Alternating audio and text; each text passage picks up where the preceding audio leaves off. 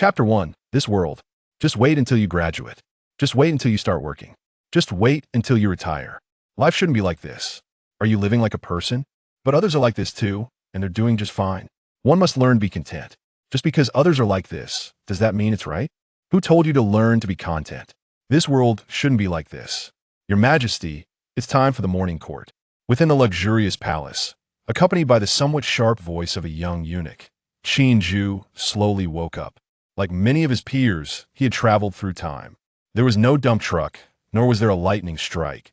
He simply fell asleep, and upon waking, he became the so-called third prince of the great Qin dynasty. Normally, given the identity of this body, it would be impossible for him to ascend to the throne. However, the current great Qin dynasty faced external threats from the northern barbarians and constant internal party struggles, with local clans running rampant. The previous emperor was only in his 40s, at the peak of his life, yet he abdicated early and fled south. The eldest prince also sensed that things were going awry and followed his father on the run. As for the second prince, that esteemed elder brother had grand ambitions and had drafted a series of reform plans, but unfortunately, he drowned mysteriously before he could ascend the throne. In the end, the throne naturally fell to him, the seemingly dull and honest third prince, Decay. Looking at the 17 or 18-year-old youth with sword-like eyebrows and starry eyes in the bronze mirror, Qin Jue sneered disdainfully. Your Majesty, the servant is here to assist you with your clothing.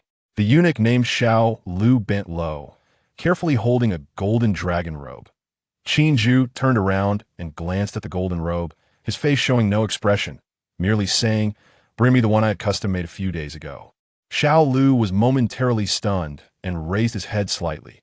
But your Majesty, that dragon robe, he hesitated, as his master had secretly ordered a dragon robe that was somewhat overstepping, but since the master was about to ascend the throne, it didn't matter much. However, that dragon robe was black.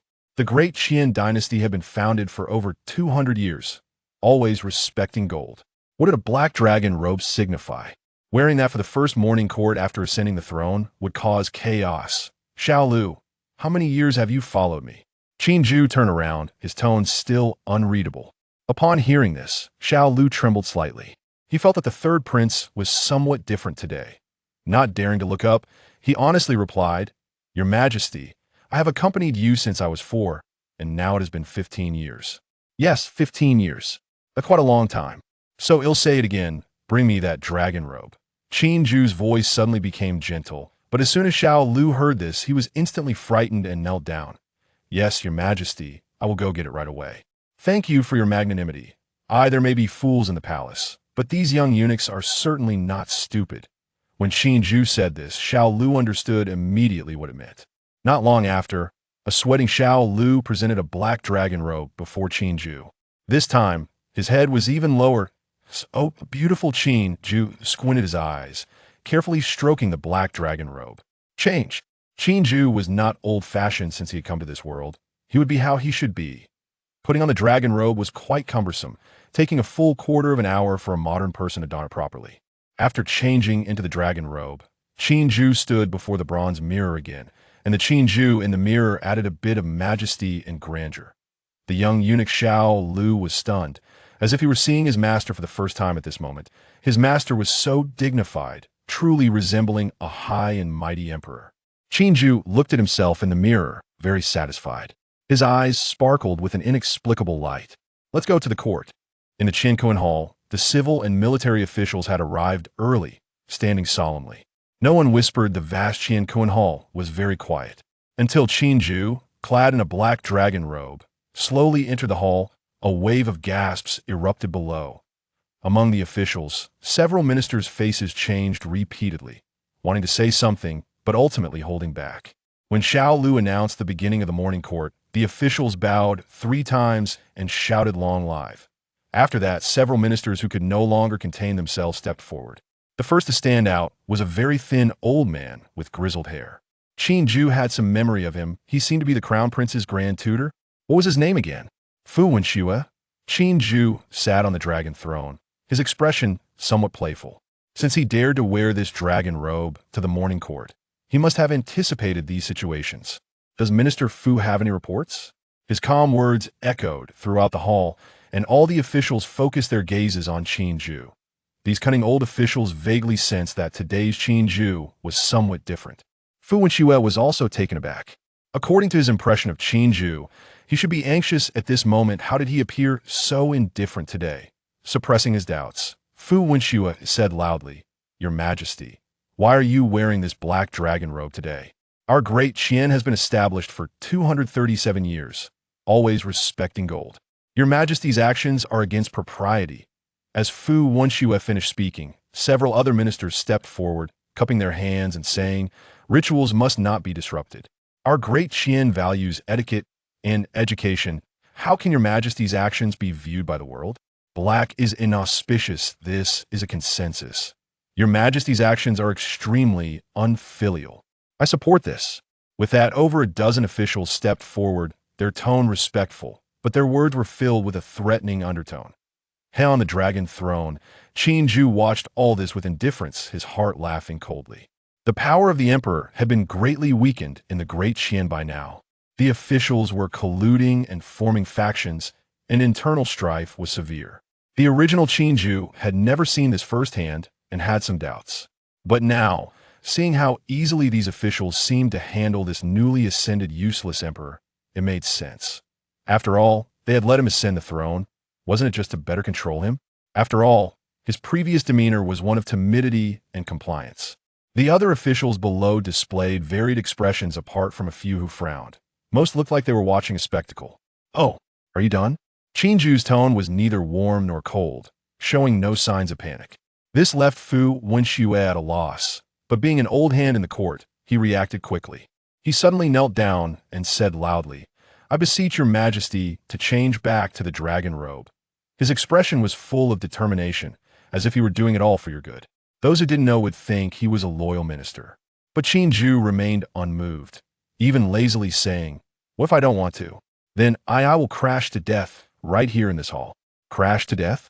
How could that possibly happen? This was merely to pressure Qin Jue and to establish his own prestige, while also gaining a good reputation for speaking frankly. It must be said that Fu Wenxue's acting was indeed remarkable, his eyes filled with resolve. In reality, he had already envisioned Qin Jue softening immediately. After speaking, he forcefully knocked his head against the ground. But after waiting for a long time, there was still no response from Qin Jue. He slightly raised his head, only to see Qin Jue wearing a playful smile. This made his heart skip a beat. "Minister Fu, why must you do this?" Phew! Fu Wenxue felt a sense of relief. However, the next second, the expression on his face froze. Since Minister Fu is so eager to die, then go ahead and crash. Qin Jue's tone had turned colder, and once these words were spoken, the hall was so quiet that a needle could be heard dropping. Fu Wenxue was also frozen in place, at a loss. Your Majesty, he wanted to say something, but didn't know where to start. This was different from what he had expected. Why doesn't Minister Fu collide? Could it be that you think I am just talking nonsense? Qin Jue suddenly squinted his eyes. Come here. Since Minister Fu is unwilling to collide himself, then I will help you. With a clatter, a group of armored guards rushed in. Without saying a word, they seized Fu Wenxue.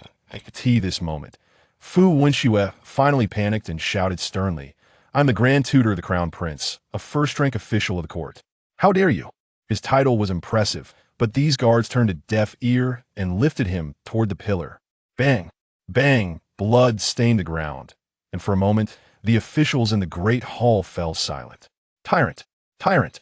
someone muttered quietly, while others looked grim. "And the loyal ministers who just advised you should join Minister Fu as well." Qin Jue spoke again, leaving no room for surprise. The dozen or so ministers who had just followed Fu Wenxue in advising were immediately flustered, calling out for mercy from His Majesty. But it was of no effect. Before long, there were more than a dozen corpses in the Great Hall. Just as the guard were about to carry these bodies out, Qin Jue spoke again. "Leave them in the Great Hall. After all, this is my first morning court. They should at least listen to the end." This statement sent chills down the spines of all the officials. Everyone re-evaluated this emperor, this former third prince, who seemed completely different from their previous impressions. Do the ministers have anything to report? Qin Jue scanned the hall, and everyone lowered their heads. Good. Since there is nothing to report, then I have an announcement to make. From today on, the national title will be changed to you. The four directions will be you. from ancient times to the present will be Zhou. Since he has come, since he has taken this position, then Qin Jue will turn this world upside down. He would not be an emperor, but he understood one thing. Kill. Kill until the rivers run with blood. The world is so vast. He did not believe there were no suitable talents. He would not seek peace through compromise, nor would he stoop to schemes and tricks. At worst, he would die. At worst, he would bear the name of Tyrant. So what? As soon as Qin Jue finished speaking, the officials erupted into chaos. At the same time, Qin Jue suddenly saw a flash before his eyes and found himself in a pure white place. In front of him, a white jade seal floated quietly in midair. This is Chapter 2, The Late Arriving Golden Finger. Qin Jue was not alarmed, having encountered such a thing as time travel. What was there to be surprised about? He first surveyed his surroundings. Then his gaze was drawn to the pure, white jade seal. Without hesitation, Qin Jue reached out and grabbed the seal. In the next second, a massive amount of information flooded into his mind. At the same time, the jade seal transformed into a wisp of green smoke and entered his body. There was no discomfort. Instead, a feeling of indescribable comfort washed over him. It felt like the legendary washing of marrow and bones. Qin Jue clearly felt himself becoming stronger and stronger, a mysterious power continuously enhancing him from body to soul. After a while, Qin Jue suddenly opened his eyes. A powerful aura burst forth. A look of shock appeared on his face, followed by uncontrollable joy. Good, good, good, he exclaimed 3 times, laughing loudly.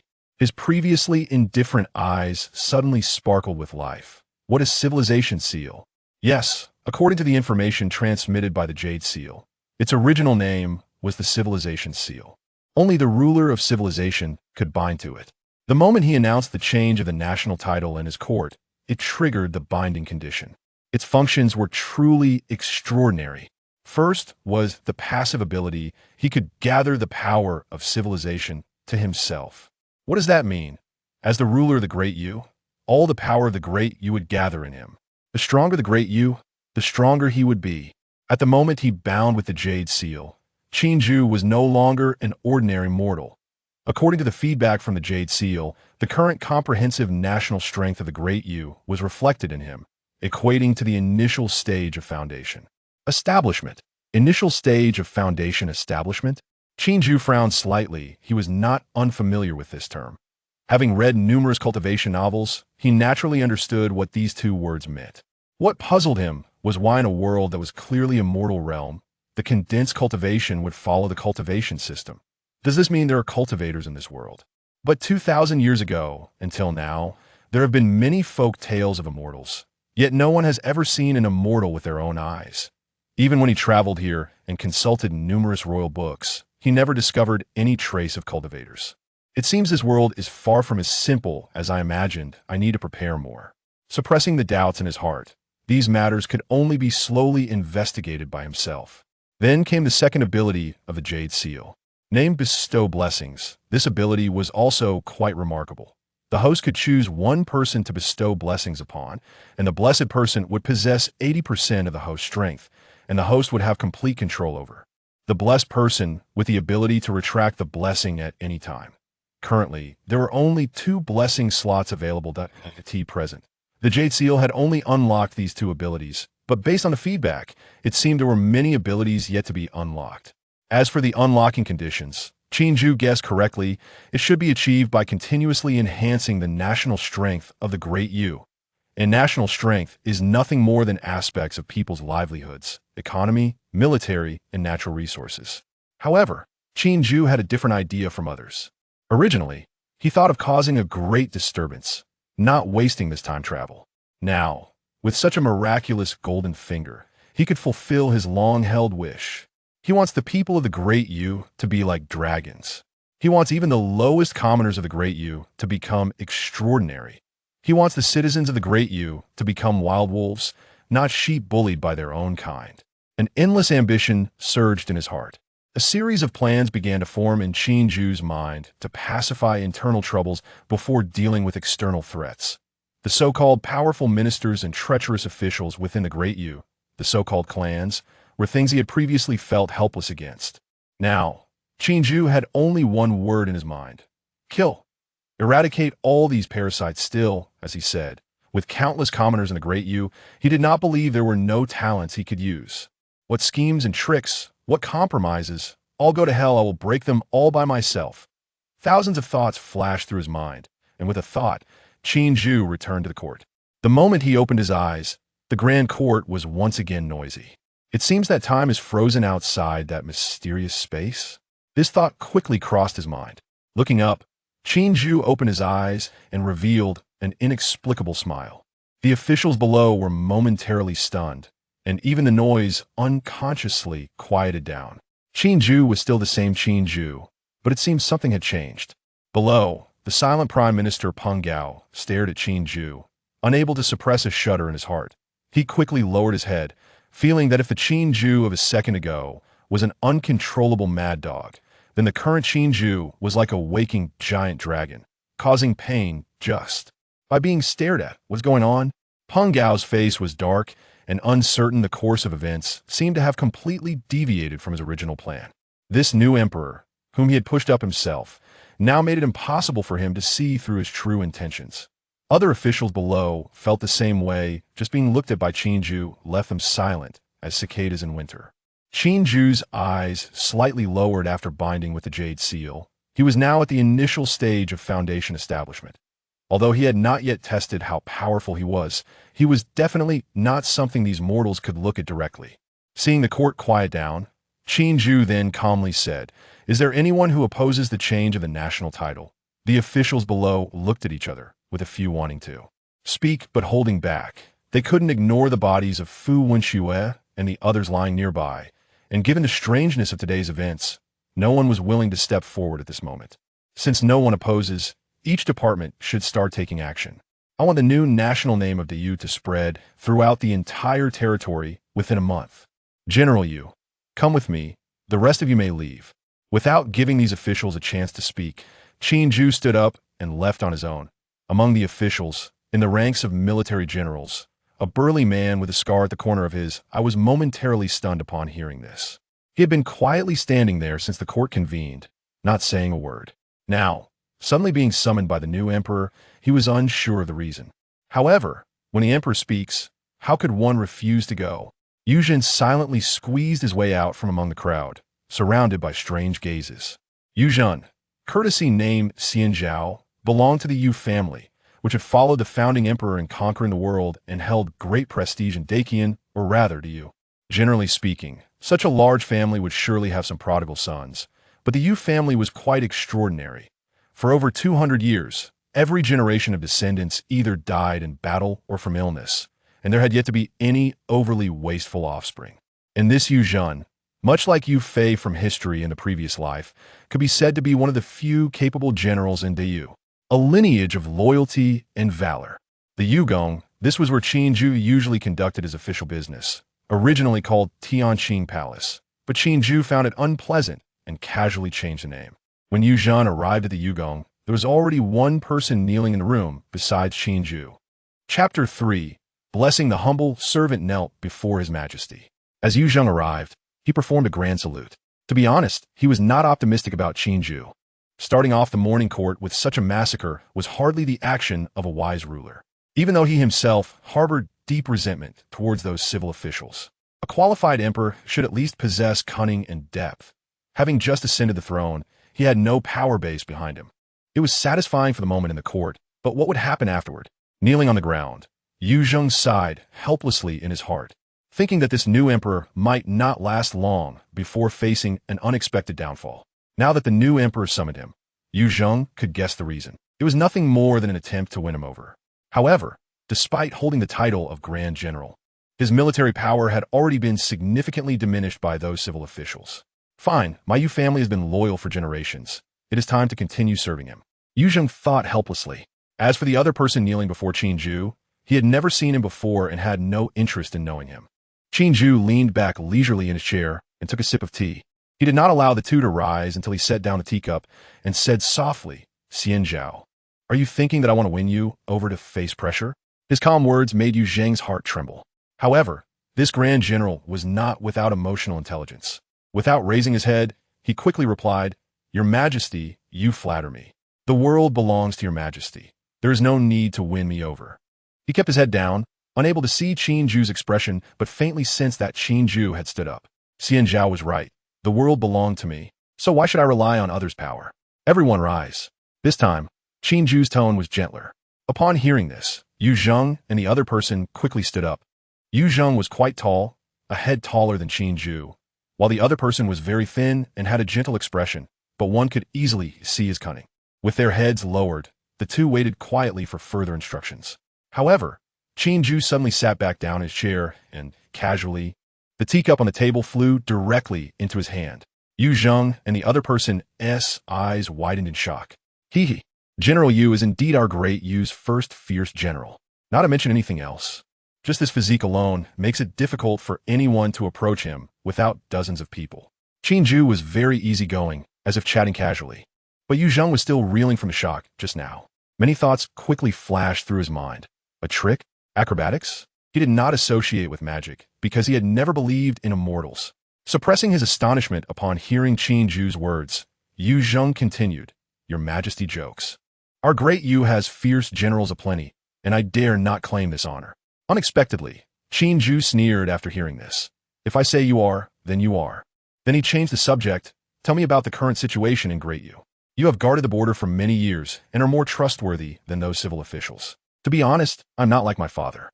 Qin Jue's somewhat erratic words puzzled Yu Zheng, but after some thought, he cautiously replied, "Reporting to your Majesty.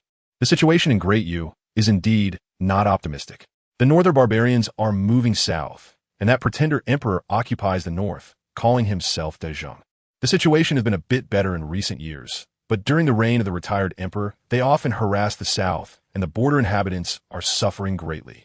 The border troops are mixed in quality, with very few soldiers ready for battle, and their morale is low. Moreover," Yu Zheng glanced at Qin Jue's expression and gritted his teeth. "Moreover, there is a severe shortage of supplies. The border troops are barely fed, let alone talk about warfare. The borders are long and difficult to defend, and even within the army, there are those secretly communicating with the barbarians, selling arms. And it is not uncommon for them to kill the innocent and take credit for it. Furthermore, mercenaries are self-important, following orders but not proclamations. The Huangyuan victory 3 years ago didn't actually kill many barbarians. Most of the kills were innocent border inhabitants disguised as achievements.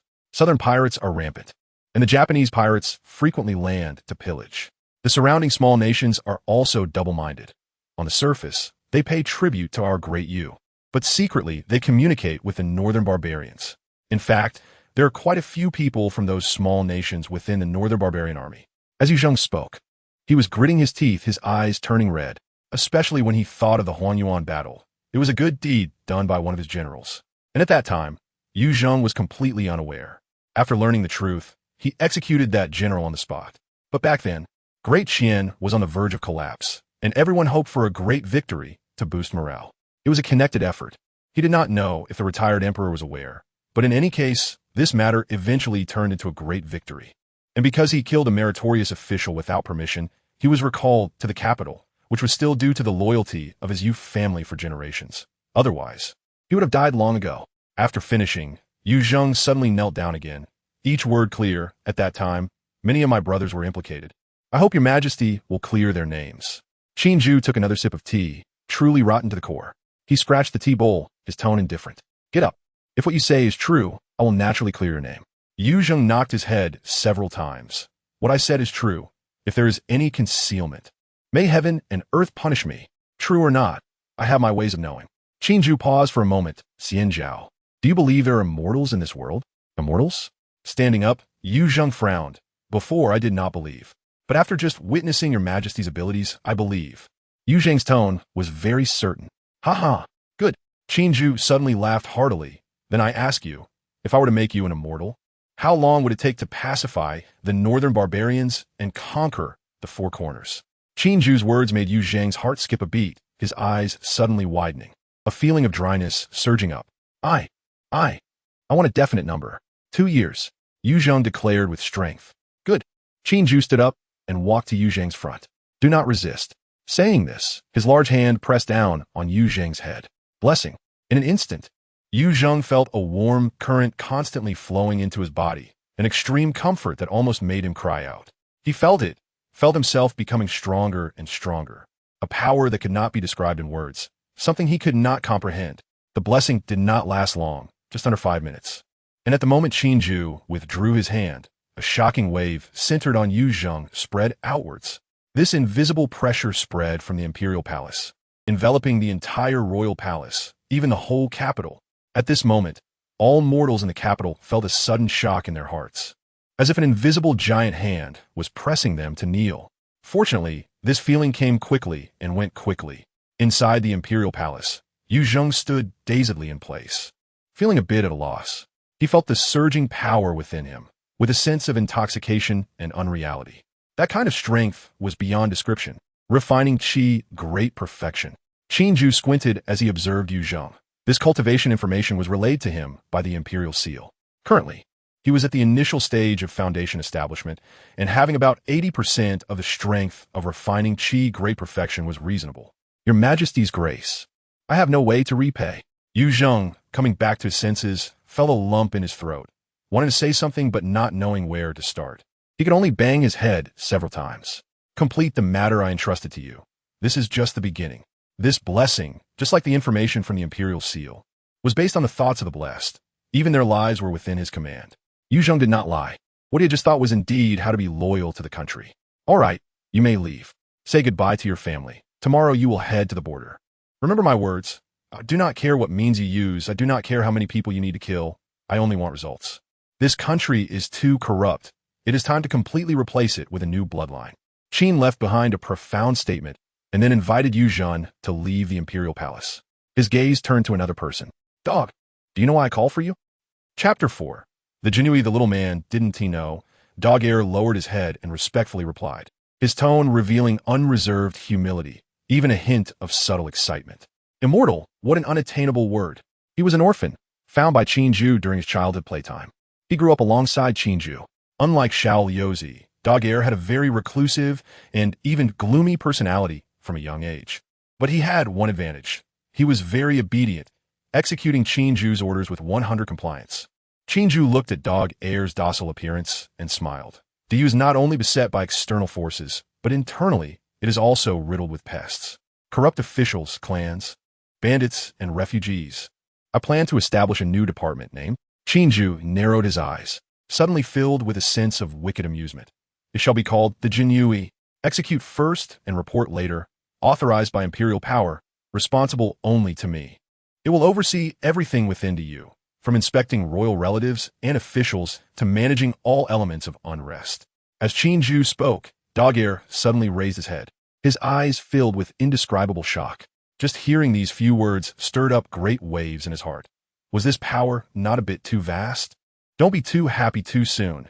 Sometimes overwhelming power isn't necessarily a good thing. Qin Jue walked to the bronze mirror, quietly observing himself. This position is not to be seen in the light. It means you will live your life in shadows. And when those under you touch my bottom line, I will only remember you. Qin Dog Air. Like Yu Zheng, I will give you 2 years. Within a year, I want to see an intelligence network spread throughout Diyu. Within 2 years, I want you to be free of any clans and any elements of unrest. Can you do it? The air suddenly fell silent. Qin Dog Air's eyes flickered, and he knelt down. This little man is willing to die 1,000 deaths. Good. Ha ha ha. Qin Jue laughed heartily. He walked to Qin Dog Air and conferred his blessing again. Soon after, Qin Dog Air stood up, feeling a transformation within himself. The excitement in his heart was beyond words. This little man will surely become your Majesty's sharpest sword, to transcend the mundane and achieve immortality. This is the ultimate desire of every mortal, and Qin Dog Air was no exception. Sharpness is not just talk. I look forward to your performance, my first Jinui commander. Qin Dog Air left, and the vast Yu palace was empty. Qin Jue gazed at the ceiling, somewhat lost in thought. Currently, there are only 2 slots for conferred blessings, one internal and one external. This is the best method he can think of for now. The upgrade of the Imperial Seal and unlocking more functions require the enhancement of the Yu's overall national strength. Perhaps when he completely unifies the surrounding mortal kingdoms and thoroughly eliminates the corrupt practices in Diyu, the Imperial Seal will surprise him in a different way. Meanwhile, as Qin Jue conferred blessings to the two and planned for the future, within the capital city, at a high-ranking official's residence, many esteemed guests were gathered. Looking around, not a single person was below the third rank. However, the atmosphere in the room seemed somewhat oppressive. The new emperor has hidden himself well. Who would have thought we've been deceived all these years? Now, with Lord Fu's tragic death and the dozens of officials killed in the court, most of them are from our Qin Jue hometown. This matter cannot end like this. A righteous-looking middle-aged man spoke in a deep voice while surveying the surroundings. It's no problem, we were just caught off guard. This new emperor is temperamental and tyrannical. He is not a wise monarch. Recall Howard Qian's founding emperor once said that ministers should be concerned for the world and dare to speak candidly. Throughout history, the world has been ruled by scholars and emperors together. It is indeed our blindness that allowed a foolish monarch to ascend. But there is still time to act. What does Lord Huang mean? First, we will spread today as court events. Lord Fu is a role model for scholars across the land. And I believe I need not elaborate on that. Manipulating public opinion has become second nature for them. The Diyu clans can be said to monopolize knowledge. Even the previous Qin selection did not involve any imperial examinations, but relied on a recommendation system. This resulted in the majority of officials in the court being from those clans. The founding emperor of the Qin also recognized this issue and attempted to break the situation, achieving some success, though not much. The common people remained ignorant and unable to afford education, although many poor scholars emerged. However, the so-called poor still fundamentally belong to the clan category. But if this doesn't force the new emperor to submit, an official in the corner spoke up. Looking at the new emperor's performance in today's court, he seems quite difficult to deal with. There was no coherence at all. The one who proposed the strategy, Lord Huang, chuckled coldly. It's not unusual for a palace that has long been in disrepair to have a fire or something like that occur. By the way, why didn't Lord Peng come today? After Lord Huang mentioned this, he realized a significant presence was missing. Lord Peng suddenly fell ill today, saying he couldn't get out of bed. The servants in the residence just reported this. I see. Lord Huang's eyes squinted slightly, unsure of what he was thinking. Then we will visit him another day. Lord Peng is the backbone of our Qin Jue hometown. If anything were to happen to him, that would be terrible. The Qin Jue faction is largely a coalition of clan powers from the Jiangnan region. Before the Qin, the northern barbarians almost occupied the entire north, which forced the original clans to move south. These major clans established an academy in Jiangnan called Qin Jue Academy. This Qin Jue Academy is indeed remarkable. It could be said to be a sanctuary of knowledge for scholars across the land. Officials emerging from Qin Jue Academy also united in the court, thus forming the so-called Qin Jue faction. The situation within the Yu is quite dire. The emperor's commands hardly leave the 3 provinces of the capital. And as for the several provinces in Jiangnan, that is even more unlikely. While it cannot be said that 100 of the officials in Jiangnan belong to the Qin Jue faction, at least 90 are members, making Jiangnan an ironclad stronghold. Besides the Qin Jue faction, there is also another powerful faction in the court. This faction consists of clans that did not choose to move south when the north had not yet been reclaimed, and the nobles who followed the founding emperor to fight for the world. They call themselves the Zhengdang. As the name implies, they believe themselves to be the legitimate clans. While the Zhengdang occupies fewer positions in the court, they hold 4 out of the 6 ministries, and although most nobles lack real power, their status is quite high, making them a significant tumor. Compared to the Qin Jue faction, the Zhengdang currently adopts a wait-and-see attitude. Chapter 5. The Confucian scholar Qin Jue had no idea about the so-called Spring Bamboo Party's plans against him. Even if he did, he wouldn't care. In fact, he was quite pleased to see those oblivious fools jumping around, as it would make it easier for him to catch them all at once and wipe them out completely. The following days were rather calm. The morning court sessions seemed to return to their previous state, with most officials in the court bowing their heads obediently and reporting various matters in an orderly fashion. Although Qin Jue was a modern person, he adapted to the identity of an emperor remarkably quickly. He could solve the pile of memorials with just a glance, thanks to his initial stage of foundation-building cultivation. He spent the rest of his time continuously studying his mysterious golden finger. Despite having cultivation, he had no spells at all. Inside the imperial palace, Qin Jue sat cross-legged, a faint halo revolving around his body, giving him a somewhat sacred presence. Could it be that these things are still locked? He had taken some time to test his own strength over the past few days. At the initial stage of foundation building, just his pressure could easily crush ordinary people. Moreover, at this initial stage, he already had something akin to divine consciousness, which could currently cover the entire Imperial Palace. As for destructive power, it was astonishing. Without any spells, relying solely on his spiritual power, let's call it that, he could easily lift 100-ton boulders. If he unleashed his killing intent, in a city like the capital with a population of 1 million, he could wipe it out within the time it takes to burn an incense stick. Qin Jue was unsure about how weak or strong his initial stage of foundation building was. Being in this mortal world, he had no way of knowing. After pondering for a moment, just as Qin Jue was about to get up, he heard Xiao Liuzai's somewhat anxious voice from outside. "Your Majesty, something bad has happened." Thousands of scholars have gathered outside the palace in protest, demanding an explanation from you. Scholars, no matter the era, are a force to be reckoned with. It was the first time since the founding of the empire by Emperor Taizu that thousands of scholars surrounded the imperial palace. No wonder Xiao Liuzai was so flustered. If it were someone else, they might truly have a headache. However, Qin Jue was not an ordinary person. Upon hearing this, his expression did not change at all, and he simply replied calmly, "I know." Xiao Liuzai was somewhat taken aback by Qin Jue's reaction. He opened his mouth, wanted to say something more, but ultimately held back. He could only respond respectfully and withdraw. It seems it's time to kill a few of them." After watching Xiao Liuzai leave, Qin Jue sneered coldly. He could easily guess who was behind this. However, such tricks were still too naive to use against him. With a thought, in a secret location in the capital, the voice of Qin Jue echoed in Qin Jue's mind. "There are people causing trouble outside the palace. Go and deal with it. Within 3 days. Regardless of the method you use, find out the instigator behind this." Qin Jue, who was currently instructing his subordinates, had a serious expression and then revealed a cruel smile. He looked at the expressionless subordinates in front of him and said with a strange tone, "I didn't expect that our Jinui would attract trouble so soon after being established. Let's go. It's time to get to work." Since receiving blessings from Qin Jue, Qin Jue had begun to establish the Jinui. In just a few days, the number of members had exceeded 100, and the intelligence network could roughly monitor the capital. Interestingly, most of the members chosen by Qin Jue were orphans and death row inmates, with only a few selected from the military in the capital. The orphans were mostly young and were gathered in secret places for training. Dressed in a Feiyu uniform, Qin Jue led the way, swaggering towards the imperial palace. Behind him, more than a dozen first-generation Jinui silently followed, their embroidered spring knives drawn tight, looking quite imposing. Qin Jue said he was hidden from the light, but that wasn't entirely true. The things he did were just dirty and tiring work. When Qin Jue and his group arrived in front of the imperial palace, the scene before them was somewhat strange.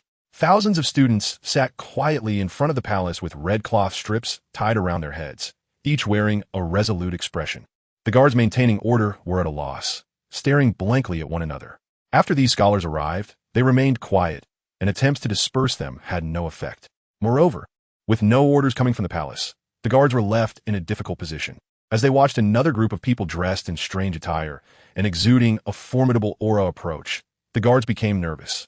Even some of the scholars turned their gazes towards Qin Jue and the others. "Who are you? This is a forbidden area of the palace. Stop where you are." The leading guard was quite diligent.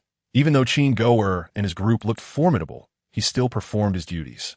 However, Qin Jue merely glanced at the guard leader and replied indifferently, "By the emperor's decree, we of the Jinui have taken over here." Jinui? The guard leader was taken aback. What department was this? He had never heard of it. But looking at the clothes these people wore, they did resemble modified official uniforms. This left him momentarily unsure of what to do.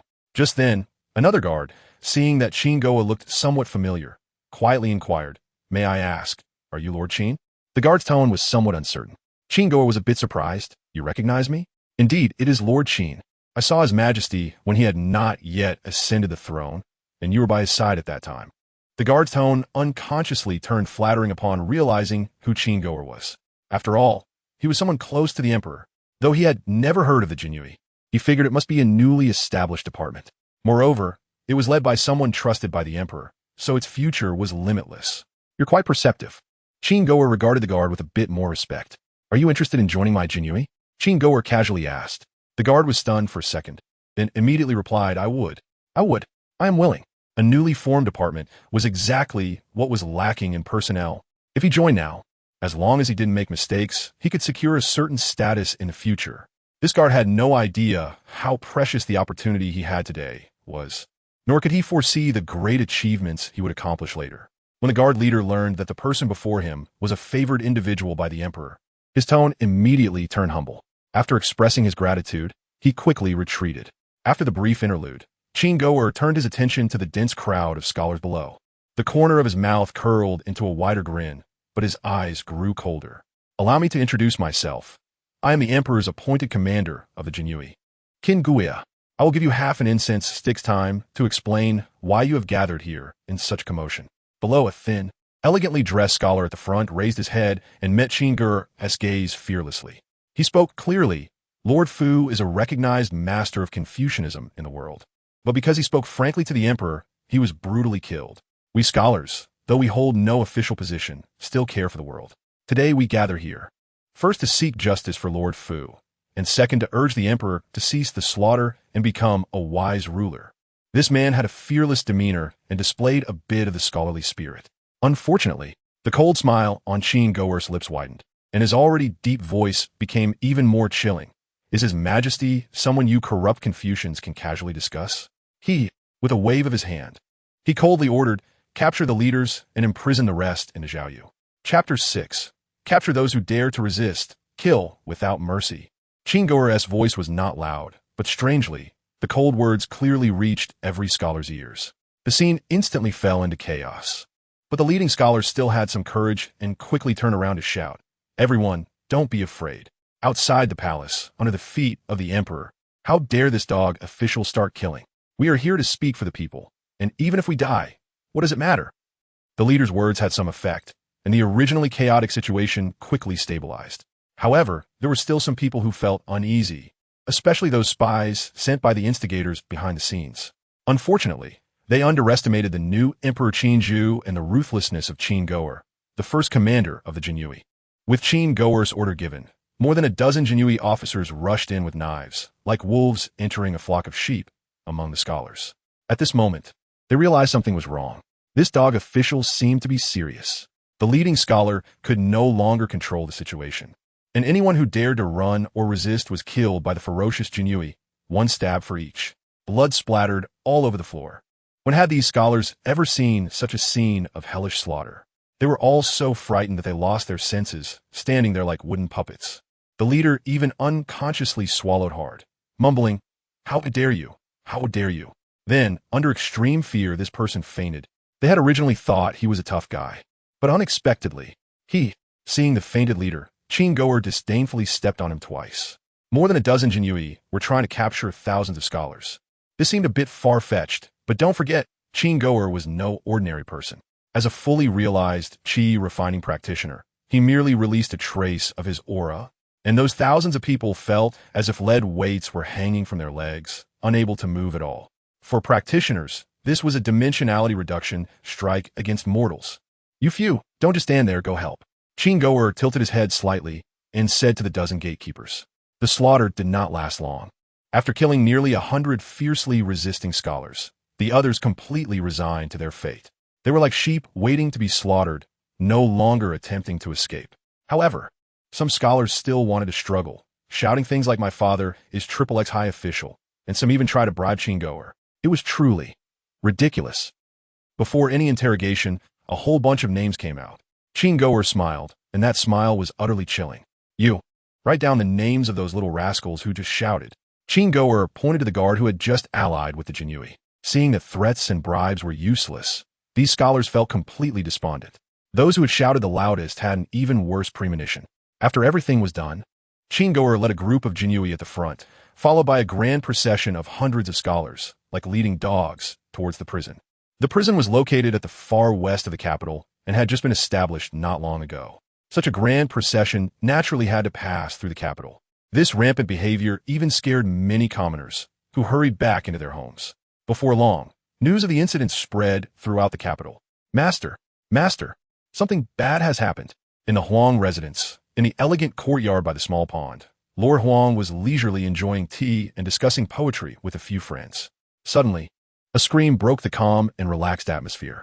Lord Huang's name was Huang Litian, and he served as the left deputy censor in the court, a proper second-rank official. This was a position of real power, with the authority to supervise and impeach. Huang Litian was very displeased with the butler's fluster behavior. Seeing the butler sweating profusely, Huang Litian still slowly set down his teacup and scolded, "Butler, how many times have I told you not to be so rash? What could be considered a big deal in this world? Has the northern barbarians invaded the capital? Has the new emperor died? If it's the latter, that would be a good thing." Huang Litian joked with a smile, and several friends around him laughed as well.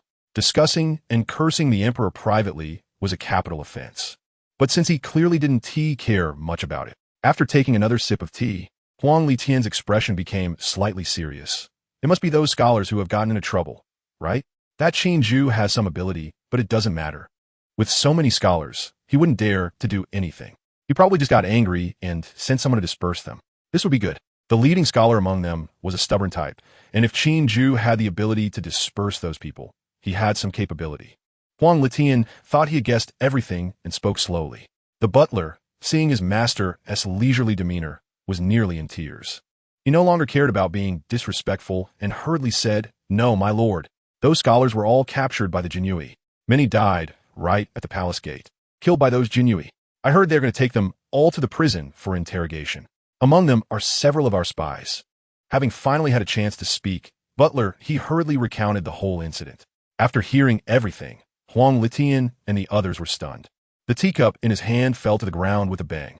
Huang Litian's expression suddenly twisted, and many questions flashed through his mind in an instant. What department are the Jinui? What place is the prison? How come he didn't know? But it was clearly not the time to think about these things. He quickly asked, "Aren't those spies supposed to have poison in their mouths? How could they still be captured?" Huang Litian grabbed Butler his collar and said sternly, I don't know. Butler, he cried. "I thought those spies were dead, but those Jinui paraded through the streets with hundreds of men, and I saw the spies you sent out among them from afar." Butler, he was in tears.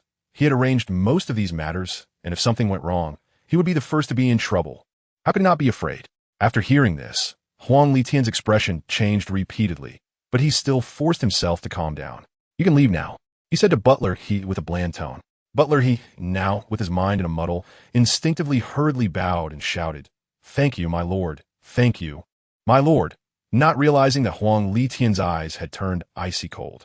Once Butler, left, Huang Litian sat down again and said in a deep voice, "What do you all think?" Besides him, there were 4 others in the elegant courtyard, all close friends from his hometown.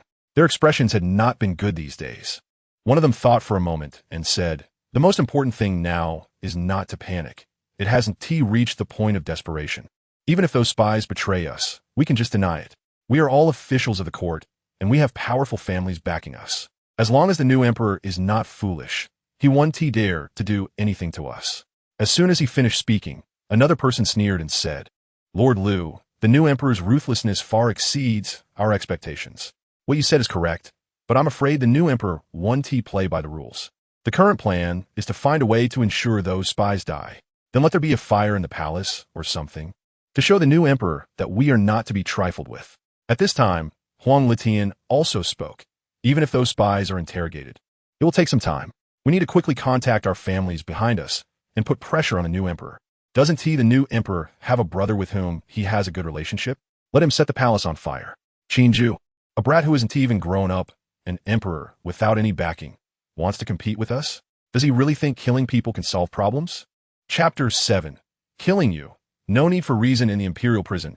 Qin Jue wore a flying fish robe, his back straight as a ruler. He carefully read the confession decree in his hand, his face expressionless.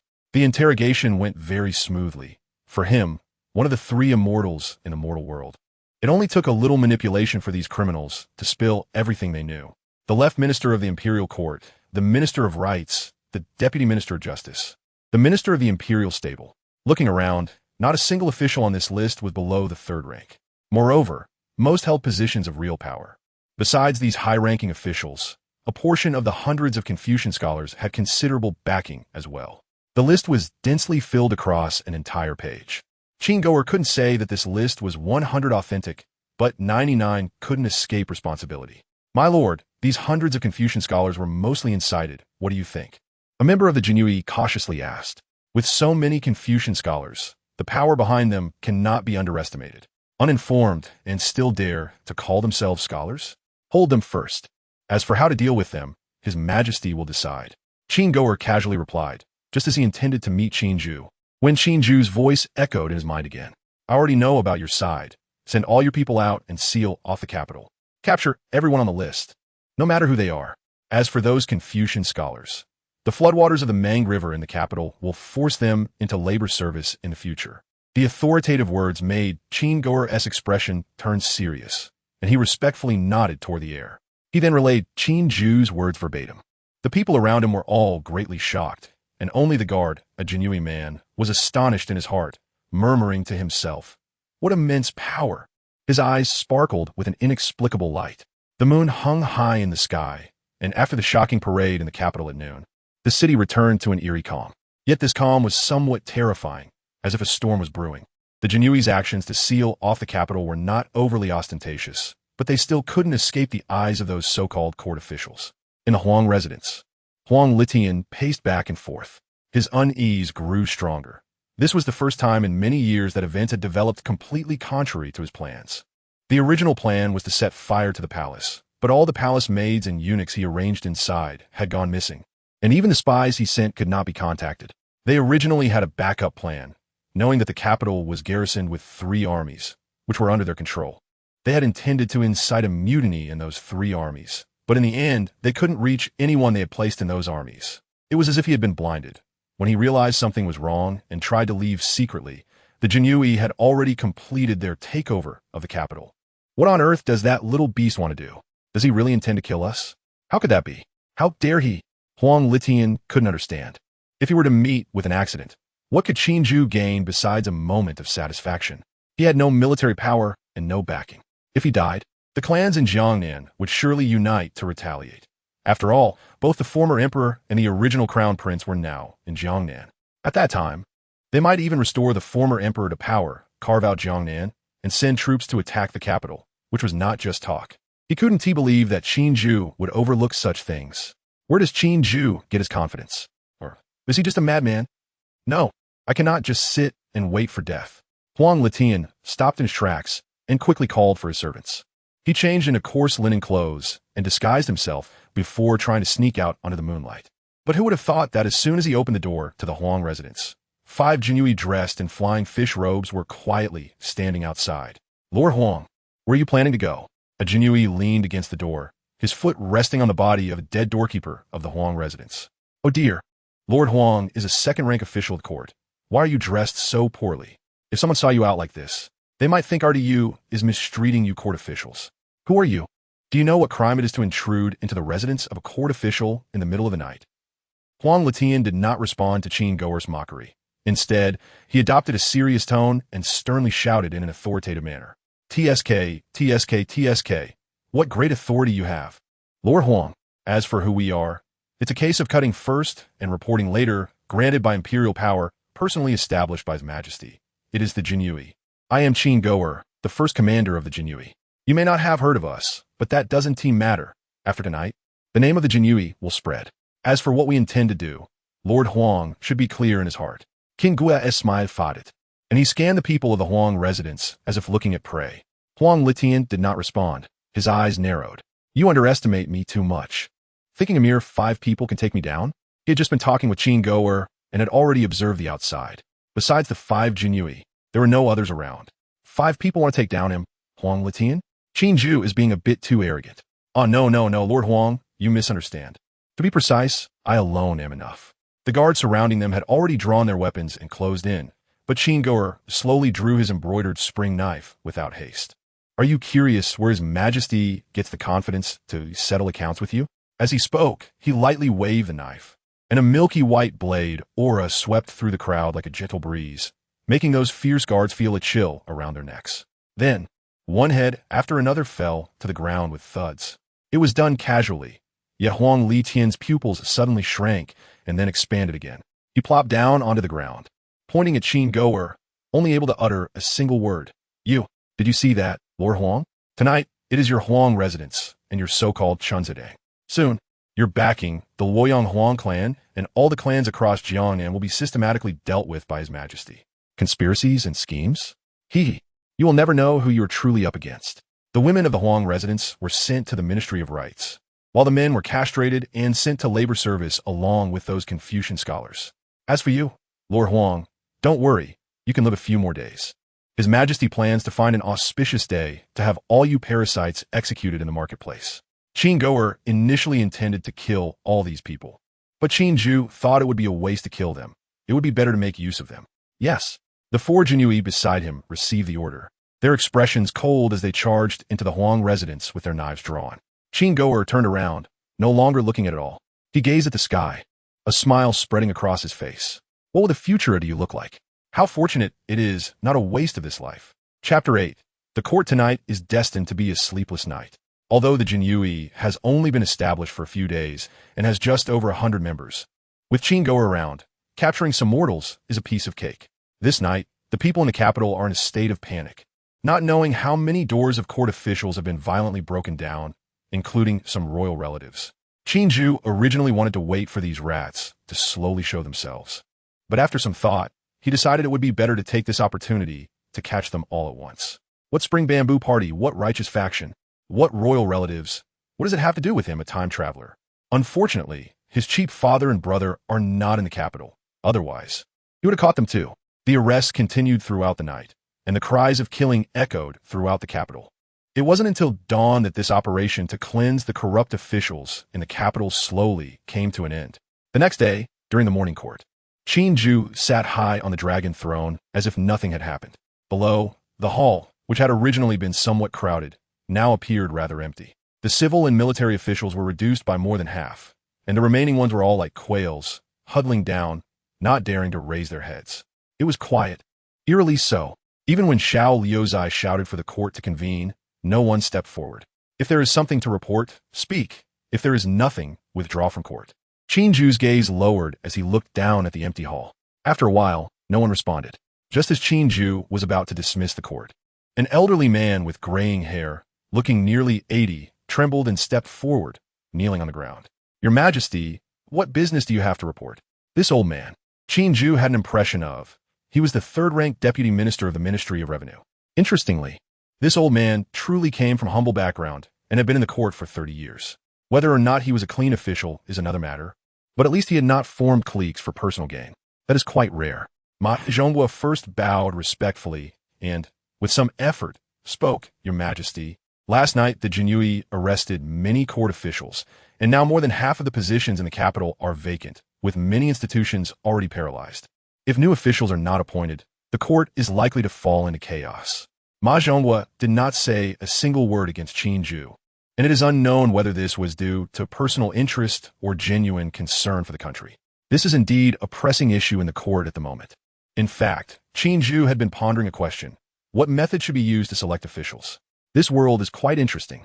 The situation in the original Great Qian is somewhat like a combination of the late Ming dynasty and the southern Qi in his previous life. Even the positions of officials in the court are very similar to those in the Ming dynasty. However, the difference is that the original Great Qian still employed a backward recommendation system. Moreover, this world also has Confucianism, which is deeply rooted. Qin Jue does not like Confucianism. It is too decayed and backward. What he wants is to enlighten all the common people of Daiyu. Enlightenment. This term is something critical for a feudal dynasty. However, Qin Jue is not afraid. The stronger Daiyu gets, the stronger he becomes. Then the question arises, after cleansing the entire Daiyu, what doctrine should he promote? Science? But since he is already cultivating immortality, isn't it a bit unscientific to talk about science? On the dragon throne, Qin Jue fell into deep thought again. Science must be promoted, but this science needs to be improved. He believes that as Daiyu grows stronger, he will at least be able to spread the methods of cultivating immortality throughout the world. Therefore, science cannot simply be materialistic science. It must be a mystical science that integrates with cultivation. This matter is not as simple as just killing. It must be carefully considered, and talents must be discovered among the common people. As his thoughts came to a halt, Qin Jue glanced at Majesty and said, for the vacant positions, fill them from the bottom up. Qin Jue's idea is very simple. He will replace 99% of these people in the future. Officials who cannot keep up with the times must be eliminated. There is no room for negotiation. For now, it is enough to ensure the operation of the court. As Qin Jue's words fell, the remaining court officials were all shocked. The immense surprise nearly knocked them out. Even Majesty's face was filled with disbelief. He thought His Majesty would personally appoint officials, but unexpectedly, it was decided with such a light remark. He himself was the Deputy Minister of Revenue. So moving up one level means he would become the Minister of Revenue? Instant promotion? Your Majesty is wise. Long live your Majesty. Who wouldn't be happy about a promotion? Regardless of whether these remaining officials are clean or not, in their hearts, they all shouted without hesitation. After the court session, Qin Jue was not interested in watching these officials perform. A group of parasites. Yesterday was merely a cleanup of factions, and when it comes to investigating corrupt officials and traitors later, who knows how many of these people will remain. After leaving the court, Qin Jue unusually took a stroll in the Imperial Garden. He was in a very good mood today. Last night, he killed a large number of officials and nobles. And surprisingly, his foundation-building cultivation level even increased a bit. Although he had not yet reached the mid-stage, it was not far off. Moreover, the most important thing was that he gained another blessing quota. Qin Jue had a premonition that perhaps when he completely cleansed the entire DU, his cultivation level would be able to break through to the late stage of foundation building. By the time he completely conquers this world, perhaps he could reach the golden core stage? The Imperial Garden was very quiet, with little birds chirping, butterflies fluttering, and fish leisurely swimming in the pond. It is unknown whether it was due to Qin Jue's imperial aura, but these small animals seemed to have gained some spirituality. They were not afraid when they saw Qin Jue and even moved closer to him. Your Majesty is indeed a benevolent ruler. Even the small animals like you so much. Xiao Yozai followed Qin Jue, flattering him. He had no way out. Qin Jue had ascended to the throne for less than a month, and had done so many shocking things. As a favored person beside the emperor, he had no choice but to cling to his thigh. Benevolent ruler? Qin Jue smiled faintly. If this word gets out, I wonder how many people will laugh their teeth out. Your Majesty is joking. If someone laughs, it's because they don't understand your Majesty's grand ambitions. Xiao Yozai flattered again. No one dislikes being flattered, and Qin Jue was no exception. As an emperor, he had no relatives around him. He had not appointed an empress or concubines. The servants all looked at him with fear, and the rumors about him were becoming increasingly outrageous. There were tales of him being the reincarnation of a calamity star, the most tyrannical tyrant in history, a foolish ruler, and a cruel killer with unpredictable moods. These rumors had already spread within the capital. Qin Jue knew that it wouldn't be long before his infamous name would likely spread throughout the entire world. However, Qin Jue still held to his words. He did not care. As he strolled, suddenly an old eunuch came to report that the Prime Minister wished to see him. The Prime Minister? Qin Jue stopped, feeling a bit curious. This Prime Minister, Lord Peng Gao, is a leading figure of the Spring Bamboo Party. But Qin Jue did not have Qin Goer arrest him last night, because in Qin Jue's view, this person is quite interesting. Chapter 9. Chancellor Peng Gao. The Peng family of Hushi. He became chancellor at the age of 40 and has been in office for 15 years. Coming from a clan background, he naturally formed factions for personal gain. However, it cannot be denied that he is very capable. Originally, in the year 226 of the Great Qian, the northern barbarians advanced southward, even reaching outside the capital. Many ministers in the court proposed to move south, but he strongly opposed it. In the end, even the emperor fled, yet he continued to defend the capital. He organized officials and soldiers, and worked with the citizens of the city to hold out for 100 days. Finally, through a surprise attack, he even repelled the northern barbarians. Quite impressive, and during his tenure, although there was corruption, he truly accomplished practical matters. It is not an exaggeration to say that the survival of the Great Qian at that time owes much to Peng Gao. At 55, Peng Gao looks hardly aged, with a dignified face that exudes an imposing presence without anger. He walks with a vigorous stride, quite impressive. Minister has seen His Majesty. Upon seeing Qin Jue, Peng Gao immediately knelt and performed a deep bow, his head firmly touching the ground. Generally speaking, Great Qian chancellors do not need to bow before the emperor, and Peng Gao's actions already indicated his intentions. Qin Jue smiled slightly and did not let him rise, saying lightly, "What business do you have with me, Lord Peng?" Peng Gao remained with his head on the ground, respectfully saying, "This guilty minister is willing to offer all his wealth to fill the national treasury. This guilty minister is willing to sever ties with the clan and only follow your Majesty's lead. No apologies, no excuses.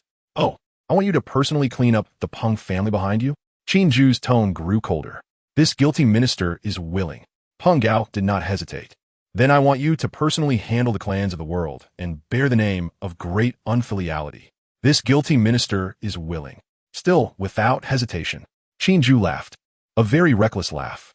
a terrifying person. I also want you to clean out the Peng residence and kill all those wastrels, aside from those ministers in the capital. The wastrels are also committing many evils. This guilty minister is willing. Peng Gao did not hesitate. Good Peng Gao. I give you 3 days. I want you to eliminate all remnants of Qin Jue and the Zhengdang faction in the capital. I want you to personally show up for this matter. 3 days later, if you can do it, come find me. After saying this, Qin Jue turned and left. This guilty minister accepts the decree. It was only after Qin Jue walked far away that Peng Gao stood up. He brushed off the dirt on his clothes and left without a change in expression. Your Majesty, this Peng Gao. Little Liuzi followed Qin Jue and hesitated. Very terrifying, right? A pure person, a ruthless seeker of the path. At the Peng residence, the Chancellor's mansion was naturally quite large. The moment Peng Gao returned to the Peng residence, several servants hurried out to welcome him back. Several female relatives quickly approached, brushing the dirt off him while chattering. Sir, look at you, covered in dirt. How did this happen? What did His Majesty say?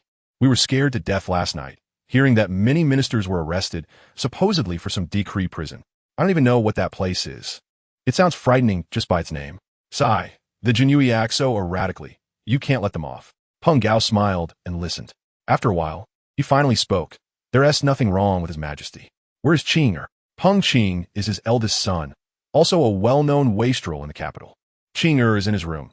These past few days have been tense, and that little rascal has finally calmed down, staying indoors all day. That's good. Indeed, you have been Chancellor for over a decade. How could the new Emperor act against you?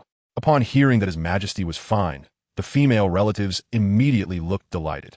One clever-looking female relative quickly spoke. Sir, now that so many official positions are vacant in the court, my cousin has been a county magistrate for quite a while. What do you think? It's noon. It's time to eat.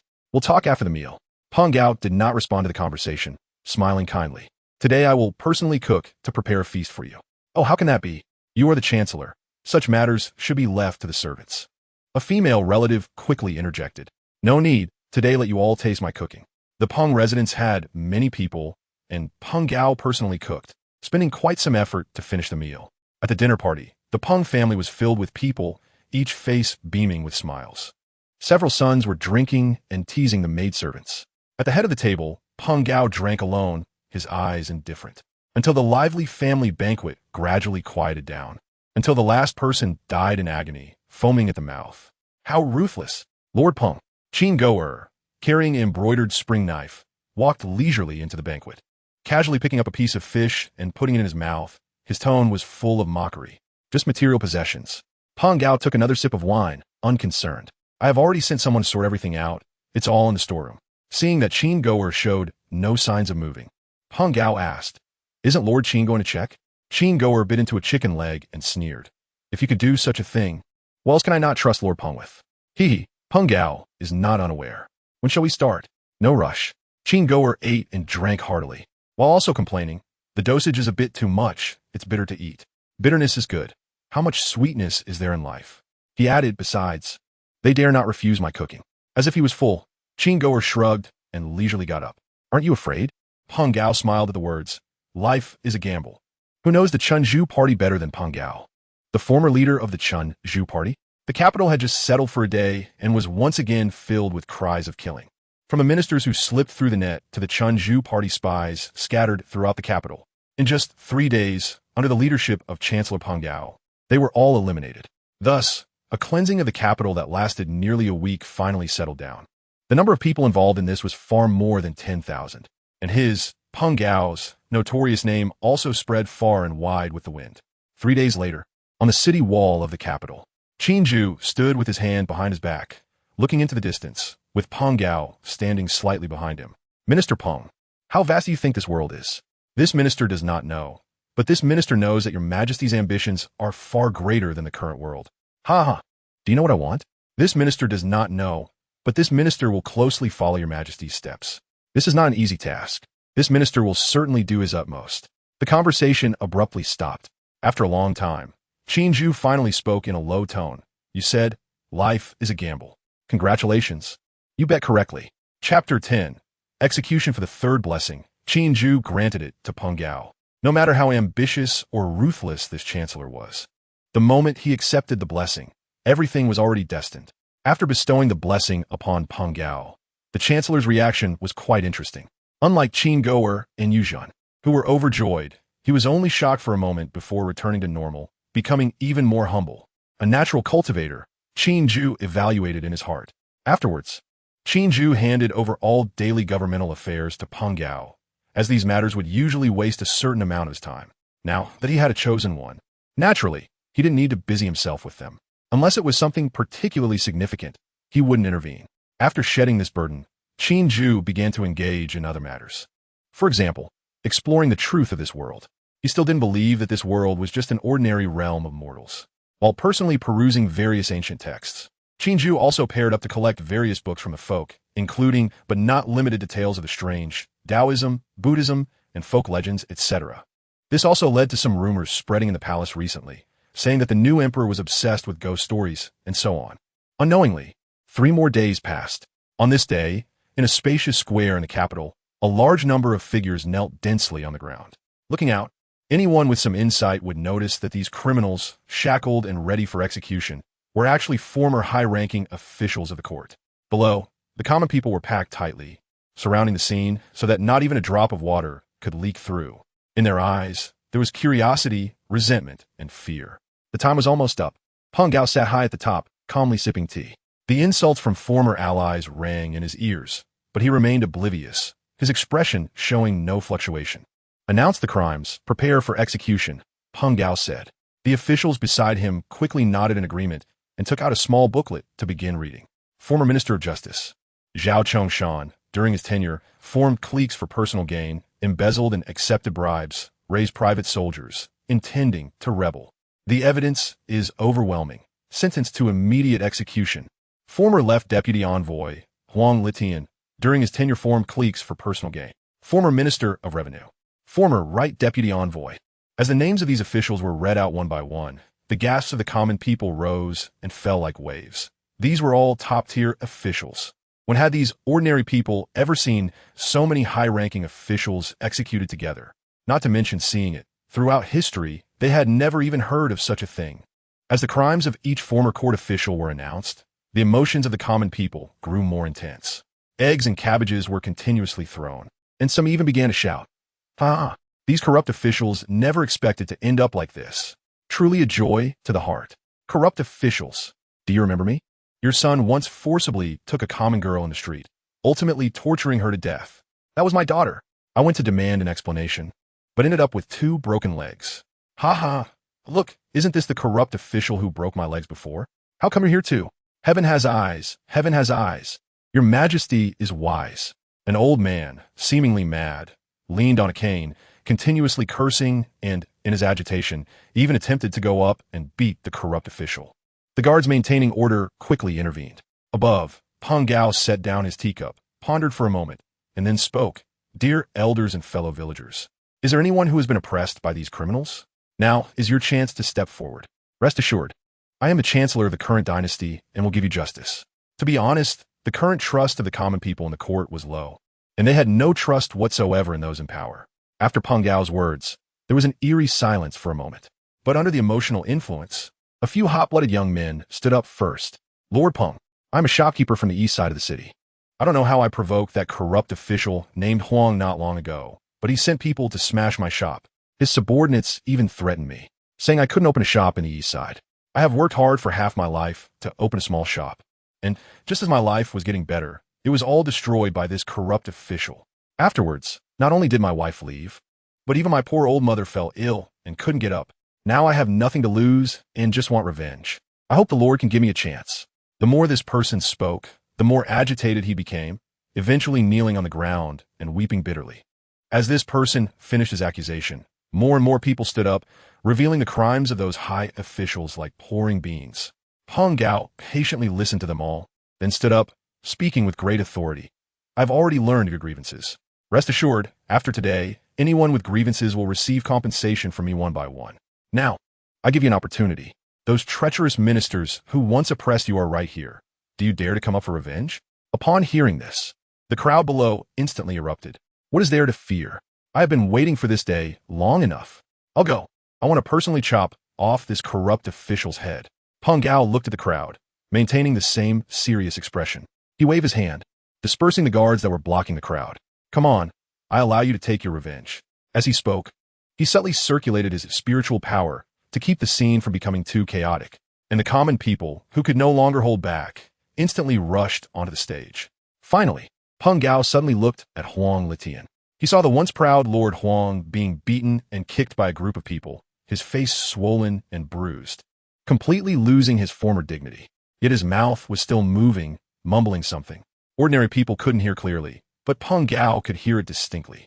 "Peng Gao, you unfilial and disloyal person, may you die a horrible death. I will not let you go even as a ghost. You are the greatest traitor in this world. You are the one who deserves to die the most. Qin Jue is a ruthless and merciless beast. Do you think becoming his dog will allow you to rest easy? When you are no longer useful, you will be treated like a wild dog and killed at will. Just wait. I will be down here waiting for you." After hearing this, Peng Gao's expression remained unchanged, but there was a hint of disdain in his eyes. Suddenly, he thought of something and a cold smile appeared at the corner of his mouth. He sent a message to the barely breathing Huang Litian. "Actually, I am not a person of the Peng family. Back in the day, I killed a young master dressed luxuriously named Peng Gao." After saying this, Peng Gao turned and left. The remaining matters would naturally be handled by others. He still had many things to attend to. And after Huang Litian heard these two sentences, his eyes widened in shock, almost popping out, but unfortunately he was stomped on by a size 43 foot. Chapter 11. The response of the clans. Everything happening in the capital was blown away by the wind to various places. Nowadays, the area around the capital has been completely controlled by Qin Jue. However, further out, it is still the world of local tyrants and clans. When these clan leaders received the news, they were skeptical at first, but as they continued to gather information, their hearts grew colder. Among them, the first to be unable to sit still were the major clans in the north. Compared to the clans in the south, their foundation was somewhat weaker, and they were closer to the tyrant Qin Jue. In the Yin region, the 5 largest clans in the north are gathered: Zhao, Qian, Sun, Li, and Wang. For plot reasons, do not take this personally. Stay safe. The 5 major clans basically cover the entire north, whether in business or politics. Of course, all their relatives holding official positions in the capital have been dealt with by Qin Jue. However, locally, from county magistrates to provincial governors and officials, most of them are from these clans. This is quite terrifying, especially for the Wang family, whose notable member is the commander of a province in the Yin region, a position that genuinely holds military power. It is not an exaggeration to say that the military power Qin Jue currently controls is merely the 3 guards of the capital and the 5 city military offices. His troops are not even half as many as those under the northern clans. On the second day after confirming the news, the heads of the 5 major clans gathered together to discuss countermeasures. In a beautiful back pavilion, the richly dressed heads of the 5 clans sat cross-legged, while the sound of a tranquil guqin played not far away. It had indeed been a long time since they last met. The initiator of this gathering was Wang Wu, the head of the Wang family. Although his name contains the character for martial, he appeared to be a cultured, middle-aged man. "It's been a long time. I didn't expect our families would gather together again," said the head of the Liu family, sitting upright with his hands on his knees. The other 3 clan heads also chimed in with casual remarks. After the small talk, Wang Wu gently brushed his hand over the table in front of him and said, "I believe everyone knows the purpose of today's invitation. I wonder what thoughts you all have." Wang Wu didn't beat around the bush and went straight to the point. That new emperor has some skills. In just half a month, he has taken control of the entire capital region. It seems he has ambitions to clear out the clans of the world. The head of the Liu family interjected. Pausing for a moment, "I'm just a bit curious. Where does he get his confidence? Or does he have some forces backing him in the shadows?" The Liu family head did not mention any plans, but instead voiced his biggest concern. Why does Qin Jue have the audacity? The new emperor's maternal family is weak, and the local feudal lords are all talk and no action, mere pigs, and this time, he has dealt with many royal relatives in the capital. Those feudal lords cannot possibly help him. And as for the south, it goes without saying that the Chunju faction has suffered far greater losses than we have. A common saying goes, "Know yourself and know your enemy, and you will win every battle." Their clan's influence is well known throughout the world. However, the actions of this new emperor have truly left them perplexed. Could it be that this new emperor is colluding with the northern barbarians? Pondered the head of the Sun family, but he quickly retracted his statement. That possibility is low. We have quite a few spies among the northern barbarians. and there hasn't been any news. Moreover, the new emperor grew up in the capital and has had no opportunity to interact with the northern barbarians. The other 4 clan heads nodded in agreement. In fact, saying they have spies among the northern barbarians was an understatement. These northern clans have a deeper connection with the northern barbarians than mere collusion. Unable to make sense of it all, the clan heads could only temporarily attribute Qin Jue's behavior to youthful recklessness and a lack of foresight. After discussing Qin Jue's reasons, they finally got back on track and began to discuss strategies. Our 5 major clans have had all our officials removed from the capital. This grudge cannot go unpunished. The most direct method now is to establish a new emperor. Wang Wu's tone was calm, but the words he spoke were anything but. Such a shocking statement did not elicit much reaction from the other 4 families. What reason would we use? Asked the head of the Zhao family. To clear the court of the usurper. Wang Wu narrowed his eyes. The court in the capital has been cleared, yet that Peng Gao remains unharmed. Moreover, he is from the southern clans. We can certainly support a feudal lord, using the pretext of clearing the court of the usurper to establish a new emperor, while also striking at the southern clans. The group fell into thought. The head of the Qin family spoke up. What if war breaks out? What if the northern barbarians take the opportunity to invade the south? Upon hearing this, Wang Wu seemed to have already considered it and continued. We can carve out the 3 western provinces for them. The head of the Zhao family added, I'm afraid the northern barbarians will have bigger appetites. Wang Wu replied, I will naturally send someone to negotiate this. Besides, the situation on the northern barbarian side isn't good either. Their false emperor has passed away, and several princes are busy vying for power, leading to chaos over there. We only need to support one of them. The head of the Qin family asked, what about the southern side? The clans there won sit idly by. Wang Wu replied, that's why we must act quickly, completing everything at the fastest speed so that no one can react, thereby minimizing our losses. How many troops does the new emperor have? Combined, the 3 guards of the capital and the soldiers guarding the city don't even total 50,000. And many of them are old, weak, sick, and disabled. It won't be so simple for him to completely control those tens of thousands. We can accomplish this in the blink of an eye. The head of the Sun family interjected, but the former emperor and the original prince are still in the south. I fear that even if we complete our plans, they will directly seize the fruits of our labor. Wang Wu chuckled. Isn't that better?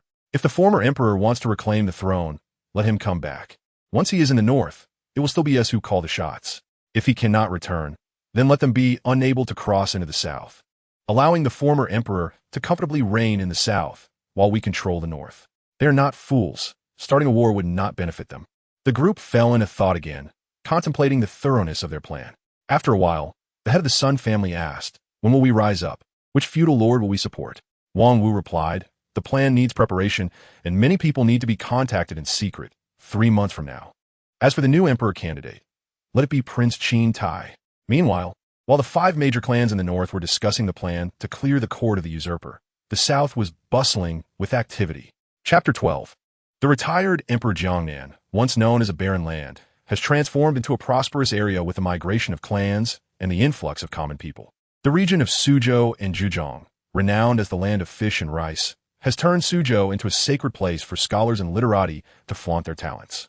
Alas, this new emperor is truly not a wise ruler. Just a month after ascending the throne, he has taken up the butcher's knife, wantonly slaughtering officials of our great Qin dynasty. He has even captured thousands of scholars, truly, in a tea house.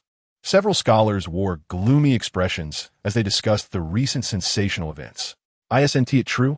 What I didn't expect was that the esteemed Peng family, a model for scholars across the land, would actually be cowardly and support that tyrant. Another scholar gritted his teeth in anger, unable to contain his fury. What a misfortune for the world. Just when our great Qin had begun to stabilize, we encounter such a brutal monarch. I've heard that most of the high officials from our Chun's Huayuan have been completely wiped out, including countless esteemed scholars. What does he take our scholars for? No, we can't let that tyrant act recklessly any longer. The retired emperor in Suzhou? Let us go meet the retired emperor. As several scholars spoke with excitement, they shouted about wanting to find a retired emperor. The other patrons in the tea house were not surprised. Ever since news from the capital reached Jiangnan, discussions about the new emperor have been heard everywhere in recent days. Terms like tyrant and foolish monarch, which were initially spoken with restraint, became bolder as no one seemed to care. Ordinary commoners were fine, No matter how much the new emperor slaughtered, it didn't affect them. However, the scholars were all fervent and passionate. Not far from this table of scholars, by the window, there were two people quietly sipping tea, a man and a woman, both appearing to be in their 20s. The man, dressed like a scholar, listened to the conversation nearby with a smile, his fair complexion giving off a refreshing impression. As for the woman, her figure was that of a stunning beauty, but her face bore a large birthmark, reminiscent of a night demon. The two quietly listened until the table of scholars left, and the woman softly said, "Brother, do we really have to go support that new emperor? Although his mass slaughter of the clans is quite satisfying the current situation." Her cold cheeks contrasted sharply with her voice, which was as soft as a lark. The man smiled and replied, "It's not about supporting him. It's about going to see for myself. If the new emperor meets my expectations, I will certainly help him stabilize this world. For hundreds of years, he is the first emperor brave enough to take on the clans. It's truly something to look forward to." In Suzhou, within a luxurious palace complex, the retired Emperor Qin looked at the letter in his hand. His expression as dark as water. Rebellious son. Truly a rebellious son. Where does he get the courage? Who has dared to provoke the clans throughout history? This rebellious son has offended all the clans in the world at once. Those officials and scholars who were killed, which one of them was not renowned? Yet they were all slaughtered by this rebellious son. This cannot simply be described as reckless behavior. Moreover, that rebellious son even changed the state name on his first day in court. What is he doing? Usurping the throne? I am still alive as the retired emperor. Isn't this a blatant slap in my face? Qin, in a fit of rage, tore the letter into pieces and threw it on the ground. "Father, please calm down. Do not harm your health." From the other side of the study, the former crown Prince Qin Ding slowly walked out, bending down to pick up the scattered letters. Seeing his eldest son, Qin slightly suppressed his anger but still spoke with irritation. "This throne was meant for you, yet you didn't want it. Look at your good younger brother. What should our royal family do now?" Qin Ding's face flushed with embarrassment at these words. He had expected things to turn out this way. To be honest, his younger brother's luck was indeed good.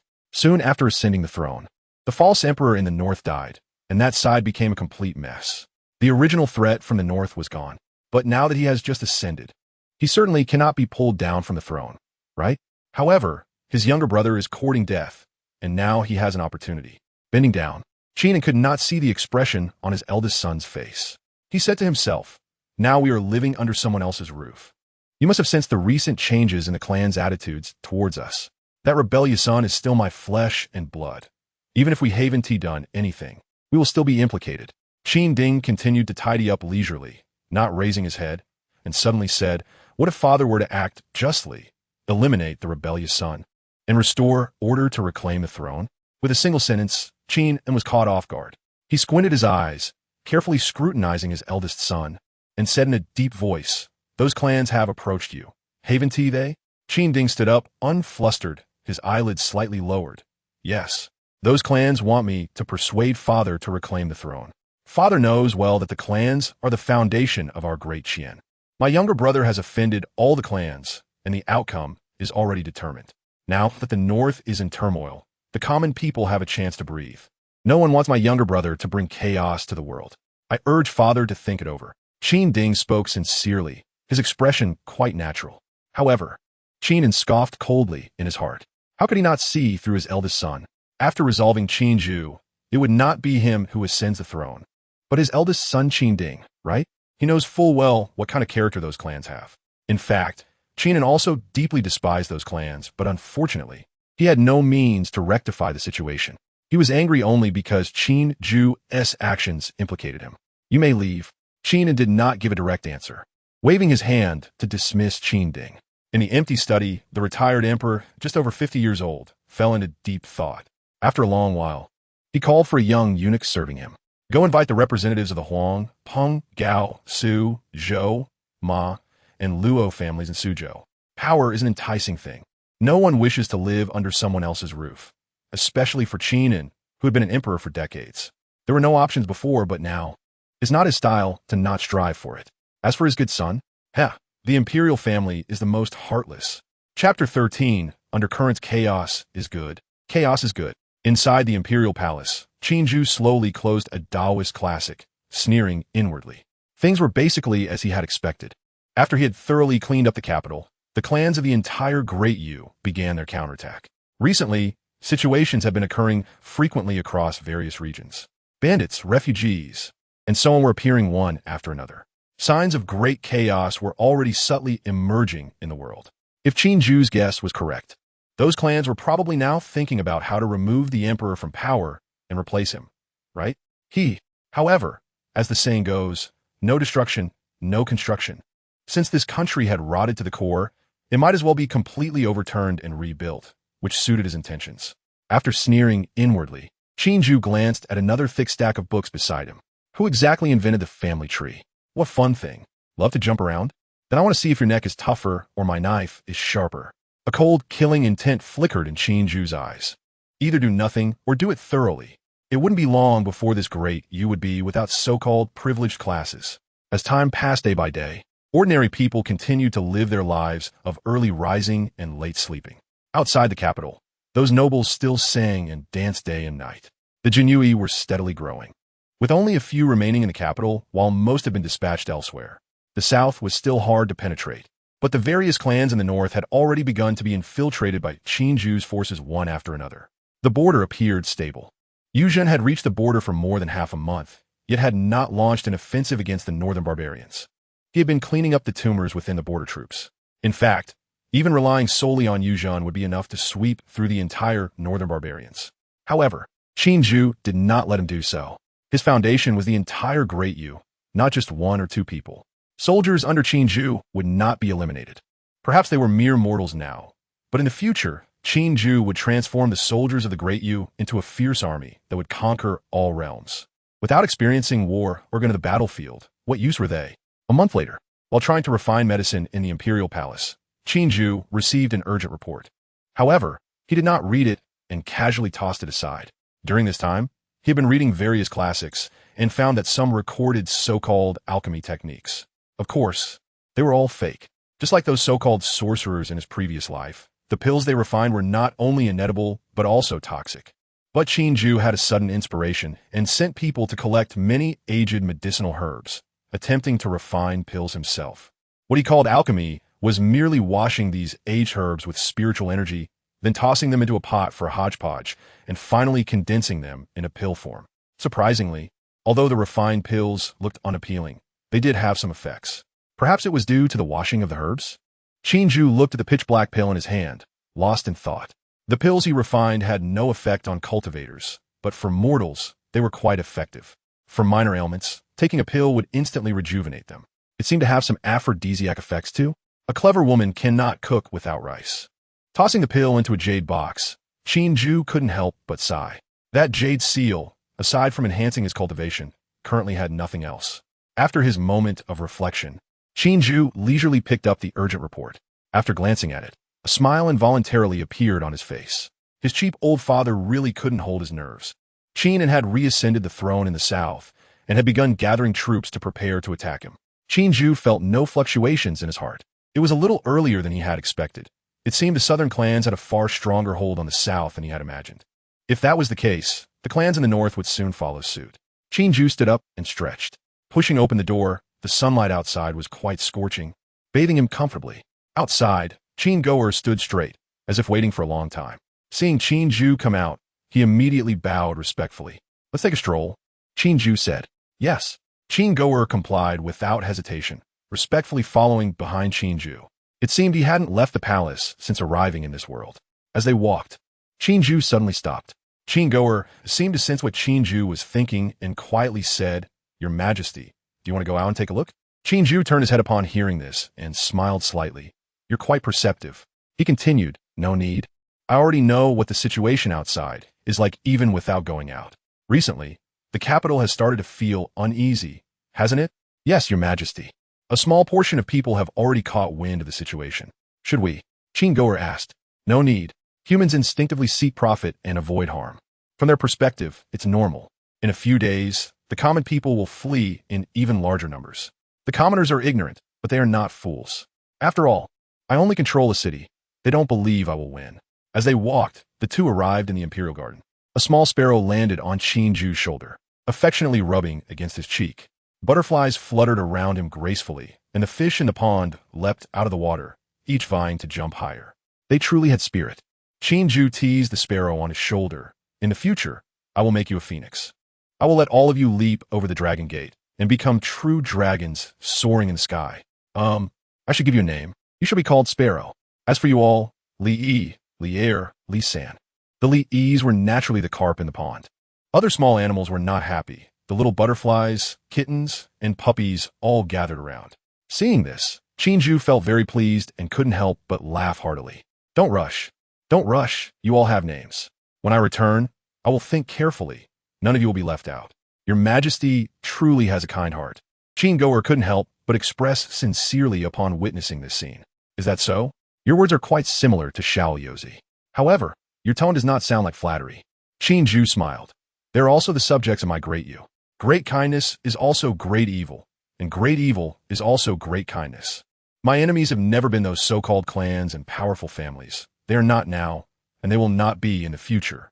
Qin Jue pondered the deeper meaning in Qin Jue's words and cautiously replied, but they are merely mortals, naturally unworthy to be enemies with your Majesty. Qin Jue did not respond, but looked towards the horizon, and after a long time, he spoke. I once had a very long dream. In that dream, I was just an ordinary mortal. The ordinary people of great, you could not get enough to eat or wear warm clothes.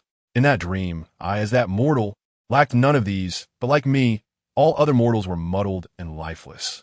In the dream, I thought to myself, the world should not be like this. The so-called strong troops and horses, the so-called tribute from all nations, are all false. I want to do one thing, just one thing. Even if it means being crushed to pieces to the point of no return. Even if I must use all means possible, I will definitely realize that once foolish dream. I already know about the situation in the north. This matter I will leave to you. It's still the same phrase. I only want results. Chapter 14. The people, the re-establishment of Qin and Jiangnan truly disrupted the original plans of the northern clans, and they did not expect it to happen so quickly. However, the 5 major clans of the north were not to be underestimated. Once they realized the situation, they immediately changed their strategy. No longer did they act under the guise of clearing the court, but instead raised a more radical banner. They claimed to be acting in the name of the legitimate emperor of the Qian to subdue the false emperor of the Yu. After making their declaration, these individuals no longer hid their intentions and began openly preparing their armies. At the Yinyan base, the 5 major clans quickly gathered nearly 300,000 troops in just half a month. In fact, since Qin Jue ascended the throne, his edict had not left the vicinity of the capital. Among the troops summoned by these northern clans, many commanders were completely unaware of the situation. They only knew that the new emperor was cruel and tyrannical, killing important officials and executing scholars. Yes, under the propaganda of these clans, Qin Jue had long been demonized. Moreover, since Qin had been emperor for so many years, it was a common consensus that he was the legitimate emperor. Didn't you see that the legitimate emperor referred to Qin Jue as a false emperor? This made many mid-level commanders believe they were on the side of justice, truly fighting for the country. With 300,000 troops, even with exaggeration and accompanying laborers, there were at least 200,000 soldiers capable of fighting. This was no small number. The 5 major clans were full of confidence, and the commander leading them was naturally Wang Zhan, a direct descendant of the Wang family and the former governor of Yinyan into Qian. On the city wall, Wang Zhan looked down at the dense mass of soldiers below, and a surge of ambition welled up in his heart. A true man should be like this. Many people have no concept of numbers. In fact, once the number exceeds 10,000, it is truly an endless sight. Not to mention 300,000. Wang Zhan was full of vigor, and he couldn't help but wonder, did it really require such a grand display to deal with a false emperor who only had a city? Even if these people were to go to war with the Jiangnan clans, they might still have the strength to fight, right? What was the situation in the capital? Wang Zhan slightly turned his head to look at the head of the Wang family beside him. Wang Wuming was nominally the head of the Wang family. But among these clans, the head was merely a representative. The clan was vast, with many branches. Wang Wuming held a high position, so his tone was not very respectful. Still the same as before. Besides the increasing number of fleeing citizens, there has been no other movement. Wang Wuming appeared calm. This was strange. What was that false emperor doing? Why was there not a single sign of action? There was no movement of the capital's troops, nor any rumors. It seemed that the false emperor in the capital was not worried at all. Who knows? Perhaps that false emperor was already scared and fled. Wang Wuming smiled slightly. Originally, the 5 major clans had some difficulty dealing with Qin Jue, but seeing the dense mass of troops, the concerns in their hearts had long disappeared. Oof. No matter what means he has, with this 300,000 strong army pressing down, unless he is a deity, one must be wary of those southern fellows. They are far more shameless than we imagine. Wang Zhan could not deny this. At this moment, with military power in hand, he truly feared nothing. It was fine. With 300,000 troops, they could reach the capital in just 10 days, leaving them no time to do anything. Approximately from Datong to the capital. When will the troops be dispatched? A portion of the supplies is still in transport, at the latest in 2 days. Good. Have you heard? Pingcheng has already gathered 300,000 troops, said to be ordered by the retired emperor, to attack the capital. Is that true? Isn't the new emperor the son of the retired emperor? He just ascended the throne not long ago. Why would he attack the capital? Hey, didn't the emperor you recently kill many corrupt officials? Most of them were from those clans. Offending the clans, do you think they won't seek revenge? We all know the Emperor Yu is removing harm for the people, but the people outside don't know. They slander the emperor as cruel and murderous, executing scholars and whatnot. The retired emperor has already re-established himself in Jiangnan. How infuriating. Just when a wise ruler finally emerged, they want to pull him down. What a world. Hey, what can we do? Stop lamenting. Let's hurry and escape. If we don't escape now, we won't be able to. On the street, 2 citizens were conversing, their faces filled with worry. One tried to persuade the other, but the other waved his hand dismissively. Escape? Why should we escape? The Emperor Yu has killed so many corrupt officials and avenged me. Not to mention, since His Majesty ascended the throne, just look at our capital now. The former bullies are all gone, and life is much better for us. My old mother is seriously ill, and Lord Peng even specially sent someone to give me silver to treat her. Although I couldn't save her, that was fate. There's nothing I can do. In the capital now, who dares to bully us common folk? My neighbor, Ernyo, is a retired soldier. He used to live like a dog, and now? His Majesty has specially registered him and provided him with a decent livelihood, treating him equally even with a disability. This is not an isolated case. Just look at you. Chen Ergu, haven't you received His Majesty's favor? We are finally living like humans, and you're thinking of escaping? Now that His Majesty is in trouble, I cannot escape. I have no attachments. Even in death, I will die for His Majesty. You. After listening to this, Chen Ergu felt as if a thorn had pierced his heart, unable to speak for a long time. Yes, since His Majesty ascended the throne. I don't know about other places, but the common people in the capital really have become more human. But he had an elderly parent and young children to support. Sigh, there was no way. You have family, you have attachments. You go ahead. Ergu, remember to burn some paper for me every year. Lu Dahu patted Ergu's shoulder and resolutely turned towards the palace. He was going to enlist. The lower-class citizens, truly pitiful yet hateful. They are ignorant, yet filled with loyalty. Many shared Lu Dahu's thoughts. All over the capital, some were fleeing, while others resolutely gathered towards the palace. Hundreds, thousands, outside the palace, a scholar and a woman with a birthmark on her face mixed in among the crowd. The guards at the gate saw so many people and secretly exclaimed that it was not good. They thought it was another disturbance like the students from a while ago.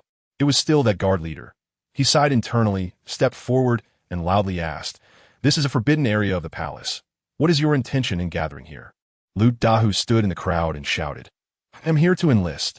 Now that the rebellious army is gathering outside, I want to fight alongside His Majesty against the enemy." With Lu Dahu's loud shout, others also expressed their intentions. Surprisingly, they were all in agreement. They all came to enlist.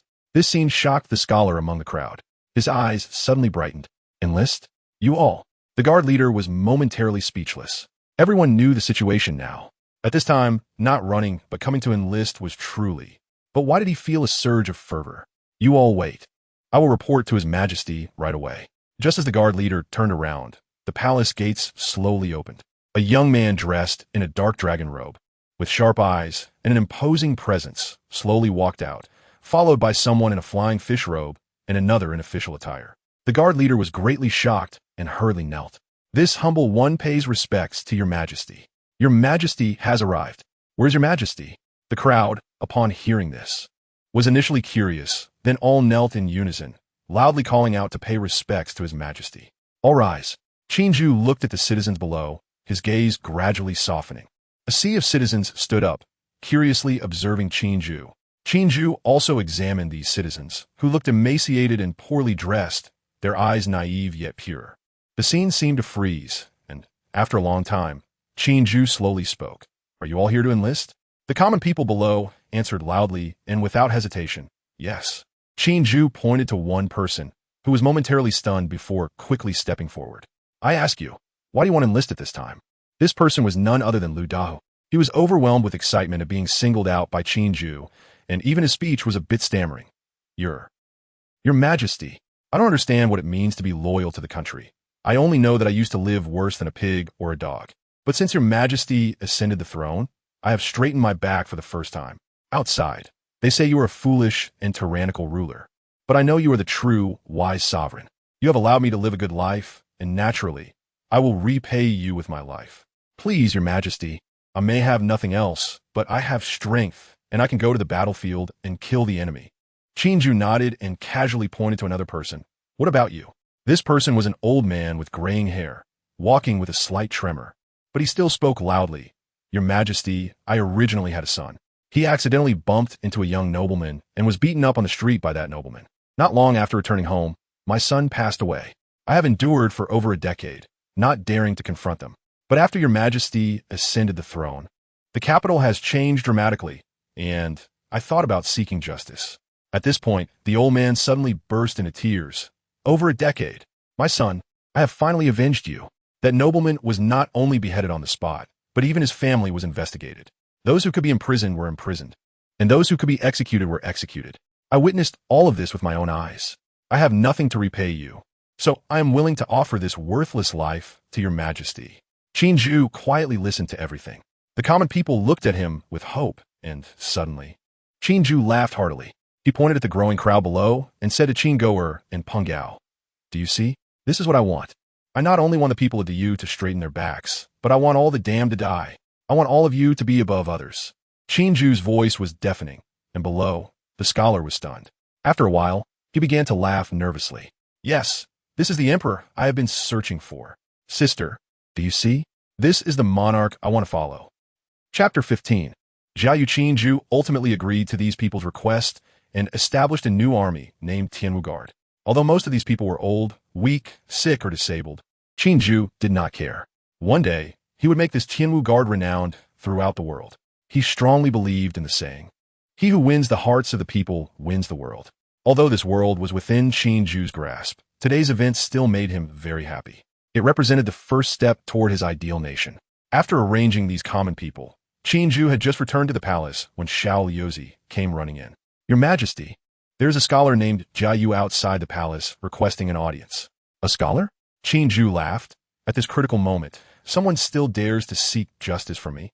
Unexpectedly, Xiao Liuzi hurriedly replied, "Your Majesty, that scholar is not here to seek justice. He says he has a way to resolve your current predicament." All right, at this point, Xiao Liuzi seemed somewhat unsure. However, seeing the scholar's confident demeanor, coupled with his own worries about the current situation, he thought it best to report it. "Has he a way to resolve my predicament?" Quite a bold claim. Qin Jue became slightly interested. It was known that his current situation appeared to outsiders to be more than just a deadlock. The northern clans had united an army of 300,000, which would arrive at the capital in less than 10 days. The southern clans were pushing the retired emperor to ascend the throne again, watching closely. The rumors about him outside had already become demonized. He had at most 50,000 soldiers able to fight, with none of the advantages of timing, terrain, or public opinion. If Qin Jue were truly an ordinary emperor, he could think of nothing but waiting for death. Yet someone claimed to have a way to solve this predicament. Interesting. Qin Jue slightly raised his eyes and said flatly, "Bring him in. I want to see who has such a bold claim." Seeing that Qin Jue agreed, Xiao Liuzi felt delighted and quickly brought the person in. The newcomer appeared to be no more than 20 years old, dressed in ordinary scholar's robes, but his face was overly fair. At first glance, one might think he was a girl. Upon entering, the scholar performed a standard bow and smiled, saying, "Commoner Jiayu pays respects to Your Majesty." His smile indeed gave a refreshing feeling like a spring breeze. Qin Jue remained silent, examining him up and down before slowly speaking. "I see you dressed as a scholar. Why do you refer to yourself as a commoner?" Jiayu maintained a calm expression, always smiling, replying to Your Majesty, "I feel ashamed, having studied for over a decade without achieving any title. so I must refer to myself as a commoner. Qin Jue, what have you studied? Jiayu, the 4 books and 5 classics, Confucian classics, Buddhist scriptures, daoist texts, Moses' writings, and various folktales. Qin Jue laughed upon hearing this. You indeed have a wide range of studies. Jiayu, I have only touched upon them. Qin Jue, Xiao Yozi said, you have a way to resolve my current predicament? Jiayu, I have a few foolish plans. Qin Jue, what if they cannot resolve it? Jiayu, things are determined by human effort. There are no absolute strategies. It depends on how your Majesty implements them. Qin Jue laughed. Let us hear them. Instead of immediately revealing the strategies, Jiayu first asked, may I know how many soldiers capable of fighting there are in the capital? Qin Jue lightly tapped his fingers on the table. Less than 50,000. Jiayu nodded upon hearing this. Good.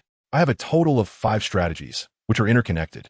If successful, there is a 70% chance of resolving your Majesty's predicament. Jiayu unconsciously puffed out his chest, his eyes becoming sharp. First, use a knife to kill from a distance. Incite internal strife among the northern barbarians, and draw the disaster away. Your Majesty should have some death warriors in the northern barbarians, right? Secretly order the death warriors to infiltrate the northern barbarian royal court. Forge a will from the deceased northern barbarian emperor, claiming he died from poison by the northern clans. And leave behind a blood letter demanding revenge by slaughtering the northern clans. Distribute this document among the various tribes of the northern barbarians to intensify their internal hatred, ideally framing it on the pro-war prince to force them into war. This document doesn't need to be too convincing. Many things only require a pretext. I have heard that General Yu of the Yu family has already arrived at the border. The Yu family has been loyal for generations.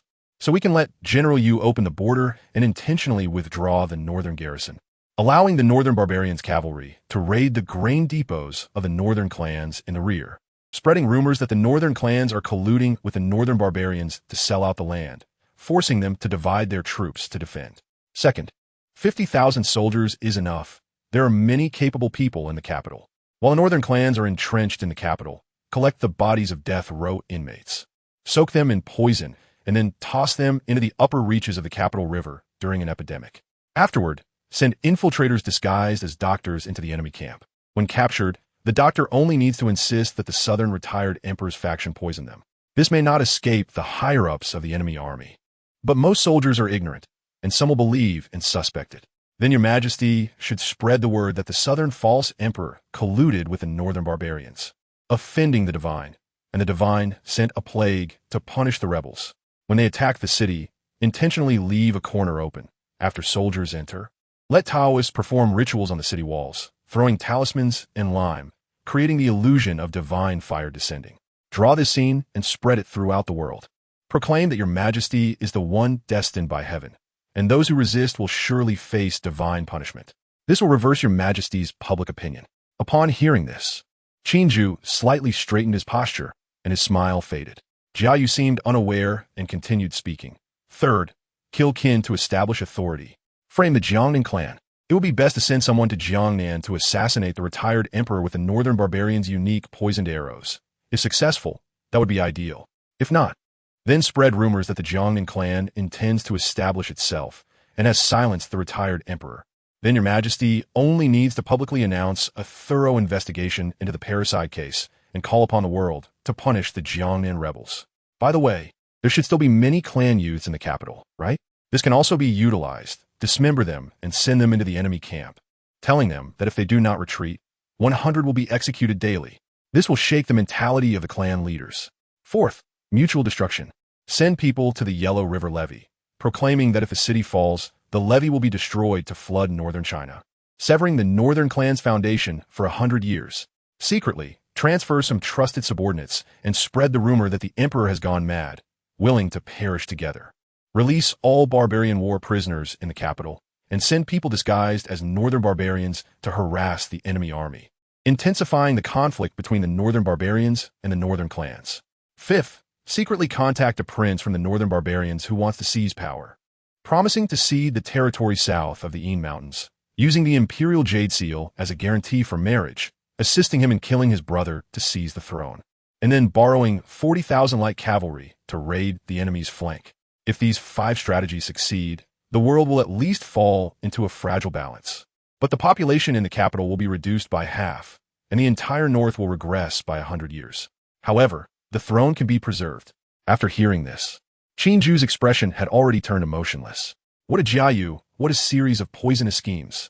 This world truly has many talented individuals.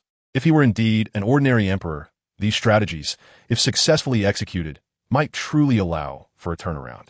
After Jiayu finished speaking, he slightly lowered his head. Your Majesty, although my plans are poisonous, since ancient times, no man is without poison. Your Majesty's grand ambitions, I have already learned about outside the palace today, but to realize your aspirations, one must at least secure this position.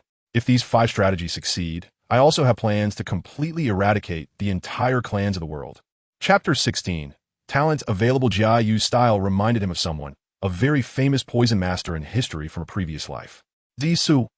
Qin Jue murmured softly, and Jiayu was momentarily taken aback upon hearing it. Your plan is quite good, but I'm not at that stage yet. Qin Jue looked at Jiayu again as if he had discovered a treasure. He currently had no use for this person. But Qin Jue had a premonition that this individual would definitely be of great use in the future. This person seemed more suitable to be the commander of the Jinyu than Qin Jue. This thought suddenly popped into Qin Jue's mind. Jiayu thought his strategy was too cunning, and that Qin Jue was displeased. He wanted to say something more, but was stopped by Qin Jue raising his hand. Although I cannot use your strategy right now, I can arrange for you to serve in the Jinyu. Are you willing, Jinyu? Jiayu frowned slightly. With the spread of major cases in the capital, the reputation of the Jinyu had also become known. However, that reputation was not very good. The phrase first kill, then report sounded powerful, but Jiayu knew that the Jinyu was merely the emperor's watchdog, a position that was not respectable. He was somewhat unwilling in his heart, but it seemed unwise to refuse now. I am willing, Jiayu slightly bowed. Qin Jue, noticing Jiayu's reluctant demi-honor, had no reaction, only calling out lightly. Outside the door, Qin Jue had arrived at some point and slowly walked in after hearing the summons. This person is entrusted to you, Qin Jue simply stated, and there were no further instructions. A hint of curiosity appeared on Qin Jue's hawkish face. Although His Majesty's instructions were brief, being personally entrusted with this person meant he was not simple. After cupping his fists in respect to Qin Jue, Qin Jue turned to Jiayu and said, "Let's go. I'll take you to start your position." He did not ask much more and turned to leave. Behind him, Jiayu slightly suppressed his inner unwillingness. He found it strange. His strategy was not perfect, but it was absolutely feasible. Just by observing the emperor's expression earlier, one could tell that. But why did the emperor not adopt it? What cards did this mysterious emperor hold to remain so steady? His unwillingness turned into curiosity, and Jiayu returned to his composure, following Qin Jue at a leisurely pace. It was only after they exited the imperial palace that Jiayu spoke. "Sir, I have a younger sister outside the palace. May I first arrange for her?" Qin Jue did not turn back and replied indifferently. "Is her name Jiazhen? I see she's also a capable person. She can join the Jinyu as well." Jiayu's heart skipped a beat. The two of them had come to the capital, and apart from that little eunuch and the emperor, they had never revealed their names. How did Qin Jue know? Being recognized by His Majesty is your ability, but don't think of playing clever tricks. This world is far more complicated than you think. Days passed, and the atmosphere in the capital grew increasingly oppressive. Nowadays, more than half of the population had fled the capital, and those who remained were either loyalists like Lu Dahu, determined to serve the emperor, or helpless individuals with various ties who were unwilling to leave. The army of the Bei clan was continuously pressing closer, encountering no resistance along the way. The torrent formed by hundreds of thousands of soldiers attracted the attention of the entire world, whether in Jiangnan or among the northern barbarians. The surrounding small countries were all watching this unfold. In everyone's hearts, Qin Jue had long been sentenced to death, especially as the army approached. There was no movement from within the palace, confirming their thoughts. Rumors spread day by day about where the Bei clan's army had arrived today and where they would be tomorrow. The once lively capital was now eerily silent, with townsfolk hiding in their homes, hoping that when the city was breached, they would not be implicated. On the city walls, there were still only scattered soldiers. There were no signs of defense. Even the soldiers guarding the city wore worried expressions. In the military camp, the newly established Tianwu Guard continued their daily training, seemingly indifferent to everything happening outside. Inside the palace, Qin Jue spent his days either reviewing various texts or studying the imperial seal and alchemy. Only Qin Jue, as the commander of the Jinyu, was slightly busier, collecting and organizing various intelligence from across the world. Jiayu was completely treated as his secretary. helping him sort through various confidential reports. One day, when the Bei clan's army was less than 10 miles from the capital, Qin Jue finally stretched lazily and slowly got up. What a tiring day. Finally, I can take a break. Letting him go kill. Even if it were the king of heaven, he wouldn't blink. But dealing with words all day truly gave him a headache, even though he was already an immortal. Perhaps this is what they call a fear of words. Hearing this, Jia, who was focused on organizing reports, twitched the corner of his mouth.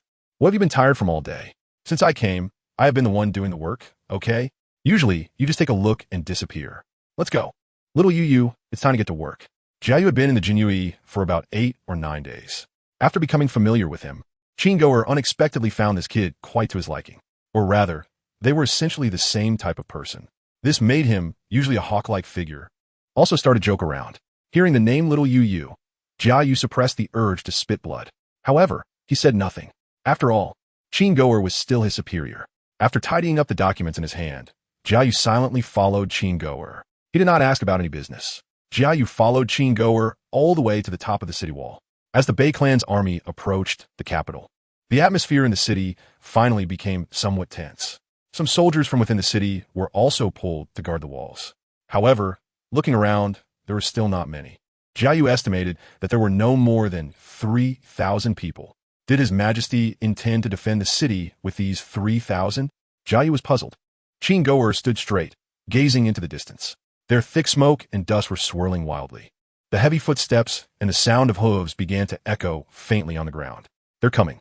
Qin Jue wore a mysterious smile on his face, lovingly stroking the embroidered spring knife at his waist. This was a gift personally bestowed by His Majesty, and he had always cherished it. As Qin Jue spoke, Jia also looked into the distance. A dark mass of troops slowly surrounded the capital. Chapter 17, The Immortal as the Northern Clan's army completely surrounded the capital. The defending soldiers couldn't help but tremble. 300,000, a sea of black with no end in sight. Even those soldiers were determined to die, began to sweat. On the city wall, only one person appeared calm and collected, watching with great interest. Jia looked at Qin Jue's indifferent expression, his mind in a jumble. He couldn't understand how to break the deadlock in this situation. Below the city wall, Wang Zhan, dressed in splendid armor, slowly rode out from the crowd. He disdainfully glanced at the old, weak, sick, and disabled on the city wall and slowly took out an imperial edict. By the mandate of heaven, the emperor decrees. Since the new monarch Qin Jue ascended the throne, 5 crimes have been made known: poisoning and killing the regents, oppressing the people, destroying the 7 temples, silencing the admonitions, and consorting with small factions. Now, I send General Wang Zhan to lead 6 armies to punish the guilty. If you come out in a white robe carrying the coffin, a sign of surrender, you may still retain the ritual of surrender. If you rely on your kin and take risks, I will follow the methods of the spring and autumn annals to punish the traitor. Wang Zhan's voice was loud and clear, easily heard by anyone on the city wall who wasn't too far away. Coupled with the pressure of the hundreds of thousands of troops behind him, it was quite intimidating. The soldiers on the wall showed obvious signs of unrest. But Qin Jue revealed a trace of disdain. Of course, part of the reason was that he didn't read much, so he only understood the general meaning of the edict. Below, after finishing reading the edict, Wang Zhan gently closed it. He continued to shout loudly towards above. False Emperor Qin Jue, won't you come out to surrender? Do you really want to involve the million innocent people in this city? His voice made the defending soldiers realize. Right, where's His Majesty? Why haven't we seen him? Could it be that His Majesty has secretly run away? Before the battle began, they had already shaken the morale of the army. Wang Zhan was not a reckless man. Jia secretly evaluated. Wang Zhan pressed on. Qin Jue, why don't you show yourself? Have you really fled? After all, you are of royal blood, yet you are so timid. This was already a blatant insult. The soldier Lu Dahu, standing in front of the edict, didn't understand the document, but became furious upon hearing this. My lord, please let me out of the city to kill this ignorant thing. Qin Jue glanced at the furious Lu Dahu, a not-so-pleasant smile forming on his lips. How do you want him to die? Lu Dahu was taken aback for a moment, and then said, I wish to tear him apart with 5 horses, executing him slowly. Good, I shall fulfill your wish. Saying this, Qin Jue slowly descended from the city wall. Shall you follow me? Are you curious where His Majesty's confidence lies? The city gates slowly opened, and Qin Jue leisurely walked towards the seemingly endless enemy army. Watch closely. Opposite, Wang Zhan saw the city gate wide open and thought Qin Jue had really come out to surrender. But as he focused, he saw that two people had walked out, one dressed in splendid official robes, wearing a knife of an unfamiliar style at his waist. Next to him was a thin man who looked frail. "Who are you? Where's Qin Jue?" Wang Zhan shouted sternly. Qin Jue scanned the vast army and sneered. "My lord is not someone just any random cat or dog can meet." Wang Zhan reined in his horse and stopped less than half a yard away from Qin Jue. "So arrogant. Did Qin Jue send you to die?" "I will not kill nameless people. State your name." "My name?" Qin Jue slowly drew his embroidered spring knife. Without any visible action, he began to rise into the air. Jia Yu's eyes widened in shock, an icy chill spreading throughout his body. On the city wall and outside the city, countless people watched Qin Jue fly into the air. The word shock filled their hearts completely. An immortal? An immortal? On the city wall, someone gasped in horror first. The defending soldiers instantly knelt down, shouting, "Immortal above." Outside the city, the 300,000 troops witnessed everything and immediately fell into chaos. Wang Zhan was also startled, but he quickly reacted, gritting his teeth and shouting, "You're just playing tricks." Saying this, he raised his bow and arrow, intending to shoot Qin Jue down. However, Qin Jue merely looked down at Wang Zhan with indifference and lightly waved his hand. Wang Zhan was suddenly pulled uncontrollably into the air. He struggled desperately, but it was of no use. "Who gave you the courage to come and challenge my lord?" Qin Jue spoke, his cold voice echoing in the ears of the 300,000 troops. He grabbed Wang Zhan by the neck, sneering, "Finally, I can unleash my strength. Do you know how hard I've waited for you? Open your eyes wide. Watch closely as my lord pulls out the tumors of this world one by one. Just like today, I will crush your 300,000 troops." At this moment, Wang Zhan's eyes were filled with horror, shocked to the core. How is this possible? How is it possible? How can there be an immortal in this world? I understand now. I understand why Qin Jue has always been so fearless. Qin Jue stopped speaking, raised his embroidered spring knife, and swept forward with a fierce strike. The invisible blade aura swept through like a spring breeze, and the next second, not far away, the army fell like wheat being cut down, collapsing in waves. The sound of weapons clattering to the ground echoed repeatedly. The hundreds of thousands of troops hadn't even reacted, but Qin Jue had already plunged into the flock. With every strike, hundreds or thousands of soldiers were cut in half. "It's a demon! Run!" A soldier, in a moment of panic, shouted, and the hundreds of thousands of troops instantly collapsed, scattering in confusion. But no matter how fast they ran, could they outrun Qin Jue? With one strike after another, Qin Jue, at this moment, was like a demon descending from the heavens, blood staining his entire body. Severed limbs and broken arms littered the ground. Cries and pleas for mercy filled the air, the brutal scene resembling a hell on earth. "We surrender, we surrender. Immortal, spare us, immortal, spare us." Qin Jue turned a deaf ear, and only when he had slaughtered nearly 10,000 men did he finally stop. "No killing of those who surrender." A shout filled with spiritual energy shook everyone, making them unsteady on their feet. Without any hesitation, the soldiers quickly threw down their weapons and lay on the ground, though their bodies continued to tremble. In the air, Qin Jue looked down indifferently, and no one dared to flee anymore, let alone resist. On the city wall, the defending soldiers were stunned, each frozen in place. "Is this real?" Lu Dahu pinched the soldier beside him, who was none other than Shan Ergu, the one who had urged Lu Dahu to flee earlier. "Ouch, that hurts." "Hurts? Then it seems to be true. Yu has an immortal." Qin Jue circulated the spiritual energy within his body, shaking off the blood on him. He flew back to the still-stunned Jia Yu's side. "Xiaoyu, do you understand now? The rest is up to you. I believe no one will dare to resist." Chapter 18. National Policy. While Qin Jue was killing outside, inside the Yu Palace, Qin Jue was leaning back leisurely, with Peng Gao standing upright in front of him. "Peng Ai Qin, how long will it take to implement these policies?" "At most a month. The entirety will be pacified," Peng Gao replied, and Qin Jue began preparing to implement the reforms he had long prepared. These reforms involved various aspects: education, people's livelihoods, economy, infrastructure, and the court. Peng Gao carefully reviewed the various reform plans drafted by Qin Jue. After a long time, he gently closed the booklet, a look of shock appearing on his face. How bold! This was the first thought that popped into Peng Gao's mind. This was not just reform. These national policies aimed to completely overturn and rebuild the entire DU. Firstly, in education, there would be 12 years of compulsory education. All children over 6 in DU must attend school, and the curriculum would not include the 4 books and 5 classics or Confucian classics. The main focus would be on a subject called science. The booklet contained a brief introduction to science, which, in simple terms, was a way to understand the world and a means to explore the essence of the laws of all things. Peng Gao found this quite interesting.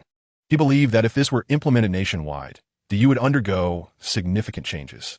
Regarding people's livelihoods, Qin Jue wanted to abolish taxes nationwide. This genuinely shocked Peng Gao from the bottom of his heart. Taxes had always been fundamental to a country. Without taxes, where would the treasury get money? How could subsequent infrastructure be completed? Moreover, Qin Jue also planned to completely eliminate all landlords and local ruffians across the country. After this step was completed, according to Qin Jue, the entire labor force of the U would be liberated. The economic aspect was equally shocking. Qin Jue planned to introduce a new currency, which Peng Gao had also seen. It was a type of paper money printed with different patterns. According to Qin Jue, he also intended to vigorously encourage the development of industry and commerce. The infrastructure plan was not small either. Qin Jue wanted to lay down something called railways throughout the country, with all cities and towns undergoing simultaneous reconstruction. This was just a simple summary. In reality, each aspect, when detailed, was frightening. Peng Gao fell into deep thought. Seeing this, Qin Jue took a sip of tea and said lightly, "Does Peng Ai Qing have any thoughts?" Peng Gao observed Qin Jue's expression and then spoke. "Forgive me for being presumptuous, Your Majesty, but these national policies are indeed shocking and each one is imaginative. However, upon further reflection, they are incredibly useful. But Your Majesty, this step seems a bit too large." Peng Gao took a deep breath and carefully phrased his words. "Your Majesty wants the people of the U to be like dragons, to enlighten everyone in the world. This will be very difficult to implement. According to Your Majesty, the smallholder mentality is already deeply rooted to enlighten the entire population. We at least need to wait for the next generation to grow up. Just this point alone would take at least 30 years. Moreover, popularizing science, as Your Majesty has said, is a vast field of study.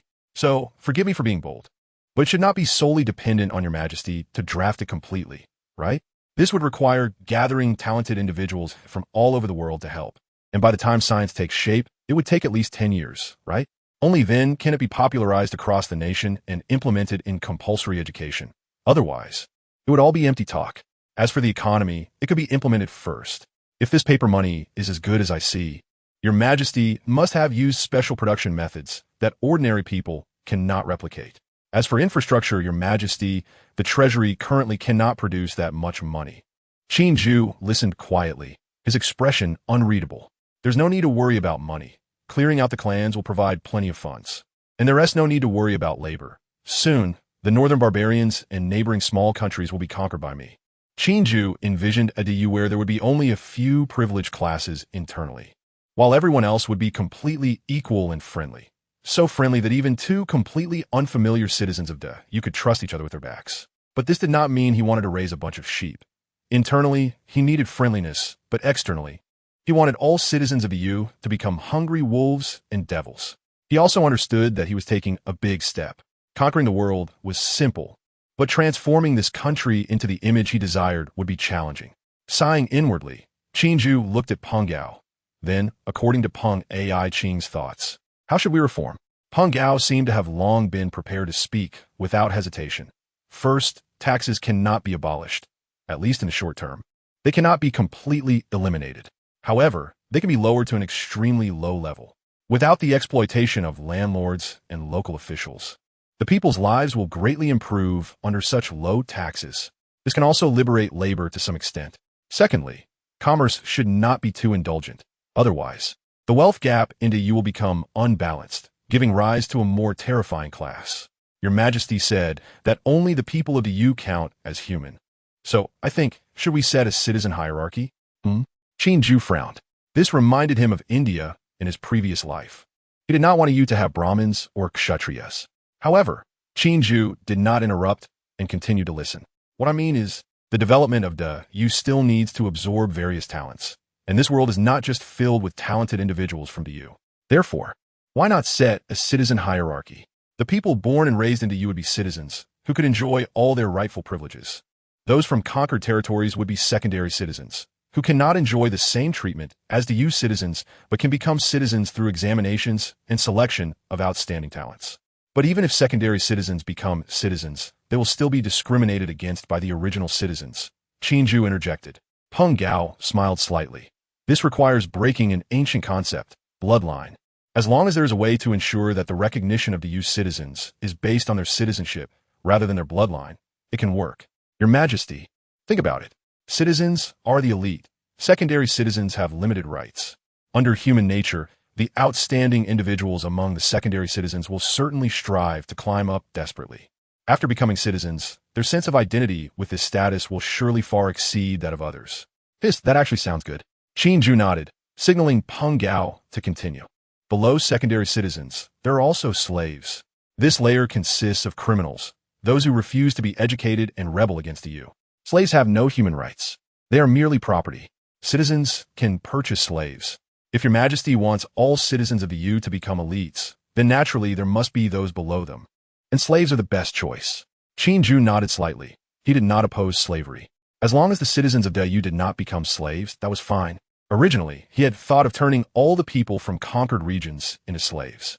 After that, Peng Gao slowly expressed his thoughts on other aspects. Qin Jue quietly listened. And before he knew it, it was already deep into the night. Peng Ai Qin is indeed a great talent. After listening, Qin Jue couldn't help but exclaim. Not to mention what kind of person Peng Gao was, his capabilities were truly impressive. He revised the national policies he proposed one by one, each of which could be implemented after stabilizing the daoist. Your Majesty flatters me. I am terrified. The biggest problem now is talent. Although the world is vast, it is not easy to find talents that meet your Majesty's requirements. Yes, everything I have is tied to daoist. Although this country is my absolute authority, I cannot build it alone. Talent, Qin Jue murmured, suddenly recalling someone. This Jiayu was involved in many fields and had strong adaptability. He could be competent for the position of overseeing education in the world. Education is prone to corruption, and someone like Jiayu, a poison master, is quite suitable. Chapter 19. Unity of Knowledge and Action. It wasn't until late at night that Qin Jue finally summoned Peng Gao. Outside the door, someone had been waiting for a long time. After the great defeat of the enemy army, Qin Jue had been quietly standing outside the daoist palace, waiting from noon until midnight without a word of complaint. When Peng Gao finally came out, Qin Jue nodded slightly, and only then did he hear Qin Jue's summons. Reporting to your Majesty, I have not failed my mission. The enemy army has surrendered completely. Qin Jue nodded lightly upon hearing this. I already know. Qin Jue continued. Then your Majesty, what about the prisoners of war? Qin Jue tapped the table. Extract all those from the clans among them, and temporarily settle the others outside the city. Once we've cleared out the clan members, take them to deal with the northern clans. As he spoke, Qin Jue casually tossed a small booklet to Qin Jue. This is the genealogy of the northern clans. Kill according to what's in it, leaving no one behind, regardless of age or gender. Qin Jue spoke the most brutal words in the calmest tone. Qin Jue wasn't too shocked. He understood his Majesty's temperament. If he did something, he would do it thoroughly. Qin Jue respectfully accepted the booklet and lowered his head in acknowledgement. By the way, when cleaning up the northern clans, there's no need to hide. I want the world to know that there are immortals in this capital. Go to your job and summon Jiayu. Qin Jue respectfully retreated. Meanwhile, at that moment, Jiayu was still somewhat distracted. An immortal, a real immortal, while commanding the Tianwu Guard to receive the prisoners of war. He was deep in thought. Everything that had happened today completely shattered his worldview. Even with his cunning intellect, he couldn't forget it for a long time. If the leaders of the Jinui under his Majesty were all immortals, then what kind of existence was his Majesty? Jiayu dared not think too deeply. He recalled how he had met Qin Jue not long ago, and he had still had a bit of a temper. Now, thinking back, he felt a chill run down his spine. But then, an immense ambition rose within him. Do I have a chance to become an immortal too? Living forever, moving mountains and seas. After witnessing Qin Jue's actions today, his inner desire was already uncontrollable. In contrast to Jiayu, those responsible for settling the prisoners of war in the Tianwu Guard appeared somewhat naive. Lu Dahu, dressed in military uniform, kept scolding the prisoners in front of him, while occasionally glancing toward the palace. An immortal. I never expected there to be an immortal in our capital. How incredible. Lu Dahu's face was still filled with excitement. He was at a loss for words, struggling to come up with good adjectives, and finally managed to stammer out a few words of disbelief. To witness an immortal personally defeat the enemy army. My life has been worth it. Lu Dahu's excited body trembled slightly as he nudged Qin Jue beside him. All the people under his majesty are immortals. How powerful must his majesty be? Could it really be true, as others say, that his majesty is the reincarnation of the Ziwei Emperor's star? Do you think our Tianwu Guard is also appointed by his majesty? Can we become heavenly soldiers in the future? Qin Jue rolled his eyes at Lu Dahu. Whether his majesty is the reincarnation of the Ziwei Emperor's star is uncertain. But you dreaming of becoming a heavenly soldier is just wishful thinking. Lu Dahu chuckled foolishly. Everyone needs a dream, right? What if? Sighing, he added, today you all saw it. I, Lu, can't even find someone to brag to. When I get a day off, I must find someone I've never met to boast about it. Qin Jue replied with a laugh. My wife and kids are still in the city. When I go back, I must brag about it. The two grew more excited as they spoke, as if it were not Qin Jue who had just displayed great power, but rather the two of them. In fact, it wasn't just Lu Dahu and Qin Jue. All the Tianwu guards responsible for settling the prisoners were distracted, either thinking about the immortals or whispering to those beside them. Fortunately, these hundreds of thousands of prisoners had already been scared into submission and were behaving like quails. Otherwise, the Tianwu guard would have likely caused chaos today. Just as everyone was happily chatting, someone suddenly shouted, "The immortal is coming! The immortal is coming! Lord Qin is coming!" Where? With a clamor, hundreds of thousands of people wanted to kneel down without a word. This scared Qin Jue, who had just rushed from the palace. He quickly gathered his spiritual energy and shouted, "No kneeling. Whoever kneels will lose their head." Damn, this group of unruly people. Kneeling once when he displayed great power was enough. Kneeling now was like roasting him on a fire. Qin Jue was still in the palace. What kind of situation was it for hundreds of thousands to kneel to him, the Jinhui commander? What if Qin Jue made things difficult for him? The crowd was startled into standing still, unsure what to do. Qin Jue continued, "You must remember, we, the people of Dayu, kneel to the emperor, kneel to our parents, kneel to our benefactors, kneel to our teachers. We shall not kneel to anyone else. All right, go do what you need to do. I have no flowers on my face, and I'm not a woman. So what are you looking at? Immortals are indeed down to earth," Lu Dahu whispered to Qin Jue. Ignoring the unruly crowd, Qin Jue walked over to Jiayu. "You did well." He patted Jiayu on the shoulder.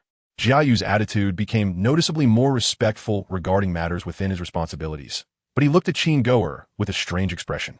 Qin Jue couldn't help but feel uneasy and quickly said, "His Majesty has summoned you. Hurry up."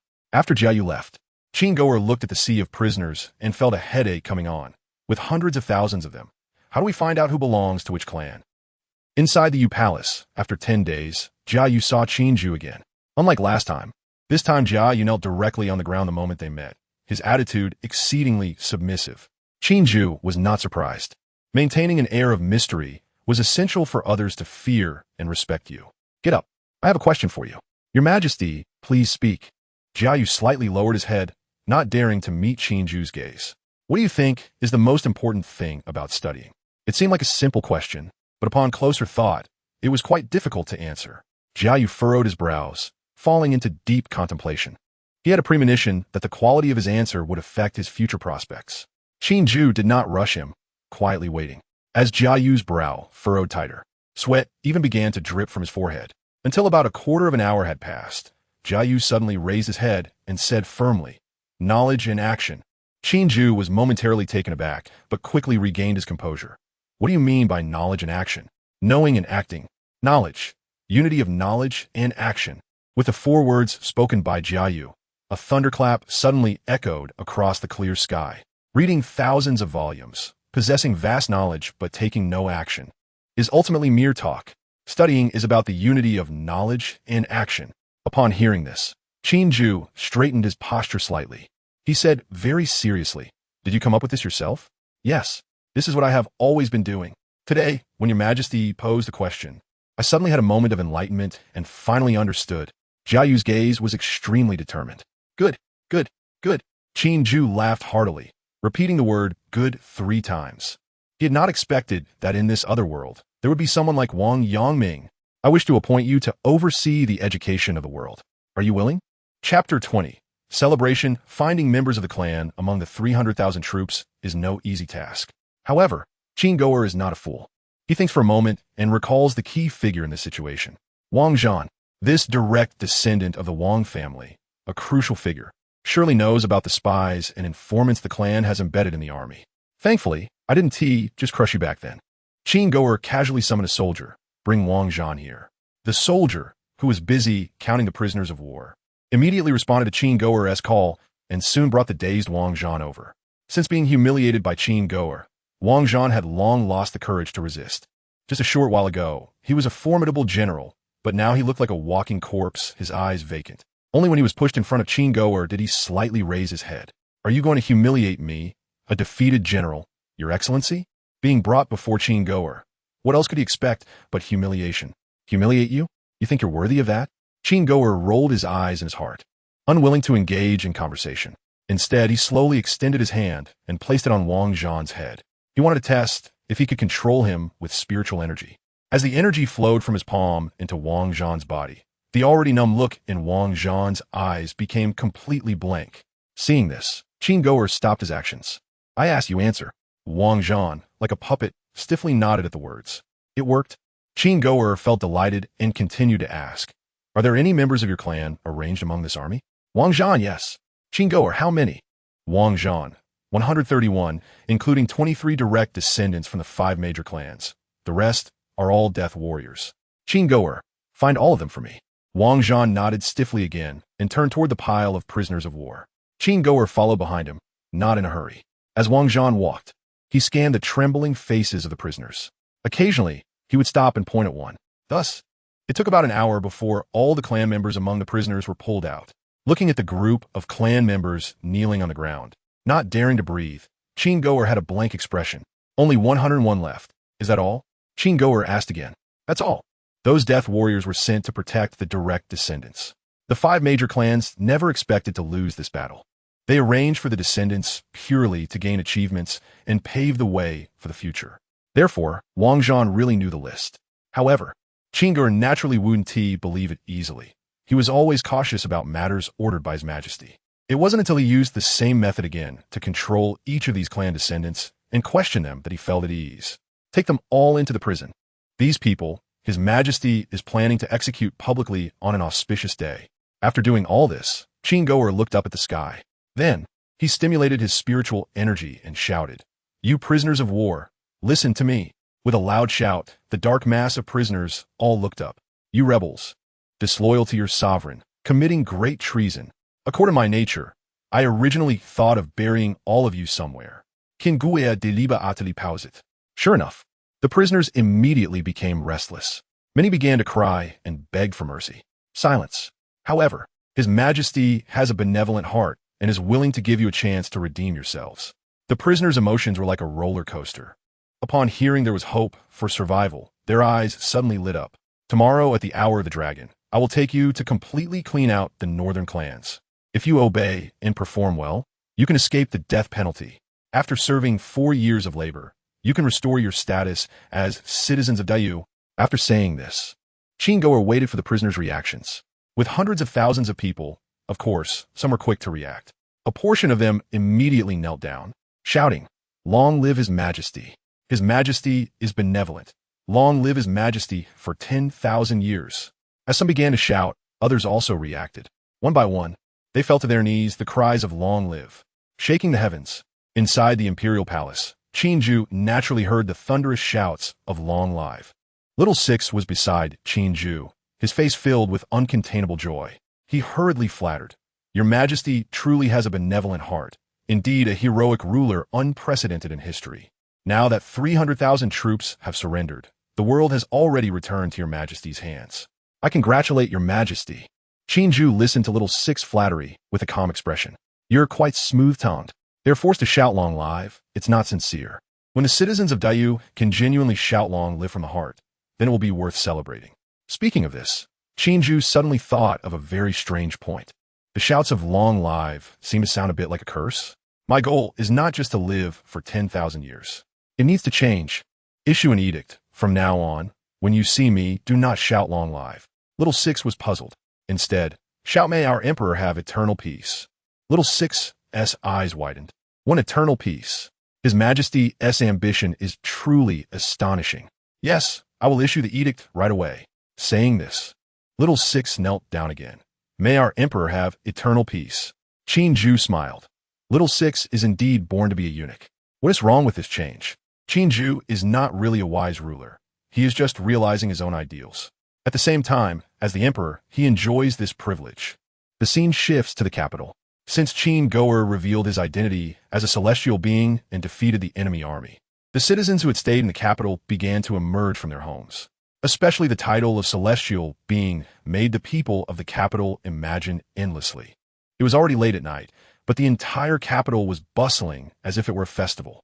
Fireworks were constantly exploding in the sky above the capital, and men, women, and children all wore smiles on their faces. Some wealthy individuals even spent lavishly, renting out taverns to celebrate freely. Smart merchants also set up stalls overnight, while usually stingy parents happily spent money buying snacks for their children. What a lively scene. Meanwhile, 100 miles outside the capital, at the stronghold of the northern clans, the 5 major clans were also holding a grand banquet. Chapter 21. The end of the Bay clan calculating the time. Should Genre have already taken the capital by now? Below, the dancers twirled gracefully while on both sides. The direct descendants of the 5 major clans raised their cups and exchanged toasts, enjoying themselves immensely. Ha ha ha. Perhaps they are even sending someone to bring that Qin Jue back right now. I am quite curious about that Qin Jue. I wonder if that little brat has 3 heads and 6 arms to be so arrogant. Hey, Master Wang, don't worry. Within 3 days, the good news will arrive. This time, in this expedition, your Wang clan will surely grow stronger. Wang Zhan has captured the false emperor. He will definitely be promoted. Gulme, let us raise a glass for our clan. A flowing dynasty with ironclad clans. No one thinks Qin Jue can win. At that time, the northern barbarians invaded the south, and the entire north fell. These clans continued to live carefree lives. In their perception, no one could oppose them. Not even the emperor, who claimed to be the ruler of the world. The extravagant banquet continued until the morning hour, and only then did the crowd slowly disperse. Meanwhile, outside the capital, Qin Jue stood proudly in midair on a flying sword. This was a clever trick he thought of.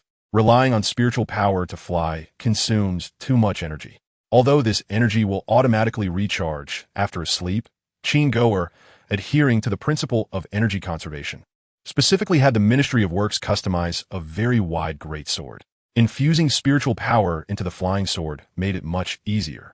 It was just a bit hard to control at first, but after practicing secretly for several hours, he had become basically proficient. Below, a seemingly endless army stood straight. These captured soldiers led by immortals, not to mention how tired or sleepy they were, or what they were thinking inside. At least on the surface, they appeared imposing and full of pressure. By the way, the heavenly martial guard, composed of the old, weak, sick, and disabled, was also among them. Compared to the captured soldiers' seemingly strong but hollow appearances, this heavenly martial guard looked excited, their faces flushed and necks stiff, appearing full of spirit. Qin Jue once again surveyed the surroundings, and a surge of ambition rose in his heart. With a grand gesture, he declared powerfully, "Let us set out." On the way to Yinyun, the nearest city to the capital was called Huailai. Although Huailai City was closest to the capital, everything happening outside the capital took place within a day. Here, both officials and common people were unaware of the specific news. However, they did know that the Bei clan had sent 300,000 troops to the capital. The army led by Qin Jue was not marching quickly. It took nearly 2 days to reach the foot of Huailai City. With hundreds of thousands of troops stationed at the foot of Huailai City, the governor of Huailai thought the northern barbarians had come. Instantly, he was so frightened that he didn't know what to do. And the people in the city were even more anxious. This governor was so scared that he even hid at home for a time, lacking the courage to go out, until a terrified servant in his house knelt before him, claiming that there was an immortal outside, urging him to go meet him. Only then did the governor step out of his house. An immortal? You beast, tell me, did that barbarian give you some benefit to lure me out? An immortal? I see you are tired of living. The governor of Huailai was furious. This servant actually tried to trick him with the story of an immortal. Did he really think he was a fool? No, my lord, it's a misunderstanding. There really is an immortal, and that army is not the barbarian army. It is the army of Dayu. No, it's the army of Dakian. Dayu? Which Dayu? The one from the capital, my lord. The capital? The governor of Huailai was taken aback. Just a few days ago, the Bei clan's army had marched grandly past Huailai, and they requisitioned quite a bit of grain. How could it have turned into the army of Dayu in just a few days. Could it be? The governor of Huailai was horrified, and he kicked the servant to the ground. You beast, such an important matter. Why didn't you report it earlier? Saying this, he didn't even bother to tidy his clothes and hurriedly rushed towards the city wall. As soon as this governor of Huailai arrived at the city wall, he witnessed a scene that dropped his jaw. He saw that all the soldiers guarding the city had knelt down, their butts raised high. When he looked up, he was shocked to see a person standing in midair on a great sword. The governor of Huailai's eyes nearly bulged out as he momentarily forgot his next move.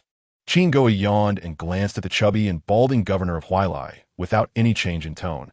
You really have a great official demeanor, making this official wait quite a while. Upon hearing this, the governor of Huailai woke up from his daze, and cold sweat instantly soaked his entire body. He hurriedly knelt down, his head knocking on the ground loudly. Immortal above, I did not mean it. It was that servant who deceived me. Please spare my life. Seeing him like this, Qin Jue snorted coldly. He could have forcefully smashed open the city gate and entered directly, but he chose to fly in midair for show. There was no helping it. The emperor had told him to intimidate the world. Naturally, he could only pose for the show, trying to reveal his divine presence as much as possible. I am the emperor's appointed, the commander of the Genie Guard. General Qin Jue, here to pacify the chaos. I ask you, why did the bandits besiege the capital a few days ago, passing through your Huailai without resistance? Qin Jue's voice was like thunder, shaking the hearts of the soldiers on the city wall. The governor of Huailai was in a cold sweat, but he stammered for a long time without being able to utter a word. How can I say this? Is this something a human can think of? Seeing that the governor couldn't say a word for a long time, Qin Jue let out another harsh shout. Why don't you open the city gate? Do you want me to attack the city? Yes, I will open the city gate right away. The governor of Huailai trembled as he got up and hurriedly shouted to the soldiers below. In fact, the soldiers guarding the gate had already opened the city gate the moment they saw Qin Jue. Where are the heavenly martial guards? Here, thousands of heavenly martial guards shouted in unison. Follow me into the city. Yes. On the city wall, Qin Jue slowly descended. Thousands of heavenly martial guards marched in with great momentum. On both sides, the soldiers of Huailai lay on the ground, not daring to breathe. Around them, the common people hid in their homes, peeking outside with terrified eyes. By the emperor's order, seal the city gates immediately. All clans, big and small, in Huailai city shall be arrested. Qin Jue's icy voice echoed continuously. What Qin Jue wanted to clear out was not just the 5 major clans. He wanted a world where no clans existed, big or small. He aimed to exterminate them all, to kill every last one. Now, he was only clearing out the clans. In the future, there would still be various powerful landlords and gangsters. Even if he had to reduce the population of the U by half, Qin Jue would definitely accomplish it. On the city wall, the governor of Huailai heard Qin Jue's orders and nearly fainted. He himself was from a clan. Although it was not a particularly large clan, it was quite famous in the surrounding area. This was aimed directly at him. Chapter 22, Debate. Logically speaking, it would be more efficient to dispatch hundreds of thousands of troops to clean up the major cities. However, Qin Jue did not do so. There was no other reason. He simply did not trust these captives. What His Majesty needed to do was eradicate the tumors without harming the common people in the slightest. If there were any violations, he, as the commander of the Jinui, would be the first to suffer. Therefore, even if it meant slower progress, Qin Jue dared not take credit or rush forward. Moreover, as a cultivator, he had plenty of time. As for fearing that the clans in other regions might catch wind of this and flee, the world is vast. They have nowhere to escape. Wherever they run, Qin Jue would pursue them there. Additionally, Qin Jue wanted to leave Jinui spies in major cities along the way. He intended to take this opportunity to spread the Jinui throughout the country. In Huailai City, ever since the Tianwu guards entered, the sounds of slaughter had been continuous. The clans in Huailai City had not anticipated their doom, so they did not even have a chance to escape and hide in advance. Some were at home, while others were out enjoying the flowers and the moon. Thousands of Tianwu guards searched every household, leaving no corner of Huailai City untouched. Seeing that the number of Tianwu guards was a bit low, Qin Jue arranged for some more captives to enter the city for the hunt. With him watching from above, there was no way anything could go wrong. Thus, until deep into the night, all the clansmen in Huailai City were captured. This included the governor of Huailai. The next day, hundreds of clansmen were brought to the vegetable market. Among them were the elderly, the weak, women, and children, all with their hands tied behind their backs. Kneeling in a row. Below, The common people watching this scene were not excited. On the contrary, they were filled with fear. Qin Jue continued to stand on his flying sword, coldly observing below. Prepare for execution. With a loud shout, the executioners raised their blades. At that moment, one of the clan youths suddenly raised his head. Unlike the others who were shouting and screaming, he calmly looked up at Qin Jue in midair. Immortal, may I ask you a question before I die? Qin Jue turned his gaze toward the voice. The speaker was a boy who looked to be in his teens, with a clean face. Immortal, you slaughter the clans, but not all clans are guilty. Although my Wei family is part of the Huailai clan, we have never committed evil deeds. In fact, we periodically provide porridge to those who cannot afford food. Immortal, my Wei family has been doing good for generations, opening granaries to relieve disasters and building bridges and roads. The common people can all testify to this. If you kill us all today, would that not chill the hearts of the good and make the world shiver? The heavens have a virtue of cherishing life. My Wei family has always done good. How can it be a death penalty? Is it simply because my Wei family is a clan? The boy's words clearly garnered the approval of many common people. Among them, several had benefited from the Wei family's kindness, and now they knelt down to plead for Qin Jue. Yes, not all people from clans are bad. Qin Jue slowly descended and coldly stared at the boy in front of him. That's right. It's precisely because you are a clan. The boy continued, Immortal. Why put on an act? My Wei family has been cultivating knowledge for 300 years, producing 12 county magistrates and 6 disaster relief heroes. If bloodlines are a crime, might I ask if your ancestors were all commoners? An elder among the common people nodded secretly. Qin Jue's expression remained unchanged. Did this boy want to debate with him? Then he would let these people die understanding. He pulled out a yellowed land deed from somewhere and threw it violently at the boy's face. Your Wei family forcibly occupied 1,000 acres of peasant land during your ancestors' time, falsely claiming it was for the emperor's pasture. During the previous dynasty's plague, your Wei family exchanged moldy rice for new grain from the government granary, writing off 10,000 stones as donations. The monument of your Wei family was written with ink made from the bones of the common people. The boy refused to accept this and continued, My Wei family built cultural temples and established charitable schools, which cold door students in Huailai have not benefited from my Wei family's kindness. Among the crowd, some scholars clenched their fists in silence. Unexpectedly, Qin Jue burst into laughter after hearing this. He took a booklet titled Wei Family Clan Regulations from a soldier beside him. Every student entering the charitable school must clean the ancestral hall for 3 years, and those who pass the imperial exam must change their surname to belong to the clan. Every grain of rice you donate has a price, and every grain of rice must be repaid by these common people for generations. Qin Jue pulled over an older Qin Jue. He lifted the old soldier's shirt, revealing scars on his torso. Do you know where these scars come from? Eru, he said, tell him. The Qin Jue named Eru took a deep breath and said slowly, during the previous emperor's reign, bandits in Yuzhou caused chaos, and these scars were left from suppressing the rebellion. The common people were somewhat confused. Qin Jue looked directly at the boy. Do you know why there were rebels in Yuzhou back then? Let me tell you. Your Wei family's ancestors unilaterally changed equal land in the county records to gifted land. A single word made thousands of people your family's slaves. Do you understand? You do not. Even if you did, you would only think it was nothing. Whether it's the Wei family, the Lu family, the Wang family, or the Huang family, you enjoy privileges without restraint and take it for granted. The porridge you give to the common people is merely a gesture of kindness, like seeing a pitiful little cat or dog. You people, deep down, do not regard ordinary commoners as human. You may not commit evil, but how many common people have died because of the ordinary things you take for granted? Thousands? Tens of thousands. Today, I kill you not because you are evil, but because you were born thinking that the spines of the common people are the steps to your ascendance. Qin Jue's voice grew louder and more resonant. The onlooking common people, the Tianwu guards, and even the captive station outside the city heard Qin Jue's voice. At that moment, everyone was stunned. Yes, is what is taken for granted always right? A common person murmured, my son borrowed money from the Wei family, and they didn't hesitate to lend it. I was grateful at the time, but in the end, the interest piled up, and those few taels of silver emptied my family, driving my son to death. We had already repaid enough. A scholar cried out, the clans wear gold and silver and dress in fine silk, but we, the cold door students, even if we are knowledgeable, can only wear coarse clothes. It's not about being able to afford it. It's that ordinary people have no right to wear it. At that moment, everyone seemed to realize something. The surroundings were terrifyingly silent. Execute them. Qin Jue flew into the air. What His Majesty wants to cut down is never the clans. is the decayed and filthy, privileged class that binds itself with bloodlines. Chapter 23. Northern Conquest. Qin Jue was unaware that his words had been secretly recorded. Nor did he know that one who had been enlightened by his speech had quietly decided to compile a book. He could never have imagined the profound impact his words would have on the people of the entire realm in the future. After dealing with the clans in Huailai City, Qin Jue did not take much time to rest.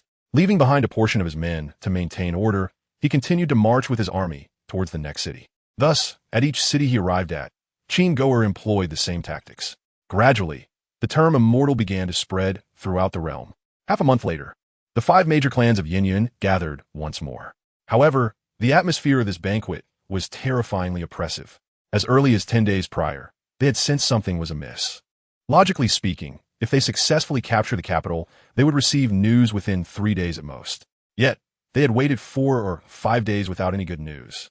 After feeling uneasy, they had sent scouts to investigate the situation, but none returned.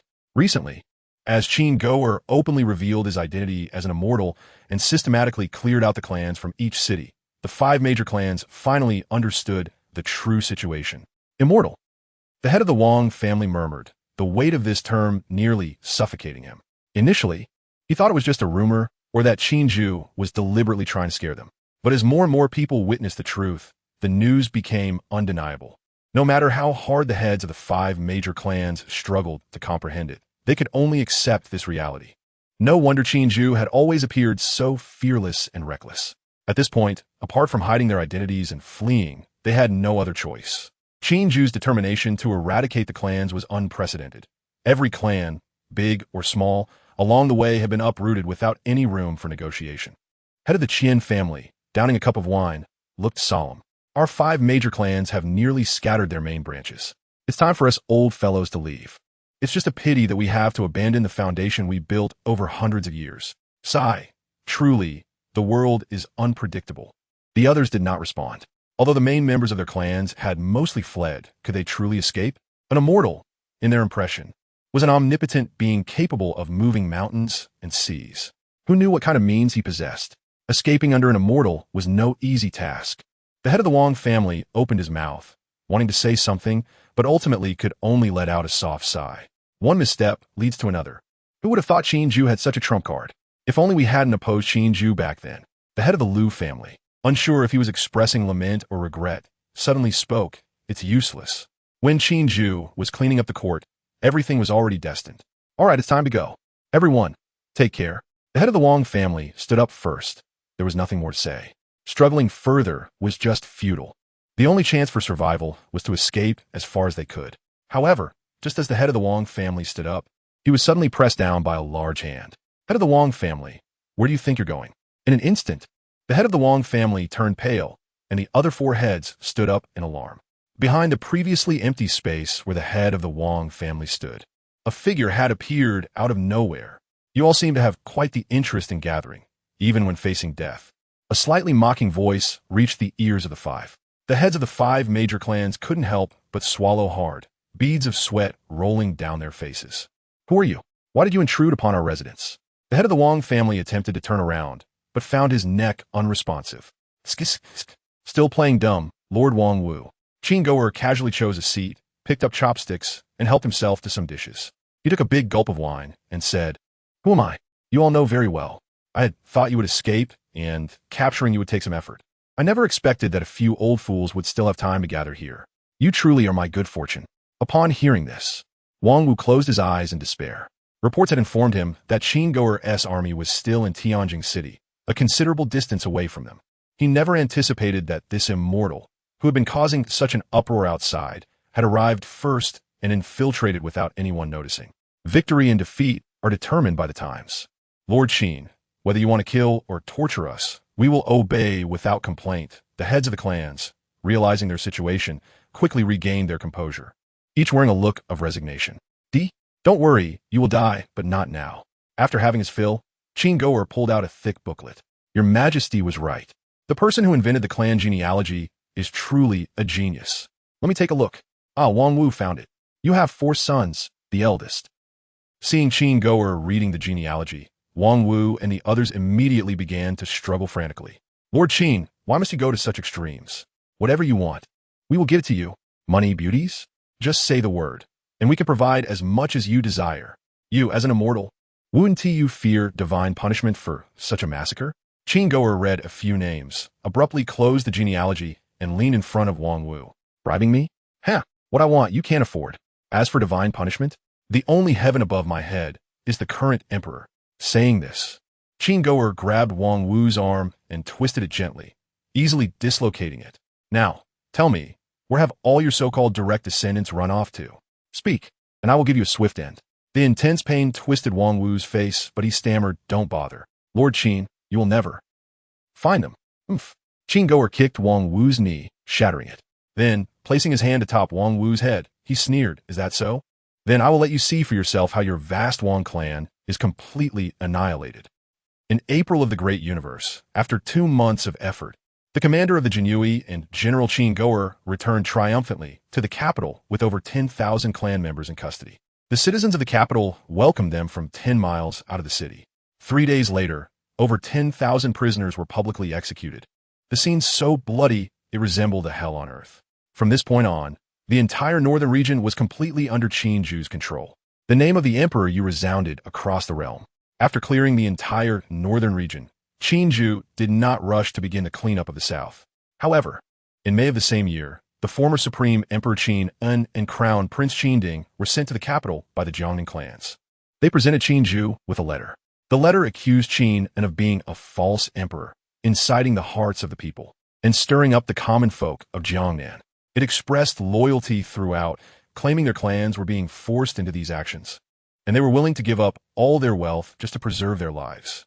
Chapter 24, Civilization Mall. Should I say they are foolish or naive? Casually tossing aside the letters sent by the Jiangnan clan, Qin Jue was indifferent. No one could stop his progress, no one. Your Majesty, the former emperor and the former crown prince have arrived, should we? Xiao Liuzai slightly bowed and whispered. Ever since the two were brought to the capital by the Jiangnan clan, Qin Jue had not summoned them. It was unclear whether he had forgotten or was doing it intentionally. But after all, one was the emperor's biological father and the other was his brother. Xiao Liuzai found himself in a difficult position and could only arrange for them to stay first. Taking this opportunity, he was curious to see how the emperor would handle it. Former emperor? Qin Jue glanced at Xiao Liuzai, his tone devoid of any emotion. Just have someone handle it. Xiao Liuzai respectfully responded, but the next moment, he suddenly raised his head. He stood frozen in place, somewhat at a loss, struggling for a moment before asking in fear, Your Majesty, how should it be handled? It was understandable for Xiao Liuzai to be scared. After all, that was the emperor's biological father and brother. If it was really as he feared, then, as someone who knew the truth, he would definitely not survive. Qin Jue remained expressionless and calmly uttered a few words, just as you think. Unexpectedly, as soon as Qin Jue said this, Xiao Liuzai immediately knelt on the ground, his head knocking loudly. Even if he banged his head until it bled, he continued to knock, crying out, Your Majesty, I have followed you since I was young, for over a decade, diligently and without error. Please spare me, Your Majesty. Seeing this, Qin Jue found it somewhat amusing, his lips curling into a slight smile. When did I say I wanted to kill you? But, Xiao Liuzai's eyes glistened with tears. You didn't say it, but does it need to be said? You're afraid this matter will get out, and I will bring you a reputation for being unfilial? Then to quell the people's grievances, you'll use me as a scapegoat? Qin Jue said indifferently, Don't worry, no one will say anything, and no one dares to. I don't want to kill you. In this world, no one can kill you. Hearing this, Xiao Liuzai gritted his teeth and banged his head a few more times. Your Majesty, I will absolutely never let this matter leak out. If anyone else knows, I will die to atone. Go, Qin Jue said without saying much more. This servant takes his leave. Once Xiao Liuzai exited the imperial palace, his face was filled with malice. He secretly vowed that apart from the emperor and himself, no one else could know about this matter. However, since the emperor was very protective of his subordinates, this matter needed careful consideration. Inside the imperial palace, Qin Jue was completely unconcerned about this matter. He truly did not care. There was no other reason. The former emperor and the former crown prince had nothing to do with him. As a time traveler, his parents were in another world. He had no interest in recognizing another pair of parents. Moreover, these two had only recently been enemies with him, with Qin Jue's temperament. How could he possibly let them go? Quickly throwing this matter to the back of his mind, A smile inexplicably appeared on Qin Jue's face. Just a moment ago, the jade seal in his mind, which had been silent for a long time, suddenly stirred. With a thought, Qin Jue's consciousness once again entered that strange space. The jade seal emitted a faint glow, still quietly floating in midair. Qin Jue reached out and grasped it again. A stream of new information continuously flooded into his mind. And after a while, he suddenly opened his eyes wide. First, the number of blessing quotas had increased by 2. This was secondary. The most important thing was that the Jade Seal had opened a thing called the Civilization Mall. Inside this mall, the items were numerous and varied, spanning across technology, fantasy, cultivation, magic, and other systems. From cultivation techniques and magical artifacts to tables and chairs, everything was available. And according to the feedback from the Jade Seal, the items in it needed to be exchanged for something called civilization points. The bad news was that he currently had 0 civilization points. How to obtain civilization points? This was the first question that flashed through Qin Jue's mind. The Jade Seal did not provide information on how to obtain civilization points. In addition to the blessing quotas and the civilization mall, the Jade Seal also granted Qin Jue a new ability. It was called suppression. This ability had a description and was incredibly powerful. As long as it was within the Great Yu realm, he could forcibly suppress anyone at the same realm as him, leaving the other party with no ability to resist. This same realm was not just a small level. For example, even if both were at the foundation establishment stage, Qin Jue, who was currently only at the early stage, could easily suppress a fully realized late-stage foundation establishment cultivator or even a fake Dan cultivator. Exiting that strange space, Qin Jue fell into deep thought. Compared to the ability of suppression, the items in the Civilization Mall were what he truly wanted. Civilization Mall, civilization points. Qin Jue frowned in contemplation. After a long while, he suddenly had a flash of inspiration. This Jade Seal was originally prepared for the development of civilization. Civilization. What is civilization? Civilization is a complex and multi-layered concept, encompassing the material foundations, social forms, culture, spirit, systems, and various aspects created by whole. Therefore, the so-called civilization points must be approached from the concept of civilization. Thinking this, Qin Jue casually picked up a teacup. A thought crossed his mind. The next second, the teacup in his hand suddenly vanished, and at the same time, a piece of information appeared in his mind. Teacup, made by mortal civilization individuals. Carrying a bit of the culture of that civilization can be exchanged for 0.0001 civilization points. Do you wish to exchange? Feasible. Qin Jue was instantly delighted. However, when he saw the available civilization points for exchange, the smile on his face immediately froze. 0.0001 civilization points. If he remembered correctly, even the most ordinary tables and chairs in the mall required 0.1 points. Wait. Qin Jue quickly flipped through the mall and soon discovered that the teacup he had just sold to the Jade Seal had actually been listed, and it required 0.1 civilization points. Damn it, a heartless merchant making a profit. When he first saw the items in this mall, he thought they were affordable. The most basic cultivation techniques only required 100 points, while items from technological civilization were even cheaper. Books on basic science, physics, chemistry, and the like could be packaged for only 10 points. Now, looking at it, it was not just expensive. Qin Jue took a deep breath and then tossed all the items in the Imperial Palace to the Jade Seal. But the final result astonished him.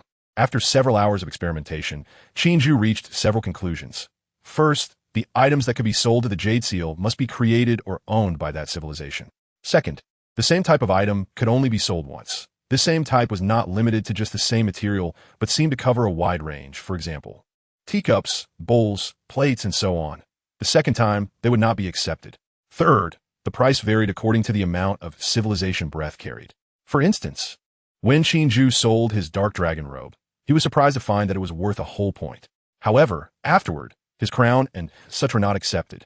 Since it was selling civilization, could more abstract things be sold? Jade Seal, in my Great Yu, there's a festival called the Qixin Festival. Can it be sold? The Jade Seal quickly replied. Qixin Festival, a mortal civilization-esque Great Yu, held on the 3rd day of the 3rd month every year, featuring deity impersonation, parades, prayers, and other activities carrying part of the culture of that civilization, valued at 0.001 civilization points. Do you wish to exchange? This can be sold. Then can I sell my entire Great Yu?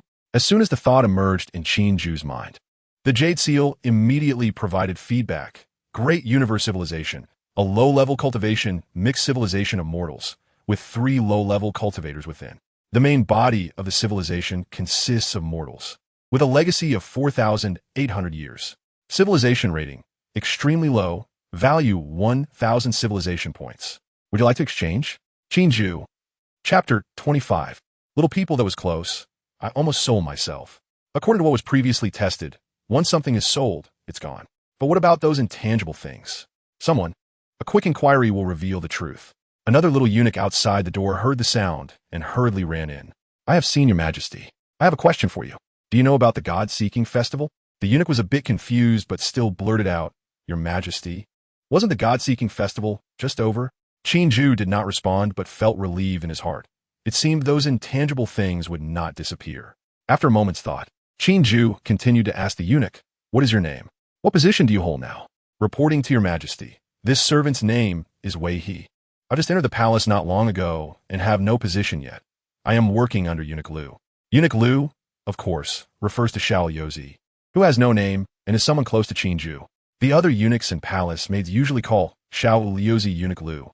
Although he is called Eunuch Liu, Xiao Yozi is actually the most powerful eunuch in the palace. Wei He was personally selected by Xiao Yozi from the common folk and is being cultivated as a trusted aide, as can be seen from his placement outside the Yu Palace. Qin Jue nodded upon hearing this. He was not interested in the trivial matters of the palace. As long as they did not touch his bottom line, he couldn't be bothered. Wei He, I have a task for you. I want you to search for and collect various items throughout the world. They don't need to be precious, just... Qin Jue thought for a moment and described what he wanted of Wei He. Wei He understood that his opportunity to rise was here. He held back his excitement and memorized every word Qin Jue said. After finishing, Qin Jue magically produced an ancient-looking token out of thin air. Take this token. You will need to go out of the palace to do this task, but there's no rush. I don't have a time limit. Just bring in a batch every 5 days. You can assign anyone you trust in the palace to assist you. Wei He carefully took the token and placed it in his bosom, his body trembling with excitement. Everyone says your majesty is also an immortal. Now, he felt he had witnessed it firsthand. This servant guarantees to complete the task and will not fail your majesty's grace. Go. Qin Jue waved his hand. Yes. This servant takes his leave. May your majesty have eternal peace. Wei He bent over all the way until he completely left the surroundings of the Yu Palace. And only then did he straighten up. He cautiously stroked the token in his hand, his face trembling with excitement. Who would have thought that my opportunity would come so quickly? How unpredictable the world is. What a great opportunity this is. This is a task personally entrusted by your majesty. As long as I do well, wouldn't that make me another Eunuch Liu? Don't be fooled by how humble Xiao Yozi is in front of Qin Jue. If he were outside, even the great families of Jiangnan would have to bow and scrape. Your majesty hates corrupt officials and despises those who abuse their power. I must not be foolish. I need to find some trustworthy people. As long as I do this well, and catch your majesty's eye, who knows? I might even become an immortal in the future. Wei He felt his steps much lighter, almost floating as he walked. Just as he turned a corner, he bumped into Xiao Yozi, who was in a bit of a hurry.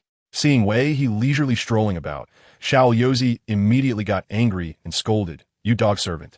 Didn't I tell you to guard outside the Yu Palace? Why are you running around everywhere? If you delay anything for your majesty, do you think 100 heads would be enough? Although he scolded him, his words still showed a hint of protection.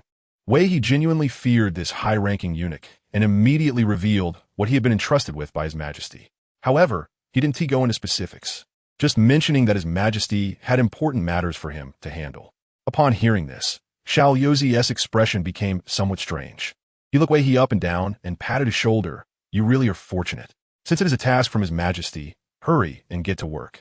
Wei He was not ignorant of human relationships. Upon hearing this, he immediately smiled ingratiatingly. Eunuch Liu, rest assured, this opportunity is also thanks to your blessings. You can be sure that in this palace, you are my only kin.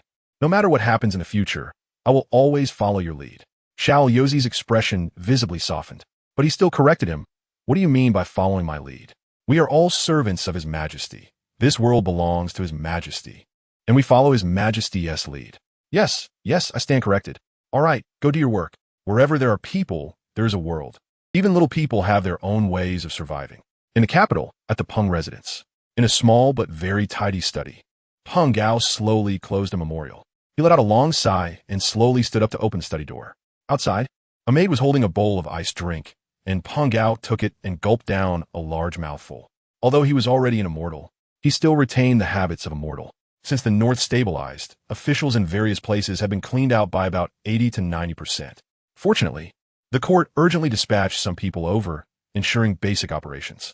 Now, every day memorials from various places came pouring in like snowflakes.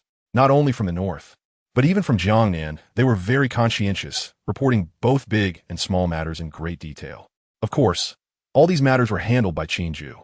Though he was called a chancellor, throughout history, who has ever seen an emperor staying in the palace all day without dealing with anything while a chancellor just reviews memorials? Only Qin Jue would dare to do this. Everything has a price. To outsiders, it seems like he, as the chancellor, wields immense power. And there are even rumors that he has overshadowed the emperor. But only he knows that from the moment he gained power, he became a puppet of Qin Jue. Whatever he thinks, as long as Qin Jue is willing, he has no secrets at all. However, Peng Gao did not regret it. Life is like this. It is merely a trivial price to pay after a gamble. It was time to take action against the south. Peng Gao looked up at the sky. He had never forgotten the 3 questions Qin Jue asked him back then. He had already cleaned up his own residence. And now it was time to deal with those southern clans. The Peng family. He was not of the Peng family. He had originally impersonated someone else, and the Peng family knew this. However, his outstanding talent and remarkable abilities led to the Peng family including him in their family tree. Xiao Huaner, Peng Gao gently called. The maid beside him immediately responded, "This servant is here." Peng Gao smiled and said gently, "Go fetch my armor. It's time to get moving." Chapter 26. My bones as the banner in front of the bronze mirror. Peng Gao adjusted his armor, carefully admiring his appearance. Though he was a scholar, wearing the heavy armor did not seem out of place at all. Instead, it added a certain sharpness to him. To those who did not know him, just as imposing aura could create the illusion. What a seasoned general. My lord is truly majestic, a nearby maid exclaimed, staring in awe. Peng Gao ignored the maid and drew a treasured sword. As he unconsciously recited poetry, he waved the sword in the air. False names and titles swallow the miasma. A lone saddle pointing south, the mountains dim. 20 years of feigned favor from Jade. One morning, the green python replaces the vermilion gate. With a sharp sound, the sword cried out, and Peng Gao's gaze became very piercing, his tone filled with killing intent. A solitary lamp casts bones to glimpse the stars. Silent iron armor erodes the moon S-mark. Frost blade, not yet old. The wasteland cracks. Blood washes 1,000 peaks, proving the path remains. Today we march. Thud, thud, thud. The sound of heavy, synchronized footsteps wrapped in iron armor shook the earth. Peng Gao stood on his treasured sword, slowly flying at the forefront. Behind him, a heavy cavalry unit of 5,000 was fully armored, leaving only their eyes exposed. Their faces were indistinguishable, and the air was thick with a chilling atmosphere of impending violence. On both sides, the streets were filled with citizens, all wearing excited expressions. An immortal, another immortal. I knew there must be more than one under the emperor. Wait, that immortal seems like the current chancellor. Someone recognized Peng Gao, and gasps erupted around him. Wasn't it said that chancellor was a treacherous minister? How can he also be an immortal, right? I heard the chancellor is from the Peng clan of Heshi. Why is he leading troops in a battle today? Who are they going to fight? Don't you know? His Majesty issued a decree yesterday, sending the chancellor to conquer the Jiangnan clans. What have you been busy with all day? Huh? Fighting against ourselves? You thick-headed fool. Can't you see that the chancellor is siding with his Majesty? He's going to personally stake his claim. Did you not see that the chancellor has become an immortal? If not for his Majesty's trusted circle, could he have become an immortal? An astute-looking man analyzed. Peng Gao heard the surrounding gossip clearly, but his expression did not change. He had never been someone easily influenced by external factors. In midair, Peng Gao looked down at the iron floating tower recently built by his Majesty. Upon reaching the city gate, Shaoli stood atop the wall with a smile, slowly unfolding a decree. My bones as the banner, the decree states, were the python robe. Hold the green python talisman. Within 3 months, pacify the 6 clans of Jiangnan. When the frost blade is unsheathed, if you encounter white-haired ones blocking the carriage, crush their skulls to clear the path. If there are infants obstructing the blade, cut out their eyes to make pearls. I grant you 2 powers. First, to burn ancestral halls. Ashes must be mixed with red sugar to feed the starving people. Second, to sever bloodlines. For every clan exterminated, release all their household slaves. and I will transform and illuminate them anew. Is this a divine punishment? I am the divine punishment. Upon hearing the decree, the crowd below erupted, and as the iron floating tower dismounted, the citizens fell to their knees. Even Peng Gao knelt down respectfully. After hearing the contents of the decree, everyone was stunned. Some learned individuals swallowed hard, so ruthless, so fierce, especially the beginning of the decree, which did not say by the mandate of heaven or the emperor's decree, but rather the four words "my bones" as the banner. What arrogance this is! The information conveyed by those four short words was astonishing. Disrespecting heaven and earth, disregarding ghosts and gods, using my bones as a flag. I'm the backbone of this world. The contents were even more vicious, using white hair as a roadstone, infants as pearls. This current immortal emperor is truly complicated. This was the thought that emerged in the minds of the citizens. On one hand, his methods were ruthless, and on the other, he was extremely kind to them. On the city wall, Shaoli slowly closed the decree and smiled. His Majesty has high hopes for Lord Peng. Lord Peng must not disappoint His Majesty's expectations. After receiving the decree, Peng Gao stood up decisively and said, I will not betray His Majesty's trust. The distance from the capital to Jiangnan was extremely far, especially in ancient times, with roads being impassable. Fortunately, this time, Peng Gao was leading cavalry, which would allow for a faster pace. However, it would still take nearly a month. Over half a month into Peng Gao's march, news reached Jiangnan. Upon learning that His Majesty had indeed taken action against the south, all the clans in Jiangnan were filled with fear and unease. Some fled overnight, while others attempted to resist. The clans here had managed Jiangnan as a solid unit, especially in terms of public opinion, where they had always held dominance. The citizens here were still limited to the information available to them.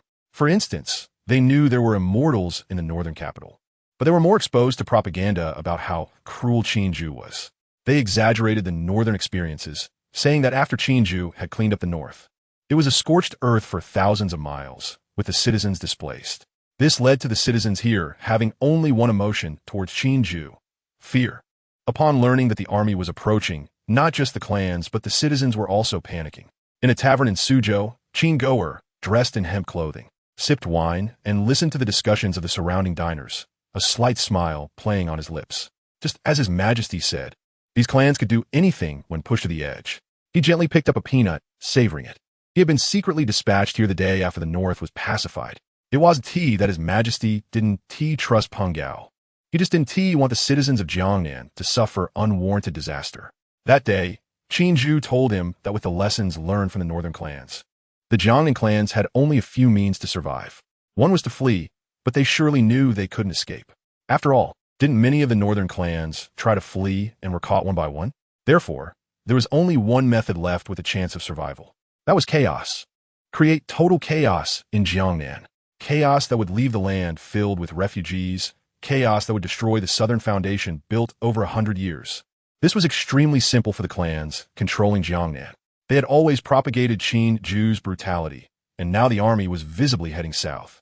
These clans only needed to secretly fan the flames to plunge Jiangnan into chaos. If they succeeded, the entire Jiangnan would be filled with refugees, and disasters would be constant. His Majesty is truly wise. Thankfully, he sent me here early. After months here, Qin Jue could almost say he had secretly controlled the main clans in Jiangnan. This was why, despite the panic outside, things had not truly descended into chaos. That Peng fellow was fortunate. While he talked about cleansing Jiangnan, he was actually just coming to reap the benefits. To be honest, Qin Jue did not like Peng Gao at all. That man was too deep, appearing unassuming on the surface. Yet every time he interacted with him, Qin Jue felt a sense of unease. Chapter 27. The Peng clan, the great army, was on the verge of Jingling City, and Peng Gao looked at the majestic and ancient city with a sense of emotion. The Peng clan, or rather the clan, was not quite the large family that everyone imagined. To be precise, the so-called clan was formed from the time of their rise, as generations of people with the same surname banded together for warmth, ultimately creating a vast collective of interests. The Peng clan was no exception. They not only relied on blood ties, but also absorbed talent from outside and recognized their ancestry. Peng Gao still remembered the first time he came to Jingling. At that time, he was brought by the Peng family to the ancestral hall in Jingling to change his name. There was no resistance. At the moment Peng Gao and the army arrived, the city gates were already wide open. On both sides knelt the trembling common people, wealthy merchants, officials, and members of the Peng clan. The 13th head of the Peng family, Peng Fei, had met the immortal. At the front, an old man led a small child. Kneeling at the forefront, Peng Gao descended from the air and walked step by step to the old man. Is Hua Ji still alive? Peng Hua Ji, who was initially his guide. At that time, he had impersonated the clan, which should have been a death sentence. But he was saved by a direct descendant of the Peng family named Peng Hua Ji. Setting aside the purpose behind it, this kindness was indeed real. The old man sighed upon hearing this, reporting to the immortal, Hua Ji passed away a few months ago. Before he died, he was still calling your name. As he spoke, he tugged at the child beside him. This was the last bloodline of the old man in this world. The child looked only about 5 or 6 years old, with wide eyes, curiously looking at Peng Gao. Where are his parents? Peng Gao squatted down and gently stroked the child's head. The child's parents both served in the army, resisting the Japanese pirates, but unfortunately, the old man did not continue, unsure whether he was recalling painful memories or was simply a good actor, as a few tears fell. So that is how it is. Peng Gao's tone revealed no fluctuation. Most of the main direct descendants of the Peng clan are in the city, right? Yes, immortal. All 169 main direct descendants of the Peng clan are here, with no one having escaped. If the monarch demands the ministers' deaths, the ministers must die. We of the Peng clan understand your Majesty's wishes and are unwilling to defy the imperial decree. Furthermore, although our direct descendants of the Peng clan are mere mortals, you, immortal, are our pride. The Peng clan will not tarnish your immortal name. Hearing this, Peng Gao let out a silent laugh. You, this clan leader, are quite capable. At first glance, the old man's words seemed heartfelt, embodying both loyalty and filial piety. Upon closer thought, there were hidden dangers. They intended to use the lives of the Peng clan to tarnish the reputations of Qin Jue and Peng Gao, and in their desperate situation, they sought a glimmer of hope. They were not betting on Peng Gao still caring about familial ties. They were betting on him valuing his own reputation. Peng Gao shook his head with a smile and gently infused a trace of spiritual energy into the child. The next second, the child's breath ceased. He stood up, the armor on him clanging. In a mortal's life, one seeks nothing more than 2 things, either wealth and power, or a name that will be remembered through history for future generations to admire. A few months ago, I had indeed spent my entire life pursuing these, and I succeeded, until that person appeared. Historical records are written for future generations to read, and those generations are thousands of years later. And me, how long will I live? Peng Gao turned and waved at the Dark Army. To say he had no emotional fluctuation would be false, but time will eventually erase everything, won't it? Watching that child die before his eyes, the head of the Peng clan staggered to his feet. Hua Ji was right. You are as vicious as a wolf and as cold-blooded as a snake. We should have eliminated you long ago. Peng Gao, even if my Peng clan perishes today, the character Peng in your name will never be erased for 1,000 or 10,000 years. Today you tread upon my Peng clan to rise to power. One day, another person named Peng or Wang will bring your head to Qin Jue to pledge loyalty. The descendants of the Peng clan follow me to the afterlife. The old man laughed harshly as he bit down on the poison hidden in his mouth. Among the crowd, the eyes of each Peng descendant were filled with resentment as they fixed their gaze on Peng Gao. Curses came from all directions. Each direct descendant of the Peng clan bit down on poison and collapsed to the ground. Alas, a 1,000-year-old family today perished in such a manner. Pity, lament, hatred. Peng Gao slightly lowered his eyes. He walked away step by step. Although surrounded by many armored soldiers, his back appeared so lonely. Indeed, it was, under Jingling City, the wild geese roam alone, looking back at both kindness and enmity turned to dust. Pointing across the cold river, crushing the old flowers, armor-clad in dark armor. Standing at a new grave. The family tree of 1,000 years turns to ashes, 10,000 years of power and fame entrusted to ghosts and gods. Even if immortality eventually has an end, who in the world remembers those who exterminated clans? The army marched in with heavy footsteps, slowly entering the city. Most of these iron cavalry were soldiers who had followed Qin Jue to pacify the north and were already familiar with the cleaning procedures. From then on, all Peng Gao needed to do was to oversee. There was no need for him to take action personally. Days passed one by one, starting from Jingling. The iron cavalry trod over city after city. During this time, some attempted to resist, but what awaited them was the cold edge of the blade. One clan after another was completely eradicated, blood soaking this fertile land, laying a solid foundation for the rebirth of the Daoist Empire. Until 2 full months later, the term clan had completely become a lament of history. In the 7th month of Daoist, the scorching heat baked the earth. The air shimmered slightly under the sunlight. In the fields, an old farmer worked diligently, even though he was drenched in sweat and his skin was darkened. The smile on his face was filled with satisfaction. "Old man, working in such hot weather, why not take a break?" A young man dressed simply but with sharp features asked with a smile. "Ha ha, you little brat. Now that His Majesty has eradicated the clans across the land, a large number of lands have been distributed, and this old bone of mine unexpectedly received dozens of acres of good fields. So I must hurry to work and prepare for the autumn sowing. What's a little hard work? I've spent my whole life farming, and for most of my life, I've only had a few acres of dry land to support my family. I never expected that in this rare time, I could get such a great fortune. Everyone says His Majesty is the Purple Tenuity Emperor reincarnated. I think His Majesty is not only the Purple Tenuity Emperor, but also the Divine Farmer. Oh, but aren't there many people saying His Majesty is cruel and bloodthirsty? Which brat is spreading such nonsense?" The old farmer immediately got angry. His Majesty has a heart of a bodhisattva and acts with thunderous methods. Since His Majesty ascended the throne, has he ever killed the innocent? His Majesty only kills those deserving of death. Whether it's General Qin or the Prime Minister, he has never harmed a single innocent commoner. Who did you hear that from, you little brat? Isn't there still remnants of the clans? Let me know, and I'll deal with them. Wait. The old man's gaze suddenly became strange as he looked up and down at the young man. The young man smiled and shook his head. "Old man, I'm not a remnant of the clans." He squatted down and gently touched the dry and cracked soil. The next second, stalks of wheat visibly broke through the ground. "Immortal! Immortal!" The old farmer's legs went weak. He wanted to kneel, but was supported up by the young man. "Old man, you've farmed your whole life. Now that you've been granted so much land, why not hand it over to your son and grandson to do, and enjoy your peace?" After recovering from his shock, the old farmer seemed to think of something and sighed. "Your Majesty, who in this world doesn't want to enjoy peace? But many things still need to be done. My son was originally a servant of the Wang family. Since the clans were eradicated, my son joined the army. Now he earns a decent monthly pay, plus these dozens of acres of land. Life is quite comfortable. What more can I dare to be extravagant about?" Qin Jue stood up with a smile. "Take care of yourselves, old folks. Soon you will enjoy a life of comfort. This is my promise to you." Chapter 28. The world is settled. Human desires are endless. The ordinary people now are already quite satisfied thinking about having food to eat and clothes to wear.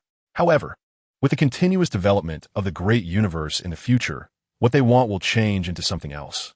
This is the law of history, and it is unstoppable. As the master of this empire, Qin Jue must drive the great universe forward, whether for himself or to realize the ideals in his heart. The world has stabilized, and at this time, it has been less than 5 months since Qin Jue crossed into this world. It is 5 months. A dynasty that was originally on the brink of collapse and riddled with corruption has been forcibly turned around by him. All officials with blemishes in the court have either been imprisoned or executed, and the clans that oppressed the common people have been completely eradicated. The surrounding forces, whether the northern barbarians or those small countries, have all shrunk back into their shells after receiving specific information. Internal troubles and external threats no longer exist for the great universe at this time. But this does not mean that Qin Jue has nothing to do. What troubles him the most is the shortage of local officials. Originally, most of the officials were from the clans, all of whom he has eliminated. As a result, these positions have naturally become vacant. Although the various regions are still stable due to the reputation of the immortal, this situation cannot last forever. However, there are no better solutions. He can only temporarily appoint some well-regarded officials, as previously suggested by Peng Gao. Aside from this matter, there is also good news. In the Imperial Palace, Jiayu is flipping through a book, his brow furrowed. His face shows moments of intoxication and confusion. If one returned to the first page of this book, they would see several large characters, basic science. To the right of Jiayu, there are also several books, basic physics, basic chemistry, basic mathematics. These are all books that Qin Jue has continuously exchanged from the marketplace, accumulating civilization points over the past few months. Besides these basics, there are various advanced physics, chemistry, biology, and mathematics topics available. These items are ridiculously cheap, with all of them packaged costing only 10 points. Initially, Qin Jue thought that the world was different and that he would need to improve them after exchanging them. But after reading through them, he was horrified to discover that these materials are completely aligned with his world. They are not merely material science, but rather the fantastical science he envisioned. This has refreshed Qin Jue's understanding of a jade seal. If he is correct, the items exchanged from the marketplace will adapt to fit his world. What do you think, Minister Jia? Qin Jue slowly asked as he watched Jiayu flip through these basic materials. Wonderful, wonderful, truly wonderful. I never expected so many things could be explained this way. It turns out there are many microorganisms in places our naked eyes can't see. This is how water, fire, thunder, and lightning are formed. This is a path that no one has ever imagined. A wide avenue. Jiayu's face was filled with excitement, even bordering on madness. Then how long will it take you to integrate this knowledge? Qin Jue chuckled lightly. Forgive my ignorance, Your Majesty. This is a new field of study, and its system is unprecedentedly vast. Even if I devote my entire life to it, I cannot claim to fully integrate even one aspect of it. Jiayu replied after some thought. What if I make you an immortal? Qin Jue said lightly. Upon hearing this, Jiayu suddenly looked up, his eyes filled with disbelief. If. He stuttered for a long time, unable to utter a complete sentence. Don't struggle. Qin Jue ignored Jiayu's excitement and gently placed his hand on his head. Since the last pacification of the North, he had 2 additional blessing quotas that he had not yet used. After this period of observation, Jiayu's abilities were indeed quite good. After careful consideration, he decided to grant one of these quotas to Jiayu. Yes, Jiayu obediently lowered his head, forcibly pretending to be calm. But his trembling body betrayed his inner excitement. Like Yu Zhen and Qin Goer, the blessing time was not long. Jiayu only felt a warm current flowing through his head, spreading throughout his body. The tingling sensation almost made him moan aloud. Until the blessing was completed, Jiayu felt a terrifying power gathering within him. Immortal. This is what it means to be an immortal. Jiayu's eyes became slightly unfocused as he gently clenched his fist, the air in front of him uncontrollably distorting. The powerful feeling made him intoxicated. Now, I ask you again, how long will it take to integrate this knowledge? Cultivating immortality is not just a change in the body. A cultivator's memory, reaction speed, logical ability, and other attributes will be greatly enhanced. Additionally, cultivators need very little rest time, and what appears to be vast knowledge to mortals can be memorized by high-level cultivators in an instant. Jiayu thought again. Now, with his abilities, he could master these topics in no more than 2 hours. However, truly integrating them would still take some time. Science requires experimentation. He would not fully trust everything mentioned in the texts until he personally experimented with them. After some thought, Jiayu said, I have traveled extensively before and met many like-minded individuals. Most of these people are considered heretics by others, but like me, they are well-rounded and unconventional. If Your Majesty allows, with the assistance of these like-minded individuals, I can confidently say that within a year, we can at least lay the groundwork for the spread of this scientific system, if not complete it. After listening, Qin Jue nodded. I will establish a new department called the Department of Education, responsible for the education of all people in the world. Your friends and like-minded individuals can hold positions there. At the same time, I have decided to spread this basic science throughout the world, and next year, the first imperial examination of the great universe will focus on this. I want to select enough talents within 2 years, not only to build higher education, but at least to educate the next generation. Yes, this is Qin Jue's plan for education. The appearance of the civilization marketplace disrupted his original plans with Peng Gao, but this is also a good thing. Basic science is not difficult, and by next year, it will be sufficient to select a group of individuals with budding scientific thinking. Those who are highly receptive or exceptionally gifted will be incorporated into the court. As for those who are eliminated, they will take up teaching positions across the country. These individuals do not need to have extensive knowledge. Being qualified to be elementary school teachers is enough. By the time the next generation needs to learn more advanced knowledge, it will take another 5 or 6 years. At that time, the great universe will be able to cultivate more advanced talents. Your Majesty's vision is admirable. Jiayu sincerely expressed his admiration after hearing Qin Jue's plan. What about those original scholars who reject science? That doesn't matter. This is not the past anymore. If you want to hold office and rise to a higher position, you must learn. Plus, with the immortal overseeing things if they don't learn, there will be plenty of others who will. Chapter 29. The Spirit of Civilization. After discussing with Jiayu, Jiayu finally left. Inside the Yu Palace, Qin Jue rubbed his forehead and suddenly felt that the imperial seal was reacting again. Then his long dormant cultivation actually began to show signs of loosening. In front of him, a massive amount of spiritual energy appeared out of nowhere, continuously pouring into his body. Early stage of foundation establishment, mid stage of foundation establishment, late stage of foundation establishment. Boom! A terrifying aura centered around the U Palace, constantly spreading outwards, until the entire capital felt a terrifying pressure. But that's not all. Above the palace, the originally clear sky suddenly became overcast, and dark clouds gathered until they transformed into a completely black dragon. The crowd was horrified and looked up. After the black dragon was fully formed, it let out a long roar, then shrank in size and dove into the palace. What's going on? A dragon. A black dragon. The dragon actually went into the palace. Countless citizens exclaimed. Peng Gao, Qin Jue, and Jia soared into the sky, frowning as they watched this scene. Feeling something. Nothing is wrong. The world is at peace. The luck of the DU is gathering. Prepare yourselves. A breakthrough is imminent. Qin Jue's voice rang in the minds of the three. The next moment, the three in the sky involuntarily exuded a terrifying aura. They inherited 80% of Qin Jue's strength. At the moment Qin Jue broke through to the late stage of foundation establishment, the cultivations of the blessed ones also welcomed a breakthrough. From the peak of Qi refining to the early stage of foundation establishment, the momentum of the three breaking through together was extremely grand.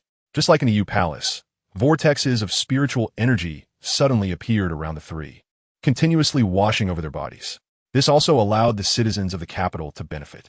Some of the dissipated spiritual energy was captured by some mortals, or rather attracted to them. The citizens of the entire capital felt a wave of comfort. Unfortunately, the breakthrough of the three didn't last long. Once all three successfully broke through, the suddenly appearing spiritual energy vanished without a trace. Truly miraculous. This is what it means to get stronger while lying down. Qin Jue murmured, feeling the difference in power compared to before. One prospers, all prosper. One suffers, all suffer. Jia pondered. As for Peng Gao, he didn't speak. After his cultivation breakthrough, he immediately knelt in the sky and shouted, Long live our emperor. May you flourish forever. Wow, good job, Peng Gao. With those thick brows and big eyes, I didn't expect you to be so good at flattery. Qin Jue and Jia did not fall behind and immediately knelt down, shouting Long live our emperor. With the three immortals kneeling, the entire capital, whether officials, wealthy merchants, scholars, or commoners, all fell to their knees. The words Long live our emperor, may you flourish forever, soared into the sky. Inside the U Palace, Qin Jue was deaf to the outside world. He curiously observed the obediently circling black dragon around him, the spirit of civilization. This was the feedback from the imperial seal. When the world was truly in the hands of the Lord of Civilization and the luck was prosperous, it could condense. This spirit of civilization was bound to the Lord of Civilization. Both shared cultivation. As long as the spirit of civilization was not extinguished, the Lord of Civilization would not die, equivalent to a void clone. Qin Jue was overjoyed. The spirit of civilization also had the ability to consume incense.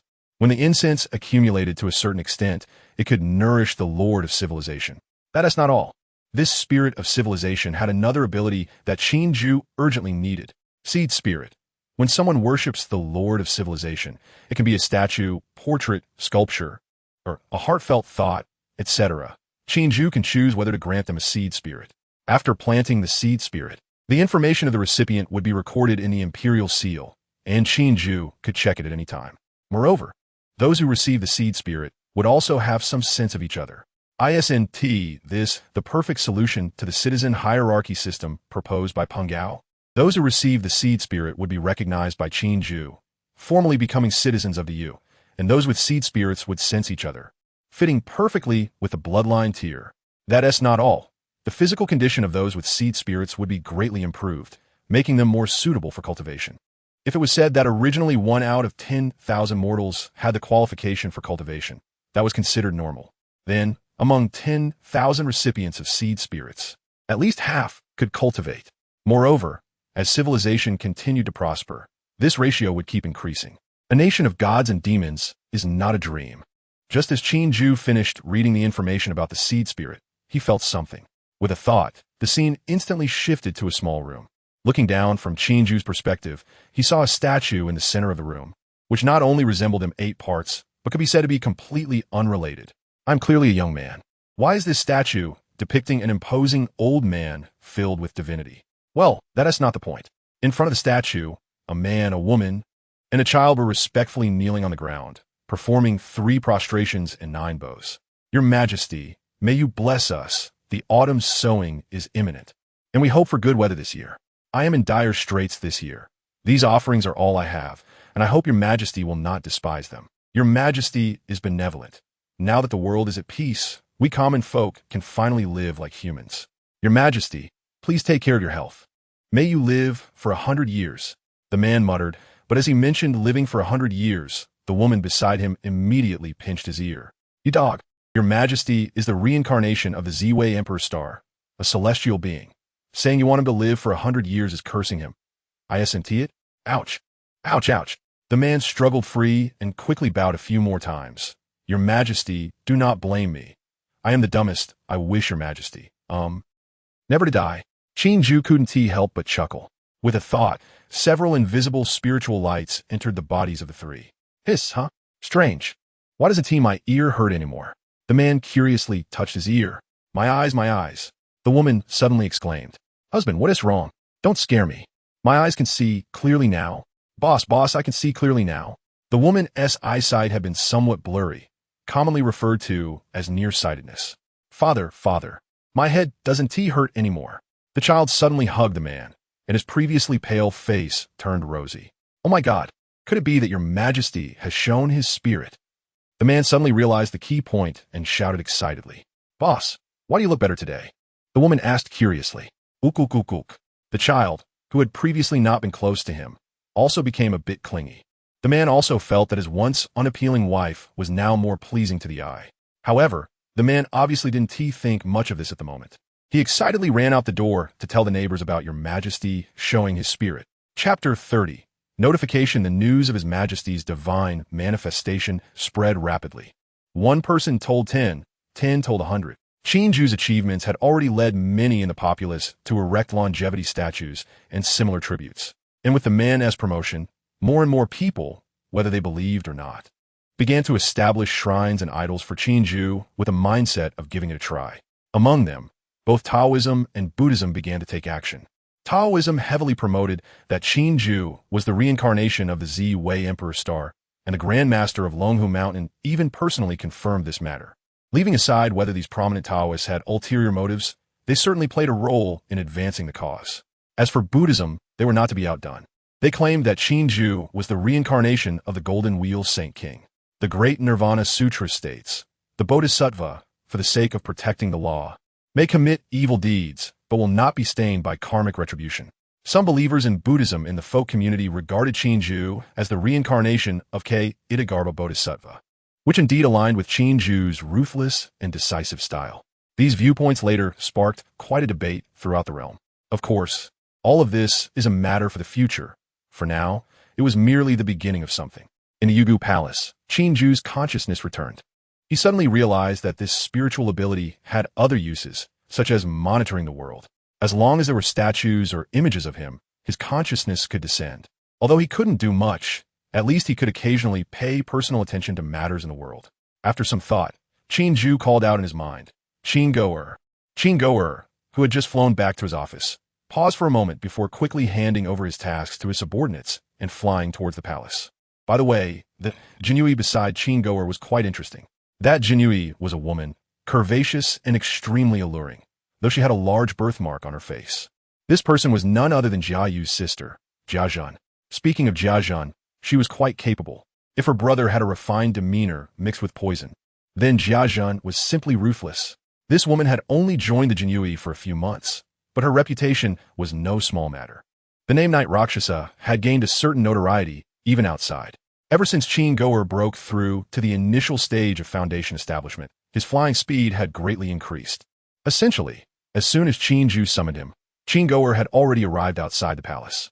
As for why he didn't fly directly to the Yugu Palace, that's a joke. What kind of place is the Yugu Palace, and who would dare fly over the Imperial Palace? The guarding soldiers immediately became very respectful upon recognizing Qin Goer. They hurriedly opened the door to let him in, and this soldier was none other than an old acquaintance whom Qin Jue had met several times before. As Qin Jue stepped forward, he teasingly remarked, "Oh, you're still serving here." In response to Qin Jue's teasing, the leader of the soldiers smiled helplessly. "Your Excellency, please do not tease me. Guarding the gate for His Majesty is something that others dream of. For me to have this honor is already like smoke rising from my ancestors' graves." Qin Jue glanced sideways, examining the soldier leader for a moment. Others couldn't see anything, but he felt a sense of intimacy. The last few times he had met the soldier leader, there had been many hidden ailments on him. Now, not only was he full of life, but he also seemed to have gained some spiritual energy. Moreover, observing his fortune, there was indeed a hint of purple energy gathering at the top of his head. Having guarded the imperial palace for years, this soldier leader had certainly benefited from Qin Jue's dragon energy. "What you said is indeed correct. This position is something many people dream of." "Well done." Qin Jue's two sentences were heartfelt.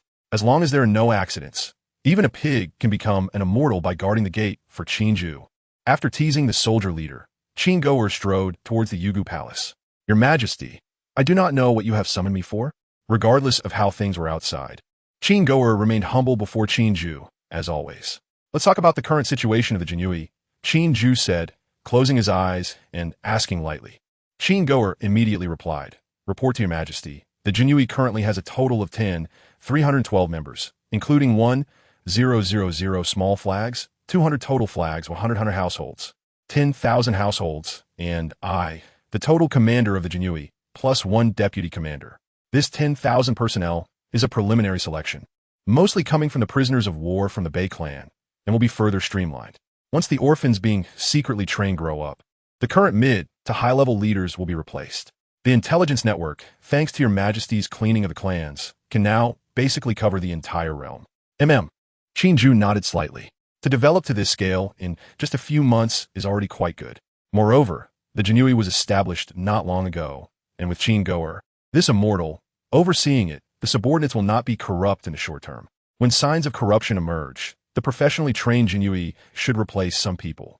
What about those remaining fish that slip through the net, as well as the small and medium landlords, thugs, and mountain bandits that you were supposed to deal with? Qin Jue continued to ask. "Report to Your Majesty, these toxic tumors are still being dealt with. We have already captured quite a few of them. Those who should be imprisoned are imprisoned, and those who should be executed are executed. Now, there are very few who oppress the common people and commit evil deeds in the open throughout the realm." "Not bad." Qin Jue's expression finally revealed a hint of a smile. "I summoned you for a matter that requires your personal handling. Your Majesty, please give your orders."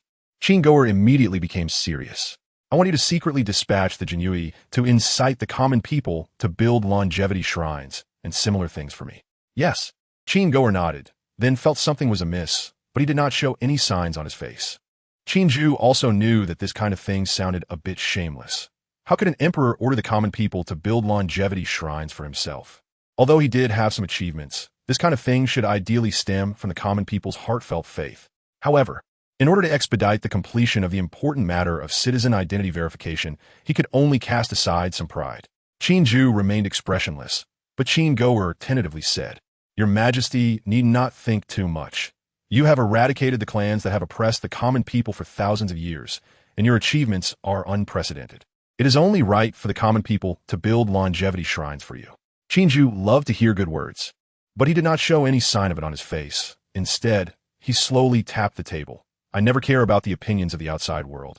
However, the ability to gauge people's hearts is quite remarkable." Upon hearing this, Qin Jue was instantly startled. "Your Majesty, forgive me, I was just...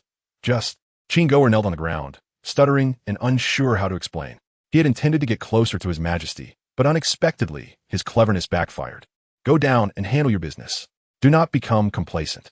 Manage your Jinui well. I have said before, if something goes wrong, I will only remember you." Qin Jue. "Yes. Thank you for your reminder, Your Majesty. I dare not forget." Qin Jue breathed a sigh of relief internally and obediently retreated. People, once they gain power, are easily lost. It is necessary to keep reminding them from time to time. Chapter 31. Elpa at a military camp in the northern border. Yu Zhen, clad in golden armor, sat at the highest position, while a Northman envoy knelt respectfully below. "Does your so-called Emperor of Dezheng wish to bow down and submit to my you? Want to create a non-aggression treaty with this general?" After reading the document presented by the envoy, Yu Zhen couldn't help but laugh heartily while stroking his beard. These barbarians truly know how to assess the situation. He had been here at the border for several months, clearing out the tumors within the border army. The entire border army, numbering in the hundreds of thousands, had been trimmed down by him, and, after months of effort, he finally thought he could show his prowess. Unexpectedly, the emperor had acted even faster, completely cleaning up the DU territory in just a few months. Hearing that DU had an immortal, the Northman court was so frightened that they immediately sent envoys to seek peace, offering to cede land and marry off princesses, along with thousands of cattle and sheep and hundreds of boxes of jewels. They truly spent a lot. Yes, General, our Zheng court is willing to regard you as a suzerain state and bestow the title of Heavenly Khan upon your Majesty. The other generals around could barely contain their excitement upon hearing this. The Northman, who had once made them feel powerless, was now so humbly seeking peace. What great prestige! Though this had nothing to do with them, they couldn't help but stand taller. Only in the lower left corner was a very young general with raised eyebrows, looking quite displeased. Yu Zhen was also unhappy. What was the emperor thinking? Why was the Northman submitting to him? But he couldn't make decisions on such matters and could only leave it to the emperor. Just as he was about to try to contact Qin Jue, he heard Qin Jue's voice in his mind. Convey my decree. Tell that envoy that if they wish to negotiate peace, they must show sincerity. I will hold a court meeting in half a month and let that false emperor come to the capital to meet me in person. Yu Zhen quietly listened to Qin Jue's decree. When he opened his eyes again, he looked at the envoy with a playful expression. It is not impossible to discuss peace. Hearing this, the envoy immediately raised his head, his face full of joy. General, what other demands do you have? I will do my utmost to satisfy you, whether it be gold or beautiful women. Gold, beautiful women? Yu Zhen scoffed. What kind of beauties can your group of barbarians have? If you had money, you would need to come south to plunder. If you want to negotiate peace, the emperor will hold a grand court meeting in half a month, and your so-called false emperor must come to the capital to apologize in person. After saying this, not only was the envoy stunned, but even the other generals in the camp were shocked. Forcing an emperor to come to the capital to apologize was not just humiliation. The envoy's face showed a hint of shame and anger, but quickly faded. However, how could this escape Yu Zhen's eyes? Yu Zhen snorted coldly again, releasing the aura of an immortal. In an instant, a fierce wind whipped through the camp, and the envoy was pressed to the ground. An immortal! The envoy's mind was in chaos, and his face was filled with horror. The other generals, on the other hand, seemed to have known this all along, each lowering their heads in silence. Take my words back to your false emperor intact. If he does not arrive in the capital in half a month, do not blame me for being ruthless. Send the guest away. Once the envoy was taken out, only Yu Zhen remained in the camp. What was the emperor really thinking? He couldn't understand. Clearly, DU was stable internally, with an immortal overseeing matters. Destroying a small Northman wouldn't take half a month. Could it be that the emperor was actually thinking of accepting the Northman's peace offer? This didn't seem like the emperor's style. While Yu Zhen was lost in thought, someone outside the tent requested to see him. Come in. A young figure slowly entered. This person was none other than the young general with raised eyebrows from earlier. Elpa, what is it? Yu Zhen's expression softened. This young man, Elpa, was not originally a soldier in the army. However, a few months ago, when the Northman invaded, his family was killed by them. In his anger, Elpa wielded a long spear and single-handedly charged into the grasslands, killing anyone he saw. By the time Yu Zhen encountered him, Elpa had already slaughtered several small tribes. It was truly terrifying. At that time, Yu Zhen had a premonition that if this young man were properly trained, he would surely become a fierce general in the future. And indeed, after bringing Elpa into his ranks, Elpa did not disappoint his expectations. In several small conflicts, he had always been at the forefront, displaying extraordinary bravery. I have seen General Yu. Elpa cupped his hands and continued. I have come here because I have a question. Why? He was just about to ask when Yu Zhen waved his hand to interrupt him. You want to ask why we are not directly attacking the Northman, right? This is the Emperor's intention. Elpa was instantly stumped, opening his mouth, and finally said, I understand. As Elpa turned to leave, Yu Zhen thought for a moment and called him back. I know you are eager for revenge and want to achieve merit. Don't worry, based on my understanding of the Emperor, he will not let the Northman go. Just wait a little while, and there will be opportunities for you to show your abilities. Elpa stopped, unsure whether to believe him or not. He lowered his head and slowly said, How could I dare to question the Emperor's will? Regardless of whether the Emperor strikes the Northman or not, I have no complaints. This statement was heartfelt. Their family was not originally from the border. They had fled to the border due to clan oppression in their early years. Elpa held great respect for the current emperor.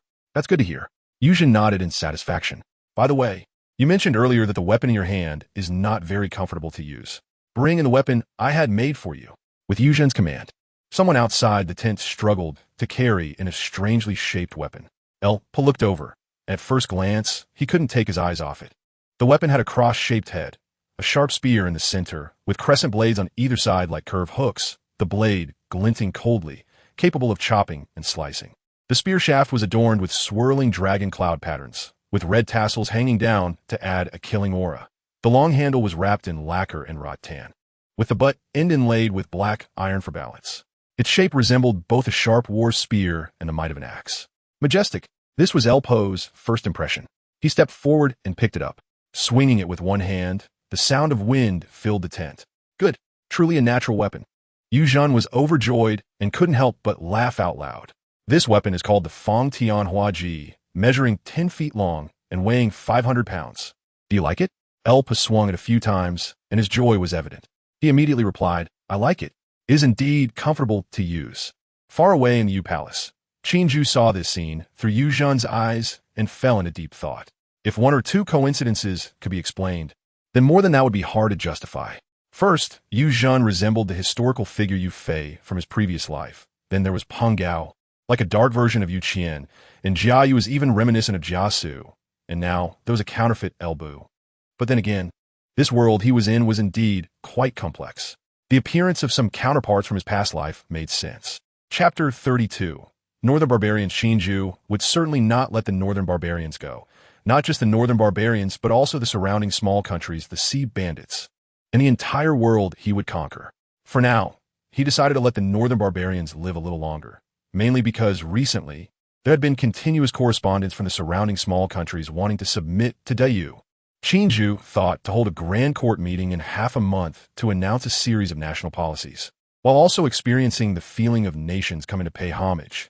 After the court meeting, he could turn against them and ignite the flames of war. As for what the outside world would say then, Qin Jue had never cared about that. Northern Barbarian Imperial Court, the palace. Did the Yuzhan really say that? The newly ascended crown prince, Huang Xiaoji, was so furious after hearing the report from the envoy that his nose nearly twisted. They were being too much, too much. He smashed the cups on the table to the ground and paced angrily around the room. But once his anger subsided, a sense of bleakness surged in his heart. What could he do? Could he not go? He thought he could smoothly seize the throne, march south to capture the dragon, and establish a glorious dynasty that would be remembered for generations.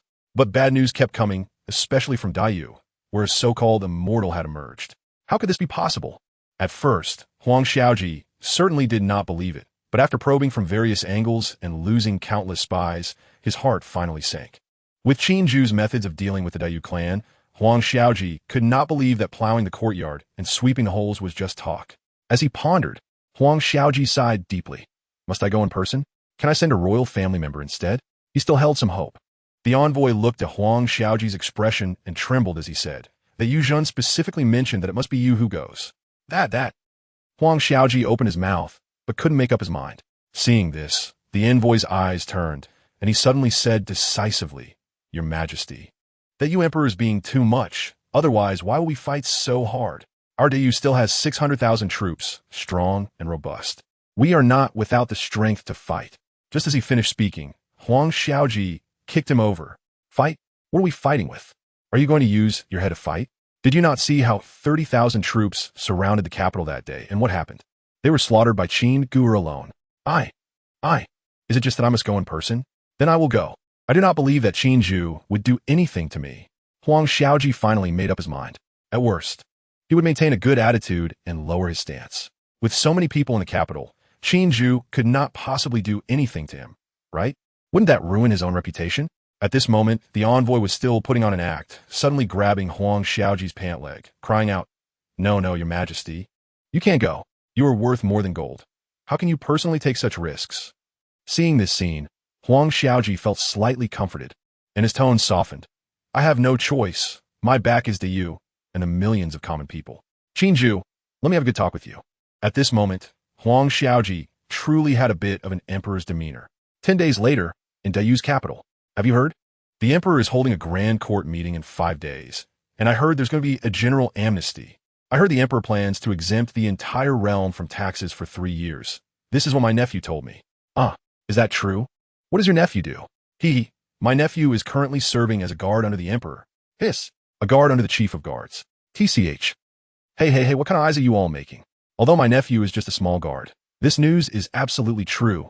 Haven't you seen that many envoys from the surrounding countries have come to the capital recently? I heard these small countries came to submit after hearing that we have an immortal in Dayu. That does sound true. I saw the Northern Barbarian royal carriage this morning. Yes, I also saw those Goryeo people yesterday. You should have seen it. Those Goryeo fellows were like turtles, and yesterday their carriage accidentally hit a commoner from Dayu. The person inside the carriage was so frightened that they jumped out and ended up paying a lot of money to settle it. Didn't they make a fortune then? No, I want to go try it too. A man, hearing this, had his eyes light up and immediately wanted to find carriage to try. But he was pulled back by someone next to him. You idiot, the grand court meeting is coming up. Aren't you just embarrassing His Majesty? The Emperor is an immortal, and we are under the sun of heaven. If you go try it, you're not just losing face for yourself. That person suddenly shivered. Right. We are under the immortal. We must have vision. I almost got confused. Thank you. The person hurriedly slapped himself a few times. At this moment, suddenly a figure flew across the sky. Lord Qin, look quickly. That is Lord Qin. The group quickly looked up. In recent days, Qin Jue had been ordered to patrol the capital every day. Although the surrounding common people had seen him before, they would still pay their respects each time, their eyes filled with unmasked longing. As soon as Huang Xiaoji's carriage arrived at the post station, he got out with the help of several guards and looked up to see Qin Jue patrolling the capital. He stared at the sky, his mouth involuntarily opening wide. Even though he had heard too many stories about immortals, when he truly saw it with his own eyes, the shock was far beyond what he could have imagined. Huang Xiaoji stood there dumbfounded, and high in the sky, Qin Jue seemed to sense something, suddenly stopping and casting a glance at Huang Xiaoji. But with just that one glance, Huang Xiaoji felt as if struck by lightning. His legs went weak, and he fell to the ground. Blood even spilled from the corner of his mouth. Your Majesty! Your Majesty! The surrounding guards were immediately alarmed and rushed forward to surround Huang Xiaoji. At this moment, a sharp chuckle rang in everyone's ears. Do you think you are worthy to gaze directly at an immortal? You are lucky, with the court meeting approaching. Otherwise, just that one glance from Lord Qin would have killed you all. A little eunuch slowly walked toward the group, holding his head high, his eyes never looking directly at them. His Majesty sent me to arrange your accommodations. If you're not dead, hurry up and follow me. Saying this, the little eunuch turned and walked away. Huang Xiaoji struggled to get up. Compared to the discomfort in his body, the inner shock nearly drove him to collapse. Is this what an immortal is like? Just one glance almost took his life. He took a deep breath and wiped the blood from the corner of his mouth. He completely dared not put on an emperor's demeanor anymore. I'm fine. Eunuch, please wait. Huang Xiaoji stood up and quickly signaled to a nearby guard. What is it? The little eunuch, with an unhappy expression, stopped in his tracks and slightly turned his head. This eunuch has been working hard these past few days and will be staying for a while longer. This is a small token of appreciation. The guard held a tray. Looking down, when the tray was lifted slightly, a glimpse of gold was revealed. Seeing this scene, the little eunuch's face immediately darkened. Good for you, barbarian. What have I done to provoke you? Why do you want to take my life? Huang Xiaoji was dumbfounded. Chapter 33. The arrival of all nations who in this world does not know that His Majesty hates evil like a sworn enemy and despises corrupt officials. How many corrupt officials' heads are buried beneath the imperial palace? Ever since the emperor stabilized the realm, he has declared that in the Great Yu, the capable rise and the mediocre fall. To bribe these officials is to harm them. Damn it, even though he is a person of the palace, His Majesty treats the rules of the palace the same as those outside. If you want to be promoted, you must do practical work. After several rounds of reforms, the culture of accepting gifts has long since disappeared. This barbarian actually wants to bribe him. Besides, he is in the imperial palace, occasionally able to bask in the dragon's energy. Don't mention this little eunuch. Anyone with a bit of ambition would cling to a few pieces of broken gold. Everyone is striving for immortality, okay? After cursing, this little eunuch flicked his head and quickened his pace. Huang Xiaojia and the others were left dumbfounded, especially Huang Xiaojia himself, who felt a sense of helplessness in his heart. Just based on this point, even if the Great Yu has no immortals, as long as Qin Jue can be emperor for a decade or so, the Great Zheng will never be a match for the Great Yu. Huang Xiaojie was not the only one facing the situation. Around him, dozens of nations had sent their monarchs in person. They had all seen a bit of the current atmosphere in the Great Yu. With mixed feelings, Huang Xiaojie finally managed to calm down. Although he and his 10 or so guards were only assigned to a very small room, he didn't dare to say anything. 5 days later, at 9 in the morning, the sky was already bright. The bright sunlight shone on the earth, as if welcoming the new birth of this country. In the capital city, the common people streamed out of their homes, filling the roads on both sides. However, they tacitly gave way to the main road. One carriage after another slowly passed by, with officials of all ranks from across the nation orderly heading towards the imperial palace. As they approached the palace, these officials got out of their carriages and gathered outside the palace, waiting for the grand court meeting to begin. There was no noise. Looking around, all the officials stood quietly. The main reason was that 2 people were flying in the air. Whether out of intimidation or reverence, everyone was as obedient as little babies. Inside the palace, Yu Zhen, who had been there for some time, was slowly walking towards the court meeting with Lu Pe. Unlike the officials outside, as Qin Jue's trusted aide, Yu Zhen had been arranged to stay within the palace upon his return. This also brought some benefits to the young General Lu Pe. The only regret Lu Pe had was that after several days, he still had not seen his Majesty in person. Remember your position is in the lower right corner. You must not stand in the wrong place. Remember not to look around. When his Majesty arrives, you must shout long live. You must not look directly at his Majesty. You must. Yu Zhen chattered beside him. Lu Pe nodded as he listened, even though Yu Zhen had repeated these things to him countless times. But Lu Pe was still very touched. Since the death of his family, only Yu Zhen had treated him so well. For this court meeting, Yu Zhen had only brought him along. One could imagine how much Yu Zhen valued Lu Pe. When the two arrived at the square in front of the Wuqing Hall, originally named the Feng Tian Hall, renamed by Qin Jue, the large square was empty except for the surrounding guards. After Yu Zhen gave instructions once more, he stood at the top right. Lu Pe walked towards the lower right corner. They did not have to wait long. With a loud shout from the sky, all officials entered the hall. The palace gates slowly opened. The officials outside had already lined up according to their ranks, entering one after another. In the air, Qin Jue and Jiayu slowly descended. Qin Jue stood beside Yu Zhen, while Jiayu went to the left side. General Yu, it's been a long time. You're looking even more impressive than before. Qin Jue greeted Yu Zhen with a smile. As the saying goes, one should not strike a smiling face. Although Yu Zhen was not familiar with Qin Jue, he still smiled back. Soon, the two fell silent. On the other side, Peng Gao and Jiayu seemed to be talking quietly, sharing some thoughts. As officials continued to pour in, the large square quickly filled up. Once all the officials had gathered, Xiao Liuzi shouted in a sharp voice, "His Majesty has arrived." Qin Jue, dressed in a dark dragon robe with a black dragon swirling around him, walked slowly from the side. Upon seeing this scene, the civil and military officials below momentarily forgot to bow, their eyes wide open. Fortunately, Xiao Liuzi shouted again, and the officials quickly came back to their senses, kneeling down with a clatter. "Long live our emperor! Long live the great Yu! Long live our emperor! Long live the great Yu!" They shouted 3 times in succession, their voices so loud that the common people in the capital could hear them clearly. In the capital, it was unknown which clever person suddenly had a flash of inspiration, but upon hearing the sound, they also knelt down and shouted. As they knelt, the surrounding common people, regardless of what they were doing, also knelt facing the palace. The cries of "Long live our emperor" echoed throughout the capital. Above, Qin Jue, being at the late stage of foundation establishment and the invisible authority of the ruler of civilization, was extremely imposing, and with the black dragon accompanying him, he exuded even more majesty. He looked down at the officials, speaking ly, "All my ministers rise. My people rise." His voice was not loud, but filled with authority. Not only the officials at the front of the hall, but the entire populace in the capital heard these words clearly. "Thank you, your Majesty." The officials got up one by one, but they all lowered their heads, not daring to look directly at Qin Jue. In the lower right corner of the square, Lu Pe secretly glanced at Qin Jue, and at this moment, his heart was surging like the rivers and seas. Qin Jue's figure was thoroughly imprinted in his heart. This is the current emperor. This is the that I, Lu Pe, should follow. After the officials bowed, Xiao Liuzi shouted again, "Announce, the envoys of various nations shall meet." With a clatter, everyone turned to one side. Huang Xiaojie and the monarchs of various nations walked towards the front of the hall, countless gazes fixed on them. Even though Huang Xiaojie was also an emperor, he could not help but feel parched. When these monarchs reached the front of the hall, they found themselves in a dilemma. They did not know whether they should kneel or not.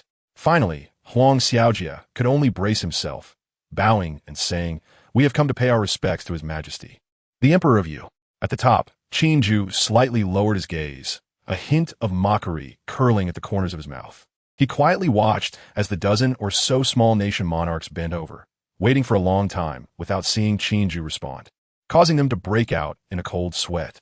Xiao Liuzi first observed Qin Jue's expression.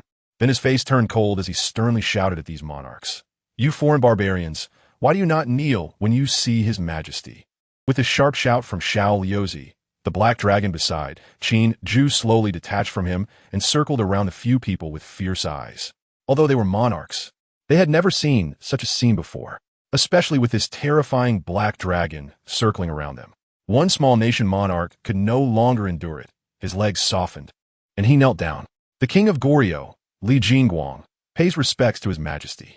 As soon as the king of Goryeo spoke, others also knelt down one after another. Huang Xiaojia lay on the ground, prostrating himself fully. His heart had completely died. Even if he could survive and return to their great Zheng, his reign as emperor had come to an end. Chapter 34. Humiliation. Qin Jue always acted according to his own whims. The grand court meeting, which should have been filled with intricate rituals, was completely stripped down by him. Receiving envoys or meeting these monarchs shouldn't have taken place outside the martial achievement hall. But no one dared to speak against Qin Jue's wishes. He looked at the trembling monarchs from various small nations on the ground and suddenly pointed at Huang Xiaoji, saying with malicious amusement, "I have heard that the people of your grassland are skilled in singing and dancing. I wonder if you, as their king, can do the same? This is my first grand court meeting. How about you all perform a dance to liven things up?" Upon hearing this, Huang Xiaoji clenched his fists tightly. His head bowed in shame and anger. Suppressing his fear, he asked, "Your Majesty, as a revered sovereign, since we have already submitted to you, why must you humiliate us?" "Humiliate you?" Qin Jue stroked the black dragon's head and chuckled. "I am merely asking you to dance. How can that be considered humiliation? Moreover, when did I accept your submission?" Qin Jue's nonchalant tone made Huang Xiaoji's heart skip a beat. He suddenly raised his head. "But we submitted the letter of allegiance yesterday. Your Majesty, you said that as long as I came to the capital in person." Other monarchs quickly chimed in, reminding him that it was agreed they would be spared if they personally delivered the letter. The letter of allegiance? Qin Jue pretended to ponder for a few seconds, then feigned realization. "Last night, the imperial palace was too cold, and I saw a few books on the table, so I casually burned them. So that was your letter of allegiance. Shally, what's wrong with you? Why didn't you remind me?" Shally immediately acted like a dramatic fool, hastily pretending to be frightened. "It was this servant's fault. I hope your Majesty will forgive me." "Forgot, huh? All right then, just be more careful next time." The master and servant played off each other, leaving the officials below dumbfounded. Huang Xiaoji's face turned a deep shade of red, realizing he was being treated like a fool, which was not just humiliation. "How about this? Each of you will dance a segment. Whoever dances well, I may consider accepting your submission. You have 3 breaths of time. 1 breath, 2 breaths." The words were like whispers of death, and the invisible pressure made the dozen or so people unable to breathe. As Qin Jue counted to the 2nd breath, the monarch of Goryeo immediately stood up. "Your Majesty, your Majesty, I can dance, though I'm not skilled. I can entertain your Majesty."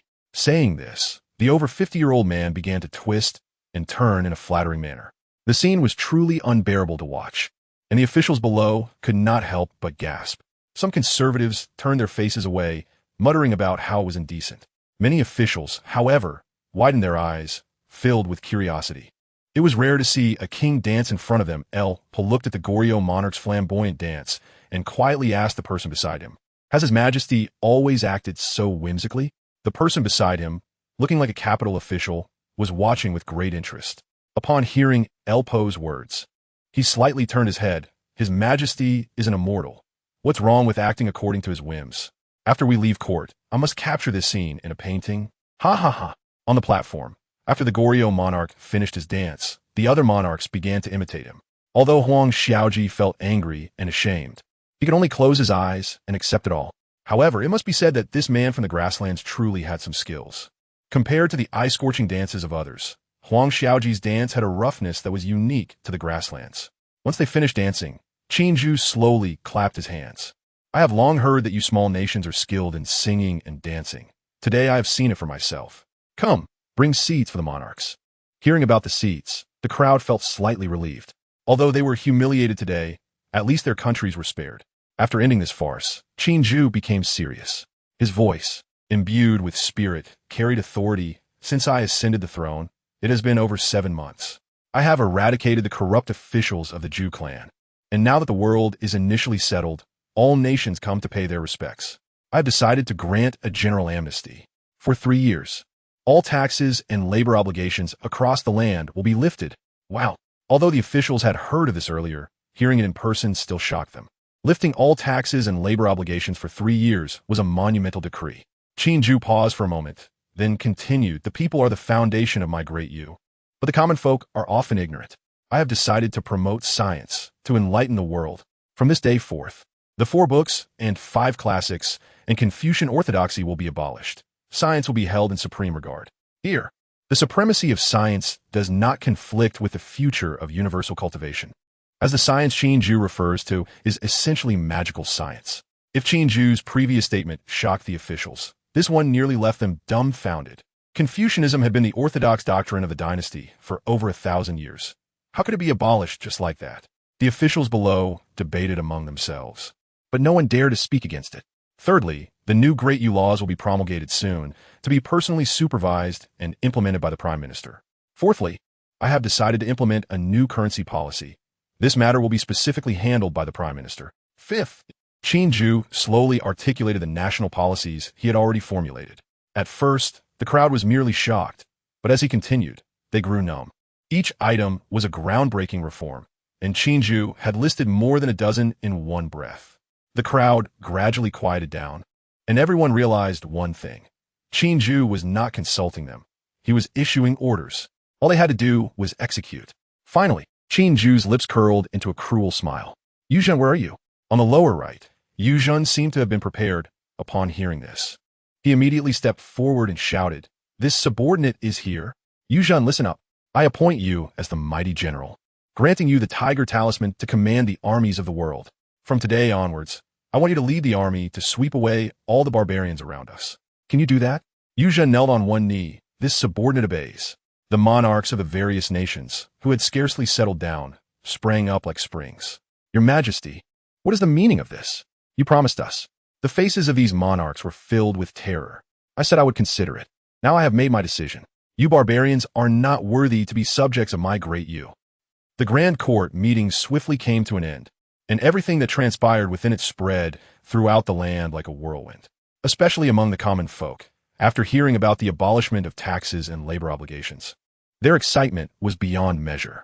Upon hearing various policies favorable to them, countless citizens shouted for the emperor's eternal peace.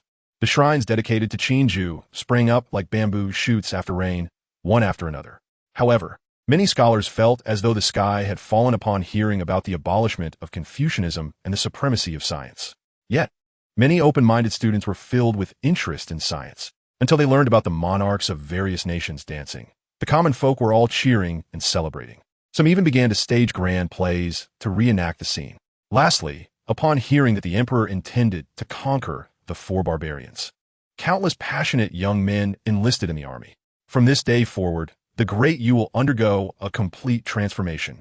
Chapter 35, I see my conquest boys. For 100 years, the northern barbarians have repeatedly invaded our borders, disturbing our people. Countless border citizens have died at the hands of these barbarians, and this blood feud is unforgettable. Yesterday, Your Majesty publicly humiliated that northern barbarian false emperor at the Grand Court. How exhilarating. But Your Majesty is not satisfied with this. You want the northern barbarians to repay the blood debts they have incurred over the years with their own blood. Now that we are about to go to war, tell me, what should we do? At the border, on the troop assembly platform, Yuzhen placed his right hand on the hilt of his sword, his loud voice resonating in the ears of hundreds of thousands of border troops. Countless soldiers looked at Yuzhen, filled with high spirits, and they shouted in unison, "Kill! Kill! Kill!" The battle cries shook the heavens, and Yuzhen nodded in satisfaction, saying, "This time we go to war, anyone who resists will be killed without mercy. Kill one barbarian, cut off his left ear as proof of military merit, and after the war, I will truthfully report your achievements to His Majesty. Convey my orders. Follow me to war. There is no need for any tactics. With Yuzhen as this cultivator, no tactics are required. Yu Zhen thought simply, penetrate deep into the grasslands, kill all the way until we break the northern barbarian royal court. He didn't even bring much food and supplies. The grasslands are full of cattle and sheep, and he would just seize them along the way. At this moment, it was only the second day after the Grand Court meeting, and the northern barbarians had not received any news. The nobles in the northern barbarian royal court were still indulging in daily feasts and pleasures. They accepted the fact of becoming vassals to Diyu, thinking that it wouldn't affect them anyway. Meanwhile, the atmosphere in the grasslands remained unchanged. Hundreds of thousands of troops had already stepped into it. Along the way, there was hardly any decent resistance. The few patrolling northern barbarian soldiers were crushed to death by Yu Zhen before they even realized what was happening. Clop, clop, clop. Elpa led a cavalry of 5,000, galloping freely across the grasslands. He rode a magnificent steed, wielding a Fong Tianhua halberd. With his tall and strong physique paired with the horse, he led the charge at the front. Just this appearance made people unable to help but praise. What a spirited young general. Although Yu Zhen's tactic was straightforward, directly attacking the enemy's base for some reason, he let Elpa lead the 5,000 cavalry to clear the resisting forces along the way. General, we have discovered a tribe of about 300 barbarians ahead. A scout hastily rode up to report to Elpa. A barbarian tribe? Elpo's lips curled into a cruel smile upon hearing this. He pulled the reins and immediately turned to gallop toward the direction indicated by the scout. Behind him, the 5,000 cavalry followed closely in his wake. The small tribe of less than 300 people had no idea of the impending danger. They continued their daily routine. The tribe's chief had just finished praying to the eternal sky and was about to check on the tribe's sheep. Suddenly, he felt the earth tremble slightly. The elderly man who had lived on the grasslands for decades instantly turned pale and hurriedly grabbed a somewhat rusty curved knife, rushing out of the tent. Enemy attack! Enemy attack! Other men in the tribe, hearing the shout, dropped what they were doing and rushed out with their weapons. As for the elderly, weak, women, and children, they quickly sought safe places to hide. The sound of hooves grew closer. The old chief could tell, just from the dense sound of hooves, that many were coming.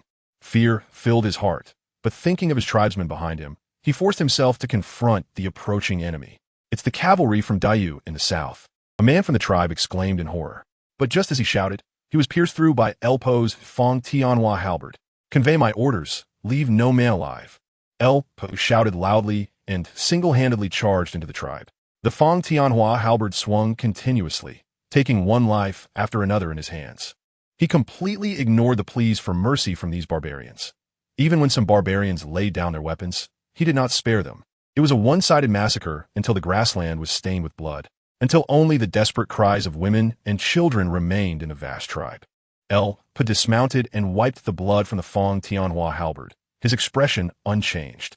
He left some men to take the women and children captive. The horrific deaths of his parents and family were still vivid in his mind, and he would not feel pity for these barbarians' current plight. After dealing with this tribe, Elpa led the cavalry to the next location. The main force led by Yu Zhen arrived late. He glanced at the tragic state of the tribe and couldn't help but frown slightly. This kid really has a heavy hand in killing. He was not feeling pity upon seeing this scene, but rather because His Majesty had instructed him that all adult male northern barbarians who give up resistance should be captured, to be used for future construction in Diyu. As for the women and children, the women would be taken back as slaves or distributed to the bachelors in Diyu. The children under 5 would be subjected to centralized education, or to put it bluntly, brainwashing. The war progressed extremely smoothly under the rapid advance. Yu Zhen encountered hardly any significant resistance along the way. In less than a day, they were almost at the gates of the northern barbarian royal court. And at this time, the nobles finally reacted. Inside the northern barbarian royal court, due to the uncertainty of the fate of the newly appointed emperor, the second prince was temporarily placed on the throne. What did you say? That Yu Zhen's army is less than 30 miles from the royal city? The second prince nearly fainted upon hearing the scout's report. Why? Didn't my elder brother already go to that Diyu capital? Why is Diyu still sending troops to attack us? The second prince's mind was in chaos. He was completely unprepared. Or rather, he never expected that Qin Jue would suddenly take action. Who would have thought that the day before, Diyu was still holding a grand court meeting, and the next day, hundreds of thousands of troops would come charging in, and with an immortal leading the army. Stay calm, stay calm. The second prince bit his tongue to force himself to calm down. He anxiously asked a minister beside him, Wei Aiqing. How many soldiers can we muster in the royal court right now? This minister was an official from Diu who had been captured during the border conflict. However, due to his outstanding knowledge, he had been retained since the previous emperor's time. Upon hearing this, the minister furrowed his brow in thought and, after a moment, replied, "Diu's army came suddenly. There is no time to summon warriors from various tribes. Currently, there are fewer than 200,000 soldiers stationed around the royal court. 200,000, even if it doubled, it still wouldn't be able to fight against an immortal. Wei Aiqing, do you have any good plans?" Now that Diu's army is almost at the city gates, the second prince paced back and forth, suddenly stopping as he realized, "I understand now. It must be that my damn elder brother angered the Diu emperor yesterday, which is why they sent troops to attack us. It has to be like this. My elder brother is unruly and arrogant. Wei Aiqing, what do you think about sending someone to negotiate peace with Yuzhan? As long as we lower our attitude, give him whatever he wants, maybe we can survive."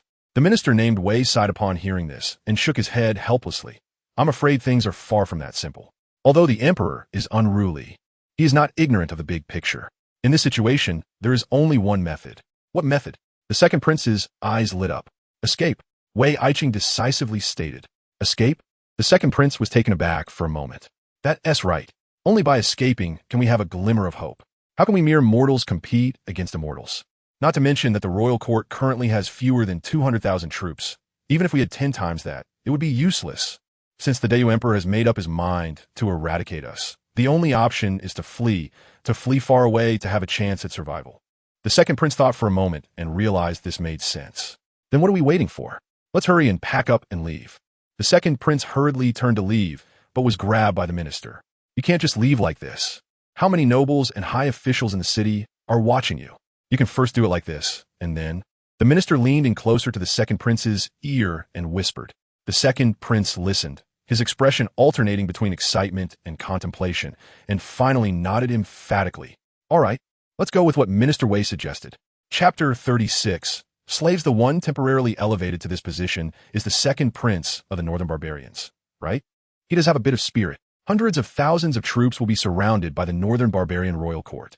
Yuzhan looked at the Northern Barbarian soldiers who were preparing to fight to the death and couldn't help but chuckle. This was somewhat unexpected. He didn't think they would dare to resist at this time, but it was merely a dying struggle. Elpa rode his horse and slowly came to Yuzhan's side, his expression full of disdain. "I request permission to take the lead and break into the Northern Barbarian royal court. I ask for the general's consent." Elpa dismounted and knelt on one knee to request. He thought this day had been too long in coming. Yuzhan shook his head at his words. Although the destruction of the Northern Barbarians is imminent, there are still over 100,000 troops in the city. Attacking the city is difficult. Our Diu men may not fear death, but we cannot die in vain. As he spoke, Yuzhan drew the long knife from his waist and slowly flew into the air. On the opposite side, the Northern Barbarian soldiers guarding the city watched as Yuzhan slowly ascended, and they couldn't help but swallow hard. Their bodies began to tremble uncontrollably. It's still the same saying. Let alone in ancient times, even in the modern era before Qin Jue's crossing, witnessing a person fly would elicit an astonished exclamation. What more could be said for these ignorant ancient people? Yuzhan didn't waste words. He simply swung the knife gently. In the next second, the knife energy was formless, cutting through the city wall before him. The air suddenly became quiet. After doing all this, Yuzhan landed back on the ground. "Transmit this general's order. Enter the city. Anyone who resists will be killed without mercy." Boom! With Yuzhan's words, a thunderous roar erupted from the city wall not far away. Then, the magnificent city wall collapsed, as if it were tofu. Elpa was stunned. This was the first time he saw Yuzhan make a move. Previously, he knew there was a difference between immortals and mortals, and that immortals were powerful. But he had never imagined they would be this strong. With one knife, he broke the city wall that had stood here for who knows how long. His eyes suddenly burned with intense heat. An immortal. This is what a mortal is. Elpa will also become such an existence in the future. With the collapse of the city wall, the Northern Barbarian soldiers completely lost their courage to resist. The concepts of defending their homeland instilled in them by the second prince were entirely cast aside. If they had the strength to fight, these soldiers might still fight to the death. But when the disparity in strength was like that between heaven and earth, the so-called resistance became a joke. Without a battle, hundreds of thousands of Northern Barbarian soldiers began to cry out and scatter in panic, and the city was already in chaos. As the hundreds of thousands of Diu troops entered the city, a horrifying massacre began. In the imperial palace, Qin Jue leaned back in his chair, with Peng Gao and Jia Su standing in front of him. Qin Jue had never cared about the conquest of surrounding countries. He was more concerned about the development within the Yu. The three were discussing something at this moment. Setting up a provincial government in the former Northern Barbarian Royal Court is indeed feasible, but now the population of the Yu is just over 30 million. It would still be a bit difficult to migrate to various places, Peng Gao said after thinking. Qin Jue, that's fine.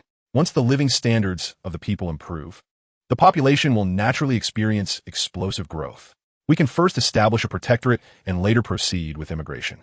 Peng Gao, Your Majesty, if you want to allocate the captured women from the northern barbarians and the various tribes to unmarried men into Yu, should these women be granted citizenship? Qin Jue, are you worried that some stubborn individuals might disrupt social order? Peng Gao, Your Majesty sees clearly. Qin Jue, what do you think? Peng Gao, we can manage the captured women centrally, assign specialists for training, and grant citizenship to those who qualify, allowing them to be matched with our Yu men. Peng Gao did not mention what would happen to those who did not qualify, but it was easy to guess the consequences. He continued, the same applies to the captured men. In no more than 3 months, General Yu will incorporate the surrounding small countries into the Yu territory. According to Your Majesty's intention, the local people who did not resist and cooperated will receive secondary citizen status, while those who resist will become slaves. I have roughly calculated that there will be at least several million people who will be reduced to slaves. Excluding the needs for major infrastructure, there will still be quite a surplus. Does Your Majesty have any arrangements? Qin Jue did not respond, saying lightly, continue. Peng Gao nodded and continued. Then Your Majesty can take this opportunity for a slave exchange. Although the clans among the Yu people have been dealt with, there are still quite a number of common people serving as slaves and servants under others. Your Majesty can exchange them for the slaves from the various tribes. As soon as Peng Gao said this, Qin Jue snorted coldly. If they want slaves, let them buy them. As for my subjects, from today onwards, any citizens recognized by me shall not become slaves or servants. Anyone who defies this will be punished with the death of their 9 generations. Peng Gao was not surprised to hear this, as if he had anticipated that Qin Jue would say so. He slightly bowed. I will implement this policy as soon as possible. Then, Your Majesty, once the various tribes are conquered, can we start implementing the citizen hierarchy system? Qin Jue pondered, his consciousness delving into the imperial seal to check the current number of people who had been implanted with spirit seeds. Over 8 million. It was almost a quarter of the population of the Yu's natives who had been implanted with spirit seeds. This isn't urgent. We will announce it to the world in 6 months. The matter of spirit seeds was also known to Peng Gao and others. Jia Yu, who had been silent, observed Qin Jue's expression and spoke. Your Majesty, I have a word. Qin Jue knew what Jia Yu was thinking, but still said softly, feel free to speak. Jia Yu, actually, regarding the spirit seed matter, rather than the common people being passive, it would be better for Your Majesty to issue a direct order. Jia Yu could somewhat guess why Qin Jue was reluctant to issue an order. Perhaps His Majesty was a bit too shy. It might seem a bit degrading for him to order the entire populace to build statues and divine images in his honor. Qin Jue glanced at Jia Yu, who was immediately frightened into retracting his inner thoughts, and hurriedly said, actually, Your Majesty can completely announce the matter of spirit seeds to the world, as long as it is explained that spirit seeds are the key to distinguishing between citizens and secondary citizens. And given that those implanted with spirit seeds will indeed enjoy many benefits, I believe no one in the world would refuse. Qin Jue thought for a moment and realized this was indeed the case. Then, as you said, we will make the matter of spirit seeds public. This matter, Qin Jue instinctively looked at Peng Gao, but after considering that this chancellor was busier than a donkey in a production team, he shifted his gaze back to Jia Yu. Since this matter was proposed by you, you will personally oversee it. Jia Yu was taken aback for a moment, opened his mouth, but still nodded in agreement. Is there anything else? Qin Jue asked lightly. Jia Yu, I have one more thing. I humbly request Your Majesty to allocate some of the captured slave prisoners to my education department. In biological sciences, a large amount of experimental material is needed for human research. Jia Yu had long been eyeing those slave prisoners. Qin Jue did not ask for the reason, nodding. All right, discuss the specifics with Peng Gao. Chapter 37, Folk Stories half a month later. Great victory, great victory. Come and see, come and see. An unprecedented great victory. General Wu Wei has dealt a heavy blow to the northern barbarians, slaying over 100,000 enemies, breaching the northern barbarian royal court in 3 days, and capturing the false emperor of the northern barbarians. In a bustling city in Jiangnan, A child who looked around 12 or 13 years old was excitedly shouting along the street while carrying a basket of newspapers. The invention of newspapers was something recently researched by Jue, utilizing technological information granted by Qin Jue. This seemingly valueless item was quickly mass-produced after its invention. In less than 10 days, it had been distributed to every city under the Great U. As the newsboy shouted, upon hearing the words "Great Victory," the surrounding area quickly filled with common folk. A man dressed simply, with some dirt on his face, wiped his sweat and hurriedly squeezed into the crowd. Smiling as he asked, "Same as always, one newspaper, please." "Sure thing, one copper coin." The newsboy swiftly pulled out a newspaper from the basket and handed it to the man. The man couldn't read, but ever since newspapers came out, he insisted on buying one every day. As a farmer who toiled in the fields, his greatest wish was for his son to learn to read and become successful. In the past, when knowledge was monopolized by clans, such aspirations were mere dreams. But now it was different. With the clans gone, ordinary folk could also access education. Moreover, since the clans fell, the man had received a fair amount of land. With his wife also making handicrafts, the family standard of living had increased by several levels. Previously, they could only eat meat during festivals, but now he could confidently say that he could eat whenever he wanted. With some extra money, the man was not stingy and promptly found a private school for his son. However, what the private school taught, Confucian classics, was something everyone now knew had been replaced by a new discipline called science, which the emperor planned to implement. Even starting next year, officials would need to understand science. What future would there be in studying those old texts? So, the man and his child decided to withdraw from the private school. They bought a set of basic science books, and his child, although young, seemed to grasp the subject well. Many things could be understood just through self-study. He bought the newspaper daily, and although he couldn't read it himself, he would take it home for his son to read to him. The paper was also good for practicing writing. However, today the content of the newspaper seemed a bit different. Usually, the newspapers were filled with a series of policies implemented by the emperor, some scientific trivia, and various little stories and gossip. Today, it seemed that the content being discussed by the people around him was somewhat different, not in a hurry to leave. The man perked up his ears and listened as the crowd buzzed. In the crowd, a scholar, looking excited, picked up a newspaper and shouted with a flushed face, "Oh my! 3 days to pacify the northern barbarians." This happened almost half a month ago. Now General Wu Wei has conquered the northern barbarians, Goryeo, Nanxiu, and Menglai. With the scholar's excited shout, the surrounding common folk were astonished. The man just now quickly asked, "Didn't Tiwi hear that the emperor sent General Wu Wei to war only half a month ago? How could it be so fast?" The scholar laughed and said, "You don't know? It is known throughout the land that there are immortals beside the emperor, and even the emperor himself is an immortal. Now let me ask everyone, how many immortals are there beside the emperor?" The surrounding folk looked at each other, and one shouted, "Who doesn't he know? Besides the emperor, there is Lord Qin, the commander of the Qin Jue, and Chancellor Lord Peng." The scholar looked over and saw a 15 or 16-year-old sunny youth. "But do you know, besides these two immortals, General Yu, who is leading this expedition, is also an immortal?" "Ah, no wonder, no wonder." The surrounding folks suddenly understood, and the man chuckled foolishly. "No wonder it was so fast. Turns out the general is also an immortal." The scholar cleared his throat and continued, "Besides General Yu, there is also Lord Jia, who oversees education in the realm." When it came to Jia Yu, a hint of pride appeared on the scholar's face. The people around also cooperatively gasped in surprise again. "So, our great Yu has a total of 5 immortals." As soon as the topic of immortals came up, the common folk seemed to open up, talking excitedly. Seeing that the topic was veering off, the scholar quickly said, "Besides the great victory, there is also news related to us." Upon hearing it was related to themselves, the crowd quickly quieted down. "Let me see." The scholar just glanced over and indeed found many matters concerning the common folk.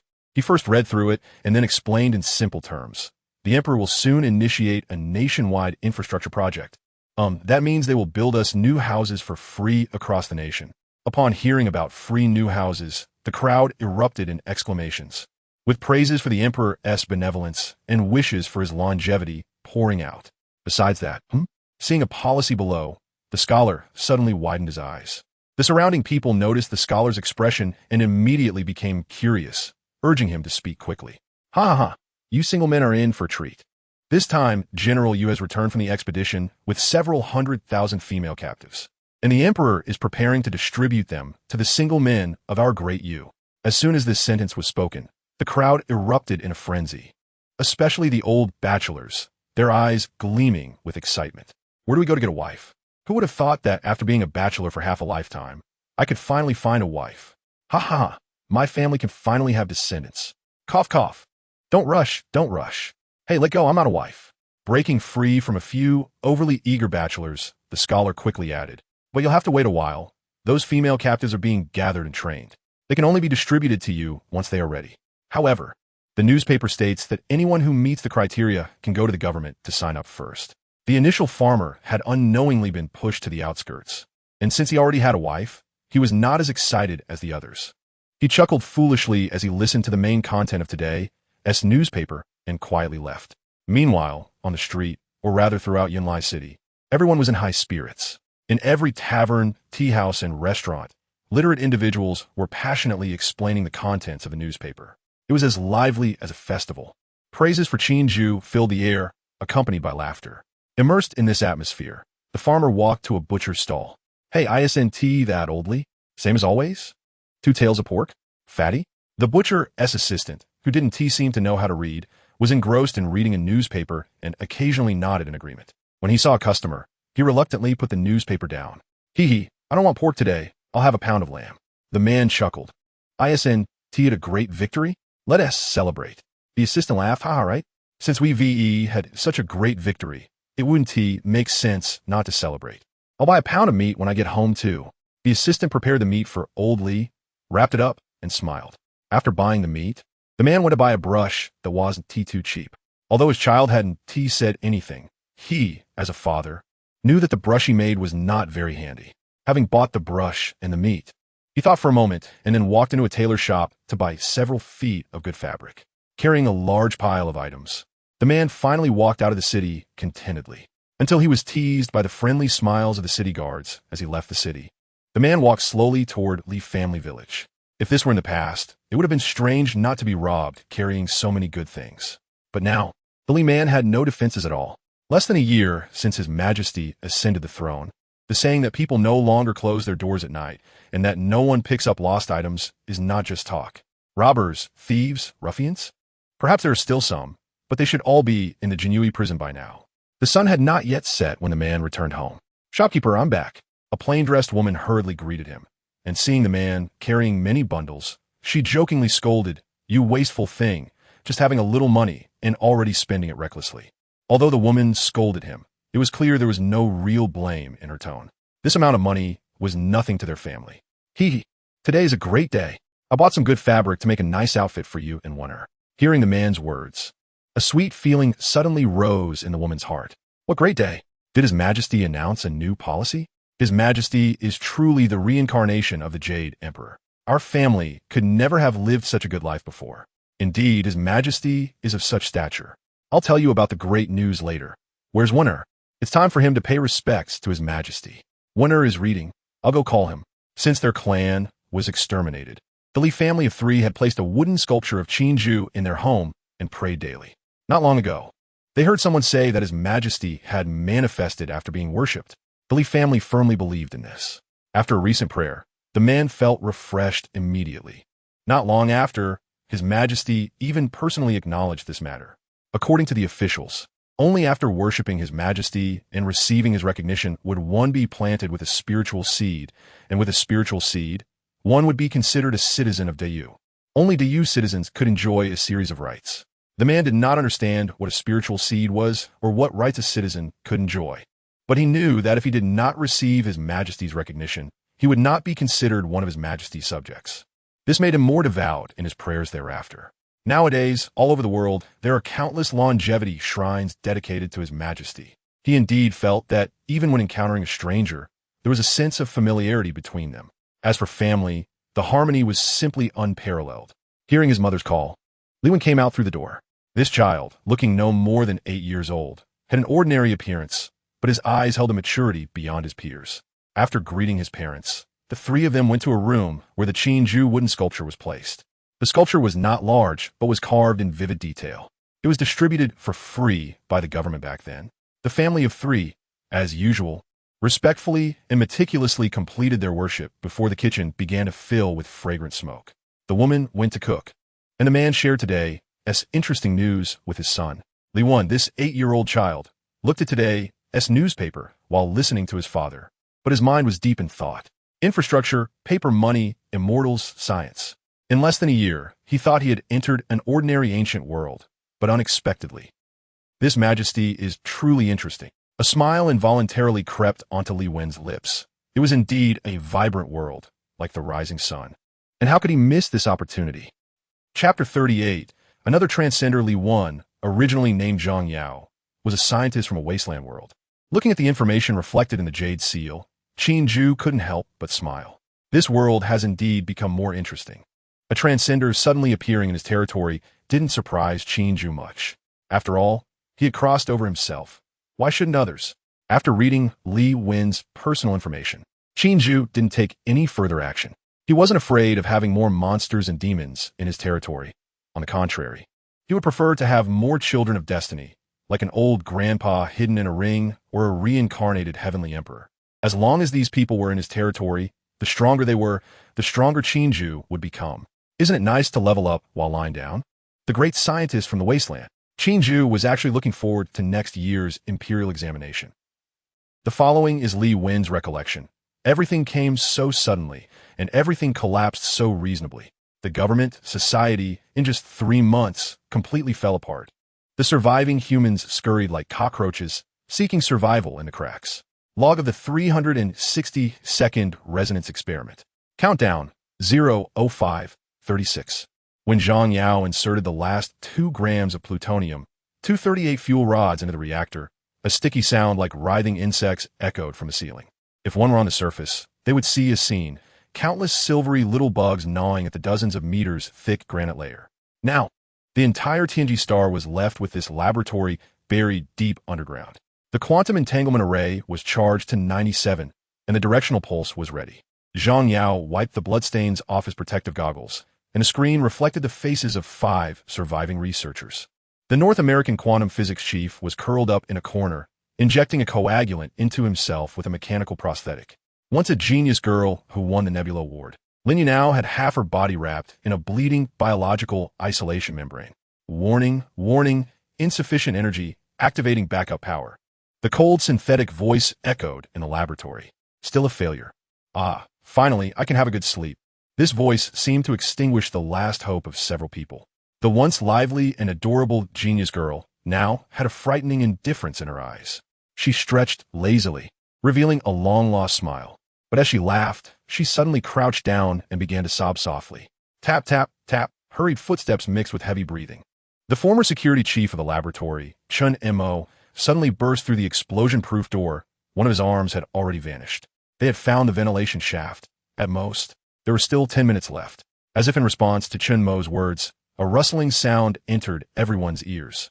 The sound was like thousands of slippery tongues licking at the brain marrow of human civilization. Just hearing that sound was enough to make one uncomfortable.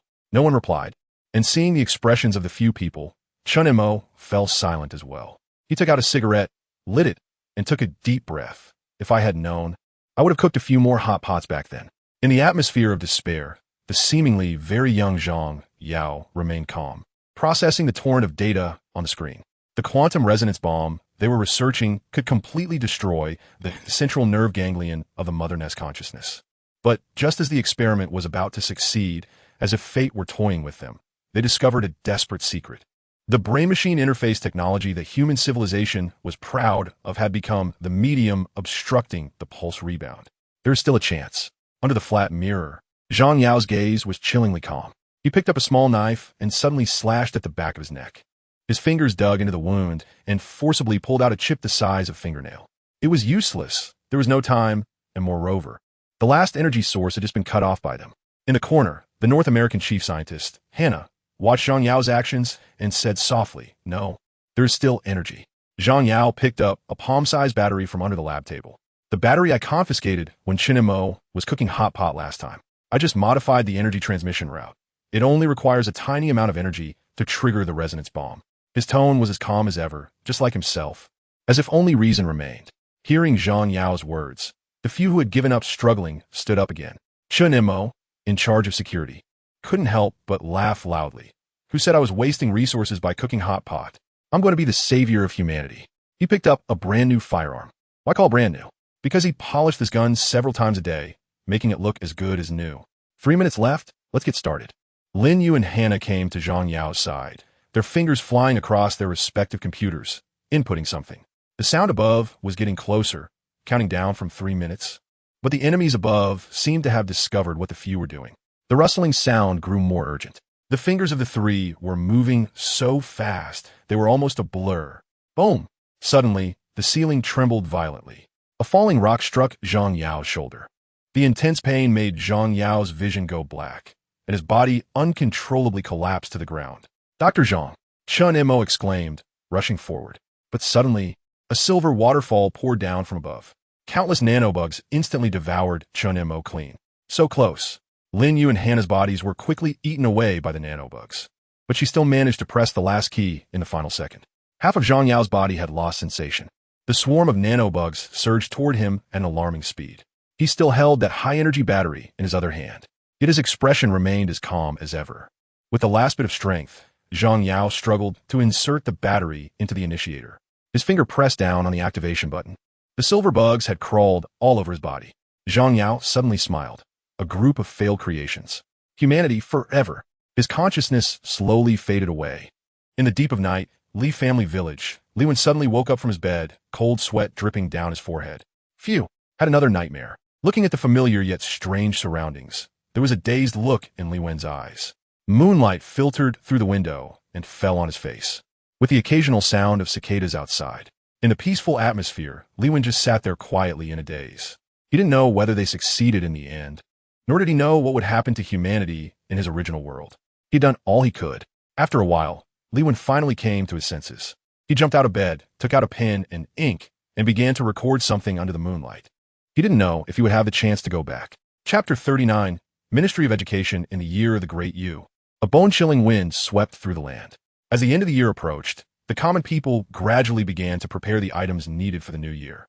Throughout the Great Yu territory, joyful laughter filled the air, and a festive atmosphere permeated the streets and alleys. The battles in Yu Town were nearing their end. The surrounding countries, large and small, had already been completely conquered, but Qin Jue did not stop his advance. Leading his army, Yu Town continued its march towards the western regions, venturing further afield. Batch after batch of slaves were being driven back into the Great Yu territory. In this country, with a population of just over 30 million, the number of slaves received had already reached 8 million in just a few months. Meanwhile, a major transformation project was steadily underway in the Great Yu homeland. A steady stream of slaves was being used as expendable labor. They worked on the front lines, whether it was repairing waterways, planting crops, or engaging in other high-risk jobs. In just a few months, the agricultural revolution was completed first. A large number of slaves replaced the original farmers of Great Yu, and countless lands were reclaimed and cultivated. Coupled with the new crops transformed by the Ministry of Education using spiritual energy and new production tools, the yield saw an exaggerated increase. Previously, a mu of wheat or rice planted in even the best fields would yield only 2 to 3 stones. Now, even the worst dry fields could yield at least 10 stones per mu. Qin Jue knew this was just the beginning. With the subsequent large-scale production of technological products from the Ministry of Education, this yield would increase dramatically. Before Qin Jue ascended to the throne, there were often cases of starvation in Great Yu. Now, even in remote areas, food was no longer lacking. The great abundance of food liberated the citizens of the first tier of Great Yu. However, Qin Jue did not allow them to become useless pigs. Under Qin Jue's intentional promotion, the entire Great Yu was developing toward a culture that valued martial prowess and learning. Large numbers of original Confucian scholars, after being transformed by Qin Jue, were sent to the countryside for a thorough literacy campaign. He did not expect every person in this generation to become an intellectual, but at least Qin Jue wanted all citizens to be able to read. With the completion of the agricultural revolution, the first industrial revolution in Great Yu also began to show signs of emergence. Basic machinery like steam engines had long been manufactured by the Ministry of Education. Moreover, it was constantly being improved. Unlike in Qin Jue's previous life, the industrial revolution in Great Yu was coming more rapidly and violently. Have you not seen the towering chimneys that have already sprung up outside the capital? All of this sounded quite magical, yet upon reflection, it was very reasonable. Absolute dictatorship meant that Qin Jue could command millions of people as if they were extensions of his own limbs. The scientific data exchanged in the civilization mall eliminated the need for scientific exploration, and the physique of the immortal made this development seem like riding a rocket. Qin Jue estimated that at most, in 2 years, Great Yu would develop to a level comparable to that of the 19th century in his previous life. This was still due to the complexities of wanting to reform the thinking of ordinary citizens. Of course, this technological level referred to civilian technology. Compared to civilian technology, Qin Jue paid even more attention to military technology, investing more resources into it. At the vast headquarters of the Ministry of Education, in a shooting range, Qin Jue held a firearm that was almost identical to the famous AK-47 from his previous life, examining it closely. He then fired several shots at a target 300 meters away, the sound of gunfire echoing through the large shooting range. "Your Majesty has good marksmanship," someone said from a distance as several targets fell to the ground, all hit squarely in the bullseye. Jiayu subtly flattered him, quietly waiting for Qin Jue's evaluation of the rifle. "Not bad. The power is acceptable. How long until mass production?" Qin Jue nodded slightly, noting that this weapon, powered by gunpowder, wasn't particularly high in technological content. It was no surprise that the Ministry of Education, with the best resources in the world, could produce it with the blueprints. Jiayu thought for a moment and replied, "The supporting facilities are basically developed, but we now need more resources to proceed with mass production. At most, 3 months." Qin Jue responded, "What resources or manpower do you need? Just mention it. I will increase the allocation of resources." He then asked, "By the way, how is the research on the tank and aircraft blueprints I assigned you last time?" Jiayu smiled wryly and said, "Your Majesty, compared to firearms, the technological content of those creations is slightly higher. Currently, besides myself, the Ministry of Education lacks the time to train other research talents. Moreover, the infrastructure has yet to be completed." Qin Jue acknowledged, "I have been too impatient." In a few months, the Ministry of Education had been continuously searching for talented individuals with scientific aptitude, but the talent pool was still too small. Besides, in just a few months, apart from Jiayu, everyone else was a mere mortal, no matter how intelligent or eager to learn they were. They could only reach a level equivalent to high school in his previous life. There was, however, one person. Qin Jue thought of one, but then reconsidered. With only a few months left until the first imperial examination, there was no rush. After a moment's thought, Qin Jue asked, "Are there any ideas for improvements on the firearms?" This weapon was a great killing tool for mortals, but for cultivators, it was akin to a fire stick. Jiayu replied, "Yes. I have tried replacing the gunpowder in the bullets with high-pressure spiritual energy, and the power has indeed seen a significant increase. However, the bullet heads and gun bodies are still made of ordinary materials and cannot withstand it. If your Majesty wants these firearms to pose a threat to cultivators, we will need better materials." The better materials Jiayu referred to naturally meant those containing spiritual energy, but the world Great Yu was currently in was merely a mortal realm. Where would such materials come from? After surveying the Ministry of Education, Qin Jue returned to the Yu Palace. He closed his eyes, and a detailed map quickly appeared in his mind. This map showed the entire territory of Great Yu, including the areas that had already been conquered. The regions already conquered appeared in red, while the uncharted areas were shrouded in mist. The map also had numerous small yellow dots flashing continuously. These small yellow dots represented the citizens of Great Yu recognized by Qin Jue. Among them, the farthest yellow dot was already quite distant from his location. That was the expeditionary army led by Yu Town. Another yellow that was moving in the opposite direction, larger and more radiant. That was Qin Jue's own envoy, Qin Jue. Indeed, since the last Grand Assembly, Qin Jue had dispatched Qin Jue to explore along the southern coast. Qin Jue wanted to know what this world was like, whether it was all on a single planet, and whether there was an end to it. If there truly was an end, what would it look like? He was reluctant to believe that this world was merely a mortal realm. If that were the case, many of his ambitions would remain unrealized. Chapter 40. The end of the world. Another 5 months have passed, and the sound of cicadas is once again heard outside the house. There is 1 month left until the first imperial examination of the Great Yu. Li Wan, who just finished the provincial exam, walked out of the examination hall. He looked at the city where tall buildings were gradually rising and couldn't help but feel emotional. He had confirmed that the current emperor was, like him, a time traveler. Although he didn't know if they came from the same world, it was certain that Qin Jue was definitely a modern person. Outside the examination hall, his simple-minded father eagerly awaited, stretching his neck and peering inside. Many parents and relatives who looked similar to him were also present. A few months ago, Qin Jue abolished the original administrative divisions and replaced them with a simpler three-tier system of province, city, and county. The place where Li Wen was located was newly named Yunnan Province. Before formally heading to the capital for the examination, he still needed to pass the county, city, and provincial exams. Since this imperial examination focused on scientific assessment, there were basically standard answers. Moreover, Qin Jue placed great importance on this examination, personally selecting officials to oversee the exams in various locations, making corruption and favoritism nearly impossible. In fact, strictly speaking, the imperial examination had already begun 2 months ago with the county exam. Qin Jue did not impose age restrictions for the examination. Therefore, if one were to come outside the examination hall, they would witness a remarkable scene. The candidates ranged from 8-year-old children to 80-year-old elderly people, with men and women of all ages present. Having successfully passed the county and city exams, Li Wen's reputation as a child prodigy had already spread throughout Yunnan province. At this moment, as he emerged from the examination hall, not only was his father present, but many others nearby began to whisper among themselves.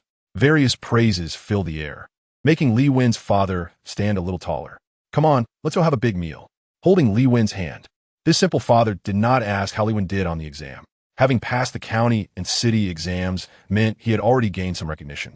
He had heard that passing the county exam would allow one to obtain a government-certified teaching qualification, meaning he could become a teacher. He didn't understand how significant a teaching qualification was, but he thought it couldn't be worse than being a scholar back then. As for passing the city exam, that was even more remarkable. With a title, one could serve as a clerk at the city level, and it was almost guaranteed that he could become a local official in the future. This meant that his son, who was only 8 years old, would already be able to hold an official position once he grew up. He was already very satisfied with this. Times had changed. The selection of officials was very strict, and even a minor clerk had to come from a pool of countless candidates. As for passing the provincial exam, this honest farmer didn't dare to think too much about it. He had heard that passing the provincial exam could lead to positions not just as local officials, but even in important departments in the capital. That was under the emperor's feet. How glorious would that be? He had heard that the emperor was about to publicly sell slaves, and their family had some spare money recently. When that time came, he would buy 2 young maidservants for Li Wen. After all, with a title, it wouldn't do to have no servants at home. "Son, what do you want? I'll buy it for you. The harvest has been good lately, and I've secretly saved a bit. But don't tell your mother." Indeed, the land was farmed by those slaves, and they could earn money just by lying down. It was uncomfortable doing nothing all day. He had heard that General Yu had fought far away, and now many people were going to sea for adventures. He had heard that quite a few people had made a fortune, and he and Li Wen's mother were considering having another child, preferably a younger brother. Let your brother learn martial arts. The emperor advocates for both civil and military talents. You've been weak since childhood, so martial arts can be skipped. If there is a brother to learn martial arts, our Li family can also be considered well-rounded. His father rambled on and on. Li Wen felt no impatience. Instead, warmth rose in his heart. Just the fact that his father didn't ask how he did in the exam right after he came out was something rare. Not just in this era with its budding thoughts of liberation, but even in his own time. "Your Majesty, it seems there is something blocking me ahead." On the boundless sea, Qin Jue gently reached out to wipe away what appeared to be a normal area, but as his palm touched it, the space before him suddenly rippled. 10 months had passed, and although Qin Jue was not flying fast and took many breaks, he had been flying over the sea for a full 10 months until he crashed into this invisible barrier, far away in the capital of Great Yu. In the Yu Palace, Qin Jue fell silent as he watched this scene through Qin Jue's eyes. He lowered his head, lost in thought. After a while, Qin Jue finally commanded Qin Jue in his heart. "Attack the barrier in front of you, starting with 10% of your power, and gradually increase." Hearing Qin Jue's voice in his mind, Qin Jue did not hesitate. He pulled back a distance, and first used his spiritual energy to control his flying sword to strike at the barrier. This strike, as Qin Jue instructed, used 10% of his power.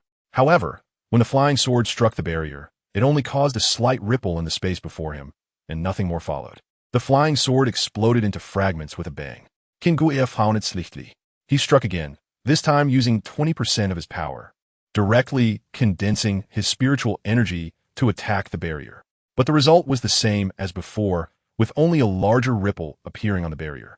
30%, 40%.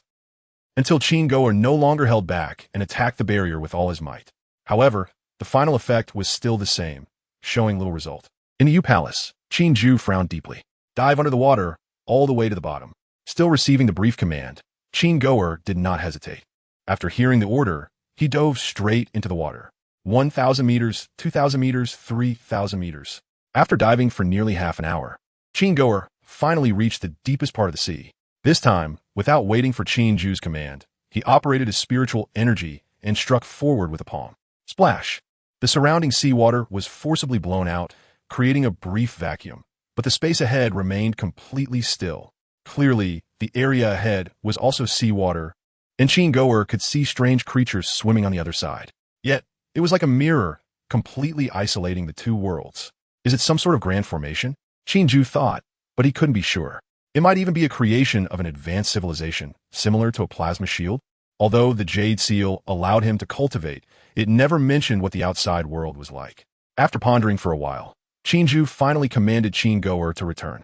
Not long after, Qin Jue once again sensed the call of General Yu. Your Majesty, since the last country encountered a month ago, I have been heading west without seeing any signs of human habitation. Now I seem to have encountered a wall. Chapter 41. Li Wen's Contemplation, 320 million square kilometers. The land area of this world is almost twice that of the original world. There's only one continent, and the rest is ocean. The original territory of Diyu is located at the easternmost edge of the entire continent. Looking at the roughly complete map in his mind, Qin Jue pondered quietly. Yu Zhen traveled westward, encountering nearly 100 countries along the way, while Qin Jue delved deeper into the Southern Ocean, finding no substantial land except for some scattered small islands. Qin Jue estimated that even if there were many places not yet discovered, this world, shrouded by an unknown shield, had a total population of less than 200 million, with a surface area twice that of Earth, a population of 200 million. This ratio is indeed somewhat unbalanced. Moreover, looking at the somewhat square map in his mind, Qin Jue felt it was full of artificial traces. After pondering for a while and receiving no response from the Jade Seal, Qin Jue had to temporarily set aside the matter. The research on the mysterious shield would certainly continue, but right now, Diyu lacked talent. Development. This is currently the most important task for Diyu. In the year and 6th month of Diyu, there were less than 10 days left until the official imperial examination. Outside the capital city, students from all over the country who passed the provincial exams were bumping along to the capital in horse-drawn carriages and ox carts. In a not-so-large carriage, the Li Wen family was squeezed inside. So this is the capital city. It's really prosperous. Outside the city, the 3 members of the Li Wen family all leaned out of the window. Li Wen was fine, but the 2 honest peasant couple were amazed by the scenery outside the carriage, exclaiming again and again. The capital city, as the capital of Diyu, was under Qin Jue's feet. Naturally, more resources were tilted here, and the transformation project progressed much faster than in other places. Qin Jue completely renovated the entire capital city while preserving the original basic buildings. After that, he continuously expanded outward within the original area. Nowadays, the capital city is divided into an inner and an outer city. The inner city is the original Kyoto, while the outer city is what the continuously expanding commoners refer to. The inner city has a genuine ancient style, while the outer city is a blend of modern and ancient styles, but still has more ancient elements. For no particular reason. It was simply because Qin Jue preferred this kind of antiquated architecture. As for the area, it's not just twice as large. The outer city has no city walls. In fact, the city walls of the inner city have become more of a symbolic function. Spacious and bright cement roads extend continuously from the outer city.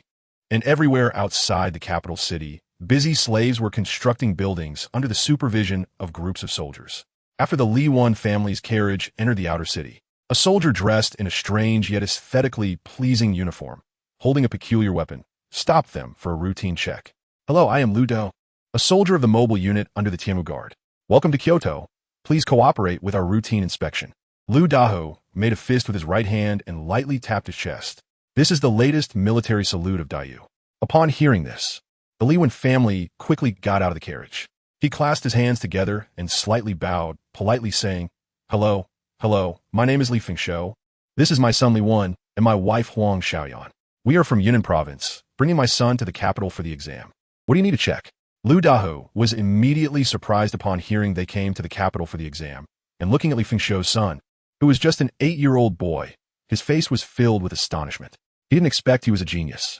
All right, the inspection is complete.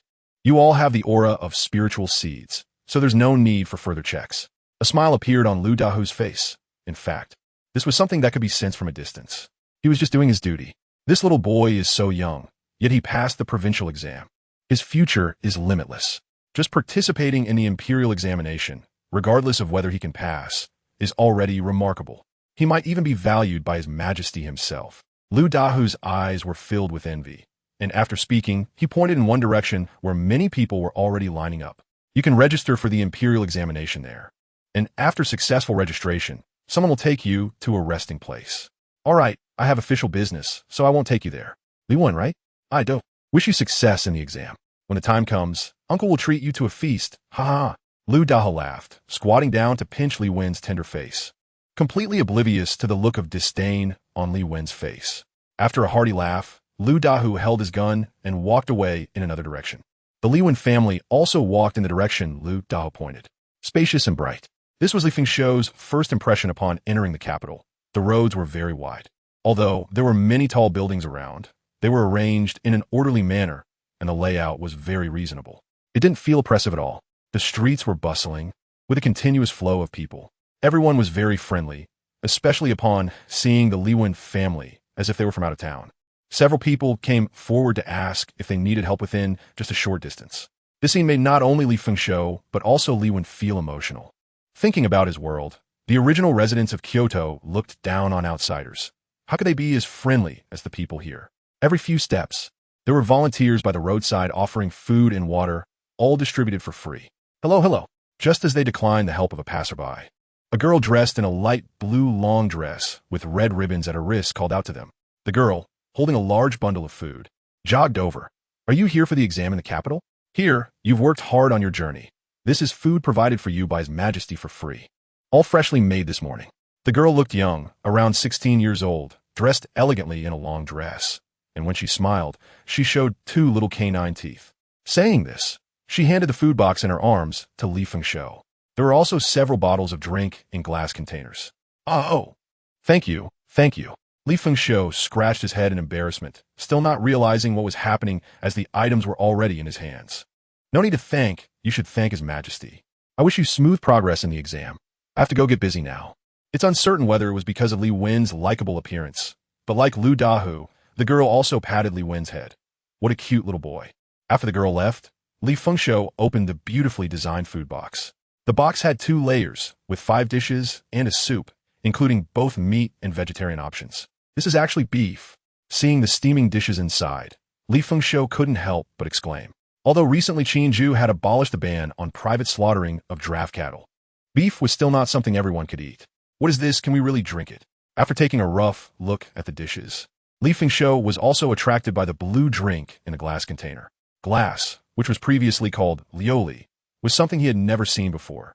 However, with the start of major infrastructure projects, various factories were gradually established in various places, and glass slowly began to enter civilian life. Yet, this drink was something he was seeing for the first time. As soon as Li Fengshou said this, his wife twisted his waist. Look at what you're saying. How can you not drink something given by His Majesty? This glass bottle is really pretty. It would be nice to take it back as a decoration after we're done. Rumbling, just as the couple was bickering, a retro-style bus drove by the roadside. Wow, a monster. Looking at the oddly shaped vehicle that could run by itself without a horse, Li Fengshou exclaimed in surprise and crouched down in fear. His action made the people around him laugh. A passerby pulled him up and said, "This is not a monster. This is the latest transportation tool developed by our Education Bureau. It's called a bus, and it's just started trial operation these days. You are here for the exam, right? Candidates and their families can ride for free. Do you want to give it a try?" Well, although Li Fengshou was still a bit scared, his curiosity ultimately led him to board this so-called bus with his family. Once they found their seats, the bus started moving slowly toward the registration point. Li Fengshou and his wife were filled with curiosity and excitement, while Li Wen fell into deep contemplation. The first-generation gas engine was very similar to the Otto Langen free-piston engine, but seemed to have been improved. Li Wen furrowed his small brow. As a wasteland scientist, he could roughly judge the technological level just by listening to the engine's sound. This gas engine was roughly equivalent to what he had seen in the late 18th century of his previous life. That aside, the various crafts inside the vehicle looked nothing like they were manually made. It already had preliminary, semi-automated production lines. And the processing technology had reached the level of the 19th century, while weapon technology had surprisingly jumped to the 20th century. Was this reasonable? It had been less than 2 years. He could understand the emperor's development of technology, but this leap was too fast. Were there no innovations in between? Could it be that the emperor had a system? Lewin suddenly recalled some web novels he had read in his previous life. Chapter 42, The Imperial Examination, 1,132 people. Never underestimate the people of the world. With a large enough base, there will always be geniuses. Although this was the first imperial examination, the county level test was roughly equivalent to elementary school level, the city level test to middle school, and the provincial test to high school level. But it must be noted that these more than 1,000 individuals, without any guidance, had self-studied to a level nearly equivalent to that of excellent high school graduates in less than a year. In the palace, in the newly renovated and expanded Wuching Hall, 1,123 people sat neatly and upright. Qin Jue sat at the highest position. It was early June, and the sun was scorching, yet the students present felt no heat at all. In fact, there was a refreshing coolness in the air. It was very quiet. Among the thousands of students, there were young and old, and even a small number of women. Everyone sat straight, constantly stealing glances at Qin Jue above. Each person was suppressing their excitement, striving to present their best side to the emperor. Among them, in a position slightly towards the center, the 8-year-old Lewin stood out markedly among the students. So young, this was Lewin's first thought upon seeing Qin Jue. Truly imposing. Although Qin Jue was young, his aura was like a vast ocean, and just stealing glances made Lewin feel a sense of pressure. At the top, Qin Jue had a smile at the corner of his mouth. His gaze swept over each student, lingering on Lewin for 2 extra seconds, his eyes carrying a deep meaning. About 10 minutes later, Qin Jue signaled, and a nearby Xiao Li understood and shouted, "Exam time's up, distribute the papers." With Xiao Li's sharp call, everyone present instantly became tense. Some candidates even broke out in cold sweat.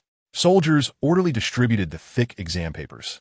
This imperial examination consisted of 5 sessions over 3 days, with 1 session in the morning and 1 at noon. Subjects included national literature, mathematics, physics, chemistry, and biology. Now, the first session was on national literature, which was equivalent to a combination of history and political geography from the previous life. Lewin, upon opening the exam paper, did not answer immediately, but instead flipped through the entire paper from beginning to end. After finishing, he closed his eyes and pondered for a moment. Politics accounted for the largest proportion, with many discussions and extensions regarding national policies. Strictly speaking, Lewin was a science student in his previous life, but he had also dabbled in such topics. Especially in this era, his perspective surpassed that of many others. After a brief reflection, he began to write vigorously. The sound of flipping papers filled the exam room. Most students appeared slightly relaxed upon seeing the exam questions. Many had research suggestions and improvements on national policies at home. The tips of their pens glided across the papers, and nearly everyone began to write earnestly. Above, Qin Jue watched quietly. There were 5 subjects over 3 days, and he had allotted ample time for each exam. There was no enforced collection of papers at the time limit, and afterward, he wouldn't look at the overall scores. Geniuses who excelled in all areas were rare, but there were definitely many who were exceptionally talented in specific aspects. Each subject was designed to select talents for various fields. For instance, in national literature, those with high scores would be considered for replacing officials with poor performance. The questions on the paper were numerous. Lewin quickly answered the simpler questions at the beginning. As he progressed, the questions became more challenging. After more than an hour, when he reached the last few major questions, Lewin slowed down a bit. Particularly, the final major question piqued his interest. The development of the economy will give rise to a new class. How can we suppress this new class while developing the economy? Lewin narrowed his eyes slightly. He was naturally aware of what this new class was. He also understood the immense power it could wield once formed.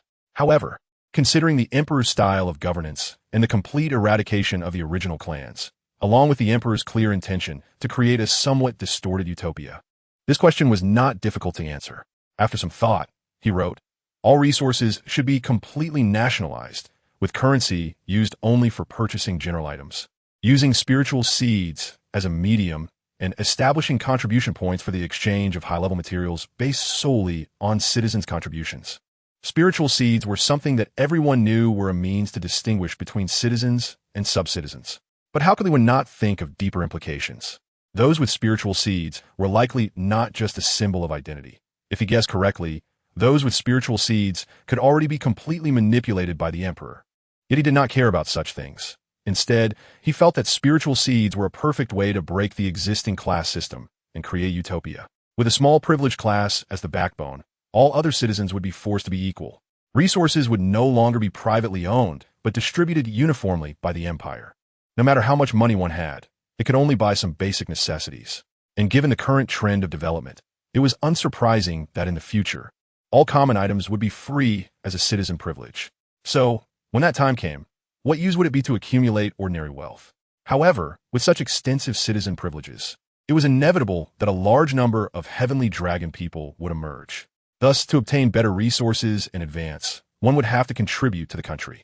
After some contemplation, he continued writing, establish a spiritual seed iteration system, assessing whether to retain the spiritual seed at set intervals and set a threshold. If one fails to meet this threshold, they will be stripped of their spiritual seed and downgraded to sub-citizen status. This assessment can cover various aspects and does not necessarily require great contributions, but it should prevent a portion of lazy citizens from living off the state. For example, if the emperor later implemented elite education for all, then completing academic requirements could be seen as a contribution. Rights and responsibilities are reciprocal. To enjoy privileges, one must pay the price. He could guess part of Qin Jue's thoughts, but he did not know the specific definition of a citizen. In his opinion, citizens could not simply enjoy privileges without merit. Li Wen wrote rapidly, soon filling 3 pages with his strategies. After finishing, he reviewed the entire paper from start to finish, and upon confirming there were no errors, he raised his hand to submit it. He was not the first to submit among the 1,000 students. There were those who specialized in national policy, but his speed was indeed quite fast. One by one, more and more students finished their papers. After the soldiers collected the exam papers, the finished students quietly left. It wasn't until these students exited the exam room and left the palace that they began to converse in small groups. Li Wen, following behind the crowd of students, was remarkably conspicuous as an 8-year-old child. People nearby frequently cast glances his way, but no one approached him to engage in conversation. Only his parents were anxiously waiting outside. As before, his parents did not inquire about how he had performed. The 3 of them returned to the designated accommodation, and after a simple meal, Li Wen went to rest. There was mathematics in the afternoon, but for a great scientist like him, the subsequent exams posed no difficulty at all.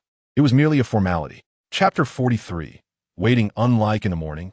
When the afternoon exam officially began and the test papers landed in the hands of the candidates, the thousands of students present collectively gasped at the questions on the papers. Not only the local candidates, but even Li Wen was slightly surprised when he saw the questions. He had thought that the final exam questions would be difficult, but he did not expect them to be so beyond the syllabus. The earlier questions were manageable, corresponding to university-level topics like calculus and algebra. However, the later questions were impossible to solve without a graduate-level background. In fact, the last few major questions were at a doctoral level. Around him, the candidates were scratching their heads, and the sounds of sighs filled the air. Many with poor mental resilience even cried out in frustration. The questions being beyond the syllabus was one thing, but for Li Wen, after a brief moment of surprise, he picked up his pen and began to write again. This time, he wrote even faster. In less than half an hour, he completed the entire test paper. After finishing, he didn't even check his answers. He raised his hand to submit the paper, bowed to Qin Jue above, and then walked out of the examination room amid the astonished gazes of others. Above, Qin Jue laid back slightly. With a flick of his finger, Li Wen's test paper flew into his hand. He had already memorized the answers to these questions. There was no need for comparison. He read through it from start to finish. A satisfied look appeared on Qin Jue's face. As expected of a great scientist, he had indeed found a treasure. He nodded with a smile. From start to finish, it was completely the standard answer. In fact, Li Wen provided several methods for many of the questions and even included his own extended thoughts. Gently closing the test paper, Qin Jue tilted his head slightly and said to Xiao Liuzi, "Select a mansion near the palace in the inner city to bestow upon Li Wen, and choose 100 excellent slaves to send over." Xiao Liuzi bent down to listen, and upon hearing this, he couldn't help but be shocked. He had no idea that Li Wen was a time traveler. He could only marvel internally. What a natural genius. How could His Majesty value him so highly? Xiao Liuzi bowed and withdrew, while Qin Jue continued to observe the candidates below. 5 days quickly passed. and the first imperial examination of Dayu came to a close. Throughout the capital, and even the entire country, countless people were discussing this examination in taverns, tea houses, and roadside stalls, from high-ranking officials to ordinary citizens. They speculated on which scholar would emerge as the top candidate. As the test papers circulated, those who were unable to participate in the examination, whether scholars or commoners, gathered in groups, each expressing their opinions, regardless of whether they could understand the questions. Ever since a large number of slaves began engaging in various jobs, the citizens had been liberated, coupled with Qin Jue's continuous literacy campaigns over the past year. Even the former peasants now knew how to read and understood some basic science to some extent. The atmosphere of learning in Dayu was taking shape. Even if one couldn't understand, it wouldn't be embarrassing to join in the conversation. As for who was the most famous during these days, without a doubt, although the results had not yet been announced, the reputation of Li Wen, this prodigy, had spread throughout the capital. In every exam, Li Wen was the first to submit his paper, and the papers were personally reviewed by Qin Jue, who nodded and smiled continuously after reading them. These deeds had long been propagated by other scholars. A prodigy had emerged from Yunnan province. This had basically become common knowledge among the millions in the capital and was continuously spreading outward. It wouldn't be long before the entire country would remember the name Li Wen. In the inner city, very close to the palace, there was a mansion that had originally belonged to a minister. However, since that minister was confiscated by Qin Jue, it had remained vacant. Later, it was bestowed upon Li Wen's family and was renamed Li Mansion. Inside Li Mansion, Li Fengshou, dressed in new clothes, smiled as he sent off today's visiting guests. Filled with emotion, he still felt somewhat dreamlike, as if everything around him was unreal. It wasn't he because of material conditions. After all, in his original home, with the emperor's reforms, he had also been allocated a large house. With so many acres of land, he didn't have to farm. He could just lie back and collect money, and he lacked nothing in food, drink, or living expenses. It wasn't about a leap in status either. There were no class distinctions among citizens. This was a concept that His Majesty had constantly emphasized and instilled over time. Citizens were a privileged class as a whole. Those in office, no matter how high their rank, were equal to ordinary citizens in status. Their official positions were merely jobs. In the past, ordinary people had to bow to officials, even those of minor status, but now, except for His Majesty, even the current Prime Minister would only receive a respectful clasp of hands. What made him feel unreal was his genius son. Sometimes he really doubted whether this son was truly his biological child.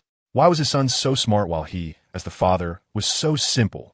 After a year of literacy campaigns by His Majesty, he had barely learned all the Chinese characters and understood some simple arithmetic. Anything deeper gave him a headache. He couldn't comprehend it. In the end, Li Fengshou could only conclude that the ancestors of the Li family were smoking green smoke. "Sir, it's time for dinner." Standing at the door of Li Mansion, Li Fengshou sighed for a while. A graceful-looking maid, appearing to be around 12 or 13 years old, walked over to him, lowering her head and speaking softly. "So I understand." Li Fengshou awkwardly scratched his head. Slavery could be bought and sold among the people, but the prices were relatively high now. He had initially thought about buying a few maidservants for his good son, but unexpectedly, before he could take action, His Majesty had already bestowed them upon his family. Moreover, the identities of these slaves were quite extraordinary, especially this one named Su Yin, who had formerly been the third princess of Goryeo. After Goryeo was conquered by His Majesty, this once highborn princess had also become a slave. "What about Wen'er? Young master and madam are waiting for you." "All right, I'm coming." Li Fengshou lifted his foot and suddenly looked Su Yin up and down, pondering. She looked decent and was not much younger than Wen'er. Her upbringing was good, but unfortunately, she was a slave. The implementation of the citizen hierarchy system had been in place for a while, and Li Fengshou naturally understood the distinctions between citizens, subordinate citizens, and slaves. Subordinate citizens had pathways to rise, but slaves seemed to have opportunities as well. He remembered that not long ago, His Majesty had just supplemented the citizen system, stating that as long as household slaves worked for a certain period and gained their master's guarantee, they had the chance to attain subordinate citizen status. After thinking for a moment, Li Fengshou said, "You will follow Wen'er from now on." Wen'er happens to need a personal maidservant. This simple-hearted farmer, even though he could execute the slaves in his mansion at will, still maintained his kind and friendly demeanor, treating even slaves with a friendly attitude. Upon hearing this, Su Yin felt a rush of joy in her heart, but she still kept her composure, bowing to Li Fengshou respectfully and saying, "Thank you, sir." Who would willingly be a slave? No one, especially not someone like her who had once been a high-ranking princess. She would not resign to fate. No matter what means she had to employ, she would climb up. When the initial Reformation took place, she had behaved exceptionally well. Originally, after the Reformation, she was to serve in the palace. However, upon hearing the fame of the prodigy Li Wen, she knew her opportunity had come. By employing various means, Su Yin successfully arranged to be placed in Li Mansion by the sixth prince. Chapter 44. The results are out, the results are out, my lord. The results are out. 3 days later, in the Li family's back garden, Li Fengshou, dressed in coarse linen clothes, was squatting down, working in a small vegetable patch. A rugged-looking, sturdy northern barbarian slave ran over excitedly. The results are out. Li Fengshou, who was plowing, suddenly raised his head, ignoring the dirt on his hands and face. He quickly wiped himself off and wanted to run out. But after just 2 steps, he was pulled back by his wife. Why the hurry? You look like a mess. It's embarrassing to go out like this. Change your clothes, and we'll go together. Li Fengshou looked down at his dirt-covered clothes and smiled awkwardly. He hurriedly dashed into the house to change into a clean outfit. The family of 3 quickly headed towards the palace. Outside the palace, when Li Wen's family of 3 arrived, it was already crowded with people. The onlookers, candidates taking the exam, and the bustling chatter created a lively atmosphere, with occasional gasps and excited shouts. Although there were many people, it was still orderly due to the guards maintaining discipline at the palace entrance. Moreover, with Li Wen's fame as a prodigy, when his family approached, the crowd suddenly fell silent for a moment. The prodigy is here, someone shouted, and immediately, all eyes turned to Li Wen's family. Suddenly, under such intense scrutiny, Li Wen remained calm, while Li Fengshou and his wife felt quite awkward. Congratulations, brother Li. Your prodigy has passed the exam. Congratulations. The prodigy truly is a manifestation of the literary star, scoring first in all subjects except for the national language. This is a prodigy indeed. Just as the rumors said, truly extraordinary. The crowd erupted into cheers. At this moment, even if Li Fengshou was slow to react, he realized something significant had happened. His body trembled with excitement, and without even saying thank you, he hurriedly pulled Li Wen towards the announcement board. There were 5 lists corresponding to 5 subjects, each listing for 10 days. Li Fengshou looked at the board. Aside from the national language where his son ranked 3rd, the other 4 subjects were all first place, and they were all full marks. This. Li Fengshou's hands trembled uncontrollably, and the immense joy left him momentarily speechless. Then, overwhelmed with excitement, he suddenly felt faint and collapsed. Father! Oh no, the head of the family. Li Wen's mother was frightened and rushed forward. The crowd around them became chaotic. Fortunately, there was a physician among the onlookers who quickly stepped forward. The physician grabbed Li Fengshou's arm, took his pulse, and without saying a word, pulled out a small needle box and efficiently administered a few acupuncture needles to Li Fengshou. Before long, Li Fengshou slowly regained consciousness. Your father is overly excited. The blood has rushed to his head, but there's nothing to worry about. Just take some time to rest, the physician said. Thank you. Li Fengshou's wife quickly expressed her gratitude. No need to thank me, the young-looking physician smiled. Seeing that Li Fengshou was fine, the crowd couldn't help but start teasing again. After this little episode, the atmosphere became lively once more, except for the physician who quietly blended back into the crowd and disappeared. Some were overjoyed, while others were disheartened. Those who passed the exam were naturally elated, while those who failed were less than happy. However, being able to pass the county, city, and provincial exams was already a remarkable achievement in the current EU. And Qin Jue would certainly arrange for these over 1,000 talents. That evening, he would hold a grand banquet in the palace to personally meet these geniuses. These fireworks are really beautiful. Ever since His Majesty ascended the throne, the people have been smiling. At night, in this capital where ancient and modern styles mingled, fireworks bloomed in the sky. On the streets, men, women, and children created a lively scene, every face adorned with smiles, the lights illuminating their expressions. This so-called prosperous age was a stroke of luck for this generation. On the inner city wall, Qin Jue leisurely sat in a flying fish robe, holding a jug of wine. Beside him sat a slender woman with a cold demeanor, her face marked with large birthmarks. Qin Jue took a big swig of wine, looking at the lively atmosphere below, and couldn't help but exclaim, His Majesty is an unprecedented sage king. It's no surprise to see such prosperity. The woman coolly replied, subtly shifting her body to maintain distance from Qin Jue, who had clearly shown interest in getting closer.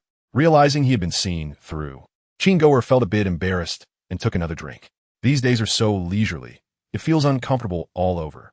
Back when the clans were around, we could still be active, but now every day feels like a desk job. What's wrong? Are you nostalgic for the days when the clans exploited the common people? The woman shot a glance at Qin Jue, her tone flat and devoid of emotion. Qin Jue was momentarily taken aback by her words and quickly stammered, "And no, I wouldn't dare say that." Qin Jue was momentarily a loss for words after being rebuffed. The atmosphere grew awkward for a while. Suddenly, the woman stood up. "If there's nothing else, I shall go on patrol." Wait. Qin Jue stood up. This is something I saw while shopping today. I thought it looked nice and impulsively bought it, but now I find it seems unnecessary. Qin Jue pulled out a small box from his bosom, which contained a butterfly-shaped hairpin. "I thought you might. Here, it's for you." After stammering for a while, the fearsome commander of the Qin Jue, who often made children cry, surprisingly felt a bit shy as he handed the box to the woman. After doing all this, without giving her a chance to respond, he immediately turned serious and said, "Today is the results announcement. His Majesty is celebrating nationwide. With so many people in the capital, it's inevitable there will be some disturbances, so we should patrol properly." With that, Qin Jue leaped off the city wall. On the wall, the woman looked at the small box in her hand, her eyes flickering. She took out the hairpin, cradled it in her palm, and suddenly smiled. Her laughter was like a lark, a stark contrast to her usual cold demeanor. She glanced at the spot where Qin Jue had jumped down and casually inserted the hairpin into her hair. Only then did she slowly walk down from the city wall. "Jiayu, I have a bad feeling about this." Outside the palace, it was bustling, and inside the palace, it was equally lively. Qin Jue reclined at the top seat, with the successful students seated on either side. In the center, a group of dancers twirled gracefully. These women, whether in appearance or figure, were truly exceptional. Among them were even Caucasian women with high noses and blue eyes, as well as women with brown skin and red hair. They came from various places in this world. Some were former princesses, others daughters of high officials, or held other identities. Most of the students were mesmerized, except for an 8-year-old boy sitting beside Qin Jue, who didn't even glance at them and was focused solely on eating and drinking. Chapter 45. The Nature of Blessings. Can one have a title? Qin Jue said with a smile, suddenly casting his gaze toward Li Wan, who was busy eating and drinking. As he spoke, all eyes in the room inevitably turned to Li Wan. Wonder. Xiao Yozai was secretly astonished. The way His Majesty spoke so affectionately indicated that this little prodigy held great importance in the emperor's heart. The expressions of others were also somewhat peculiar.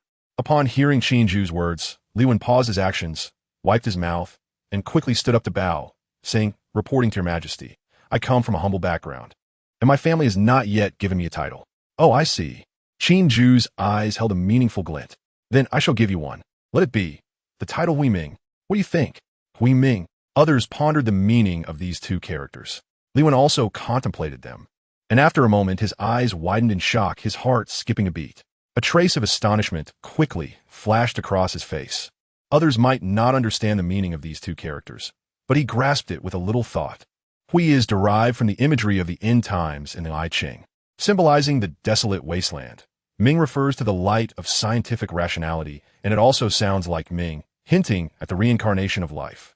This is a reference from the rites of Zhou, which uses Hui Ming to honor the times, subtly indicating wisdom that transcends time and space. This was hinting that he had already perceived his identity as a time traveler. No, not only did he know he was a time traveler, but he also knew he was a scientist from a wasteland. How did His Majesty know this? And how could he know it so thoroughly? Li Wan lowered his head slightly, appearing obedient. His mind was already in turmoil. After a moment of consideration, he put on an innocent smile and replied, "I thank Your Majesty for the bestowed title. I humbly believe that Hui Ming should follow the I Ching's principle. The suspended image is great, greater than the sun and moon. Just like how the alternation of day and night conceals the trajectories of stars at dusk and illuminates the textures of mountains and rivers during the day, it aligns with what the Zhou by Xuan Jing states. The sun moves 1 degree, and the moon moves 13 degrees in the laws of heaven and earth." Li Wan suddenly tugged at the jade pendant around his neck and laughed. Actually, the fun part about these two characters is what is said in Sui, Shi Guang Ji Colon, on the day of Hui. "We send away the poor, and in the bright hall, we welcome the rich." The last day of the lunar month can help the palace save on lamp oil, and on the 15th day, it's perfect for secretly watching the kitchen make honey cakes. Laughter erupted around him. Qin Jue also chuckled, realizing these two characters could be interpreted this way. "But I remember more from the Yin family instructions. A young man should speak less to preserve his clumsiness. Bright eyes must observe the smallest details, no matter from which angle. The title Hui Ming is indeed excellent, Li Wen said earnestly, causing Qin Jue to burst into laughter. Good. Then from now on, you shall be known as Hui Ming. After this little episode, the atmosphere in the room became even more lively, especially as these candidates realized that Qin Jue was not as terrifying as the rumors suggested. This young immortal emperor was quite amiable toward his own people. Upon realizing this, they were no longer as reserved as before. Some candidates, even emboldened by the wine, began composing poetry and prose, pushing the atmosphere to another peak. The banquet continued until late at night, ending with reluctance from everyone. Others returned to their homes, but only Li Wen was kept behind by Qin Jue. Qin Jue led Li Wen toward the Yu Palace, moving with an air of authority, though not quickly. Along the way, the two did not converse. It wasn't until they returned to the somewhat dim Yu Palace that Qin Jue sat down, waving his hand, instantly illuminating the palace as bright as day. As he sat, the smile on Qin Jue's face slowly faded, and he spoke with authority. Do you know why I kept you behind? Li Wen nodded in response, sitting on Qin Jue's right side. Do you know why I kept you behind? Qin Jue's tone was steady. Li Wen stole a glance at Qin Jue's expression, but couldn't discern anything. After contemplating, the innocent look of the 8-year-old boy was replaced by a composure that was quite inconsistent with his age. I do not know, he replied. But your Majesty can rest assured, since I have come to this world, I will fulfill my duties. There was nothing to hide, since Qin Jue already knew everything.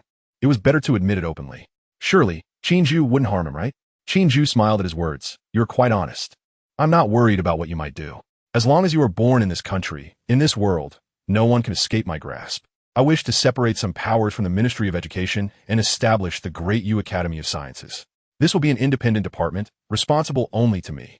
I believe a great scientist from the wasteland like you should be able to handle it.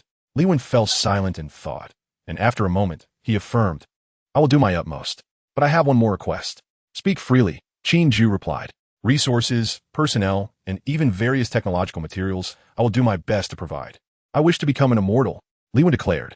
The science your Majesty promotes is vastly different from what I learned in my past life. Without becoming an immortal, I cannot carry out further research. This was shocking. He was the first to dare to ask Qin Jue for a chance to become an immortal. Qin Jue lightly tapped the table with his fingers, his gaze deeply fixed on Li Wen. Inside the small Yu Palace, the atmosphere suddenly became tense. Li Wen felt beads of cold sweat forming on his forehead, yet he still stared directly at Qin Jue. His eyes held madness and calmness. As Qin Jue rhythmically tapped the table, the air around them trembled. But suddenly, Qin Jue stopped tapping. His face regained a warm smile. Do not resist. Feel it carefully, Qin Jue said, gently placing his palm on Li Wen's head. He still had one last blessing slot remaining. The blessed individual would possess 80% of their original strength. This opportunity was not something that could simply be described as precious. Originally, Qin Jue had intended to reserve this slot for Elpa. That imitation Elbu had performed quite well and acted very much to his liking. However, it now seemed that granting it to Li Wen would yield better results. At this moment, Qin Jue was unaware that this blessing slot was far more valuable than he imagined, and he did not know that this would be his true last slot. Li Wen rose from his chair and respectfully knelt before Qin Jue. This was a gesture of submission. Like Qin Jue and the others, Li Wen could feel a pure and powerful energy slowly entering his body. However, unlike the previous recipients of blessings, he did not become obsessed with the increasing strength. Instead, he carefully felt this energy while continuously pondering. It was not spiritual energy. It was another unknown energy. A few days ago, he had encountered Qin Jue, and the spiritual power radiating from him was completely different from what Qin Jue was now imparting to him. To be precise, it did not seem like energy. It was more like. Li Wen slightly opened his eyes, and, as the blessing continued, he could clearly feel the surroundings becoming different. He and this place, no? More accurately, he had developed a bond with this world. Dynastic luck. The phrase suddenly popped into Li Wen's mind. Chapter 46, 25 years. So it is. Yes, this is the essence. As the blessing was completed, Li Wen looked at Qin Jue again, and this time, he no longer saw a majestic emperor. Instead, he saw a sun that condensed the luck of the entire great universe, with the world behind him and countless subjects. Qin Jue is the bearer of this empire's fortune. After being blessed, he became a kind of vassal family existence related to Qin Jue. Like that pyramid, Qin Jue is the apex. He occupies the next layer, drawing a part of the fortune from Qin Jue onto himself. This is the essence of the blessing. Qin Jue watched Li Wen deep in thought and did not disturb him. He stood with his hands clasped behind his back, and when Li Wen opened his eyes, he said softly, "You are the first to recognize the essence of the blessing." "Very good." Qin Jue smiled, looking quite pleased. Whether it was Qin Go or Peng Gao, when they received the blessing, they were all engrossed in the expansion of power, completely unaware of what this essence truly was. In fact, Qin Jue himself discovered this essence only after research. He didn't expect Li Wen to notice it so quickly. Power comes at a cost. From now on, you are completely bound to me and to this country. The Academy of Sciences is entrusted to you. I believe you can bring me different surprises. After a pause, Qin Jue continued, "As long as you can satisfy me, I will help you realize your return home." Qin Jue's tone was resolute. In July of the second year of the Great Universe, the Academy of Sciences of the Great Universe was officially established.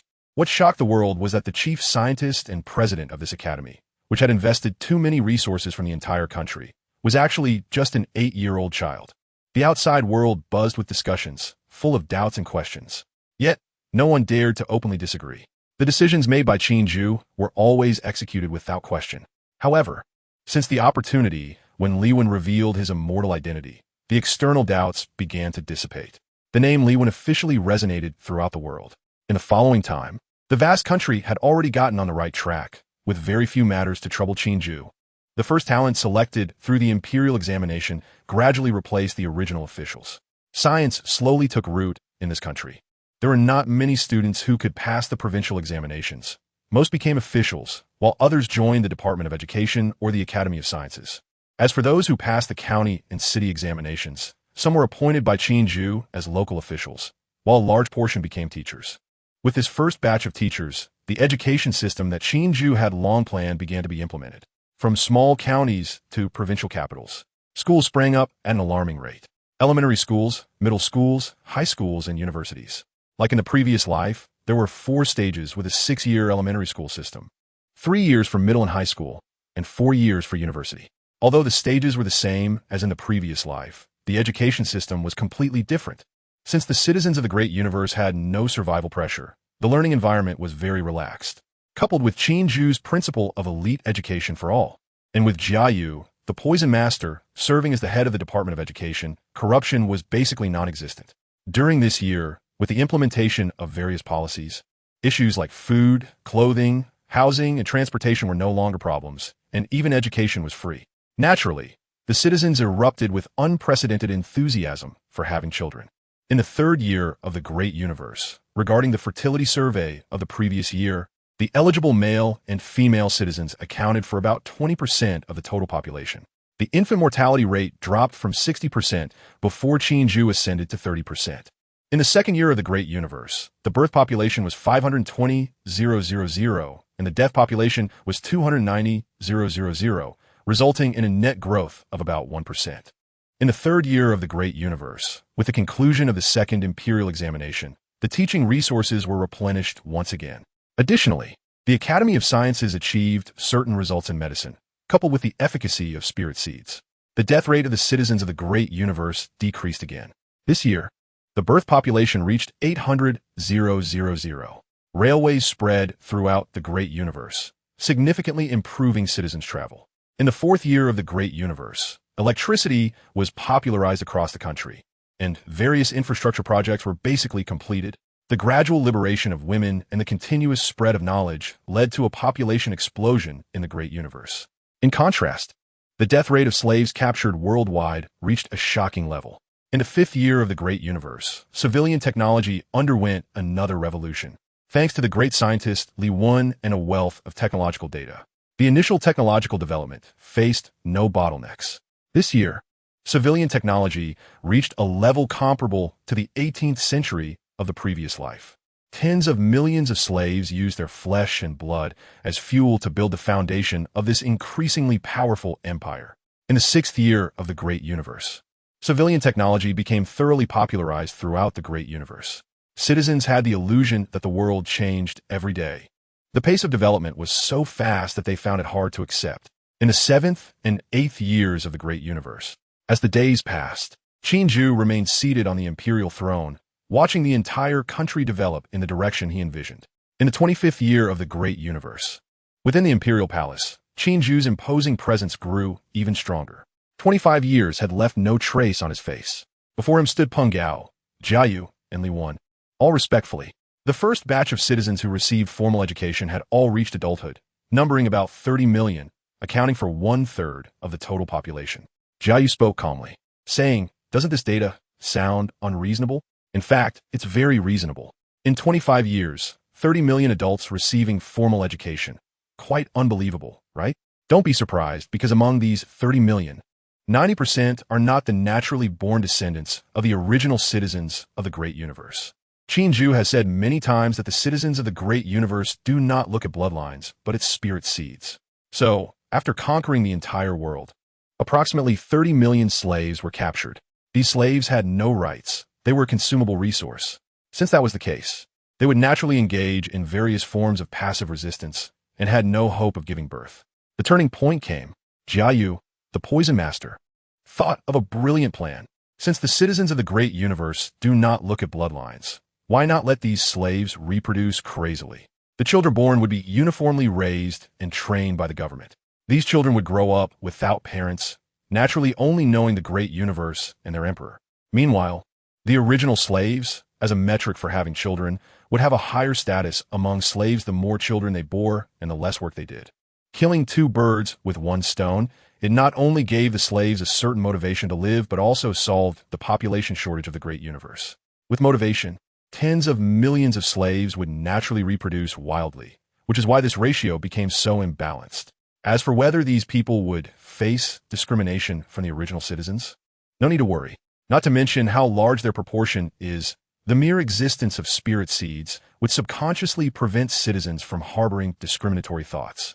Qin Jue even had a premonition that perhaps with the continuous development of the Great Universe, this model would become a trend. The concept of family would gradually fade, and the children born would be entirely raised by the state. Additionally, a portion of lower-class citizens would rise through various means to become citizens. In 25 years, the population of the Great Universe was about to exceed 100 million. 1/3 are talents who have received standard education. What a terrifying proportion. In another 2 years, when these people graduate and enter various industries, the entire Great Universe will experience another leap forward. After a pause, Jiayu continued to report on various educational matters. Overall, the education in the Great Universe has maintained a good development trend. Once Jiayu finished his report, Qin Jue turned his attention to Peng Gao. This chancellor, who had served for many years, remained as profound as ever. As Qin Jue cast his gaze, he slowly spoke. Regarding officials, almost all local officials have been rotated, and beyond the original territory of Diyu, construction in various provinces has been completed, with all local officials being fresh blood. Among them, in terms of officials, Qin Jue has always adhered to the principle of promoting the capable and demoting the incompetent. Therefore, the officialdom of Diyu can be described as a true Shura field. Whether central or local officials, they are all desperately striving for political achievements. They dare not make things difficult for citizens. And the ones who suffer are naturally the slaves and lower-class citizens. In this world, the land area is twice that of the previous life. Many places outside the original territory of Diyu have provinces that are almost half the size of Diyu. The population is still insufficient, with only a small portion of citizens immigrating from various places. With so many areas, local officials are naturally in short supply. Fortunately, there are many young talents, which barely allows for coverage of the entire world. After Peng Gao finished his report, the other few took turns to speak. In terms of technology, over the past 25 years, it can be said that it has been a state of technological explosion. Civilian technology has now developed to the level equivalent to the eve of the first information revolution in the previous life, while military technology is even more astonishing. Tanks, fighter jets, aircraft carriers, and the like have already been developed, and they are rapidly iterating and upgrading. If a time traveler were to come at this moment and experience the charm of Diyu, they would surely be bewildered. Half of the young people are extremely fashionable, appearing completely modern. The other half speak in ancient language, starting their sentences with classical Chinese. The urban construction in various places is also highly stylized, with ancient-style gardens nestled among a few towering skyscrapers. In the center of each city stands a statue of Qin Jue. technology, cultivation, ancient and modern, fantasy and science. Countless slaves labor on the front lines, and the entire country presents a strange prosperity and absurdity. Just as Lewin said, this country is continually developing towards a distorted utopia. Chapter 47. The Jade Seal's anomaly at the end of the 25th year of the Great Yu. The world was at peace. In the Yu Palace, Qin Jue, who was cultivating, felt an unusual movement from the Jade Seal in his mind after a long time. Before he could react, a massive aura of the dynasty surged toward him from all directions. The entire Yu Palace, no, the entire Imperial Palace, and even the surrounding capital were enveloped in golden luck. This immense luck even condensed into a tangible form, transforming into patches of golden flowing clouds. And on the horizon, real dragon and phoenix apparitions appeared. In the capital, and indeed throughout the land, countless common people sensed something. At this moment, no matter what they were doing, they all looked up. What's going on? My goodness, an anomaly. The dragon and phoenix signify good fortune. Could it be that His Majesty has grown stronger again? The golden flowing clouds covered the entire Great Yu, and everyone felt a warm sensation. In the capital, 5 immortals, including Peng Gao, soared into the sky, staring in shock at the celestial phenomenon. The apparitions in the sky continued to condense until a shadowy figure appeared. A towering shadow. This is Peng Gao, and the others gazed at the figure, and when they clearly saw its face, they all exclaimed in unison, "Your Majesty!" Indeed, that towering shadow is none other than the current Emperor, Qin Jue. He is about to break through. In the Yu Palace, Qin Jue felt the luck continuously flowing into his body. Gradually, it coalesced into a golden elixir. From its initial illusionary state, it solidified over time. After a quarter of an hour, the golden elixir in his dantian completely transformed into a tangible form. Boom! The soaring momentum spread from the Yu Palace. Qin Jue's consciousness ascended, merging with the shadow in the sky. The next second, under the gaze of the entire populace, that shadow slowly opened its eyes. What marvelous feeling! Qin Jue felt completely different. After condensing the golden elixir and merging with the shadow, the scenery in his eyes underwent a drastic transformation. In his vision, the original world was now intertwined with thin, semi-transparent threads. These threads were densely packed, connecting to glowing little points of light. Spirit seeds. In the Yu Palace, Qin Jue gently raised his hand, reaching for one of the threads. Outside, the shadow mirrored the same action. When he touched that thread, the scene before him exploded into a dramatic change. Your Majesty has manifested. May your Majesty have eternal peace. In a certain part of the Great Yu, a man looked at the celestial phenomenon, kneeling respectfully on the ground, his heart repeatedly chanting, "May your Majesty have eternal peace," his face filled with fervor. And all of this, Qin Jue could not only see but also feel what was in his heart.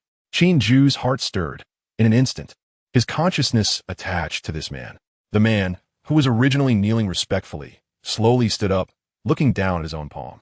This frightened the people around him. A child of only 12 or 13 years old quickly tugged at his pants. "Dad, hurry and kneel. The Emperor has manifested. You can't be so disrespectful. The Emperor will punish you." The child's voice was tinged with tears, clearly anxious, and others also quietly voiced their concern, their faces filled with worry. But the man remained unfazed, pondering as he surveyed his surroundings, when suddenly he rolled his eyes and fainted on the ground. Moments later, he woke up again. Dad, what happened to you?" "Oh, the Emperor is angry. What should we do?" The man slowly regained consciousness, looking bewildered. What on earth is happening? What a Dao heart seed demon. After advancing to the golden elixir, this ability of spirit seeding clearly upgraded as well. Initially, he could only view the basic information of those who were spirit seeded. Now he could directly possess their bodies. Isn't this what he had read about in novels in his previous life? What does this mean? It means that from now on, he has endless clones. As long as there is still one spirit-seeded individual alive, Qin Jue can seize their body and be reborn. The blessings also have anomalies. Official position blessings. After this breakthrough, the Jade Seal no longer granted Qin Jue new blessing slots. Instead, it provided an ability for official position blessings. The so-called official position blessings refer to the officials of the entire Great Yu, from the 9th rank to the 1st rank, who receive varying degrees of luck based on the size of their official position. This ability is not bound to a specific person, but to the official position itself. Boom! After successfully breaking through, the celestial phenomenon in the sky not only did not dissipate, but grew even more intense. Qin Jue and the other 5 immediately began their breakthroughs as well, advancing from a mid-stage of foundation establishment to the late stage, and then to golden elixir. With Qin Jue's 80% cultivation, he himself was only at the early stage of golden elixir. Yet this 80% of cultivation allowed them to leap from the early stage of foundation establishment to golden elixir. And it didn't stop there. In addition to Qin Jue and the 5, officials of all ranks in the capital, or rather, throughout the Great Yu, began to receive blessings of luck. What kind of place is the capital? How many first-rank officials live here? These individuals, with the blessing of luck, began to transition from mere mortals toward becoming immortals. In the headquarters of the Jinui, Jiazhan, a third-rank official, was already 41 years old. She was originally a mere mortal who came to the capital at 16 alongside her brother, Jiayu. Her brother, with outstanding abilities, was quickly favored by the emperor because of her exceptional skills. She also worked under Qin Jue. In 25 years, she had climbed from a minor position to the third-rank Jinyui's deputy commander, without relying on anyone else. In this meritocratic Great Yu bureaucracy, she climbed to this position through her achievements. Now, at 41, although her figure remained alluring, the passage of time had left significant marks on her. Her superior, Qin Jue, had been pursuing her for many years, and this was no secret. But she had never agreed. That man was quite foolish, and she liked him very much. Yet she knew that there was a difference between immortals and mortals. Just like now, she already showed signs of aging, while Qin Jue remained as he was back then. The emperor has broken through again. He has become even stronger. Perhaps 100 years from now, he will forget someone like me, right? Jiazhan looked up at Qin Jue, who was bathed in golden luck, her eyes filled with complexity.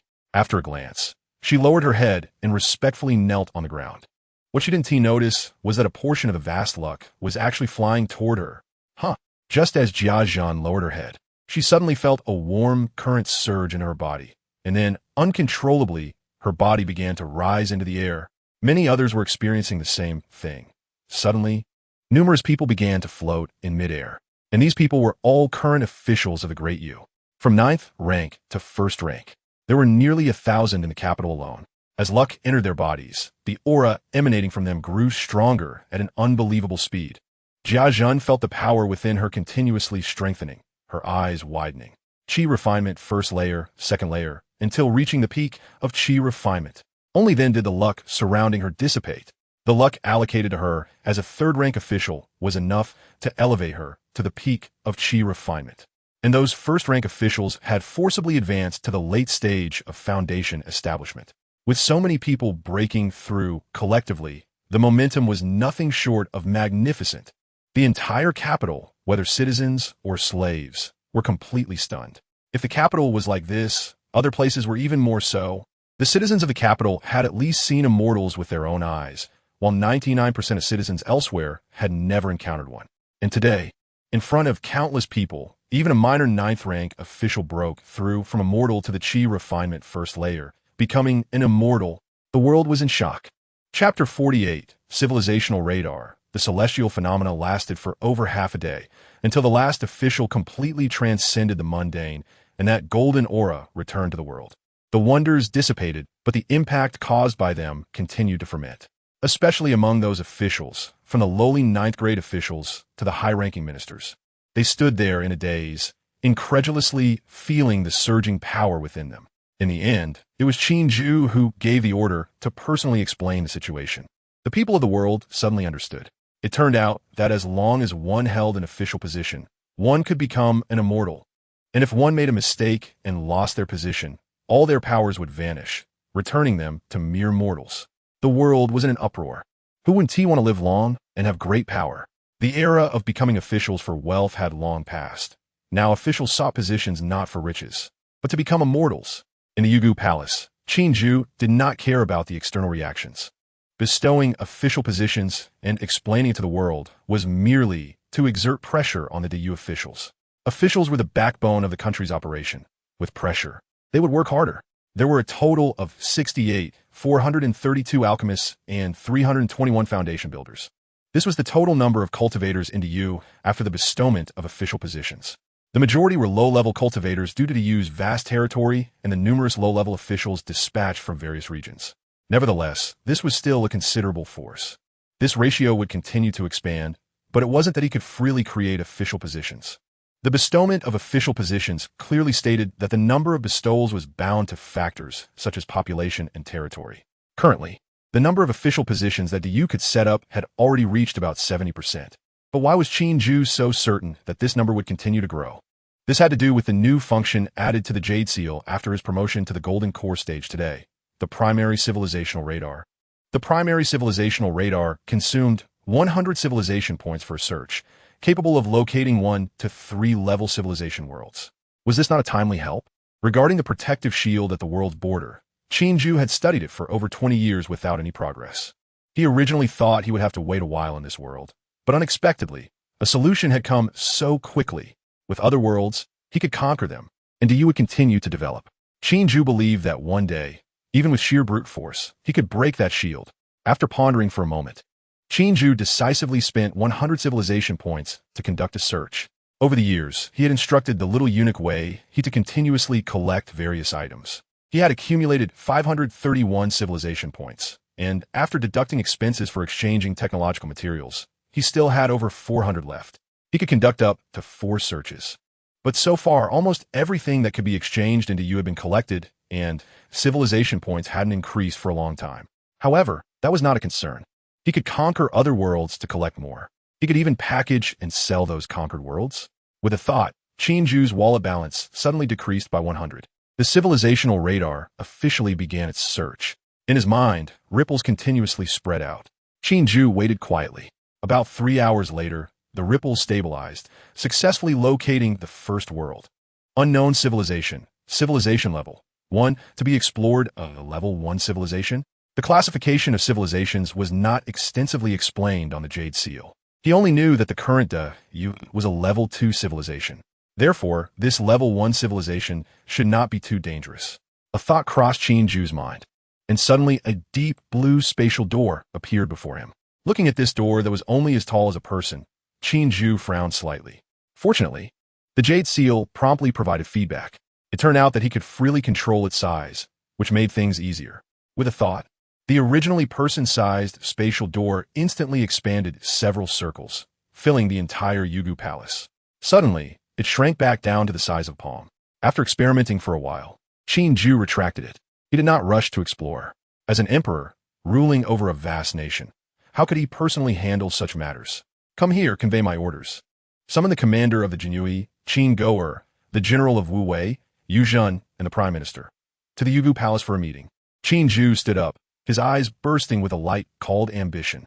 A new world. How could he not conquer it? In another world, in a farmland outside Luoyang, an old farmer, who was tilling the land, looked at the suddenly appearing spatial door that changed size and then vanished, and was so frightened that he fell to the ground. A ghost. A ghost. It was broad daylight, the sun shining fiercely. But this horrifying scene nearly made the old farmer faint. Forgetting about his crops, the old farmer was so scared that he ran home, shouting about seeing a ghost in broad daylight. Not long after, this incident became known throughout the village. However, no one believed his words. The old farmer was not discouraged and even reported the matter to the authorities. The result was yet another cold shoulder. No one realized what was about to happen. Only the old farmer remained persistent and often returned to check the area in the following days. In the 25th year of the Yu, during the winter solstice, the world had not yet recovered from the previous celestial phenomena when another piece of news ignited the entire nation. The emperor was going to initiate large-scale conscription nationwide. This news spread like wildfire, reaching every corner of the Yu in just 2 days. Citizens, second-class citizens, and even slaves went wild. Since the conquest of the world and the subsequent peace, the Yu's army had diminished to almost nothing. And now, conscription again, what did that mean? Citizens were excited because they could earn military achievements and have a chance to become immortals. Second-class citizens and slaves were excited because joining the army provided a relatively easier path for promotion. Whichever way you looked at it, these were reasons that citizens, second-class citizens, and slaves could not refuse. On the second day after the news spread, the outer areas of government offices across the nation were filled with citizens coming to sign up. Men, women, young and old. All age groups were represented, except for children. In Jiangnan, the provincial capital of Huajiang, in the ancient city of An, at 10 in the morning, Wang Huan, who had just become a minor official civil servant. Not long ago, hummed a little tune, walking briskly towards his office. He was only 23 years old, dressed in the latest black down jacket, with a clean and tidy short haircut. Just by appearance, he was no different from modern people in the era of Qin Jue in his past life. "Good morning, Aunt Wang." "Ah, isn't this little Qin? Long time no see." "Good morning." "Good morning, young Master Wang." Wang Huan walked briskly, a smile on his face, greeting his neighbors along the way. Among these neighbors were those dressed in simple modern styles like him, as well as others with their hair in buns, dressed in intricate ancient styles. Some responded with simple greetings, while others cupped their fists and bowed in a formal manner. Wang Huan didn't find this strange at all. He had no parents and knew he was the son of a slave. However, he felt no shame in this. He was raised and trained by the government, possessed a spiritual root, and was no different from other citizens. Last year, he had just passed the provincial examination and came to work in this ancient city of it. Although citizens were equal, ever since the recent events, his status as a minor official had risen significantly, envied by many. Becoming an immortal, Wang Huan naturally thought about it. He was already 1 foot in the door of the immortal realm. How could he not be happy? He was happily thinking to himself. But when he arrived at the entrance of a unit, he was stunned. Why are there so many people? Looking at the crowd, which was tightly packed in layers around the government gate, Wang Huan's mind momentarily went blank. Could it be that he missed something? There was no talk of overtime at the U, and even though Wang Huan was a civil servant, he had gone out for beer and barbecue with a few friends yesterday and had slept soundly until 9 o'clock. Not knowing what was going on, Wang Huan tugged at a man in traditional robes in front of him and asked, "Excuse me, brother, may I ask what happened? Why are so many people gathered here?" The man turned around, looking incredulous. "Brother, the emperor is about to start conscription, and you don't even know. By the way, don't be so formal. I only wear this outfit because I like it, and those flowery words make my head hurt." "Huh? Conscription?" Chapter 49. Exploration. Wang Huan was taken aback. There seemed to be no enemies in this world, so why conscript soldiers? Who were they going to fight? However, Wang Huan quickly thought again that his Majesty was a transcendent being, and there must be a reason for this. "Thanks, brother, I have to go to work now. Won't chat with you," Wang Huan said, patting the man's shoulder as he squeezed through the crowd and walked straight in. The man's mind was filled with a big question mark. How could a civil servant not know about this? To be honest, it took Wang Huan quite a bit of effort just to squeeze in. In the spacious and bright government office, most of his colleagues had already arrived. Some plump leaders were leisurely drinking tea. When they saw Wang Huan, they greeted him with a smile. "Good morning, boss. You're here so early today?" In the DU government, there was no so-called bureaucratic style. The relationship between leaders and subordinates was very harmonious. Wang Huan and his fellow clerks usually addressed their chubby leader as boss. "I had to come early. The year-end assessment is about to start. And what if I don't have any achievements and get kicked out?" While speaking, the plump leader inadvertently revealed a hint of authority. Other colleagues cast envious glances. This was a real, transcendent being. Although according to His Majesty's latest cultivation level announcement, this leader was only at the first level of Qi refining. Having just begun to enter the realm of cultivation, the mere fact that he had enjoyed 150 years of life was enough to make countless people envious. "Boss, I heard His Majesty is starting to conscript soldiers?" After a moment of envy, Wang Huan asked with a smile. "You little brat, you can't even enlist. Why are you so concerned?" The leader laughed and scolded. "But it's true. The higher-ups have decided to conscript on a large scale. It should officially start in 3 days. However, we don't know what will happen afterward. The confirmed news is that this conscription will mainly select from slaves and secondary citizens. As for ordinary citizens wanting to enlist, they will be selected from specialized military academies for officers." "Oh," Wang Huan pondered for a moment. "Then those citizens outside can be disappointed." Hearing this, the leader smiled and shook his head. "I can understand the enthusiasm of our compatriots to serve His Majesty and the country. But the key is, it seems we are a fertility office." The plump leader looked up at the plaque, then glanced at the crowd outside, feeling somewhat speechless. The first batch of soldiers was expected to recruit 5 million, filling 5 legions. Currently, the graduates from major military academies could just fill the grassroots officer positions. Here, 1 legion consists of 1 million people. Do not relate it to reality. However, after the recruitment is completed, plus the time needed to form a certain combat capability, it will take at least 3 years. Yu Zhen was still in his armor. The current DU technology was already quite advanced. But this veteran who had witnessed the Yu's rise still loved his own armor. He stood straight, reporting word by word. "No problem. The existing army is enough to deal with the first world. Recruiting so many soldiers, Qin Jue is not aiming at that world with only level 1 civilization. As more worlds are discovered in the future, the number of troops will also increase. 5 million is just a start. Whether in the previous life or this world, military technology development far exceeded civilian technology. In 25 years, to put it bluntly, apart from not having developed nuclear weapons, the Yu's equipment level was not inferior to that of the previous life. Although the total permanent soldiers in the Yu, including reserves, was less than 1 million. In general worlds, Qin Jue was even confident that without calling on his cultivators, just the steel torrents could easily push through. Go prepare, this time. You might have to take action, Qin Jue said in a flat tone. Upon hearing this, Yu Zhen's eyes suddenly lit up. For a martial general, how difficult it was to endure these years of peace, only he knew. I am willing to be the vanguard and lead the army into battle. Yu Zhen knelt on one knee. Haha, don't be anxious. When the time comes for you to act, things won't be that simple. Your subordinate, Lu Pao, is quite good. Once Qin Jue and the others investigate the situation in that world, he can be sent for some training.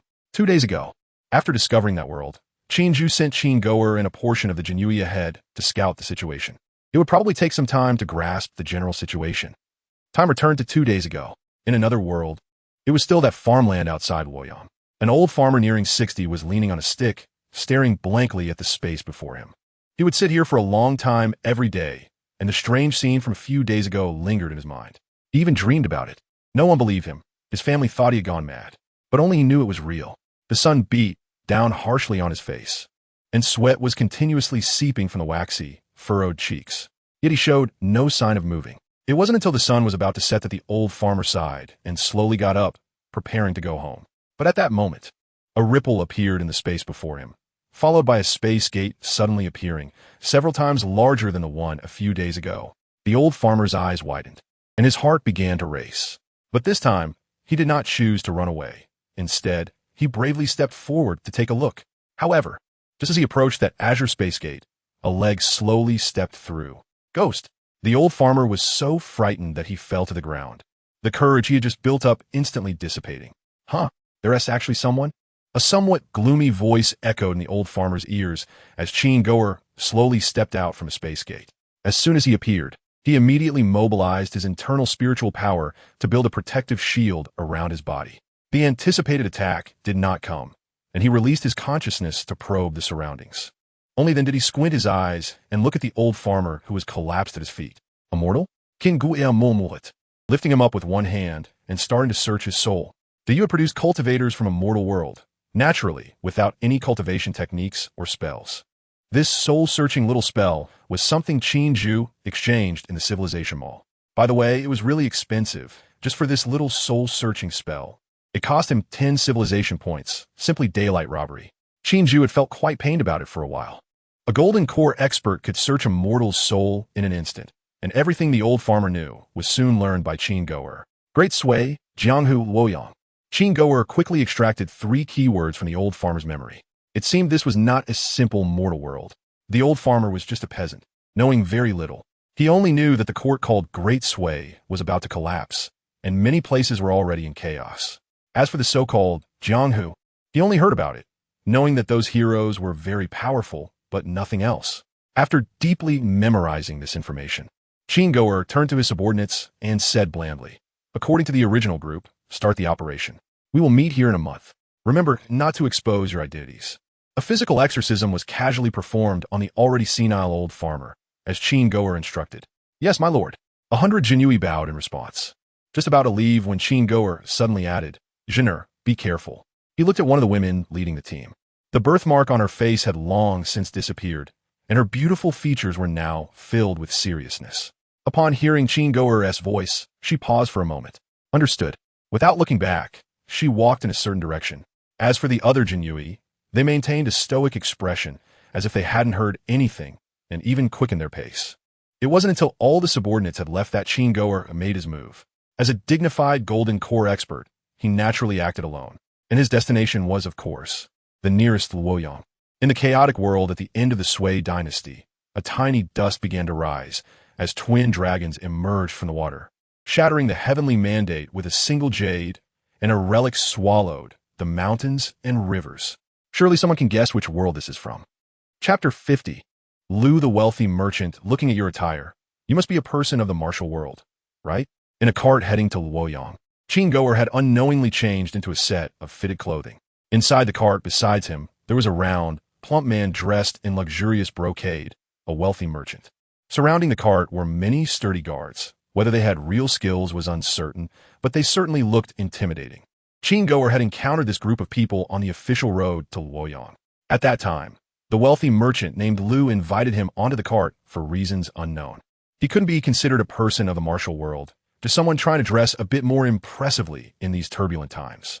Qin Jue smiled, completely devoid of his usual grim demeanor. Indeed, the world is not peaceful these days. Recently, various regions have begun to see the rise of rebel armies, and their scale is getting larger.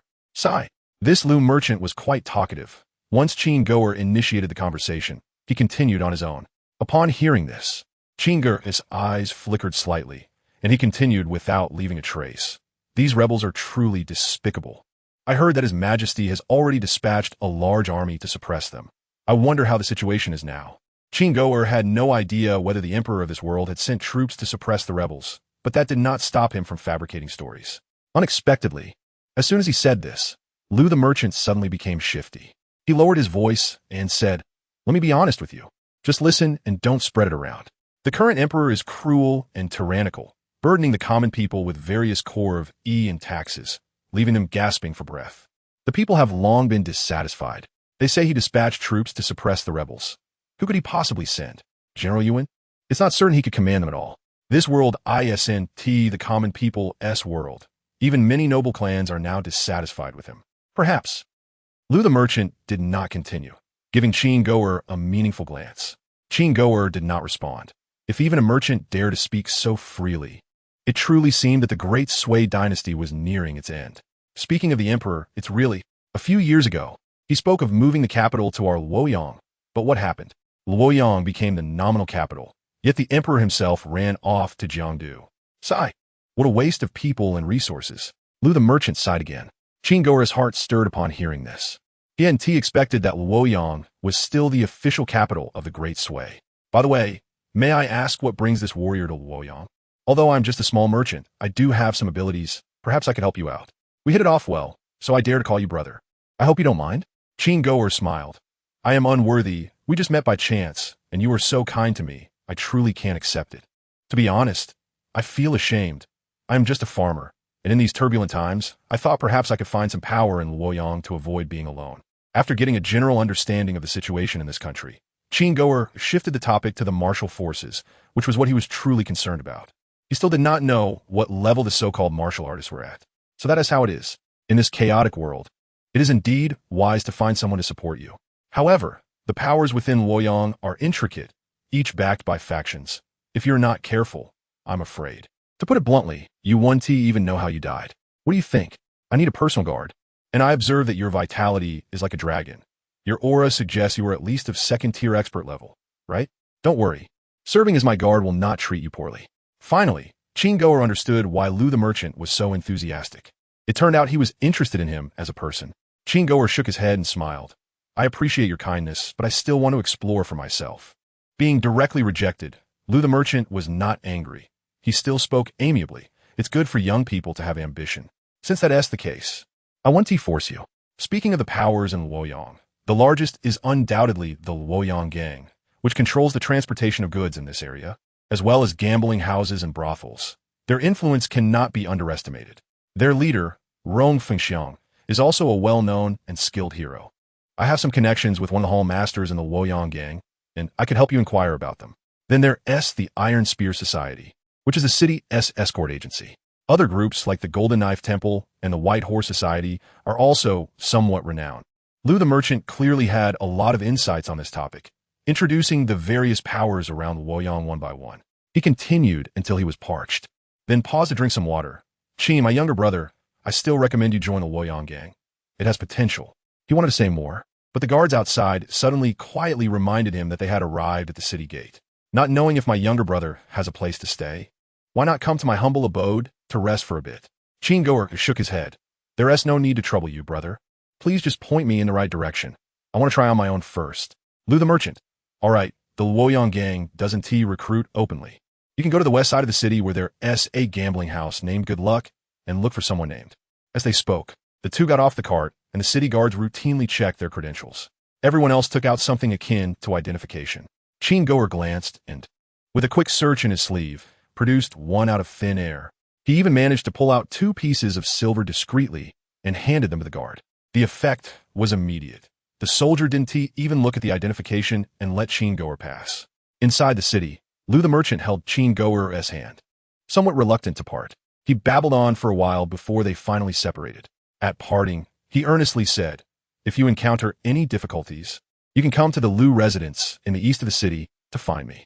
Rest assured, I will always welcome you." "Absolutely." Qin Jue quickly shook off that chubby palm, and after saying this, he disappeared into the crowd in a few steps. After Qin Jue left, the captain of the guard approached, looking puzzled. "Sir, why do you value that kid so much? I observed that he doesn't even have a ripple of inner strength. He doesn't seem like a person of the martial world." The smile that had been on Lu the merchant's face gradually faded, replaced by a deep look in his eyes. "Xiao Zhao, you have been with me for quite some time, but you are still only at the 3rd tier level. Although I don't practice martial arts, my vision is still there. This person may not have inner strength fluctuations, but he carries a killing aura, and his presence is far from what an ordinary person can possess. If I'm not mistaken, this person is at least at the level of a top martial artist. Moreover, judging by his actions and demeanor, he doesn't at all resemble a mere farmer." Lu the merchant squinted slightly. Could it be? The captain of the guards suddenly widened his eyes. Hee, don't pry into others' identities. You just need to know that having more friends means more paths. Let's go. There's still much for you to learn. Chapter 51. Is that all? Qin Jue moved through the crowd like a ghost. The bustling street was filled with people coming and going, yet no one noticed him. Dayu's knowledge of cultivation was severely lacking, and he had no basis for comparison. Not to mention that Qin Jue himself was unaware of how powerful a golden core cultivator was. Even Qin Jue only had a vague understanding. As for why there was a civilization mall, the basic information was still insufficient. It's quite amusing that the civilization mall actually sold basic information on cultivation. But the categories were too numerous. Although the cultivation systems in different worlds sounded similar, they were world apart. Some foundational cultivators were said to be cultivating the heavenly Dao, while some saints could smash trees with a fist. Qin Jue didn't know which one he was cultivating, and the Jade Seal didn't say anything. A little patch. In just a few steps, Qin Jue arrived at the casino called Fortune Comes. Outside, a few lackeys were slumped over, yawning repeatedly. Inside, the noise and shouts rose and fell like a tide. Qin Jue had a blank expression and didn't even glance at the gatekeepers, walking straight in. With just a sweep of his divine sense, he found his target this time, the hall master introduced by Lu the wealthy merchant. It wasn't that he recognized him. Rather, after a cursory scan, among all the people in the casino, this one had the most vigorous vitality. "May I ask if you are Hall Master Chunhu?" Qin Jue stepped forward and asked with a smile. The Hall Master Chunhu sat with an imposing demeanor on his chair, holding a beautiful woman in his arms. Hearing the voice, he slightly raised his head, sizing up Qin Jue with narrowed eyes, and said, "A stranger, who are you, and how do you know me?" "I am Qin Jue, introduced by Lu Kai, wanting to join your esteemed gang." Qin Jue stated his purpose directly without beating around the bush. "Lu Kai?" Chunhu straightened up slightly, seeming to contemplate the person. After a moment, he suddenly realized, that merchant. He remembered that there was indeed such a person who supplied him monthly. Chunhu pushed the woman in his arms away and stood up, circling around Qin Jue and examining him closely. "You are quite sturdy, but our Luoyang gang doesn't take just anyone," Chunhu said meaningfully. Qin Jue sneered inwardly at these words, but kept his expression neutral. He then took out a hefty silver ingot from his sleeve, stepped forward, and said, "I hope Brother Chun can make an exception. I have long admired your gang, and came here specially." Saying this, he placed the silver ingot into Chunhu's hand. Weighing the obviously heavy ingot, Chunhu's face instantly blossomed into a smile. "Although our Luoyang gang doesn't take just anyone, I see that you have an extraordinary demeanor, so I can make an exception this time." While saying this, Chunhu's inner greed had already arisen. To be able to casually take out so much silver, this person was not simple. Thank you, Brother Chun." Qin Jue quickly expressed his gratitude and suddenly lowered his voice, saying, "To be honest, I also have something good to give you, brother. This is something I obtained years ago, and now I wish to present it to you, hoping you can take care of me in the future." After Qin Jue whispered this, Qin Jue indeed fell for it. He immediately asked, "What good thing?" Qin Jue looked around and pretended to be reserved, saying, "There are many people here. Is there a quieter place?" Hearing this, Qin Jue gave Qin Jue a meaningful glance and suddenly grinned. "A quieter place? Of course, follow me." He smiled and patted Qin Jue's shoulder, then walked toward the small room behind him. Qin Jue followed behind, and both had ulterior motives, yet neither pointed it out, until they entered a secret little room. After closing the door, Qin Jue turned around, his imposing aura suddenly unleashed. Just moments ago, he had been smiling, but in an instant, he transformed into a ravenous wolf. "Speak, who exactly are you? What do you want? If you don't explain yourself, don't blame me for being ruthless." Qin Jue looked at this intimidating appearance and suddenly laughed. He couldn't be bothered with small talk and grabbed his neck. The over 200 pounds of muscular man was lifted effortlessly. "You." Qin Jue had yet to react, and his body instinctively struggled. Yet, Qin Jue merely released a hint of golden core pressure, and Qin Jue instantly felt as if a mountain was pressing down on him. Without saying much, Qin Jue immediately began to search his soul. After a while, once Qin Jue's eyes were glazed over, Qin Jue casually tossed him aside. After reviewing this man's memories, his expression turned strange. The words "is that all?" popped into his mind. This Qin Jue was at least a figure in the underworld, and he understood much more than that old farmer. He even had a shallow awareness of some secret matters. This was what was called a second-rate expert. Qin Jue looked at Qin Jue, who lay like a dead dog, with undisguised disdain on his face. This so-called second-rate expert, let alone him, even a small Qi refining first-layer cultivator, could easily crush him.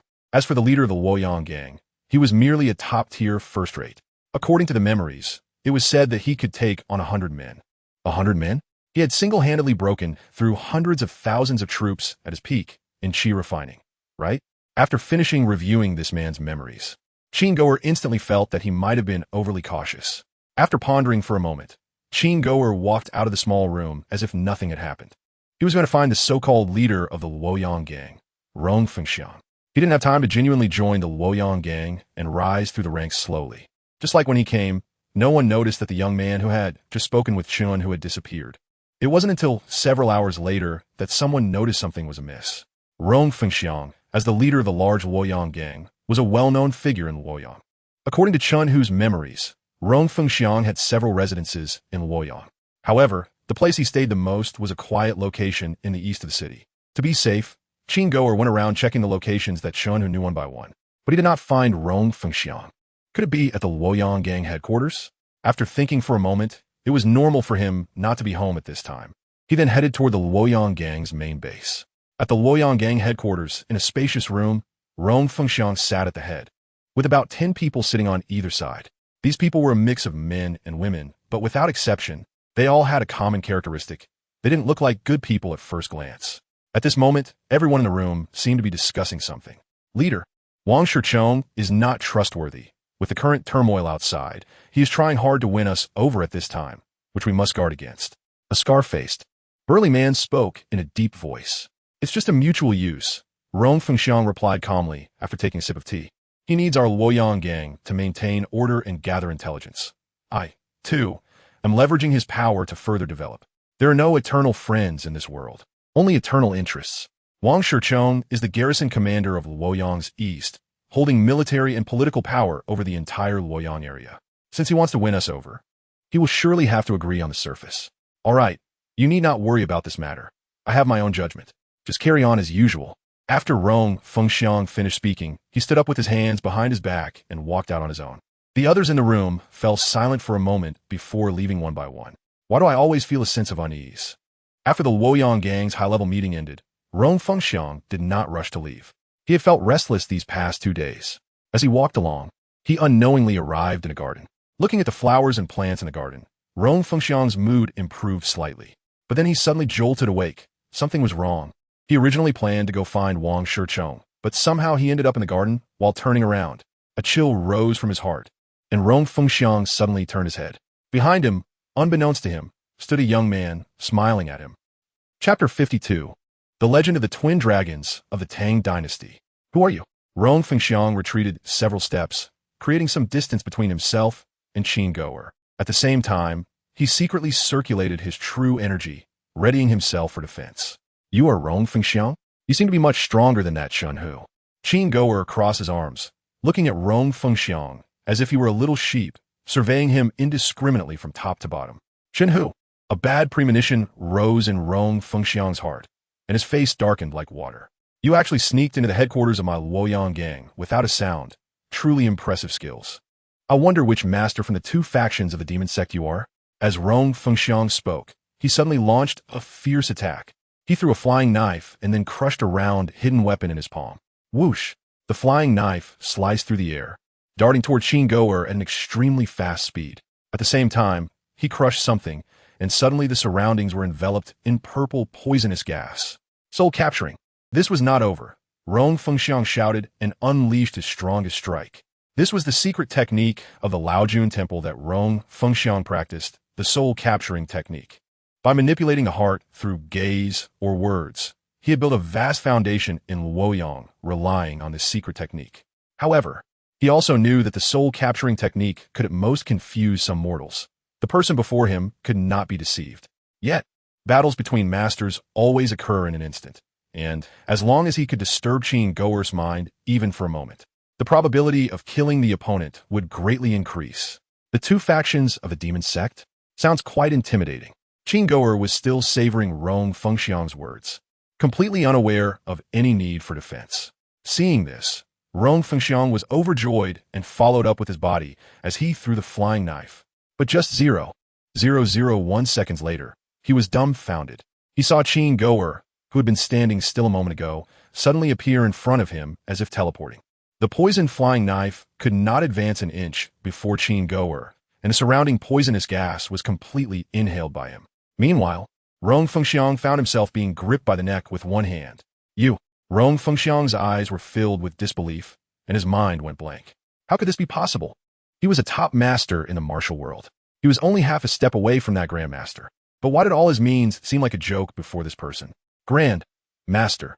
Rong Fengxiang flailed about, struggling to spit out two words. In his understanding, the only one who could render him utterly powerless was that grandmaster. Grandmaster? If your so-called top master is at this level, then the so-called grandmaster probably isn't much stronger. Qin Jue had completely lost his enthusiasm for this world. He originally thought it would be a formidable task, but it turned out to be this. Rong Fengxiang indeed had some skills, but not much. That smooth and flowing sneak attack just now might have caught a small cultivator at the first or second level of Qi refining off guard, but that was about it. Hearing the contempt in Qin Jue's tone, Rong Fengxiang's eyes widened again. He had many questions, but clearly, Qin Jue would not give him the opportunity to ask. Once again launching the soul-searching technique, moments later, this somewhat well-known local tyrant quietly died in the headquarters of the Luoyang gang. Wow, so he was actually the leader of the Laojun temple from the two factions of the demon sect? Qin Jue did not expect this local tyrant to have another layer of identity. With a small sigh, Qin Jue organized the information known from Rong Fengxiang. The two factions of the demon sect, Sihong Jingjai, He Shi Bai, the evil emperor's relic, evil king Shi Zhixian, Tian Dao Song Ke, Inho Zhu Yuyin, Liao Kong Zen Master, and the leader of the Sihong Jingjai. This so-called grandmaster seems to be a bit stronger than I expected. In the memory of Rong Fengxiang, he had seen Song Ke in action. One sword cut through a cliff, the sword energy extending 3 kilometers. A destructive force not to be underestimated. An ordinary Qi refining cultivator would not reach this level, and it was even stronger than he was at the peak of Qi refining.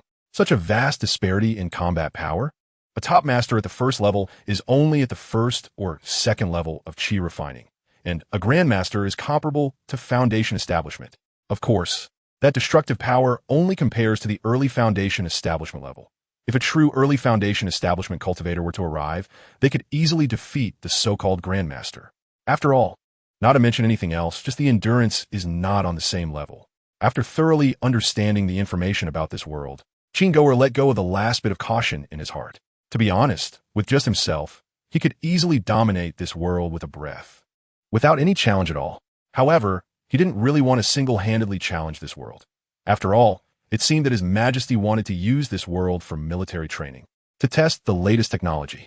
The task given to him by Qin Jue was just to gather information. He did not dare to do anything excessive. After pondering for a moment, Qin Jue's figure slowly disappeared in the garden. On the other side, in the Imperial Palace, the information Qin Jue obtained was also transmitted into Qin Jue's mind. He digested the known information, and, after a moment, slowly uttered a few words. The legend of the twin dragons of the Tang dynasty. This world was not unfamiliar to him. In fact, as someone who had read various novels, Qin Jue could say he was quite familiar with it. The entire story is quite simple, telling of the chaotic times at the end of the Sui dynasty, where a small gangster from Yangzhou, Kouzhong, and Suzailing get involved in a martial world after stealing the daoist classic Chongqing, learning unparalleled martial arts, recognizing the Goguryeo heroine Fu Junya as their mother, only to witness her tragically killed by the Yuan clan. The two resolved to compete for supremacy, create the Shao Shui army, maneuver among various factions, seize treasures, cultivate, and continuously grow stronger. And from Qin Jue's feedback, it seems that the whole storyline has yet to begin. After all, although Emperor Yang of Sui was in trouble at this time, he was still living well. The novels of the previous life actually turned into a real world. Reflecting on the general plot of the legend of the twin dragons of the Tang dynasty, Qin Jue couldn't help but think. But then again, since I have already crossed over and cultivated immortality, it doesn't seem that strange for novels to become reality. After contemplating for a moment, a jade seal slowly appeared before Qin Jue. He looked at the unremarkable jade seal and couldn't help but murmur, "The seal of civilization, what exactly are you? Why did you choose me? What is your purpose? But I really need you right now." Qin Jue squinted his eyes and waved his hand, causing the jade seal to disappear. "Someone convey my order, reorganize the army, and march out in 7 days." He had no interest in playing any conspiracies or games with those people in the legend of the twin dragons of the Tang dynasty. Since he had already understood the situation, there was only one thing he needed to do: conquer. What so-called grandmaster, what great Sui, what Li Tang. All of them will be crushed. Just in time, the number of slaves in DU was already severely insufficient. It was time to replenish them. Those tanks and planes could also be used for training. Dayu lacked spiritual energy, and his long-standing plan for universal cultivation couldn't be implemented. Those martial arts manuals could be collected to arm the world. Qin Jue wanted to see if those grandmasters had hard heads or if the bullets from planes and cannons were harder. Chapter 53. Adding fuel to the fire in the world of the Tang dynasty, in the temporary palace of Jiangdu. Although this was the temporary palace of Emperor Yang of Sui, its scale was not smaller than his palace in Chang'an. Inside the splendid palace, Emperor Yang of Sui leaned on one elbow, with a delicate beauty lying in his arms. He drank wine while shaking his head, thoroughly enjoying himself. "Report, Your Majesty. General Yuan requests an audience." A guard hurriedly approached and knelt on one knee. Emperor Yang of Sui did not turn his head upon hearing this and laughed. "Oh, my great general has arrived? Let him in." As soon as he finished speaking, Yuan Chengqing, clad in golden armor and holding a long spear, slowly walked in. "This subordinate pays respects to Your Majesty." Yuan Chengqing bowed and then stood up on his own. This action could be considered disrespectful.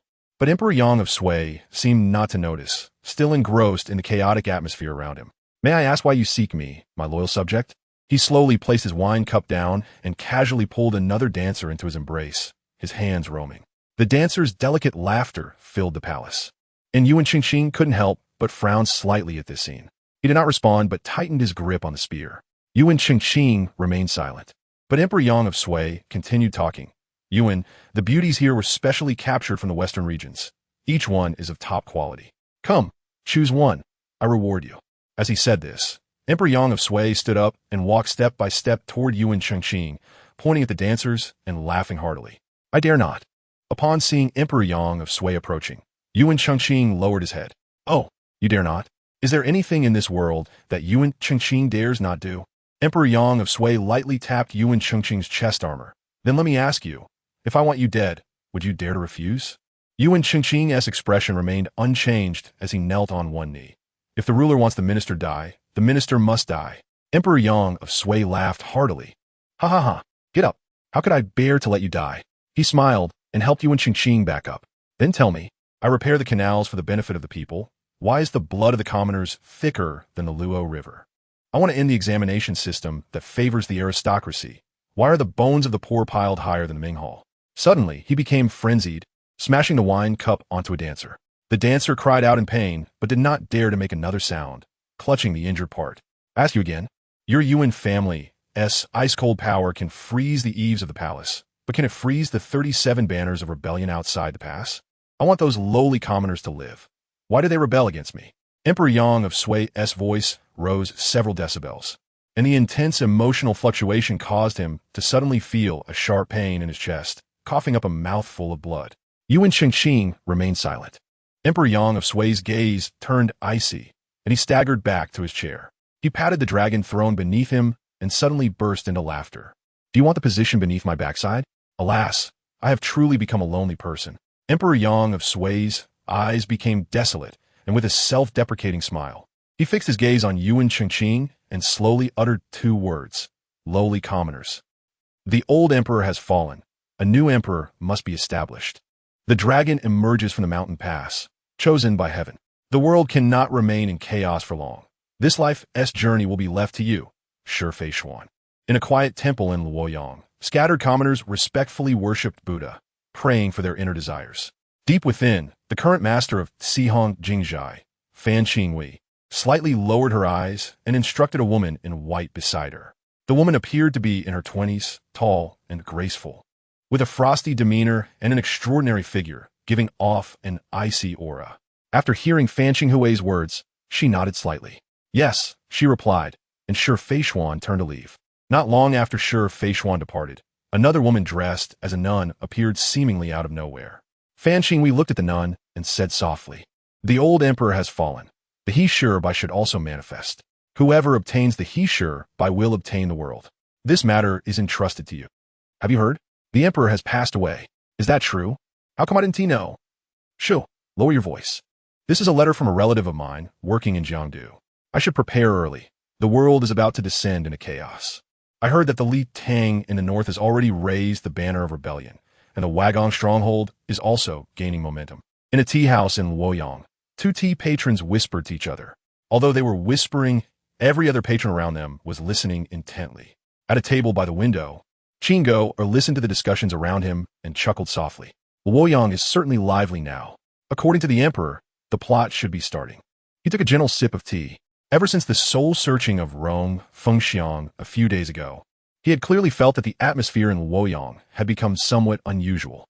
Every day, a large number of commoners entered the city, and just by sensing it slightly, he could tell there were not just second-rate masters, but also many first-rate masters present. There were even many who looked like spies disguised as commoners. Moreover, in these few days, Wang Shichong had been secretly tightening his control over the military power in Luoyang, displaying an ambitious demeanor. According to the emperor, Luoyang was the core of the entire story of the Tang dynasty.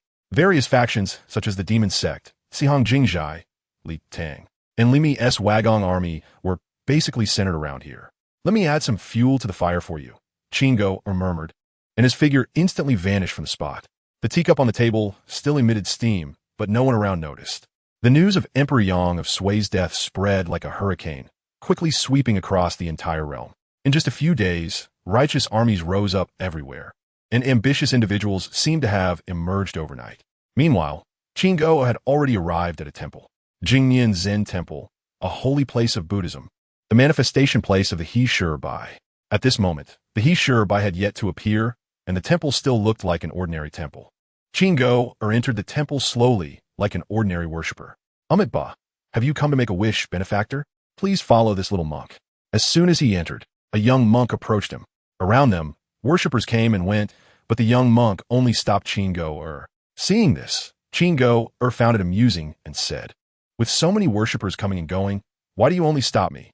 The young monk clasped his hands together and shook his head. The master said a very special person would come today. His wish is so great that the little monk came to welcome him. Qin Jue, how do you know that person is me?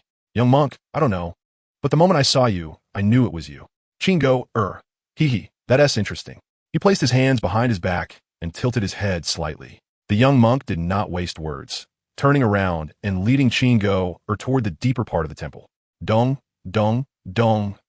As they reached the door of a room, Qin Jue heard the sound of a wooden fish being struck. Please come in.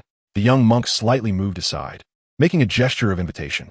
Qin Jue glanced at the young monk and strode inside. In the room, a stone Buddha statue stood in the center, and in front of the statue, an old monk was striking the wooden fish with one hand. The young monk followed him in, and apart from them, there was no one else. The world emphasizes giving a golden body to Buddha, yet you, a bald head, have made a stone body for Buddha. How insincere. Qin Jue looked at the old monk and said, gazing at the statue.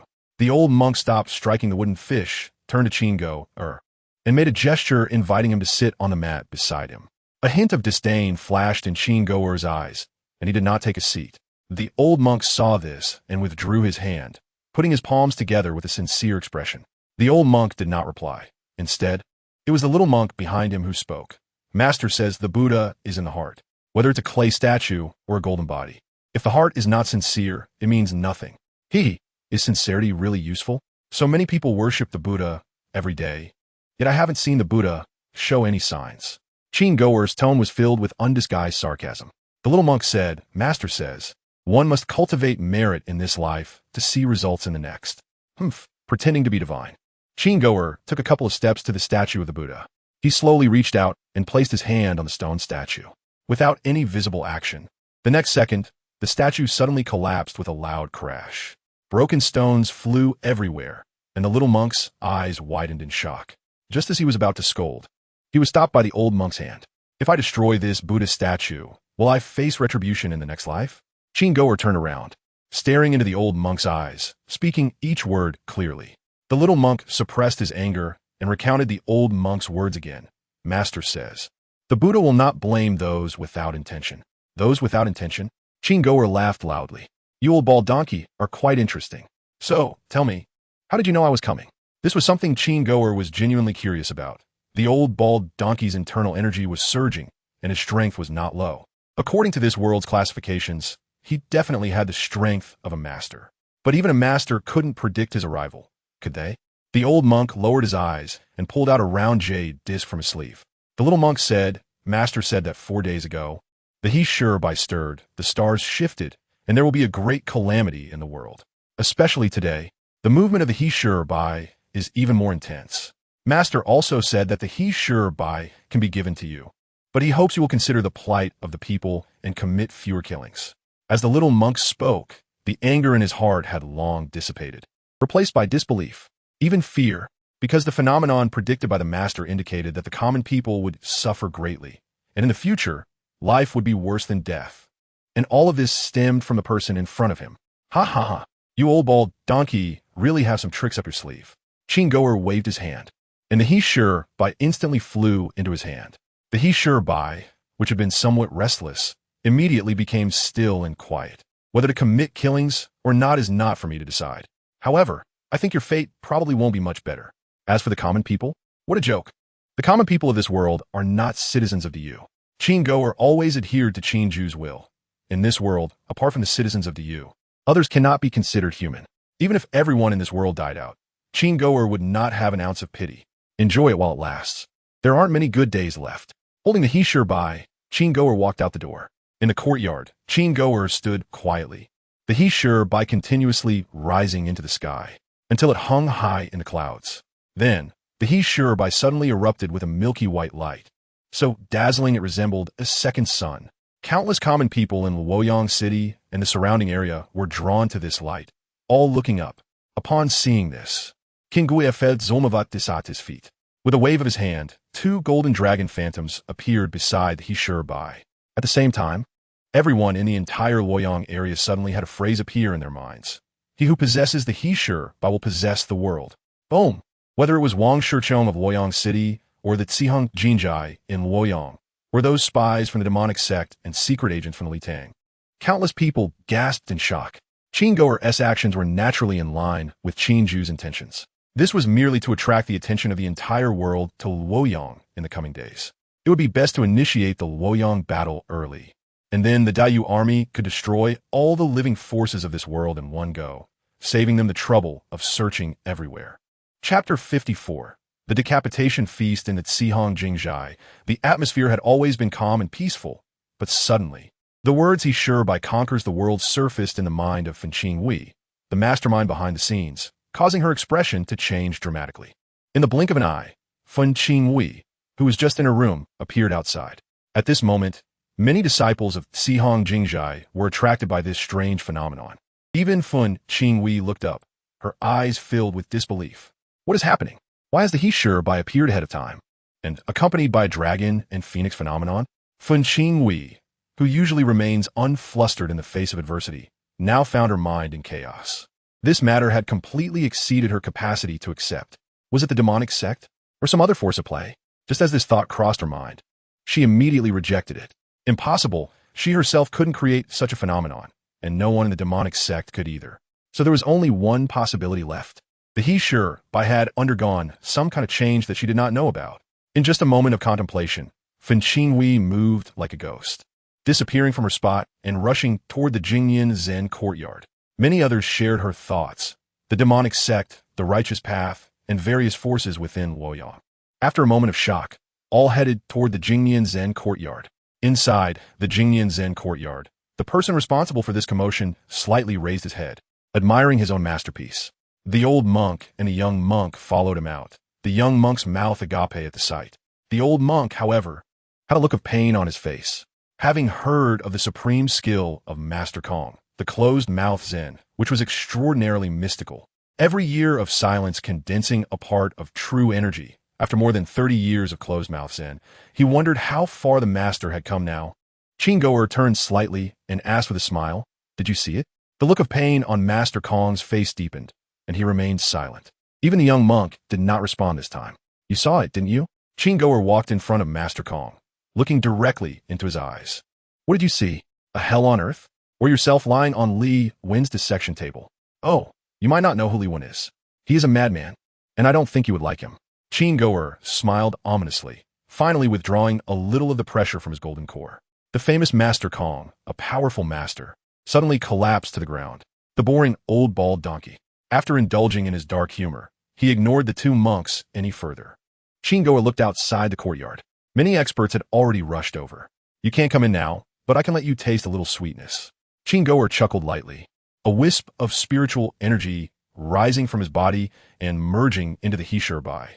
Outside the courtyard, Qin Jue and the others, rushing toward the courtyard, suddenly collided with an invisible barrier. Clang, clang, clang. The crisp sounds echoed as a group of experts were sent flying far away. They fell over. Their former prowess completely vanished. However, what defines an expert? Each of them rolled like carp and got up as if nothing had happened. Some even occupied a spot, unintentionally posing. Qin Jue, holding a whisk, remained untainted by dust in her white clothes. Although her head throbbed from the impact, she maintained a certain demeanor. She gazed at the courtyard but saw nothing, covered by a layer of milky white light. She then looked at the others nearby, especially lingering for a few seconds on a man and a woman. With a glance, Qin Jue looked ahead and spoke with a hint of sarcasm. "What a lively scene. I didn't expect to see so many special benefactors outside our Buddhist holy land. Are you all here to pay homage to the Buddha?" Once these words were spoken, it was like opening a floodgate. There were indeed many people from the demonic sect present. Instantly, numerous gazes turned toward her. However, no one dared to act. Those brave enough to come here were at least top-tier experts. All were discerning. Just standing there, Qin Jue's imposing aura was intimidating, making it clear she was not to be trifled with. Not far away, a burly man stared thoughtfully at the courtyard. Hearing Qin Jue's words, he snorted coldly and replied sarcastically, "The Jingyan Zen courtyard worships the true Buddha, but I don't know what kind of Buddha is worshipped in certain places." With a sharp exchange of words, the two fell silent. The atmosphere grew a bit tense, but the group of experts instinctively formed lines. The demonic sect members moved to one side, while the so-called righteous path practitioners gathered around Qin Jue. However, the demonic sect was not entirely united. For instance, a stunning woman was staring fixedly at Shi Xian, her eyes filled with murderous intent. The atmosphere was strange, but did not escalate into a fight. They all knew what was important at the moment. Amidst the eerie atmosphere, everyone began to probe the Jingyan Zen courtyard, especially focusing on the He Sure Bai in the sky. Not long after, beams of milky white light suddenly descended from the He Sure Bai. "This is..." Shi Xian raised his hand, and a beam of light entered his palm. In the next moment, he suddenly felt an extremely pure energy gathering within him. The strength of that energy was so great that even a wisp caused his true energy to curl up. Simultaneously, his cultivation level increased slightly. It was very faint but real. It should be noted that since reaching the master level, he had not made any progress for a long time.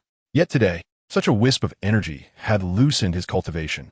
A look of shock crossed his face, and without hesitation, Shi Xian immediately activated the Undying Seal technique.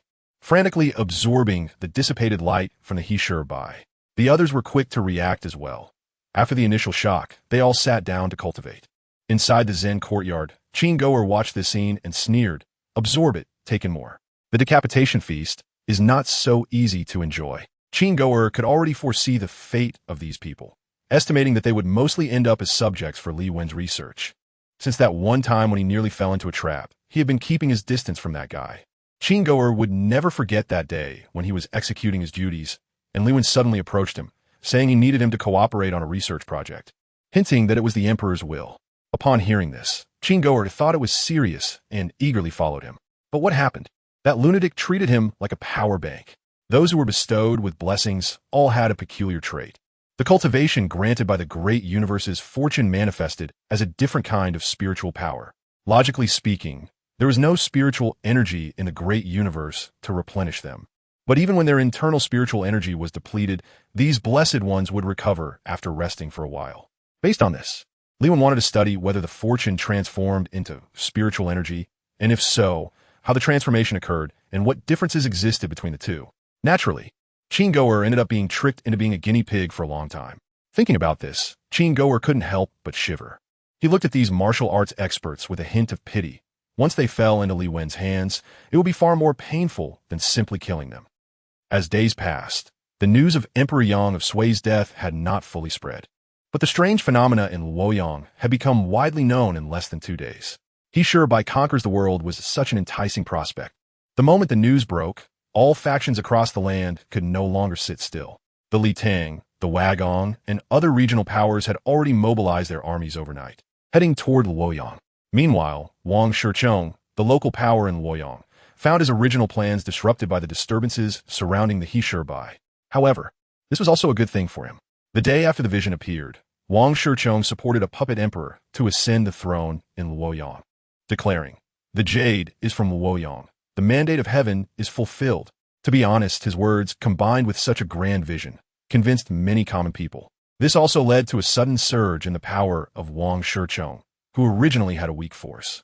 Almost overnight, the situation in the world changed dramatically. Luoyang seemed to have become the center of the struggle for supremacy. Who would have thought that there was actually a mastermind behind all this? Watching everything with disdain beneath the He Bai, various armies were heading towards Luoyang.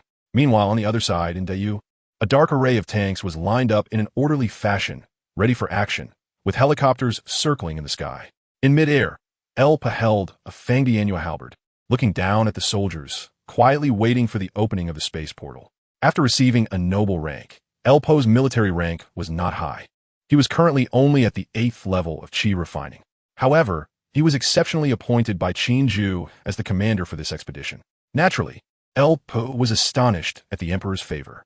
This made him even more eager to prove himself.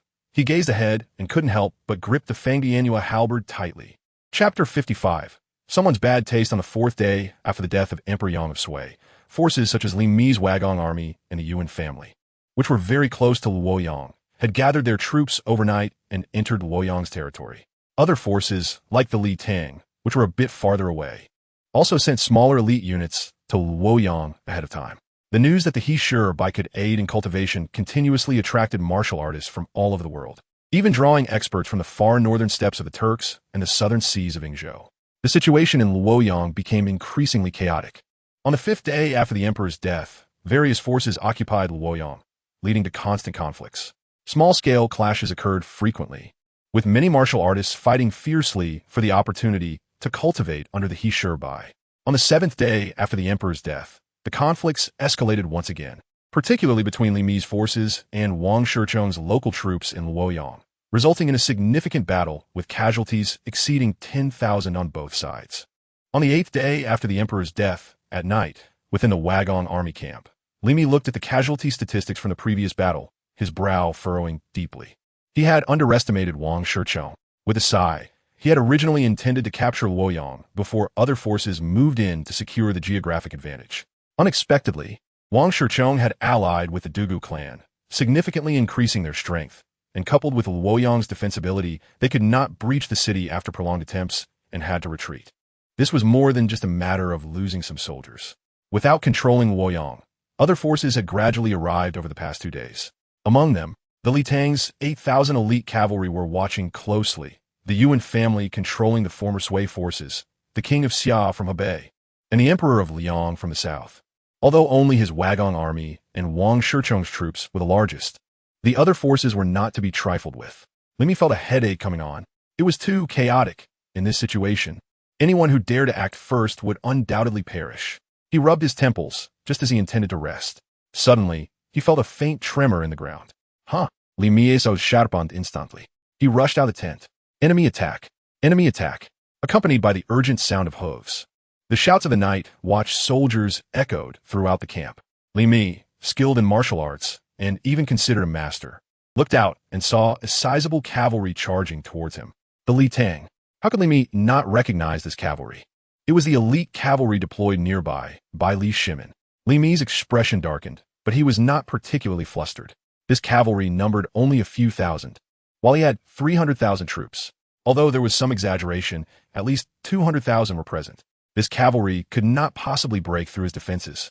However, misfortune often comes in pairs. Just as he was calming down and preparing to command his army, a soldier rushed over anxiously. Report. Chief, it's bad. Wang Shicheng's army has come out of the city. They are less than 3 miles away from us. Boom. At this news, the previously calm Li Mi's mind exploded with chaos. The Li Tang had actually allied with Wang Shicheng. When did this happen, and why was he unaware? What were his scouts doing? Countless thoughts flashed through his mind, and Li Mi's face turned fierce. Pass my military orders. No chaos. Anyone who dares to incite discord will be executed without mercy. The battle suddenly commenced. The Li Tang and Wang Shicheng launched a surprise attack on Li Mi's Wagong army. The sounds of shouting and killing instantly shattered the tranquility of the night. A battle involving hundreds of thousands of people was no small matter. After the initial surprise, Li Mi's Wagong army gradually stabilized, relying on their numerical advantage. However, it was clear to anyone with keen eyes that their defeat was merely a matter of time. However, the battlefield was always full of uncertainties. As dawn broke, a formidable force shockingly entered the battlefield. It was the former Sui army, led by Yuan Huaji. Chaos ensued. Complete chaos. The scale of the war expanded from the initial 3 sides to 4, and eventually, every force that had arrived in Luoyang joined in. The scale grew larger and larger, with blood staining the entire land. Corpses were strewn everywhere. As more and more forces joined in, the initial plan of the Li Tang and Wang Shicheng to encircle Li Mi had changed. At this point, it was no longer a question of whether to end the battle, but rather, they couldn't even extricate themselves. From midnight to dawn, various forces became bloodthirsty, and the number of troops involved increased. In the center of the battlefield, Li Mi was drenched in blood, having just slain a soldier attempting to ambush him. Suddenly, he nearly collapsed to the ground. After several hours of intense fighting, even he, a martial arts master, could not endure. Chief, let's retreat. Too many brothers have died and been wounded. A close confidant rushed over and quickly supported Li Mi. It was too chaotic here, with troops from all forces present. His words were filled with urgency. Among the 300,000 troops, after such a chaotic battle, less than half remained. If this continued, they would all perish here. Damn it! Li Mi's eyes turned red. The He Shurbai was right in front of him. If he retreated now, his chances of unifying the world would drop to an extremely low point. He was unwilling, but no matter how unwilling he was, he could only swallow his pride. Pass my military orders, the entire army. Just as Li Mi was about to give the order, suddenly, boom! A thunderous sound erupted from the clear sky. The sound was so loud that it nearly knocked the hundreds of thousands of soldiers off balance. The previously tense battlefield fell silent for a moment. Countless people looked in horror towards the horizon. They saw a strange, door-like object, large enough to seem like it could pierce the sky, suddenly appear not far away. This, whether it was Li Mi, Li Shimin, Wang Shicheng in the rear, or the various martial arts masters from both righteous and demonic paths outside the Zen temple. Regardless of what they were doing, they all stood up, their eyes wide in shock, staring at that spatial door. Boom, boom, boom. A strange, muffled sound emanated from the other side of that door. Then, a figure slowly walked out from the other side. It was a person flying in midair. The figure wore a trident-shaped purple-gold crown, with 3 sharp iron halberds pointing towards the sky at the top, and crimson feathers swaying with each step, like flames scorching the air.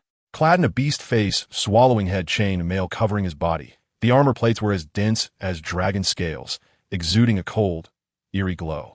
The shoulders bore a fierce golden lion's head with blood-red eyes, its fangs menacing, as if eager to devour the enemy. A dark red satin battle robe surged out from beneath the armor, with golden-threaded cloud and thunder patterns, subtly revealing an aura of slaughter on the battlefield. He wore rhinoceros hide war boots that wrapped around his legs, the boot surfaces studded with copper nails like a starry sky, each step sounding like a war drum. In his hand, he held a strange weapon, the halberd shaft entirely jet black, covered in spiral dark patterns. The halberd head was tempered from cold steel, with a crescent blade as sharp as frost and a tip that resembled a cold star, seemingly able to pierce the heavens. Just standing in midair, an overwhelming pressure emanated from him, spreading outwards. Truly a figure of extraordinary might, exuding an aura of dominance. The soldiers below, seeing Lu Po's attire, could only feel shock and fear. However, if a modern person were to see Lu Po, they would surely exclaim, "Brother, where did you buy that armor?" As for why Lu Po donned such a classic outfit, don't ask, just know it was someone's sudden whim and bad taste.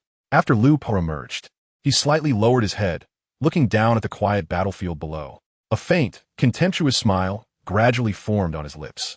The countless soldiers below were still in shock from Lu Po's appearance. The spatial gate echoed once again, and then a series of oddly shaped yet fluid, violently aesthetic creations slowly emerged. One vehicle, two vehicles. A swarm of dark tanks appeared before everyone, their menacing cannons already aimed at the battlefield. Alongside the tanks, dozens of roaring fighter jets also took to the skies. What on earth is this? People are always afraid of the unknown, and the scenes unfolding before their eyes have completely overturned their understanding. A sense of unknown fear rose in everyone's hearts.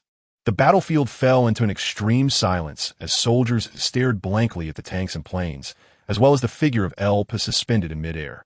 The experts outside the silent meditation monastery felt very uneasy, not knowing what to do as they gazed at all this. The eerie atmosphere did not last long. In midair, El Pa surveyed the battlefield and softly uttered two words. Fire. Chapter 56. A cannon shatters the spirit of martial arts. Commander, I am a scholar. Boom. Bang, bang, bang. With a command from El Pa, the dense array of tanks roared ominously. The aircraft above also unleashed a barrage of bombs downwards. Before the soldiers could even react, the shells had already landed among the crowd. Bang, bang, bang. Like divine punishment, countless flames erupted everywhere, and under the shock waves, severed limbs flew through the air. They were stunned, completely dumbfounded. These ancient soldiers, who were still wielding swords, had never seen such a scene. After a brief moment of shock, the hundreds of thousands of troops instantly fell into chaos. Cries and screams filled the air. Everyone desperately scattered in all directions. What was this? Li Mi stared blankly at everything, the apocalyptic scene rendering him, a martial arts master and the leader of the Wagong army, incapable of thought. Suddenly, a bullet struck his chest. The intense pain caused Li Mi to collapse to the ground. Leader. The surrounding guards were alarmed and rushed over. But distant heavy machine guns continued to spew fire, mowing down the guards like wheat. No, Li Mi, lying on the ground, was not dead. He wanted to get up, but he couldn't muster any strength. All he could do was let out a heart-wrenching roar. In the distance, a soldier from the Daoist army looked at Li Mi, who was somehow still alive after being shot, and couldn't help but let out a light gasp.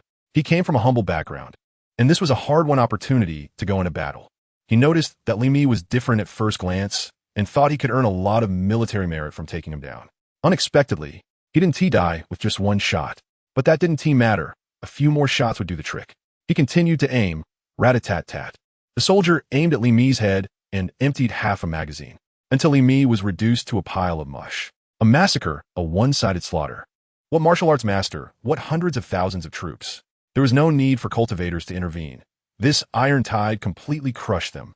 Outside the Jingyan Zen temple, a group of experts from both the righteous and demonic paths watched the scenes unfolding in the distance. They couldn't help but swallow hard. Even masters like Shi Jixuan, Fun Qingwei, and Zhu Yuyin felt their hearts tremble at the sound of the roaring gunfire. Unable to comprehend, they realized that even with their immense power, they couldn't understand all of this. Inside the Jingyan Zen temple, Master Liao Kong's eyes were filled with sorrow.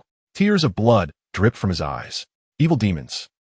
He spoke, having practiced silent meditation for over 30 years, yet he still spoke. Struggling to sit up, Master Liao Kong began to chant scriptures. His cultivation visibly drained at an astonishing rate until moments later he completely passed away. Qin Jue did not stop any of this. There was no right or wrong in this world, only different stances. He considered it a way to leave the high monk with a final shred of dignity. Above the battlefield, Elpa glanced at the one-sided battle below, grinned wickedly, and swung his Fontian painted halberd, rushing towards the distant Jingyan Zen temple with the sound of thunder. According to Lord Qin, the masters of this world had some real skill. He wanted to see just how formidable they were. Everyone, where are you planning to go? Seeing the situation was amiss. Some of the experts outside the Jingyan Zen temple prepared to flee. Elpa casually stabbed a fleeing martial artist with his halberd, and his wild laughter echoed through the clouds. Fen Qingwei and the other experts looked up as Elpa approached step by step. One person looked down at the group of strong warriors below. Who are you, and why are you committing such atrocities? Seeing the situation was dire, the group of experts gathered together. At this moment, the righteous and demonic paths rarely united, even if just for an instant. A righteous expert, exuding an aura of righteousness, held a long knife, trembling slightly but still mustering the courage to question him. Who am I? Ha ha, good question. Elpa tilted his head slightly, his Fontian halberd fully enveloped by spiritual energy. I am Elpa, the commander of the 1st Expeditionary Force of the Daoist Empire, personally appointed by His Majesty as the general of the Conquest. I am here for only one thing. Either I kill you all, or you kill me. Who want to go first? No, let's all come at me together. Ha ha ha. After his maniacal laughter, Elpa suddenly attacked, swinging his Fontian halberd with the force of thunder towards the crowd below. He wanted to take on the top powers of this world by himself. This was not just arrogance. How outrageous! Fen Qingwei shouted, realizing that she could no longer stand idly by. She activated the Compassionate Voyage Sword Classic, and a 3-foot green blade appeared in her hand, also slashing at Elpa. At the same time, she conveyed to Shi Zhishuan and Zhu Yuyin, evil demons are invading. We cannot stand by. This person is the leader of this demonic army. Let us join forces to slay him. Shi Zhishuan and Zhu Yuyin were from the demonic path and had deep enmity between them. However, in the face of such a great issue, they understood what was important. Without replying, both unleashed their ultimate techniques. The 3 masters instantly took to the air, surrounding Elpa. Good. Come on. The 3 of them channeled their true energy, their momentum equally terrifying. They actually did not fall behind in confronting Elpa. Elpa became even more excited. The spiritual energy in his body surged as he laughed and charged towards the weakest Zhu Yuyin among the 3. There was no technique, just pure brute force. His figure turned into an afterimage, and with a halberd carrying immense power, he aimed for Zhu Yuyin's head. Heavenly Demon Great Technique. Zhu Yuyin was alarmed and quickly activated the Heavenly Demon Great Technique, instantly distorting the surrounding space, slowing Elpa's movements for a moment. The halberd missed, but the energy unleashed from the swing carved a crack in the mountain. Truly terrifying. Don't hold back. The power of this halberd rendered the 3 of them speechless. Fen Qingwei shouted to the other 2, her green blade slicing towards Elpa. Meanwhile, a series of Buddhist chants resounded, attempting to disrupt Elpa's spiritual energy flow. This was the ultimate technique of their Compassionate Voyage Quiet Abode, the sound of purification. But for a martial artist, no matter how powerful this ultimate technique was, how could it disrupt spiritual power? Not to mention Fen Qinghui's other ultimate technique, Enlightened Sword Heart, which predicted the enemy's moves to win with no moves. Apologies, but Elpa didn't use any techniques at all. Everything Fen Qingwei mastered was completely countered by Elpa. As for Shi Zhishuan, he was somewhat difficult to deal with, using life and death transformation and the illusory demon technique, leaving afterimages everywhere, making it hard to tell which was his true self, preparing to land a fatal blow on Elpa. But it was futile. Having missed his strike, Elpa's figure instantly appeared in front of Fen Qingwei. The other 2 were hard to kill, but this woman was just right for him to counter. With another forceful swing of his halberd, this time he did not miss. In the blink of an eye, it struck solidly against Fen Qingwei's protective true energy. In less than 0.01 seconds, that master-level protective true energy shattered. The power of the Fontian halberd remained undiminished, striking Fen Qingwei's chest. Boom! The boss of the Compassionate Voyage Quiet Abode was sent flying like a kite with a broken string, crashing into the ground. The entire mountain trembled violently. The residual shockwaves tore apart countless observing experts below. She didn't die? He and T held back with that strike. Yet he didn't expect this woman to only be seriously injured. Clang! A thought flashed through his mind, and Shi Xuan seized the opportunity to launch a fatal strike.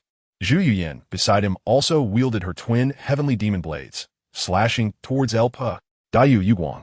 Qin Jue watched this fierce battle through El Po's eyes, gently tapping the table with a finger. This martial arts path is not without its merits. Previously, Qin Jue thought that the destructive power of a master could rival that of the early foundation establishment stage. But this is actually incorrect.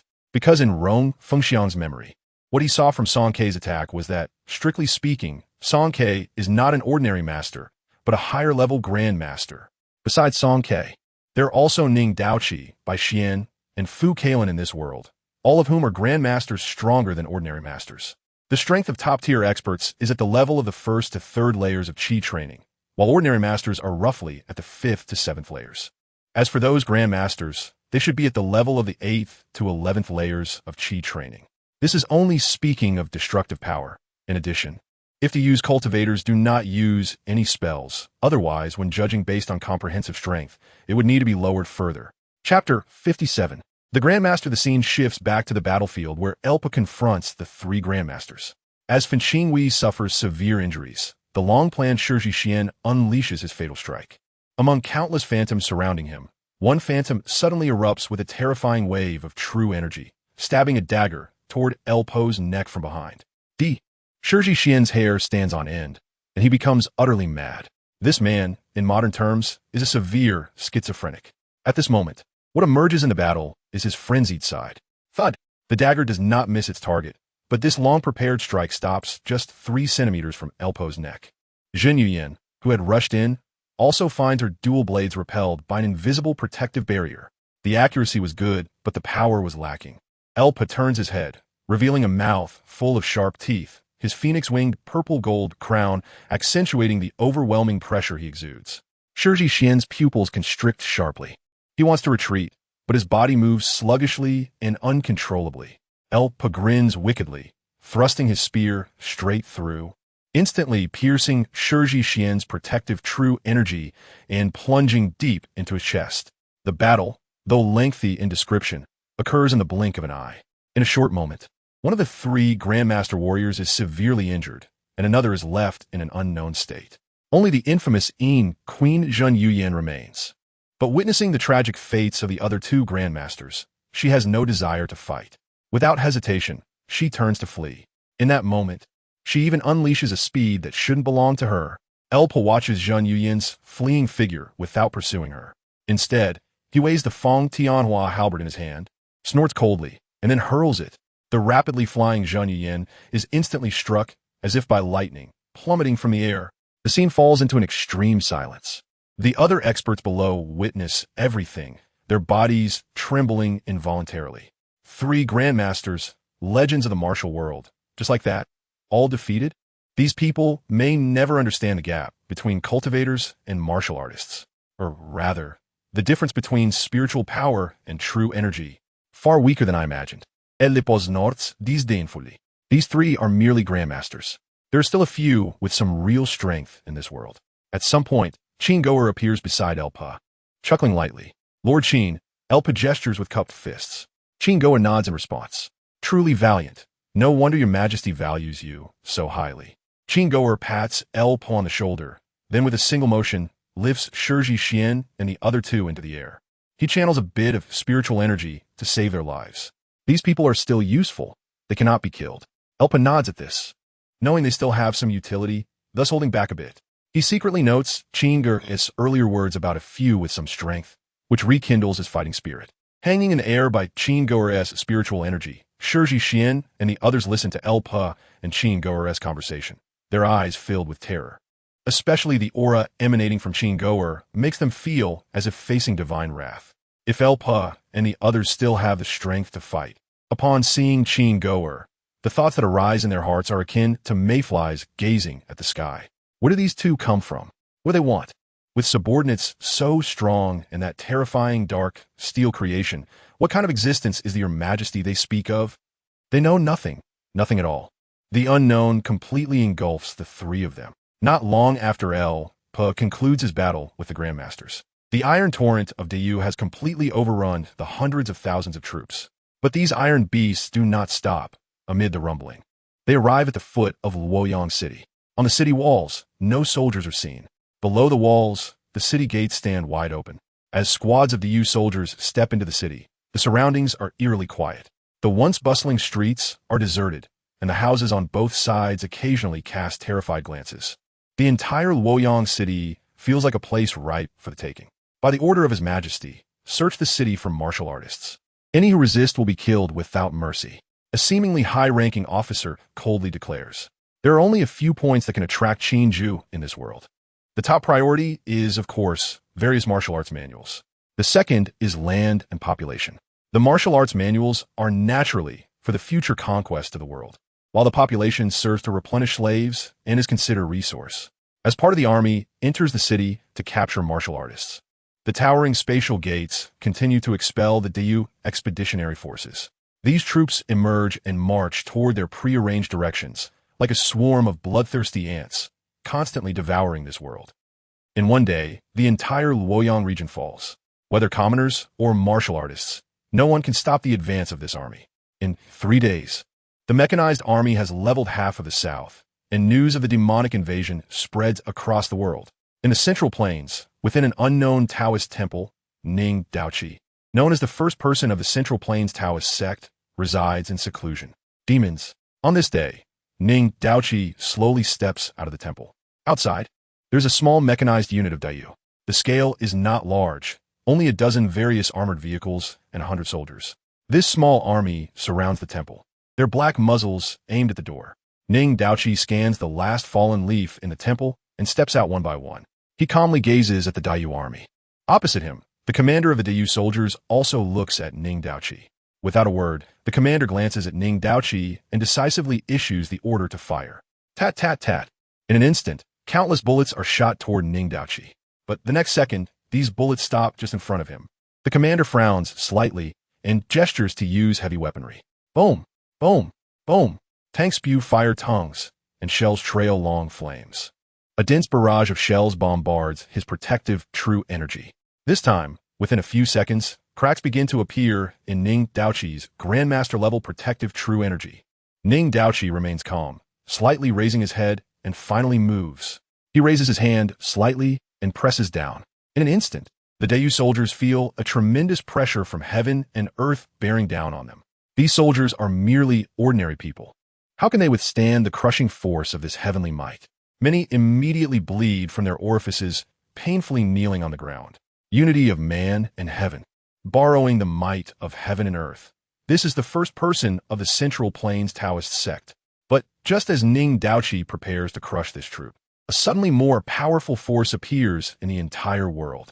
This force instantly disperses the heavenly pressure Ning Daoqi had gathered, and with its residual might, it shatters even the Grandmaster-level protective, true energy capable of withstanding shells. Ning Daoqi himself is instantly pressed flat against the ground. At this moment, a hint of shock finally appears in his always calm eyes. He frantically circulates the true energy within him, trying to lift his head. But that unknown force is as vast as the starry sky, pinning him down and rendering him completely immobile. Fortunately, this force comes swiftly and departs just as quickly. After a few breaths, Ning Daoqi staggers to his feet. He glances at the disarrayed Dayu soldiers not far away, his eyes flickering. Then he suddenly leaps into the sky, heading towards Luoyang. He is not the only one facing this situation. 3 other renowned grandmasters are also on the same path. Bai Xian, Fu Kailan, Song Ke. These few grandmasters, the only ones in the world, silently head towards Luoyang. After checking the information, some say Song Ke is a top-tier grandmaster, while others say he is a grandmaster. Here he is classified as a grandmaster. Chapter 58. You are not fit to be a commander outside Luoyang. In midair, Lu Pe stood proudly holding his halberd, quietly waiting. In the distance, 4 figures rushed towards him simultaneously. They stopped at a short distance from Lu Pe without uttering a word, all 4 masters looking towards him. The presence of the grandmasters was incredibly imposing. Just their presence distorted the surrounding space uncontrollably. Lu Pe grinned, his sharp eyes scanning the surroundings as his aura surged higher. "Can your words be taken as true?" Song Ke asked, wiping his long knife, his sharp gaze like a blade, staring directly at Lu Pe as he spoke each word clearly. "If you kill me, my words will naturally count," Lu Pe replied, faint flashes of lightning flickering on his halberd. "Good." Song Ke suddenly raised his head, drew his knife, and slashed out. The knife energy surged through the heavens and earth, even splitting the air. The 8 absolute blades of the heavenly sword. First blade, questioning heaven. Sonkish Joutif. Just this one strike was on a completely different level compared to Zhu Yuyin and the others. "Come on." Lu Pe laughed heartily, not retreating, but advancing. His spiritual energy surging wildly, colliding fiercely with the knife energy. Boom! The aftermath instantly destroyed everything within a few kilometers below, the surrounding space wailing in agony. Now this feels invigorating. Amid the dust, Lu Pe suddenly appeared in front of Song Ke, his halberd pointed directly at his throat. Yet Song Ke was not slow to react. In an instant, he slightly sidestepped, the long halberd grazing past his body. At the same time, he thrust his knife upwards, attempting to sever Lu Pe's waist. Second blade, severing water. Clang! This strike had an unending momentum, like the surging tides of a river, but was blocked by Lu Pe's halberd. The crisp sound of their weapons colliding echoed across the skies. If a mere mortal were present, the sound alone could have killed them instantly. With one strike missed, Song Ke changed his tactics again. Third blade, slashing the moon. Each strike and momentum carried an inherent beauty, as if he was born to be the supreme master of the knife path.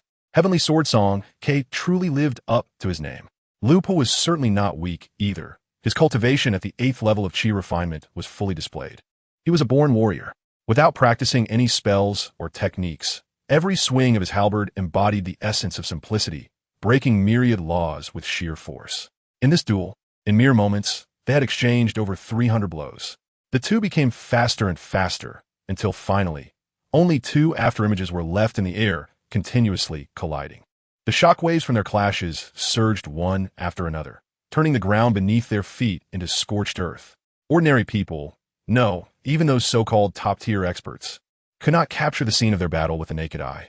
Fortunately, the 3 spectators were all Grandmaster-level experts, and they could see everything clearly. Fourth blade, cracking the earth. Fifth blade, burning stars. Song Ke's knife momentum grew increasingly fierce, and each subsequent strike's power increased exponentially. Sixth blade, returning to dust. Seventh blade, formless. The 8 absolute blades of the heavenly path had unleashed 7 blades, yet they had not taken down Lu Pe. On the contrary, Lu Pe grew bolder. Even as his protective spiritual energy was shattered and his armor became tattered, his fighting spirit only intensified. After unleashing 7 blades, Song Ke suddenly stopped. His internal true energy was severely depleted, but like Lu Pe, his fighting spirit was even stronger. "It has been a long time since anyone has used the 8th blade against me." Song Ke's once frenzied fighting spirit gradually dissipated, and he became remarkably calm. "Receive my next strike, and you win." As he spoke, he suddenly let go, and the long knife that had accompanied him for an unknown time fell towards the ground. The 8th absolute of the heavenly knife, abandoning the knife, the abandoning knife technique, using oneself as the knife, making everything a blade. Rip. Although he held no knife in his hand, Song Ke made a motion as if he were slashing with one. The heavens and earth changed dramatically, and a sharp sensation continuously brushed across Lu Pe's cheek. Slash! Song Ke's eyes widened in fury, and he suddenly swung both hands downward. The formless knife energy instantly split the clouds in the sky in half. This strike carried the great momentum of heaven and earth, with unmatched power, slashing towards Lu Pe. A dazzling white light enveloped the heavens and earth, so bright that it could be seen from 100 miles away. The other Grand Masters retreated, but their gazes were fixed on the point where the two clashed. Who won? This thought simultaneously arose in the minds of the 3.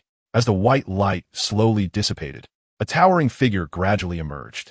The armor on that figure had long turned to dust, and his body was covered in knife marks, kneeling in mid-air, gasping for breath. Truly formidable. Lu Pe gasped a few breaths, slowly standing up. In front of him, Song Ke's figure crashed directly to the ground. With a sigh, Lu Pe looked at the others. Next, Fu Kalin, seeing Lu Pe's state, frowned and spoke. "You are seriously injured. Even if we win, it would be an unworthy victory." I said next. Lu Pe straightened up, his aura beginning to rise again, recovering to his peak in just a few seconds. Truly stubborn. But I admire this about you, kid, haha. You didn't embarrass this general. In a deep pit, Lupa lay there, unconscious. His halberd had already broken into two. His body was in such a state that there was not a single good place left. He was even missing an arm. A thick, authoritative laughter echoed in his ears. In his blurred vision, a golden-armored old general slowly crouched down. The old general patted Lu Po's cheek and laughed. Are you dead? If not, stand up for this general. The old general stood upright, speaking in a commanding tone. In the pit, Lu Po's eyelids grew heavier, and his vision became hazy. He opened his mouth, but could not make a sound. Ultimately, Lu Po closed his eyes, but 2 seconds later, he suddenly opened them wide. Staggering, he used up his last ounce of strength to stand up unsteadily. Not bad. Not bad. Now that's more like a soldier of this general. General Yu Zhen laughed heartily, placing his right hand on Lu Po's shoulder. A purer, more massive spiritual energy continuously surged into his body. As the spiritual energy washed over him, the scars on his body and his missing limbs visibly healed at a rapid pace. Moments later, Lu Po had fully recovered to his prime state. General Yu. Lu Po's face was filled with joy, like a child waiting for praise from a parent after achieving good grades. But unexpectedly, Yu Zhen's expression suddenly became very serious. Do you think this general will praise you? Do you think it's worth boasting about that you alone defeated these so-called grandmasters? The aura of the golden core emanated from Yu Zhen, and Lu Po was instantly pressed down to the ground. The emperor is very dissatisfied with your performance. Because of your reckless actions, the expeditionary force has suffered some unnecessary casualties. You're not fit to be a commander. These are the emperor's exact words. Upon hearing this, the fearless Lu Po broke out in a cold sweat. But general, casualties are inevitable on the battlefield. Lu Po wanted to argue, but Yu Zhen let out a cold snort, and Lu Po felt as if struck by lightning, collapsing on the ground, unable to move. These 4 grandmasters could be killed or captured without any casualties with just one Foundation Establishment cultivator or a heavy armored combined unit. The soldiers you sent out to find these grandmasters only needed a thought from Lord Qin or this general to locate them. This is war, not a stage built for you. Whatever you have to say, go tell the emperor. Chapter 59, Imperial Academy of Sciences, only suitable to be a general, not a commander. One can know the affairs of the world without stepping out of the house. Qin Jue has been watching the journey in the world of the legend of the 2 dragons of the Tang dynasty. Elpa is a person with sufficient courage and martial prowess, but lacks leadership. He could be a fierce warrior, charging in a battle. But expecting him to be a commander leading thousands of troops is far from enough. Fortunately, this time the expedition is to a lower-level world. If the opposing world had a higher level, it wouldn't be as simple as losing a few soldiers. Let Elpa come back. His military rank will be reduced by 2 levels. The rest will be handled by you personally. In the Imperial Palace, Qin Jue spoke. His voice crossed 2 worlds and echoed in the mind of Yu Zhen on the other side. In the world of the Tang dynasty, outside Luoyang, after reprimanding Elpa, the voice of Qin Jue sounded in Yu Zhen's mind, and he immediately straightened his expression. I humbly obey your Majesty's orders. After respectfully acknowledging, Yu Zhen looked at Elpa. Your Majesty has summoned you back, and your military rank has been reduced by 2 levels. Upon hearing this, Elpo's face was filled with despair, and he lowered his head, saying, yes.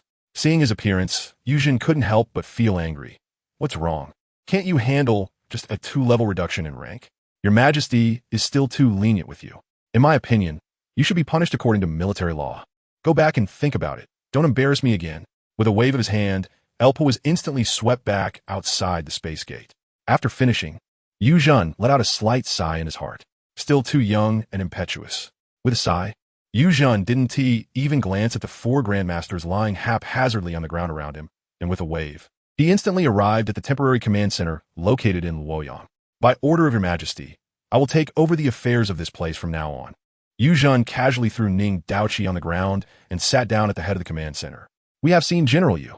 Though this command center was temporarily established, it had all the necessary equipment. Various modern information devices were complete, and many figures were busy. Yu Zhen glanced around. Most were young, unfamiliar faces. This expedition primarily consisted of a new generation of mid- and lower-level officers, so Yu Zhen naturally did not recognize them. However, these people were well aware of Yu Zhen's name, even to the point of admiration. Upon learning that the following matters would be handled by Yu Zhen, these young officers couldn't help but feel excited. Report on the current progress. Yu Zhen spoke in a tone full of authority. A poised female officer immediately stepped forward and cupped her fists, saying, "Report to General Yu. The advance of the Expeditionary Army is going very smoothly, and we have not encountered effective resistance. The Air Force has reached Chang'an, and the capital has been secured. The ground armored forces have fully occupied the entire southern territory and are currently resupplying, with an expectation to advance to the north by tomorrow. If all goes well, within half a month, the entire territory of the former Sui dynasty can be completely occupied." Upon hearing this, Yu Zhen frowned slightly. What about the Xianyuan army? The Xianyuan army is the first army in the Great Yu composed entirely of cultivators, numbering less than 1,000. However, its configuration is not low. As a golden core, is nominally the commander of the Xianyuan army, with a few foundation establishment cultivators under him, and the rest being Qi refiners. If you remember correctly, this army had also come along for training. Why haven't they been seen? The female officer hesitated upon hearing this. Yu Zhen's brows furrowed, and he coldly said, "Speak." The female officer was startled and quickly replied, "Commander L ordered the time that the Xianyuan army stayed to guard Luoyang and did not send him out." Yu Zhen's anger instantly flared up upon hearing this. What does it mean to guard Luoyang? What is so worth guarding in Luoyang? That brat is probably afraid that the Xianyuan army would take his military achievements, so he specifically kept them here. Thinking of this, Yu Zhen's heart hardened. He must report this matter truthfully to His Majesty. If that brat doesn't learn a lesson, who knows what will happen in the future? Send the Xianyuan army out to cooperate with the mechanized troops. I want to see the entire world filled with our great Yu's black dragon flag within 7 days. After saying this, Yu Zhen pointed at the 4 people at his feet. "Send someone to take these 4 back to the Academy of Sciences and gather all the captured martial artists together. Conduct a thorough census of the population in this world and bring back all children under 3 years old to Great Yu. All recorded martial arts techniques must be categorized and copied." "How many prisoners of war do we have now?" The female officer replied. "Currently, there are more than 410. 000 prisoners of war in total. Yu Zhen, all to be made into slaves, branded with the slave mark. Separate the martial artists and commoners for imprisonment." Yu Zhen systematically issued a series of military orders. This is the fundamental difference between a commander and a fierce general. A qualified commander knows what to do and how to arrange things to achieve the greatest benefit with the least risk. In this world, nothing can stop the Expeditionary Army of Great Yu. Completely bringing the entire world under the rule of Great Yu is just a matter of time. Great Yu Imperial Academy of Sciences. Located in the suburbs of the capital, it covers an exaggerated area. And now the entire technological level of Great Yu is undergoing its first information revolution. Here, technology that is one era ahead of the public has already been widely applied. This is a sacred place for research in the hearts of countless students in Great Yu. Not only is there the Golden Core cultivator and renowned scientist Li Wen stationed here, but there are also thousands of research teams of all sizes gathered. From pure physical technology to spiritual energy technology applications, there are researchers in all fields. Ordinary people have only a vague understanding of this place. They know that every technological revolution in the world starts here, but they do not know what is truly here. Imperial Academy of Sciences, underground high-risk laboratory. There are many buildings in the academy, and at the center is a 9-layer spiral tower. A black base supports a 128-layer spiraling alloy tower, with flowing liquid metal patterns driven by spiritual energy on its surface. Every 9 layers is embedded with a floating Tai Chi ring, the left half being a spiritual energy computer array, and the right half embedded with cloned individuals endowed with official positions as a spirit gathering array. The top expands into a transparent crystal membrane with a diameter of 300 meters, refracting sunlight into spiritual energy beams during the day and projecting star maps to deduce the laws of heaven at night. This building is named the Hunyuan Hub Palace, and currently, there are more than 300 secret laboratories below. These laboratories are referred to as high-risk laboratories by the upper echelons of Great Yu, mainly conducting a series of taboo experiments that violate ethics and are extremely dangerous. Liu Yuxing is a junior researcher at the Imperial Academy of Sciences. He has just entered the academy not long ago. One day, he wore a white lab coat with a menacing black dragon emblem on his chest. Behind him, several soldiers clad in unknown alloy armor, holding strangely shaped firearms and radiating spiritual energy fluctuations, followed closely. These soldiers were slowly floating 4 unconscious individuals behind them. These 4 were Ning Daoqi and the other grandmasters. Identity verification successful. Junior researcher Liu Yuxing. Welcome to the Hunyuan Hub Palace. A cold female voice sounded, and the unknown alloy door in front slowly opened. Lu Yuxing entered expressionlessly. On the first floor of the Hunyuan Palace, there were many figures in white lab coats coming and going, each looking extremely busy. These researchers only glanced at the four floating behind the soldiers and then returned to their work. Lu Yuxing nodded slightly to a few acquaintances and then went to the elevator, pressing the button for the lower-level laboratory. Chapter 60. 3 choices. The elevator moved slowly. Its space quite large, but no one spoke, including Lu Yuxing. On the first underground floor, Lu Yuxing looked out through the transparent elevator walls. There were still many researchers here, and the entire floor was divided into several spaces. Each space was a separate laboratory. In this first laboratory, many strange creations were imprisoned. There were creatures with human faces and horse bodies, their eyes glowing red. There were terrifying beings that looked like skinned hyenas, with strong limbs and sharp claws glinting coldly. There were also meat-like trees continuously slapping against the laboratory's special glass. The aberrant virus was still unstable, with a high probability of mutation, and could not yet be put into military use.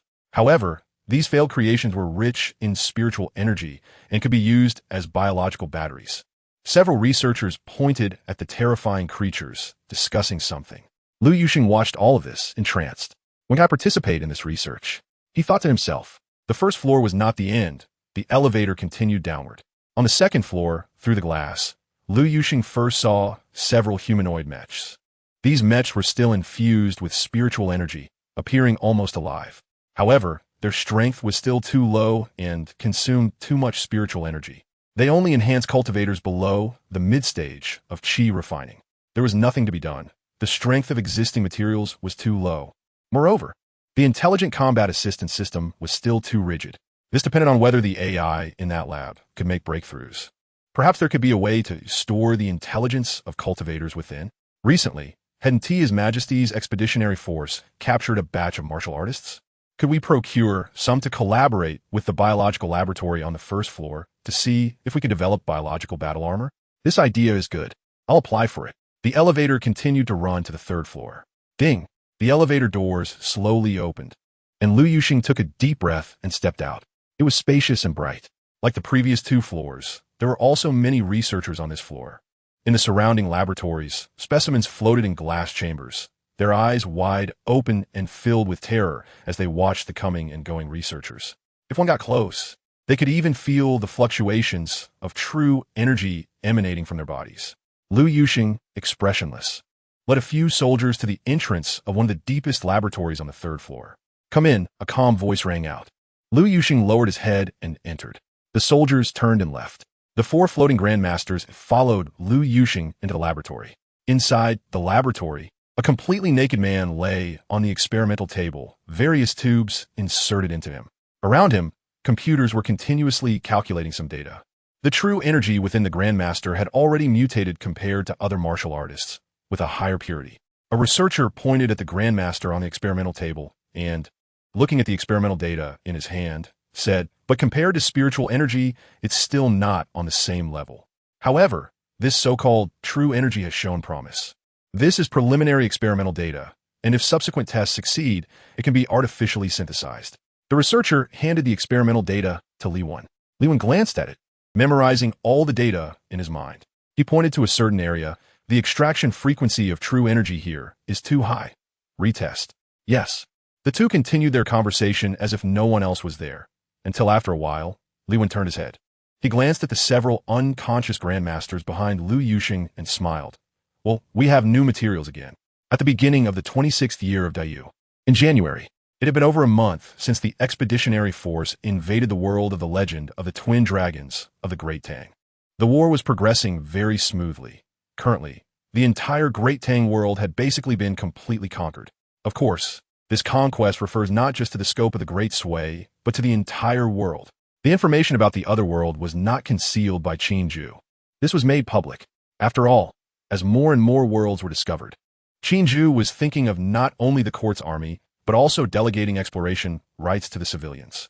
Qin Jue had this idea back then, but to truly implement it required several conditions.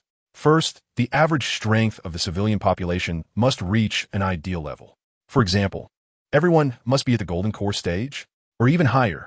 Second, The number of collected worlds must be sufficient to fully meet official needs. In the cold palace of a Yugu palace, only Jia and Qin Jue were present. Your Majesty, the integration of the techniques is still ongoing, but the education department has already compiled the first universal technique. Would you like to include it in the basic curriculum? Jia handed over a technique called Detailed Explanation of Basic Martial Arts to Qin Jue and spoke slowly. Qin Jue remained silent, flipping through the technique from the beginning before speaking. What is the highest level it can be cultivated to? Jia replied, this technique integrates most of the profound martial arts from World 01, including the longevity scripture, the compassionate navigation sword cannon, and the heavenly demon strategy, among others. Except for the God of War Atlas that you specifically requested, it basically includes everything. The God of War Atlas is still being searched for by General Yu, and currently, this version of the technique can theoretically be cultivated to the ordinary Grandmaster realm. Has it been tested? Qin Jue asked. Jia nodded in response, yes. This was conducted by Lord Li, and here is a detailed report. Jia then handed over another document. According to Lord Li, the physical structure of the people from World 01 differs slightly from our daoist citizens. He made modifications to this technique. He also mentioned that citizens, or more accurately, those with spiritual seeds, cultivate at a speed far exceeding that of ordinary people. Similarly, two individuals, both possessing spiritual seeds, could enter the initial stage in half a day and cultivate a trace of internal power within a day. However, up to now, no ordinary person has cultivated internal power. Qin Jue gently closed the booklet. He was not surprised by this. The introduction to spiritual seeds was very clear from what the Jade Seal said. Qin Jue had even been pondering whether the spiritual seed might be the so-called spiritual root, a kind of artificially created spiritual root. After a pause, Qin Jue asked again, are there any officials cultivating? Does it conflict with the blessings of their positions? Jia Yu shook his head. There is no conflict. There are also those with position blessings in the experimental group, and after cultivating, the spiritual energy still exists, just that there is more internal power in their bodies. Qin Jue thought for a moment and said, no rush. Let's wait until Yu Zhen finds the God of War Atlas. The matter of arming the world was not just about the common people. It could be said to be completely tied to him, Qin Jue. Just imagine, if all citizens under his command were grandmasters, what level would he reach? Nascent soul or transformation stage? Therefore, Qin Jue was very concerned about this matter. It would be best if the integrated techniques could fully mature, allowing even an ordinary citizen to cultivate to the void-breaking stage. Yes, based on Qin Jue's understanding of the world of the legend of the twin dragons of the Great Tang, grandmasters were not the limit. There was also the concept of void-breaking, but it seemed no one had ever reached it, despite how impressive void-breaking sounds in the mortal world. Even if one could truly break the void, whether they had golden core strength was another question. After Jia Yu finished reporting and left, Qin Jue pondered for a moment. At this moment, the Jade Seal within him stirred again. Qin Jue felt delighted. Every time the Jade Seal moved, it was good news. What surprise could it give him this time? His consciousness slowly sank into that peculiar space. After a while, Qin Jue opened his eyes. There was contemplation in his gaze. Refinement? After the conquest of the world of the legend of the twin dragons of the Great Tang, the Jade Seal had only gained one function, called refinement. As the name suggests, Qin Jue could choose to refine the Great Tang world. After refining it, he could obtain something called the World Origin. According to the Jade Seal, this World Origin currently had only one use: injecting the local world of Dayu. After the injection, not only will the local area expand, but the entire world will also undergo various other changes. Will spiritual energy be born? This idea popped into Qin Jue's mind. The Jade Seal didn't specify, only mentioning that there would be many miraculous changes. Now, Qin Jue has three options before him. One is to refine the Tang world. The second is to keep it as a hidden retreat. And the third is to sell it to the Civilization Mall. Chapter 61. Clue to the War God Hall. After some thought, Qin Jue decided that this matter was not urgent for the moment. Firstly, selling to the Civilization Mall was definitely the least profitable option. In that low-level martial arts world, whether he could sell for 1,000 was still uncertain. It would be better to send someone to collect various items rich in cultural heritage from the Tang Dynasty world and exchange them slowly. As for keeping it as a fallback or refining it, Qin Jue was more inclined to refine it. Although he didn't know what changes would occur in the Dayu homeland after refining, there is a saying, curiosity killed the cat. Qin Jue was indeed very curious. If he wanted to refine it, he would have to relocate all the population of the Tang Dynasty world. Who knew if refining would also refine those people? They were all valuable resources. As he pondered this, Qin Jue suddenly remembered that he had sent a young eunuch to collect various items from the world. What was his name? Wei He. Now, that most items containing cultural heritage in the Dayu realm had been collected, it would be better to send him to the Tang Dynasty world to continue his old job. Come here, Qin Jue called out. The young Liuzi outside quickly ran in. Your Majesty, what orders do you have? Liuzi still looked the same. Over 20 years had left no marks on him. The palace eunuchs and maidens all had their ranks, and Liuzi now also had some cultivation, so it was not strange for him to remain youthful. Go and bring Wei He here, Qin Jue instructed lightly. Yes. Liuzi respectfully nodded and withdrew. In the Tang Dynasty world, Luoyang. After more than a month, the war in the Tang Dynasty world had basically calmed down. Commander Yu Zhen also found himself with some leisure time. Still no news from the War God Hall? Listening to a report from a general of the Xianyuan army under him, Yu Zhen furrowed his brows tightly. In fact, ever since the high-end combat power of this world was paralyzed by Lu Po alone, the main task of the Xianyuan army in the past month had been to search for the so-called War God Hall. Yet, with so many cultivators, there had been no leads for an entire month. There was no fixed location in the world, and it required opportunity. This was the information Qin Jue had conveyed to him. What could be called opportunity? Thinking about it, Yu Zhen suddenly had a flash of inspiration in his mind. Can you find Ko Zhong and Su Xiling? How could he have forgotten these two? According to His Majesty, these two were the original protagonists of this world. If it required opportunity to find it, he didn't believe these two favored by heaven would lack that opportunity. General, those two have already been found. They are currently in Yangzhou City. I remember you mentioned that these two are different from others, so I did not intervene too much. They have already cultivated the Longevity Sutra and secretly organized a small force against our Dayu. They have been causing minor disturbances over the past month, but nothing major. Upon hearing this, Yu Zhen couldn't help but look at the young general with admiration. Your name is Han Xing, right? If I remember correctly, you just graduated from the Imperial Military Academy 3 years ago? Han Xing slightly lowered his head, his expression always heavy and calm. Facing Yu Zhen's obviously appreciative tone, he still replied flatly, Yes, General Yu, I graduated from the Imperial Military Academy 3 years ago. I am currently serving as a school officer in the Xianyuan army.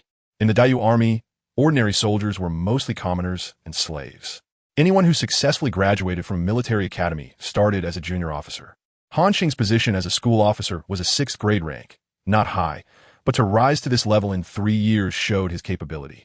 Moreover, this was still the Xianyuan army, an army completely composed of cultivators. After hearing this, Yu Zhen looked at Han Xing with a meaningful gaze. This person had the talent for commanding. However, given Lu Po's previous lesson, he did not dare to make rash judgments. After pondering for a moment, Yu Zhen spoke. I believe the breakthrough to finding the War God Hall lies with Ko Zhong and Su Xiling. What do you think? Han Xing clasped his fists without hesitation. Yes. I also believe the key lies with those two. In the past month, I have been observing them secretly. Those two were just street thugs before, but ever since they came into contact with the Longevity Sutra, in just a month, they seem to have been aided by heaven. They have already cultivated to the level of first-rate masters in the martial world, which is truly astonishing. Moreover, I have made small attempts, but each time they managed to turn danger into safety.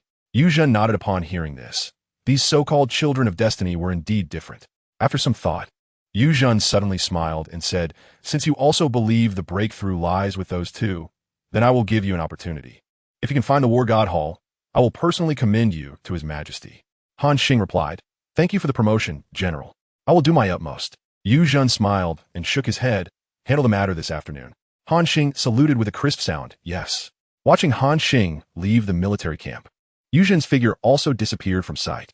He certainly would not completely entrust this matter to Han Xing. It was not that he did not trust him, but since it was a task personally assigned by His Majesty, he still needed to keep an eye on it secretly. After Han Xing exited the military camp, he boarded an armed helicopter and flew towards Yangzhou City. Currently, he held a 6th grade official position, with a cultivation level of only the 6th layer of qi refining. Although he could fly, according to his words, why complicate things when there was a quicker way? Inside the helicopter, Han Xing closed his eyes to rest. The uniform of the Xianyuan army was completely different from that of ordinary soldiers. The entire outfit was a deep black, adorned with a grim-faced demon head, which also had significant meaning. Depending on the design, it could distinguish one S rank within the Xianyuan army. On Han Xing's uniform was a double-horned, fanged, red-eyed demon face. His appearance was not particularly outstanding. However, his demeanor was calm and steady, and coupled with the imposing military uniform, it gave him a subtle sense of pressure just by sitting there. Luoyang City was quite far from Yangzhou City. After flying for over 2 hours, the helicopter finally landed at a temporary military camp in Yangzhou City. As soon as he got off the plane, several ordinary soldiers of the Xinjuan army he managed approached him. "We have seen the school officer, sir." These soldiers performed a military salute. Han Xing nodded lightly and then got straight to the point. "How are Ko Zhong and Su Xiling doing now?" One soldier reported in a deep voice. The two are still the same, secretly causing minor disturbances. However, their cultivation speed is truly astonishing. I observed today and faintly noticed signs of breaking through to the master level. Han Xing's expression remained unchanged. He was not surprised by this news. He continued to issue orders, destroy several secret points of the young marshal's army in the eastern and western parts of Shuzhou City to force them out of the city. Send someone to secretly leave them a way out, but don't make it too obvious. As he spoke, Han Xing glanced at the time. It was already close to evening. Invite Su Hua here and say it's General Yu's order. This operation requires his cooperation. Su Hua was one of the few foundation-building powerhouses in the Xinjuan army, and Han Xing did this as a precaution. Do not alarm the snake for now. We will act tomorrow morning. Chapter 62. Reality is not a romance drama at night in Shuzhou City, within an ordinary-looking tavern. The large tavern was eerily quiet. Ever since the Daoist Expeditionary Army took control of Shuzhou City, the entire city had been under military management. Not to mention at night, even during the day, there were hardly any figures in Shuzhou City. Recently, the Daoist Expeditionary Army had been capturing martial artists en masse. And although the ordinary citizens had not yet faced any direct consequences, fear had spread throughout the city. Most citizens were hiding at home, anxiously awaiting the unknown.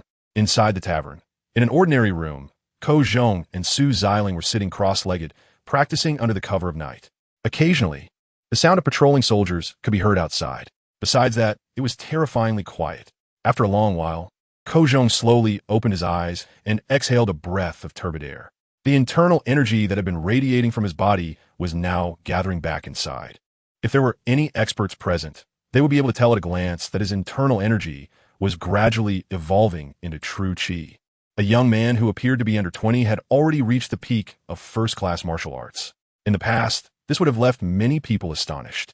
Yet he still couldn't grasp that elusive opportunity, always falling short.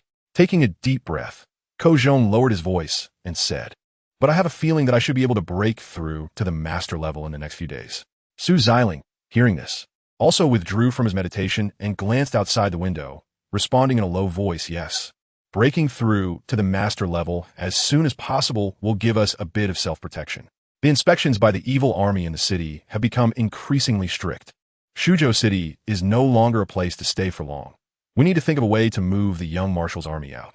Ko Zhong shook his head upon hearing this. It's easier said than done. Those ordinary evil soldiers are manageable. Aside from their strange weapons, they're just mortals. But some of the evil soldiers are truly powerful. Ko Zhong was about to continue when he seemed to remember something sad, ultimately turning it into a deep sigh. Su Xiling saw this and comforted him. "It's not your fault. None of us could have anticipated that. Although Uncle Su was killed by that evil being, he saved the lives of other brothers. I believe Uncle Su would not blame you if he knew. All right, let's rest. Yesterday, I saw some evil soldiers leaving on those flying creatures. This might be an opportunity. Perhaps we can use this to get out of the city." Their conversation abruptly stopped, and there was no further discussion. The dark guest room became exceedingly quiet. However, they were unaware that outside the window, someone was hiding in the night, listening to their conversation clearly. Morning arrived. As the first rays of sunlight touched the earth, Shuzhou City began to show a hint of life. The streets had a few more hurried passersby. Ko Zhong and Su Xiling, disguised as ordinary citizens, kept their heads down and mingled with the crowd as they headed west towards the city. There, they had secretly established a base to oppose the Daoist forces. Strange, why are there so few soldiers in the city today? As they walked, Su Xiling subtly observed his surroundings and suddenly spoke in a low voice. Ko Zhong also glanced around stealthily. Compared to the previous days, the number of soldiers in the city was indeed much lower. He thought for a moment and said, "I heard there was a rebellion on the grasslands a couple of days ago. It might be related to that. But did that Turkic Grandmaster really make a move?" Su Xiling's eyes lit up. Although they were sworn enemies with the Turkic people, the enemy's enemy is a friend. They had gathered quite a bit of strength based on this principle. "I don't know, but it should be likely. The two continued to converse in low voices until they reached an ordinary residential house in the west of the city. However, just as they approached the residence, they saw a team of soldiers armed with firearms surrounding the house. Not good. The two exchanged glances, their hearts suddenly racing. They couldn't do anything as they watched the soldiers pull out round objects and throw them into the house through the walls. Boom! Boom! Boom! The sound of violent explosions echoed throughout the western part of the city, causing surrounding citizens to scream and flee in panic. No! Su Xialing's eyes turned red as he cried out. His voice instantly attracted the attention of the nearby soldiers. Some of the soldiers left their positions, brandishing firearms and advancing towards the two. Seeing this situation, Ko Zhong's heart sank. He grabbed Su Xialing and quickly fled in the opposite direction. The soldiers, seeing their actions, raised their guns without hesitation and fired. At the same time, the squad leader pulled out a walkie-talkie and said something. Ko Zhong and Su Xialing were both first-class top experts, so they ran fast and quickly shook off the soldiers behind them. However, before they could catch their breath, they heard the roar of armed helicopters approaching from above. Run! There was no time to think, and the two had no intention of fighting back. While they could handle those ordinary soldiers with firearms, they had witnessed the might of these iron birds. They were like the messengers of death from the underworld. The two held their heads and fled, with the helicopters chasing them like a cat after a mouse, never hurrying but always close behind. Occasionally, the machine guns would fire a barrage, bullets whizzing past them and kicking up clouds of dust. Run east. At this moment, they absolutely couldn't run towards any other bases. Otherwise, it would definitely implicate others. They also couldn't run into crowded places. The evil army didn't care whether you were an ordinary citizen or not. So, there was only one way out: escape the city. The two desperately circulated their internal energy, their speed increasing until they became like two fleeting shadows. They reached the city gate, but a group of soldiers had been waiting there for a long time. Boom! As soon as they met, a tank fired. The shell exploded right in front of them, and the violent shockwave knocked them several meters away, disrupting their internal energy. Xialing. Ko Zhong suddenly spat out a mouthful of blood, looking at Su Xialing, whose arm had been blown off, and cried out in shock. The tank opposite, seeing it hit, ceased fire. A squad of soldiers armed with firearms aimed at the two, slowly closing in. I won't accept this. At the dead end, Ko Zhong's eyes were filled with unwillingness. But at that moment, suddenly, many armed martial artists emerged from all around, without saying a word. They rushed towards the soldiers in front of Ko Zhong and Su Xialing. Tat tat tat. These suddenly appearing martial artists instantly attracted the soldiers' attention, turning the scene into chaos. Qin Jue, Su Xialing, using one hand to support himself, struggled to rise. He looked at one of the beautiful women among the martial artists. They were undoubtedly the martial artists they had secretly gathered. Run! Get out! The woman, holding a long sword, turned her head slightly and shouted. But just as she finished speaking, she was shot in the head by a bullet that came from nowhere. No! Su Xialing stood frozen, his body trembling. One familiar figure after another fell before him. His inner hatred surged like a flood. Go! Ko Zhong grabbed Su Xialing and, taking advantage of the chaos, charged towards the city gate. Not far from the city gate, in a tea house, Han Xing stood with his arms crossed, watching everything with an indifferent expression. That's enough. Let them go, Han Xing said casually, turning to a similarly dressed officer of the Xianyuan army beside him. I'll leave the rest to you. Not a problem. Just a task. The officer chuckled lightly. He pulled Han Xing, and they instantly vanished from the spot. Amid the chaos, Ko Zhong and Su Xialing ultimately managed to escape. The two dared not look back until they had fled for a whole day and night, until the inner strength within them was completely exhausted, before finally shaking off the helicopter hovering above. They found themselves deep in a mountain, and after getting rid of the helicopter, they could no longer hold on and collapsed to the ground. The night light poured down, and everything around them was so tranquil. Occasionally, the sound of cicadas broke the silence, and aside from the two bloodied individuals, everything else seemed so peaceful. High above, Han Xing and the officer named Su Hua quietly observed all of this, until late at night, suddenly a snow-white monkey swung through the trees. The white monkey glanced at the two, scratched its back, and took out two small fruits to stuff into their mouths. Then it picked up the two and headed deeper into the mountain. Chapter 63, The War God Codex in the High Sky. Han Xing and Su Hua exchanged a glance and silently continued to hide among the clouds. Below them, a white ape carried the two of them, leaping through the mountains until it finally stopped in front of a beautiful waterfall. As soon as the white ape arrived, numerous small animals quickly surrounded them, each one as spirited as the white ape. They curiously circled around Ko Zhong and Su Xiling. The white ape waved its long arms and chattered a couple of times. The surrounding small animals seemed to receive some command and immediately scattered. Before long, they returned, each carrying all sorts of strange herbs in their mouths. The herbs piled up into a small mound, and the white ape scratched its head, seemingly pondering how to feed them to Ko Zhong and Su Xiling. After a moment, it pried open their mouths and stuffed the herbs in. Once this was done, the white ape sat quietly beside them, waiting. After an unknown period, the sky began to brighten slightly. Sunlight filtered through the trees, illuminating Ko Zhong and Su Xiling's faces. So thirsty, Ko Zhong was the first to wake, feeling as if his throat was on fire. Without even taking a moment to assess his surroundings, he leaned over the edge of the pool and drank deeply. This place is. At that moment, Su Xiling also slowly awoke beside him. MMM. Seeing the two wake up, the white ape let out an excited cry and pulled out a pile of fruits from somewhere, placing them in front of them. It pointed, indicating they should eat. So spirited. Watching the white ape's actions, Su Xiling couldn't help but feel a sense of admiration. Suddenly, he felt a sharp pain in his right arm. Turning his head, he noticed that the wound from where his arm had been blown off had already healed. These herbs. He had heard of some miraculous medicines in the world that possessed extraordinary healing properties. He never expected to witness it firsthand today. Thank you, Brother Ape. I will repay today's kindness in the future. Ko Zhong felt much better and gently spoke, not knowing if the white ape understood him. After saying this, Ko Zhong and Su Xiling exchanged a glance, both filled with sorrow and speechless. What should we do next? They had no ability to fight against those evil armies. Even if they became masters, what would it matter? It would only give them a bit of self-protection. Everyone knew how many martial arts experts had been defeated by that evil general outside the Jing Yinzhen Institute. One step at a time, Su Xiling closed his eyes in pain. This grudge must be avenged, no matter the cost. Friends and brothers dying one after another before his eyes. How could he let go of such deep hatred? The atmosphere fell into silence. At that moment, the white ape hopped over to them again, pointing in a direction. This. Ko Zhong and Su Xiling exchanged glances.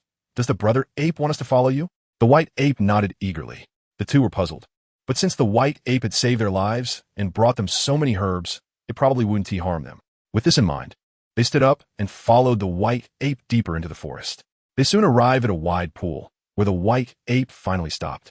It was an ordinary place, beautiful in scenery, but nothing unusual. The two examined their surroundings. Suddenly, they felt the ground beneath them tremble slightly. Alarmed, they quickly circulated their internal energy, readying their defensive stances. Splash! The pond before them suddenly stirred, the once calm surface of the water being drawn upwards by an invisible force, defying logic. A vast empty space appeared at the center of the pond. Then, a magnificent palace slowly materialized. This miraculous scene instantly caused both of them to widen their eyes. Even Han Xing and Su Hua, who had been watching from above, furrowed their brows. In no time, the water in front of them completely vanished, replaced by a grand palace surrounded by an unknown aura. The entrance faced them directly, and on the plaque, the words War God Hall were boldly inscribed in a swirling dragon and phoenix style. At the moment the War God Hall appeared, a surge of desire rose in both of their hearts. Go in. Hurry in.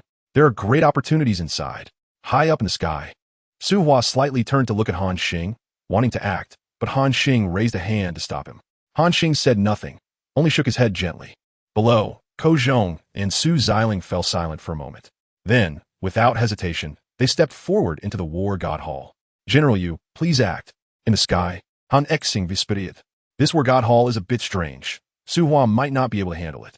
As soon as his voice fell, the figure of Yu Zhen slowly materialized beside him. Yu Zhen glanced at Han Xing in surprise, then with unmatched authority, instantly appeared behind Ko Zhong and Su Xiling. The pressure from a golden core expert is terrifying. Just the release of Yu Zhen's golden core pressure caused the surrounding space to warp slightly. Even the War God Hall trembled. Ko Zhong and Su Xiling, who had already stepped half into the War God Hall, were immediately frozen in place, unable to move. Yu Zhen did not look at them. After rushing into the War God Hall, he waved his hand casually. The two were instantly blasted away, as if struck by lightning. Han Xing and the others also fell from the sky to the ground. They too did not glance at Ko Zhong and Su Xiling, but instead focused their gaze on the wondrous war god hall. At this moment, even if Ko Zhong and Su Xiling were slow to react, they realized they were being tracked. Inside the war god hall, the moment Yu Zhen rushed in, the surrounding space suddenly changed dramatically. Then, a pitch-black demon dragon with a foul odor lunged at him. Beast! Yu Zhen did not move, although the demon dragon looked terrifying. Its aura was only that of a great master, posing no threat to him. Channeling his spiritual power with one hand, Yu Zhen struck down on the demon dragon's massive head. Boom! With a single blow, the demon dragon had no power to resist and instantly turned to dust. After the demon dragon perished, a golden light suddenly rose from the surrounding walls. Golden characters appeared one by one around him. War God Codex. Yu Zhen narrowed his eyes, quickly memorizing the surrounding texts. But at that moment, the War God Hall seemed to realize that Yu Zhen was not the fated person it sought. The surrounding texts began to disappear at an alarming speed, and the vast palace quickly became illusory. Yu Zhen was startled, no longer holding back. The golden core within him erupted with blazing light, and the surrounding area, centered on the War God Hall, terrifying pressure continuously spread outward. 1,000 miles, 10,000 miles, until everyone in the entire Tang world could feel that horrific pressure.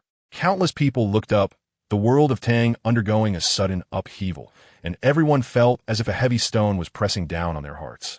Those weaker martial artists among the mortals were even more breathless. The War God Hall, which had been rapidly disappearing, was forcefully slowed down. Qin Jue, go assist Yuetsin. In the Yugu Palace, Qin Jue slightly opened his eyes and spoke lightly. Within the capital, the figure of Qin Jue instantly vanished, passing through the spatial gate and appearing outside the War God Hall as if by teleportation. Without any hesitation, Qin Jue unleashed his full power. With two golden cores acting simultaneously, the War God Hall completely lost its ability to resist. It let out a faint cry of despair, imprisoned above the pond. Bring it here. Qin Jue's voice echoed in their hearts. The War God Hall was tethered to a thread of the world's rules in the Tang realm. As long as it was brought back to the Dayu homeland, it could no longer disappear. As per your Majesty's command, Yu Zhen and the others spoke in unison, their spiritual energy transforming into a massive hand, grasping the grand palace and swiftly flying towards the location of the spatial gate. Like two suns hanging in the sky, countless people in the Tang Dynasty world, no matter where they are, can raise their heads and see that shocking scene. Chapter 64. The world of martial arts unleashed in Dayu. A massive palace suddenly appeared in the sky. Citizens of the capital looked up in astonishment. At the moment of arriving in Dayu, the War God Palace indeed seemed to lose its power support, and the mysterious aura surrounding it vanished in an instant, making it look like an ordinary palace.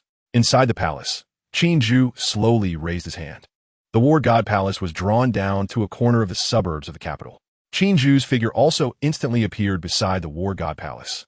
Can the War God Codex be recorded?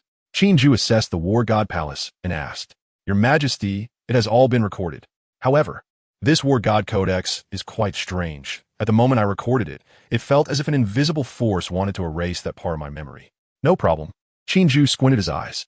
It is rumored that this War God Palace was left by the immortal Guang Qingzi and is a place for ascension. This rumor seems to have some basis. He walked to the front of the palace and reached out to touch it while communicating with the Jade Seal in his mind. The Jade Seal quickly provided feedback. Low-level martial arts, civilization, ascension, anchor point to a high-level world. Inscribed with beginner cultivation method War God Codex. Total value 3,000 civilization points. Do you wish to exchange? War God Codex. Left by individuals of advanced cultivation civilization. Beginner method, evaluation. Low value 50 civilization points. Do you wish to exchange? This was roughly what Qin Jue had expected. The War God Palace was indeed a place for ascension. However, what Qin Jue did not expect was that the War God Codex was actually a cultivation method. Although it was only beginner level, it was still genuine. Moreover, what delighted him even more was that this War God Palace was valued at 2,950 civilization points. It was known that when Dayu was sold in a package, it was only about 2,000. To sell or not to sell, an impulse surged in Qin Jue's heart, but he quickly suppressed it. Compared to those 2,000 civilization points, he was more curious about the world connected to the War God Palace. Being evaluated as a high-level cultivation civilization by the Jade Seal was not simple. Currently, Dayu was still only regarded as a beginner cultivation civilization by the Jade Seal. After pondering for a moment, he realized that he could not open that ascension passage now out of curiosity. Not to mention the prerequisites. What if an old monster popped out over there and wiped out Dayu with a slap? For now, it would have to be settled here and discussed later. So, does this mean that the plan to refine the Tang world also has to be put on hold? If the Tang world is refined, will the ascension passage still be useful? A multitude of thoughts crossed his mind, and Qin Jue paused for a moment before instructing, "Go back and do your tasks." One step at a time. He still had nearly 400 civilization points and could explore a few more worlds. At worst, he could leave the Tang world behind. Unknowingly, 3 months passed again. Dayu year 26, early April. The weather gradually became hotter. From the start of the war with the Tang world until now. For months had passed. Although the war had settled, discussions among the people about this matter remained fervent. Many citizens were very curious about another world. As Qin Jue gradually opened exploration permissions, a cross-border tourism craze even began to flourish among the populace. Outside the palace, research institutions sprang up around the War God Palace.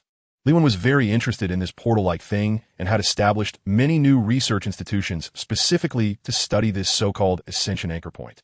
Meanwhile, in the 4 months, the Education Department, after incorporating the War God Codex, finally compiled the first universally applicable cultivation method.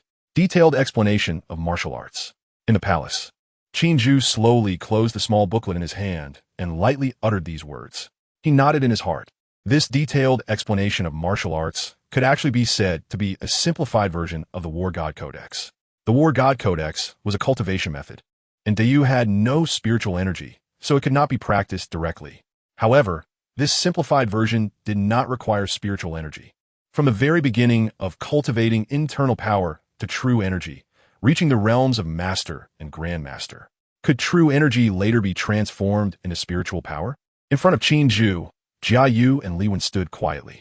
Upon hearing this, Liwen replied, "Yes, I experimented with Grandmasters. And after the Grandmasters of World 01 transitioned to the War God Codex, they entered the door very quickly, absorbing spiritual power from spiritual energy batteries. The true energy in their bodies will transform into spiritual power.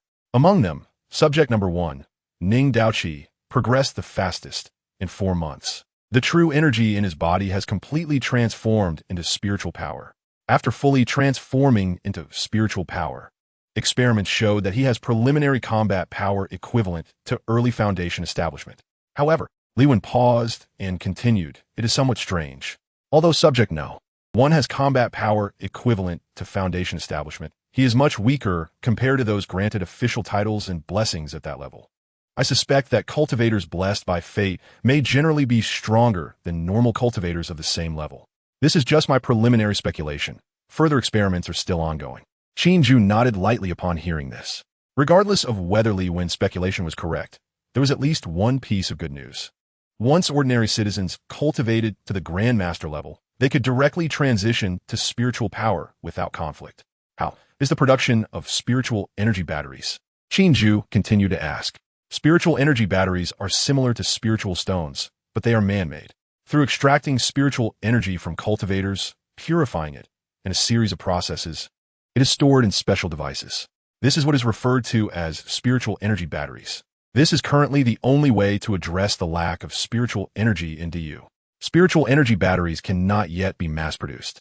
The number of official titles and blessings is limited, and the clones used for experiments have already occupied a significant portion of the quota. Scaling up would disrupt the normal operation of the court. Qin Jue pondered for a moment. Starting this year, the detailed explanation of martial arts will be included in the compulsory education curriculum.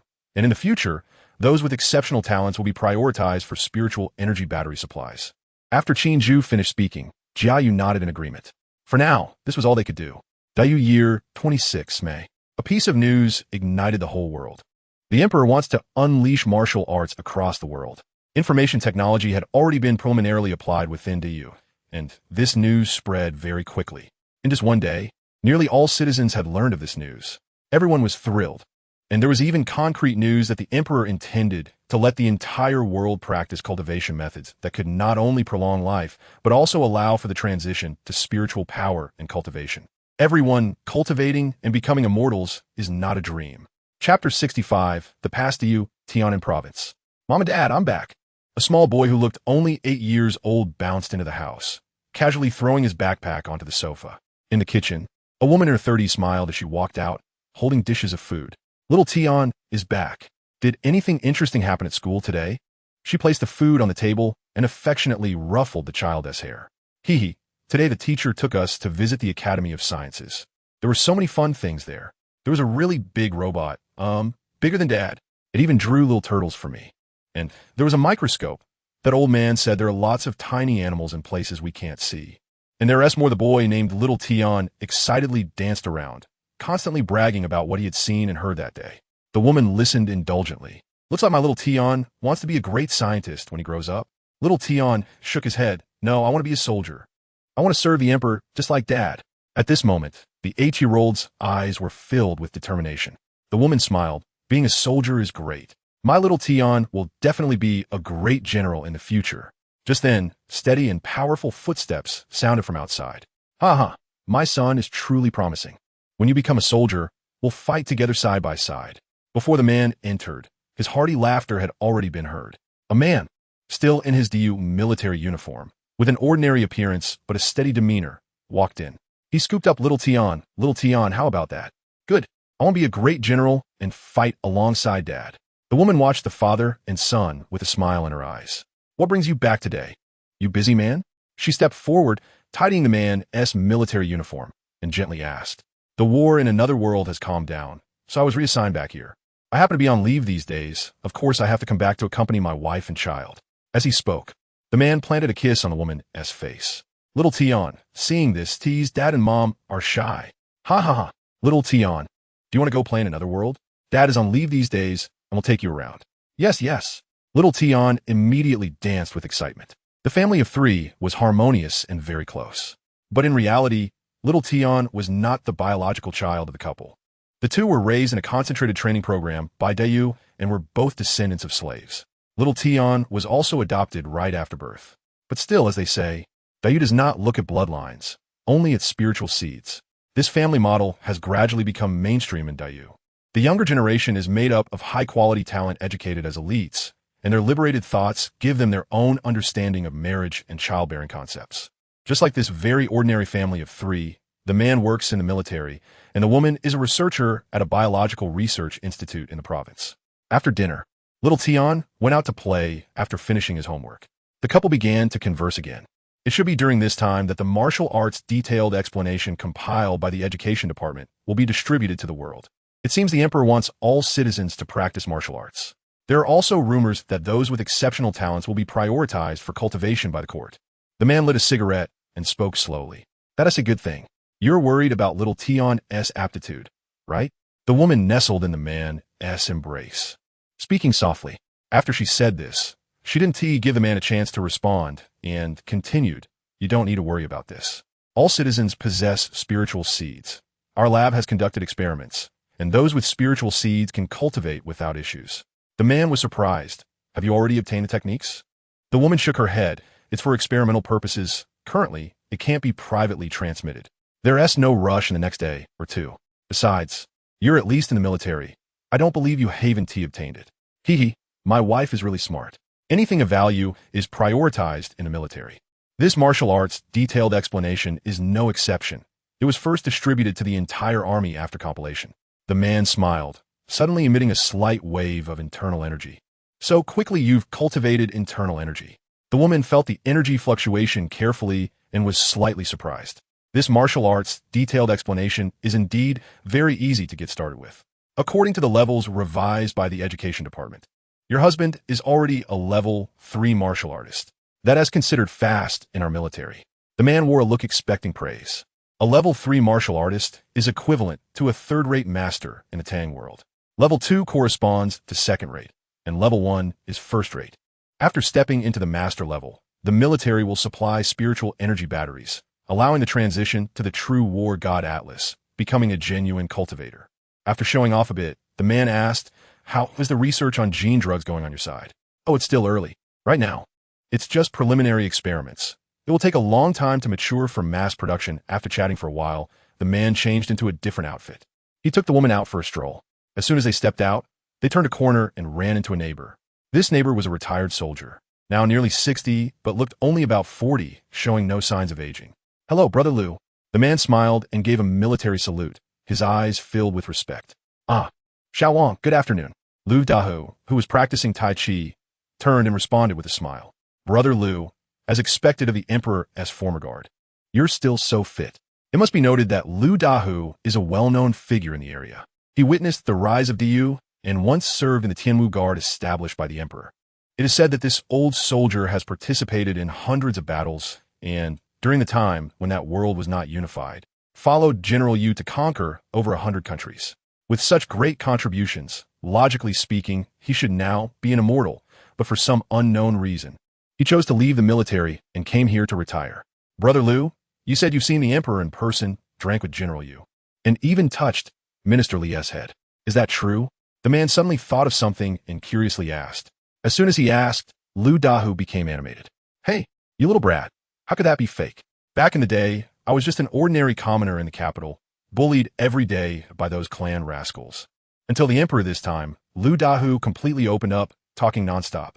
The man and his wife listened quietly, their eyes filled with longing. Unbeknownst to them, many people gathered around, listening intently. Occasionally, they cast envious glances at Liu Dahu. Seeing the Emperor in person is such a great honor. In today's SDU, the Emperor is the only true God, the towering pillar in the hearts of millions of citizens. To have seen the Emperor in person is something one could boast about for a lifetime. Not to mention that Liu Dahu had even conversed face-to-face with the Emperor. On that day, the Northern Clan's army of 300,000 was at the city gates, and a rascal named Wang Zhan was extremely arrogant, even daring to insult our Emperor onto the city wall. How could I, with my hot temper, endure that? I immediately requested permission from Minister Qin to go down and behead that Wang Zhan. But unfortunately, I was stopped by Minister Qin. "Brother Liu, were you scared at that time?" Someone in the crowd asked. "Scared? How could I not be scared? At that time, the Northern Clan's army of 300,000 was a dark mass as far as the eye could see. On the city wall, there were only a few thousand people guarding it. But when I thought about it, I realized that my life was worthless. The Emperor wanted me to act like a person. So what would happen if I died? At that moment, I thought that killing one person wouldn't be a loss, and killing two would be a gain. But in the end, who could have imagined that? Hey, we have immortals in Great Yu." Liu Dahu had deep memories in his eyes. At that time, Lord Qin. Before I knew it, night fell. The street lights around lit up, and Liu Dahu's throat was dry from speaking. More and more people gathered around. So then, after we conquered that Audi AO country, what happened to the king? "Liu Dage, did you get a concubine or something?" Liu Dahu took a sip of water and looked at the time. "You little brats are exhausting me. I can't take it anymore. Let's talk about it tomorrow." Pushing through the crowd, Liu Dahu returned to his home. The house was very large, a 3-story villa with an ancient style. But in such a big house, he was all alone. Liu Dahu sat on the sofa, lit a cigarette, and the smile on his face gradually faded, as if he remembered something, pain appearing in his eyes. The room was dark, with no lights on, only the cigarette but emitting a little glow. Outside, everyone knew about his glorious past, but no one knew why. After rising step by step, he left the military and moved away from the capital. Gu. I'm sorry, brother." As he smoked, a big man actually started to sob softly. That year, he followed Yu Jinnan in battles, conquering a country called Xuanli. It was also then that he met a woman while taking in slaves. The story was so dramatic, the two fell in love. A citizen and a slave, it was nothing unusual since the slave had a path for promotion, as long as he guaranteed it and the other party performed well. But who knew that the woman, filled with deep hatred, deceived him? His good brother was killed because of him, and he subsequently fell into despair. Because of this incident, the Emperor even introduced a new policy, prohibiting citizens of Great Yu from forming romantic relationships with slaves. Otherwise, they would lose their citizenship. After finishing an entire pack of cigarettes, Liu Dahu stared at the ceiling and unknowingly fell asleep. Until the next day, his phone rang. "Liu Dage, hurry online to log into the court's official website. The martial arts detailed explanation has been announced to the world." The martial arts detailed explanation. Groggily, Liu Dahu got up. There was still a wooden sculpture of Qin Jue on his desk. He looked at the majestic, lifelike wooden sculpture and choked up. Then he knelt on the ground and knocked his head several times. "Your Majesty, will you forgive the commoner?" Chapter 66. The national cultivation craze, starting from the 25th year of the Great Universe, informatization has begun to take root throughout the Great Universe realm. Now, In July of the 26th year, citizens have long had access to items like mobile phones and computers. Moreover, these electronic products skipped the initial stages from the very beginning. For instance, mobile phones were released as touchscreen models without ever having physical buttons. In just over a year, these devices have undergone updates and upgrades approximately every 2 months. On the 15th of the 26th year, at 6 o'clock in the morning, when the detailed explanation of martial arts was published on the official court website, tens of millions of people surged in simultaneously. Fortunately, this is the official website of the great universe. If it were on some potato server from Qin Jue's past life, it might have crashed by now. In his room, Lu Dahu logged into the official court website. The internet speed was fast, and it opened in seconds. He clicked into the newly established cultivation section. What greeted him was an article of over 1,000 words detailing the cultivation methods, complete with images. As he scrolled down, he found a series of detailed explanatory videos. The top video was a science popularization video. Lu Dahu clicked on it, and a stern-looking man in military uniform slowly began to speak. First, we need to understand the essence of cultivation, what is known as martial arts. Instead of discussing the techniques, he provided a scientific explanation of what cultivation is and its essence. The subsequent videos then focused on how to cultivate, covering everything from what steps to take, what to pay attention to, and what auxiliary resources are needed during cultivation. The details were exhaustive, even to the point of being described as a fool's guide. In this cultivation section, there was also a subsection devoted to martial arts. It recorded various martial techniques, such as the twin blades of heaven and the 8 absolutes of the heavenly blade. Each martial technique had corresponding detailed explanatory videos. The content was vast, gathering the essence of martial arts from another world. Anything here was once the dream of those martial artists. Yet now, whether it be cultivation methods or martial techniques, everything was publicly available online, accessible to any citizen. Lu Dahu skimmed through all the content roughly before going back to carefully watch the science popularization video about cultivation. After memorizing it, he turned his attention to the cultivation methods. He spent a considerable amount of time committing the entire martial arts explanation to memory. Following the video's instructions, he purchased a large quantity of auxiliary cultivation food, primarily meat. Only then did he begin to cultivate according to the video. Across the great universe, countless people were doing the same as him. The scientific popularization had fostered a good habit among citizens. They began to explore the essence of things. Science and fantasy are not actually opposed. Science is a means, a way of thinking, a more efficient and deeper understanding of everything. It's like having a citizen of the great universe and a citizen of the great Tang cultivate the same technique simultaneously. Even if neither had spiritual seeds and their talents were equal, the citizen of the great universe would definitely cultivate faster by a significant margin. Lu Dahu closed his eyes and assumed a meditative position. As he entered a state of cultivation, the spiritual seed within him began to flicker slightly in places he couldn't see. It continuously absorbed the essence from his body, converting it into internal power at an exaggerated speed. After 2 hours, Lu Dahu's stomach began to rumble. He exited the cultivation state and had a hearty meal. Then he continued to cultivate, repeating this process until the sky began to darken. He finally felt a hint of internal power. 80% of citizens could cultivate internal power within a day. The remaining 20% could generally do so within 5 hours. Oh, there were even some who succeeded in less than a minute. In the imperial palace, Qin Jue sensed the agitation of spiritual seeds throughout the world. He pondered silently. The effect of these spiritual seeds was indeed terrifying. Even a person with poor talent, as long as they were granted a spiritual seed by Qin Jue, could not only cultivate, but could at least become capable. As for those who already had good talent, that went without saying. With over 100 million citizens cultivating, countless fortunes surged in from all directions. Qin Jue's cultivation level continuously increased at a visible rate. The initial stage of the Golden Core realm, which he had just broken through, began to loosen as he moved toward the mid-stage. Chapter 67. Yuan Ing, if it can be said that the previous luck bestowed upon oneself was like a vast ocean, then this time, with the continuous cultivation of over 100 million citizens of Dayu, the luck felt like an endless stream, continuously converging within Qin Jue's body. After conquering the Tang Dynasty world, Qin Jue did not rush to search for the next world. Dayu needed some time to digest the results of this conquest. In the 27th year of Dayu, one should never underestimate the people of the world. With a sufficient base, there are plenty of geniuses. In just half a year, over 100 top talents within Dayu have crossed through the ranks of level 3, level 2, and level 1 warriors to reach the Master Realm. In merely half a year, over 100 masters. This number is astonishing, considering that in the original world of the twin dragons of the Tang dynasty, the total number of masters was only in the double digits.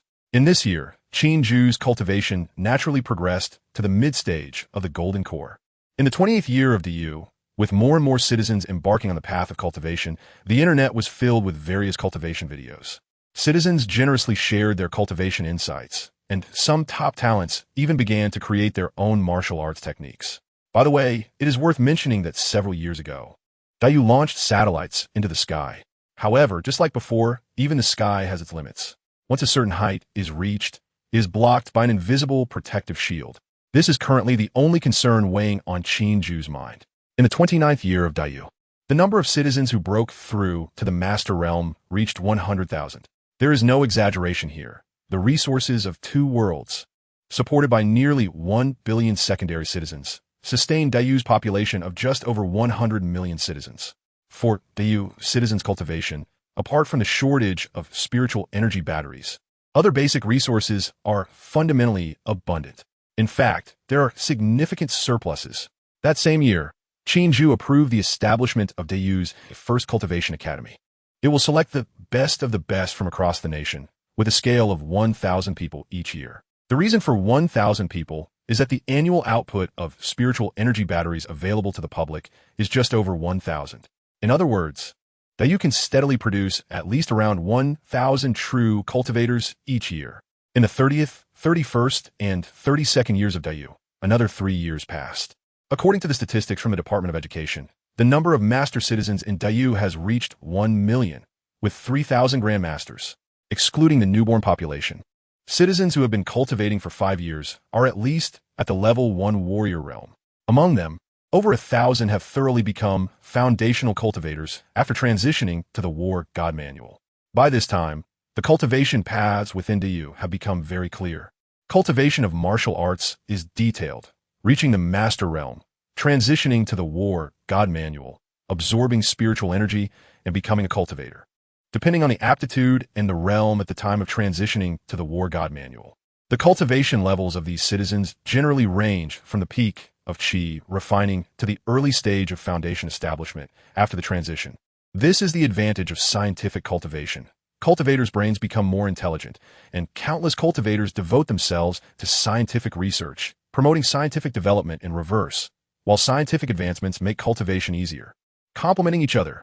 If it weren't for the limitations of spiritual energy, Qin Jue is confident that within 50 years, all citizens of Dayu would become true cultivators.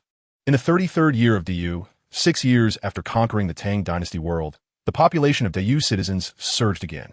Countless newborns were collected by the Dayu court from the hands of the slaves of the two worlds, combined with the natural reproduction of local citizens. Currently, the population of Dayu citizens has reached 200 million. Among them, nearly 40% are children under 6 years old. This year, Qin Jue successfully broke through to the late stage of the Golden Core, excluding the positions granted through official titles. The number of cultivators who have normally cultivated to the foundation establishment stage has nearly reached 5,000. The number of masters has reached an exaggerated figure of over 6 million. This is still due to the small bottleneck in transitioning from level 1 warriors to masters. Over 6 years, Dayu has not only made rapid advancements in cultivation, but has also iterated on technology at a staggering speed. Purely physical weapons like atomic bombs and hydrogen bombs have long been developed. AI technology has also matured and spread among the public. In the Dayu military, the first generation of powered armor has been widely adopted across the army, featuring intelligent combat assistance systems, emergency medical systems, and other enhancements to boost the combat effectiveness of Dayu soldiers. Other innovations, such as drone swarms and gene-targeting weapons, have emerged one after another. Dayu has also fully deployed low-orbit anti-missile satellites, enabling the court to monitor the entire world without relying on spiritual seeds. In the 34th year of Dayu, the first generation of human gene modification agents has been released. This project actually began over a decade ago, personally overseen by Li Wen. Within the Imperial Palace, Qin Jue carefully examined the azure blue potion in his hand. After a long moment, he spoke solemnly. "Are there any side effects?" Opposite him, Li Wen, wearing a white lab coat, calmly replied, "The Tai Su Foundation Establishment Type 1 gene liquid has undergone over 10,000 experiments. and no side effects have been discovered so far. Qin Jue asked, what are its effects? Li Wen explained, through dissecting some qi, refining, and foundation establishment cultivators, I found that under continuous cultivation, their genes are constantly optimizing. The most obvious change is a stronger adaptability to spiritual energy particles. This gene liquid is based on that premise. After injection, it will significantly enhance the human body's affinity for spiritual energy. In simple terms, if citizens inject it, the small bottleneck for breaking through from level 1 warriors to masters will no longer exist. Furthermore, the probability of directly breaking through foundation establishment after transitioning to the War God Manual will also greatly increase. Qin Jue pondered for a moment. Let's first promote it on a small scale. If there are no side effects, then we can implement it among the entire citizenry. Liven Nudda, understood. In the 34th year of Dayu, Qin Jue summoned over 10,000 volunteers who were stuck at the level 1 warrior stage and injected them with the gene agent. Qin Jue did not doubt Li Wen. This great scientist from the wasteland, his strength was beyond question. However, regarding matters that concern the entire world, this must not be taken lightly. That year, Qin Jue personally observed these volunteers. To his surprise, the effect of the Tai Su type 1 gene modification liquid was far better than he had imagined. Within less than a week after injection, over 10,000 volunteers successively broke through to the Master Realm. After nearly a year of observation, they were lively and healthy, with no side effects whatsoever. Only then did Qin Jue finally feel relieved. In the 36th year of Dayu, Qin Jue rapidly popularized the gene agent among all citizens. No one questioned or worried. Countless citizens rushed to purchase it, and in their hearts, Qin Jue was a god. They would execute Qin Jue's will without hesitation. This is the prestige Qin Jue holds among the people today. At the end of the 37th year of Dayu, the Department of Education conducted a martial artist census. The total number of registered citizens in Dayu was 215,332,341. The number of masters reached 93,241,532. The number of grandmasters reached 9,516,789. The number of foundation establishment cultivators, including those granted official titles, was 18,312. Golden Core, 32, including those with titles in first and second rank officials. Boom! Above the capital, this time, endless purple luck converged from all over the world towards the Imperial Palace. Inside the palace, Qin Jue's realm of Golden Core, great perfection, instantly broke through. Within him, the Golden Core shattered, and a small figure identical to him gradually took shape. Yuaning, an even more terrifying phenomenon than the last breakthrough of the Golden Core, enveloped the heavens and the earth. Qin Jue's momentum continued to rise. The Yuaning was not the end. Early stage Yuaning, mid stage Yuaning, late stage Yuaning. Yuaning, great perfection. Unfortunately, the luck was still a little lacking, falling just short of the next level. Inside the Imperial Palace, Qin Jue slowly opened his eyes. Now, Dayu has developed to such a level, yet still cannot allow him to break through to a higher realm in one go. What will the next realm be? Transformation into God? Qin Jue has a premonition that compared to the nascent soul, the changes in the next realm will be earth-shattering. Chapter 68, The Outsider, the Dayu Civilization, Primary Spiritual Energy Technology Civilization. Within it, there are 5 nascent soul cultivators, 213 golden core cultivators, and several foundation establishment cultivators. Civilization rating, level 3, 5 civilization with initial potential. Activate the civilization radar to search the world. This search consumes 100 civilization points and can find civilizations of levels 1 to 3. Do you wish to search? Yes. With Qin Jue's confirmation, the civilization radar in his mind emitted waves once again. He patiently waited.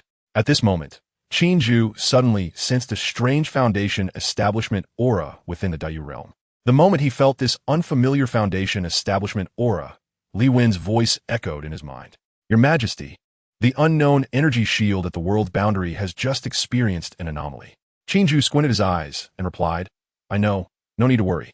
His gaze crossed millions of miles, focusing on the far west of the Dayu homeland. Damn it, what bad luck. I never expected there to be demon beasts in this cave heaven. Luckily, I have this heart-protecting mirror. In the far west of Dayu, on a desolate desert, a man dressed in a blue long robe, with long hair, casually draped behind him, spat out sand from his mouth and clumsily got up. He looked at the heart-protecting mirror in his hand, which had broken into 2 pieces, and sighed inwardly. The ancient texts were not lying. I didn't expect that broken place to actually have a cave heaven with a god transformation grandmaster. But where is this? The man stood up and surveyed the surrounding desert. There was actually no spiritual energy present. Could it be that the god transformation grandmaster had once been in a realm of incense? According to the records of their sect, god transformation cultivators can open cave heavens within their bodies. Some god transformation grandmasters would raise mortals in their cave heavens to harvest incense. Could it be that I accidentally stumbled into that so-called realm of incense? The cultivator felt uncertain. Their sect only had one golden core ancestor. He himself had never seen a god transformation grandmaster, so how would he know what was real? Not to mention god transformation grandmasters. Even nascent souls in their territory number only a few. As a mere servant, he had no qualification to see them. After thinking for a moment, it didn't seem like the time to dwell on these matters. He patted his storage bag, took out a pill, and threw it into his mouth, sitting cross-legged to recover his internal spiritual energy. After replenishing some spiritual energy, he rose and flew in a certain direction on his sword. While flying, he muttered, "What bad luck, what bad luck. I shouldn't have been so greedy. Not only did I not gain anything, but I also lost so many magical treasures and pills. Damn it." The cultivator didn't know how long he had flown when a city outline gradually emerged ahead. Stopping to look at the tall buildings in the distance, he hesitated. There are actually people? But what is this? The towering skyscrapers and the sounds of commotion that he could hear from here made him uncertain. After thinking for a moment, the cultivator frowned and put away his flying sword. Disguising himself as a mortal, he walked step by step toward the distant city. Great Desert City, the westernmost city in DU homeland, where 99 of the inhabitants are second-class citizens. The conditions here are harsh. Apart from a very few adventurous individuals and citizens assigned here, the rest are second-class citizens and slaves. The entire city is vast, home to over 3 million people. Of course, saying it has harsh conditions is relative to other places in Dayu. This city, when considered alone, is not inferior to the first-tier cities of Qin Jue's previous life. As the cultivator entered the city, he was greeted by this scene. Looking up, he saw towering skyscrapers on both sides. From time to time, unknown flying vehicles passed overhead. On the ground, futuristic-looking vehicles came and went, while people jostled around him. Some dressed simply, others like him in ancient robes.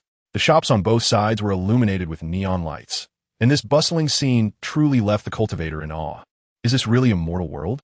In his impression, shouldn't mortals be pale and ragged? How come everyone here seems to be dressed better than him? While the cultivator was in a daze, a large hand suddenly grabbed him and pulled him aside.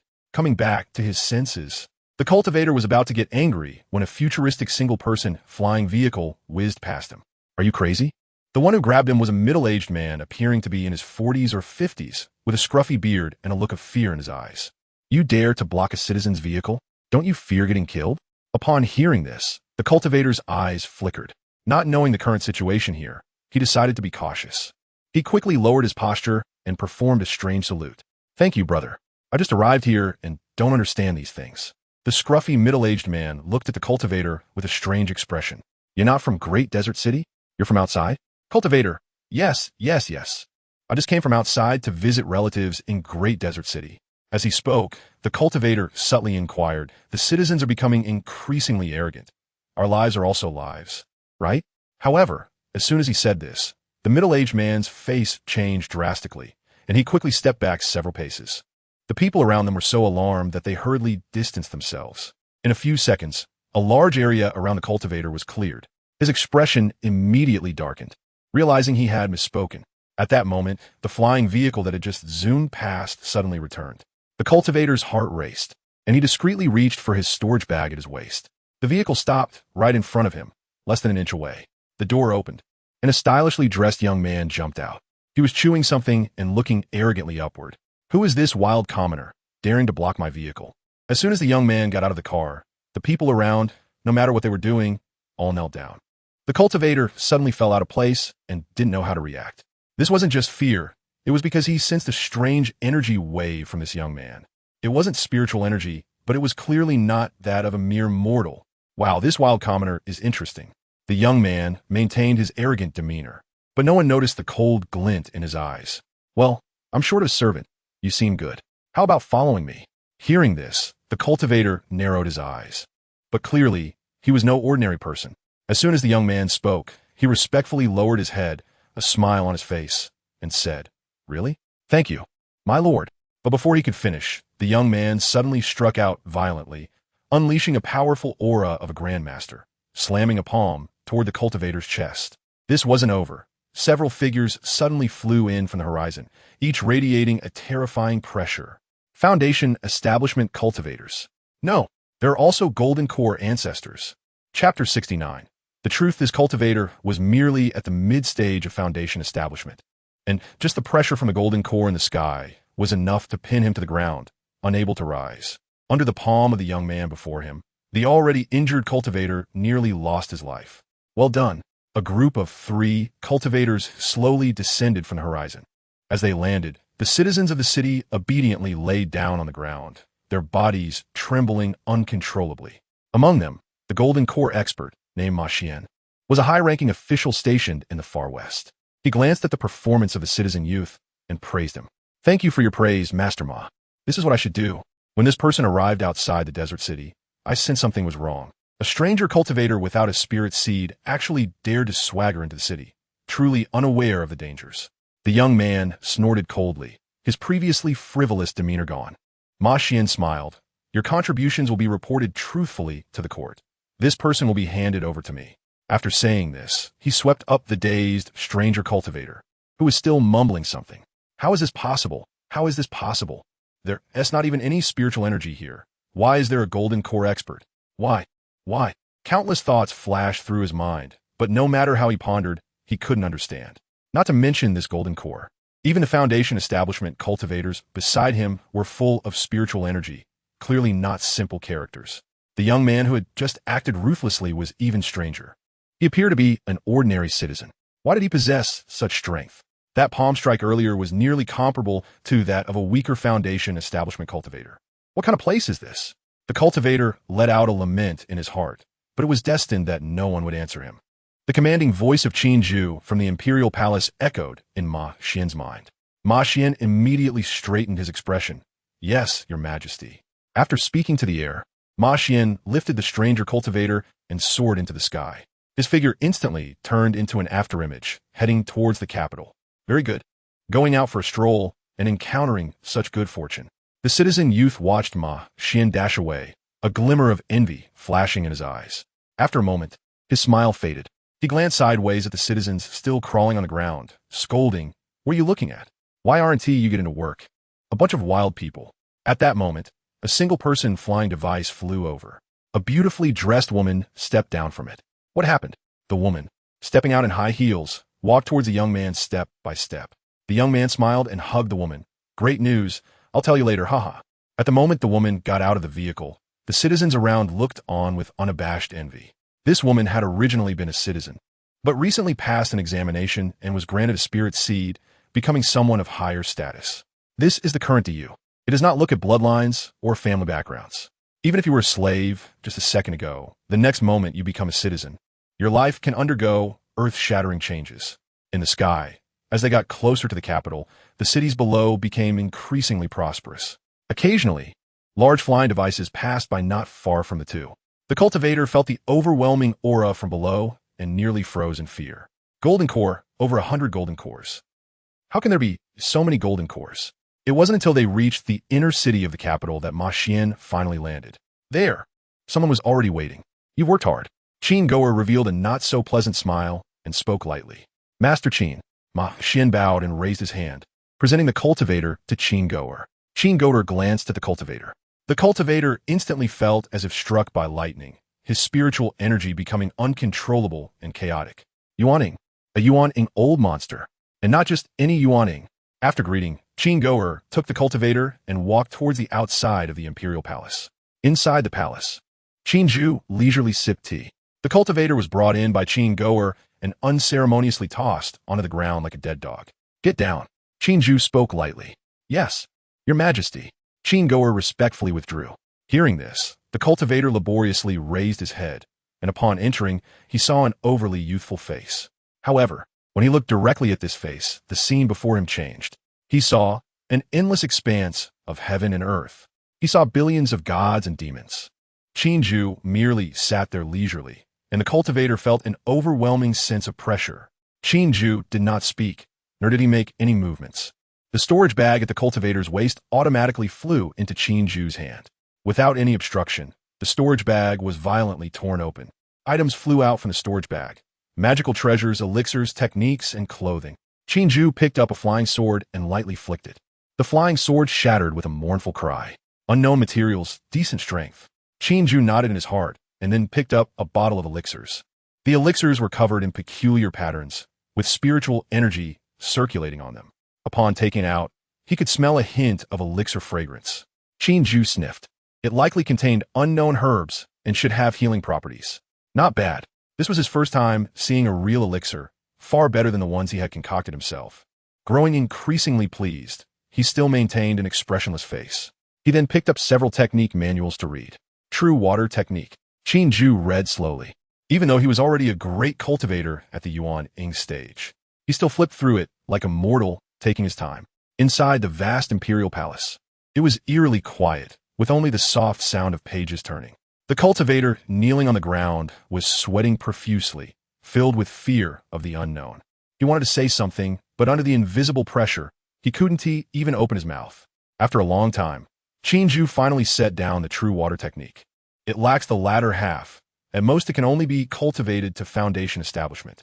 Useful, but not much. Next, he browsed through the other basic manuals one by one. Aside from the True Water Technique, the rest were various spells. There was even an ancient book on formations and alchemy. After reviewing everything, Qin Jue finally turned his gaze to the cultivator. He retracted some of the pressure from his body and spoke softly. "I ask, you answer. Name."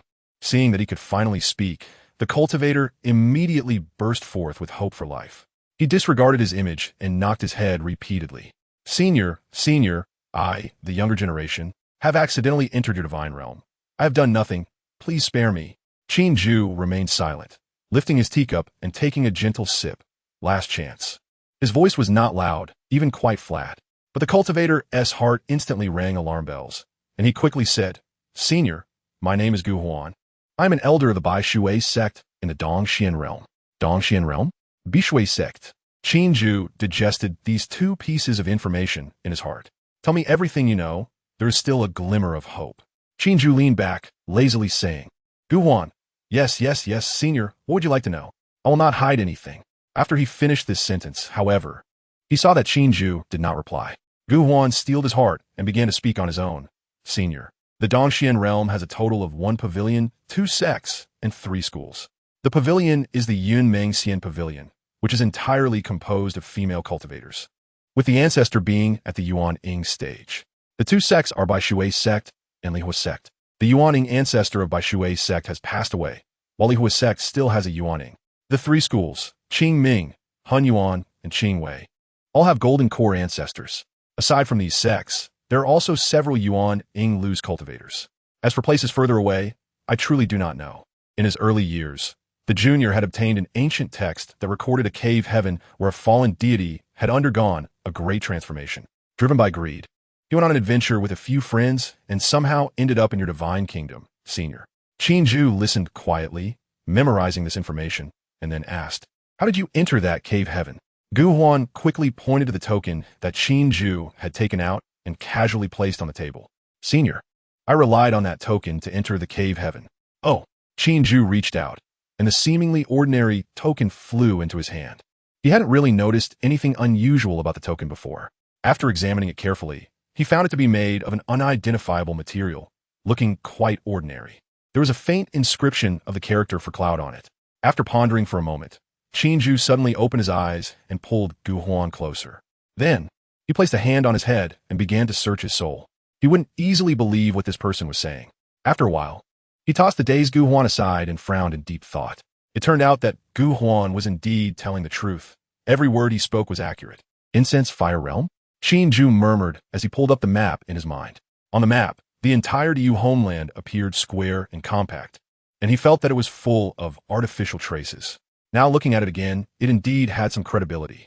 After thinking for a moment, Qin Jue clenched the token, and his figure instantly disappeared from the Yugu Palace.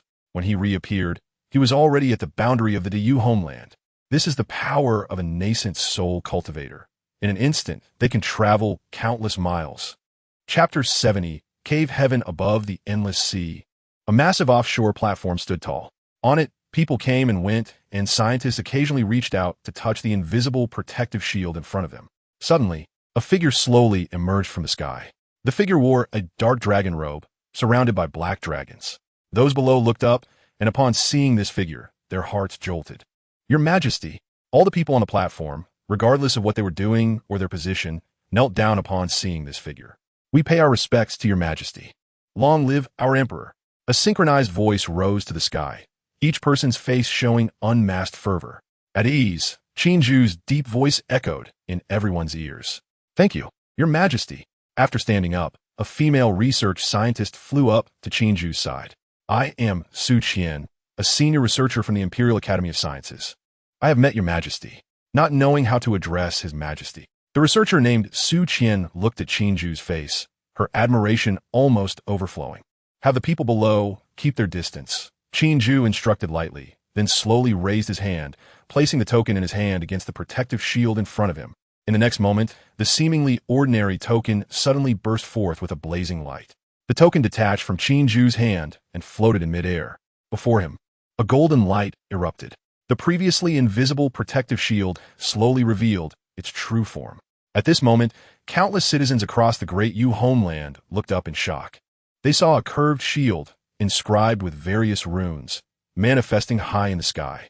Qin Jue squinted his eyes and communicated telepathically with Qin Jue and others. "Maintain order." In the capital, Qin Jue and the others immediately received the order. Their nascent soul auras spread out, accompanied by over 100 golden cores. A terrifying presence enveloped the entire great Yu homeland. In front of Qin Jue, the protective shield, or more accurately, the formation, revealed its true appearance and suddenly opened a large gap. In the instant the gap opened, a dense, almost tangible spiritual energy began to pour in wildly from the other side.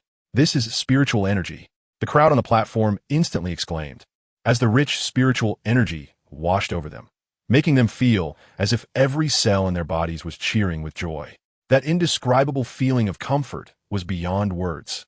Just then, the surface of the sea suddenly stirred. Beneath the surface, a 1,000-meter-long dragon leaped up, lunging towards Qin Jue. "Beast!" Qin Jue did not move. The black dragon beside him sprang into action. With one bite, it severed the head of the vile dragon. The massive dragon body immediately fell into the sea. Cave Heaven. Bathed in the spiritual energy, a smile crept onto Qin Jue's lips. "Where's Yuzhan?" Qin Jue asked, and far away in the capital, Yuzhan immediately responded. With a flash, he appeared beside Qin Jue. "Your Majesty, what are your orders?" Yuzhan clasped his fists. Just as a pillow comes when one is sleepy, Qin Jue pointed to the opposite side. "Send troops to clear the sea of monsters, leaving some for breeding. You personally lead the team to explore this so-called Cave Heaven." As he spoke, Qin Jue transmitted all the information from Gu Huan's memories into Yuzhan's mind. "Understood." The old general responded without further comment, clasping his fists. Qin Jue's figure vanished once more. He looked towards the opposite side, feeling the dense spiritual energy, his gaze deep. The formation that enveloped the entire great Yu homeland did not disappear. It merely opened a massive gap at the surface of the sea. Spiritual energy continuously surged in, and soon, all the citizens along the coast felt the change in the world. The spiritual energy swept across the great Yu homeland like a hurricane. Spiritual energy, spiritual energy, spiritual energy. In just one day, spiritual energy filled every corner of the great Yu homeland. Countless people greedily inhaled the spiritual energy, their exclamations rising and falling like waves. Those stuck at the master and grandmaster levels, suffering from the lack of spiritual energy batteries to break through, dropped their tasks and sat cross-legged to cultivate. One by one, citizens transformed their inner true energy into spiritual power within this day. After converting their true energy, the lowest among them reached the peak of chi refinement. Many directly broke through to foundation establishment. Hundreds of thousands, millions, tens of millions.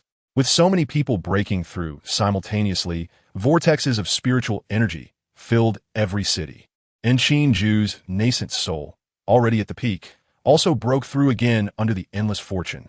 The little nascent soul in his body became ethereal until it completely transformed into a primordial spirit. At that moment, The scene Qin Jue saw upon opening his eyes changed again. He saw the rules that filled the heavens and the earth. For a transformation god, cultivator, the nascent soul within transforms into a primordial spirit, beginning to connect with the rules of the world. From this moment, they start to walk their own path gradually. They can refine the cave heaven within their bodies, creating their own world. This was the information he learned from Gu Huan's memories about transformation god cultivators. In the Eastern Xian realm, there were no transformation god cultivators, and even Gu Huan's understanding of them was just hearsay. What was my path? Qin Jue wondered. In Gu Huan's memories, Eastern Xian cultivators needed spiritual roots to cultivate, and the spiritual roots had different attributes. For example, the 5-element spiritual roots would cultivate to the nascent soul stage. After reaching the nascent soul, they would comprehend the rules of the world and walk out their own path. After initial contact, they would understand the world and break through to transformation god. However, observing the citizens of Great Yu, after planting the spiritual seeds himself, there were no attribute distinctions, and he himself had never comprehended any rules of the world. Chapter 71. Beneath the deep sea, the way of the emperor, the way of fortune, the way of civilization, or perhaps the way of heaven. In Qin Jue's speculation, if he wanted to walk his own path, it would come down to just a few options. However, searching for his own path was not something to rush.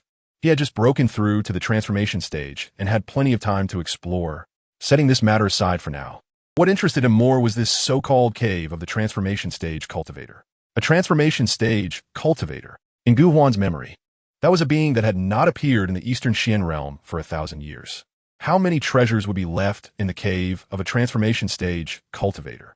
This cave would just happen to address the current lack of foundation in the great universe's cultivation realm. Qin Jue looked up, his gaze crossing millions of miles to converge with Yuzhan. Reporting to Commander Yu, the target sea area has been cleared. Should we continue to advance? Still above that sea area, a massive sea platform had seen all researchers evacuated. The endless aircraft carriers stretched as far as the eye could see, with countless soldiers bustling about. Swarms of drones flew toward more distant locations. Blood still dripped from Lu Pofong's heavenly halberd as he saluted and reported in a loud voice. This young general, whom Qin Jue had once held in high regard, had been demoted twice after making a mistake last time. However, Lupa had shown great integrity. After his demotion, his character became much more stable and reserved. Moreover, he had refused any official titles or rewards. Starting from scratch, he had cultivated for over 6 years, rising from an ordinary person to the mid-stage of foundation establishment. Just the act of refusing official titles and focusing on self-cultivation was not something an average person could achieve. But the facts proved that he truly had talent. This made Yuzhan, who had initially been very disappointed in him, take him seriously again. There's no rush. We'll act after the drone swarm has clarified the situation ahead, Yuzhan said, placing his hand on the sword at his waist and slowly walking in front of Lu Pa, having broken through to the transformation stage. Yuzhan's aura was even more impressive, and his righteous face inspired a sense of trust. Have you encountered any confusion in your recent cultivation? Yuzhan suddenly asked, looking at the busy soldiers. Lupa looked up at Yuzhan's face and no longer spoke so solemnly. No, since I switched to the War God Codex. I have yet to encounter a bottleneck. I also have a premonition that I will break through to the late stage of foundation establishment in no time. Upon hearing this, Yuzhan's gaze deepened. His Majesty has recently established a new heavenly fiend army, consisting entirely of cultivators who have cultivated themselves. I have requested His Majesty to include your name. After saying this, Yuzhan quietly awaited Lu Po's reaction. Upon hearing this news, Lu Po's heart instantly felt mixed emotions.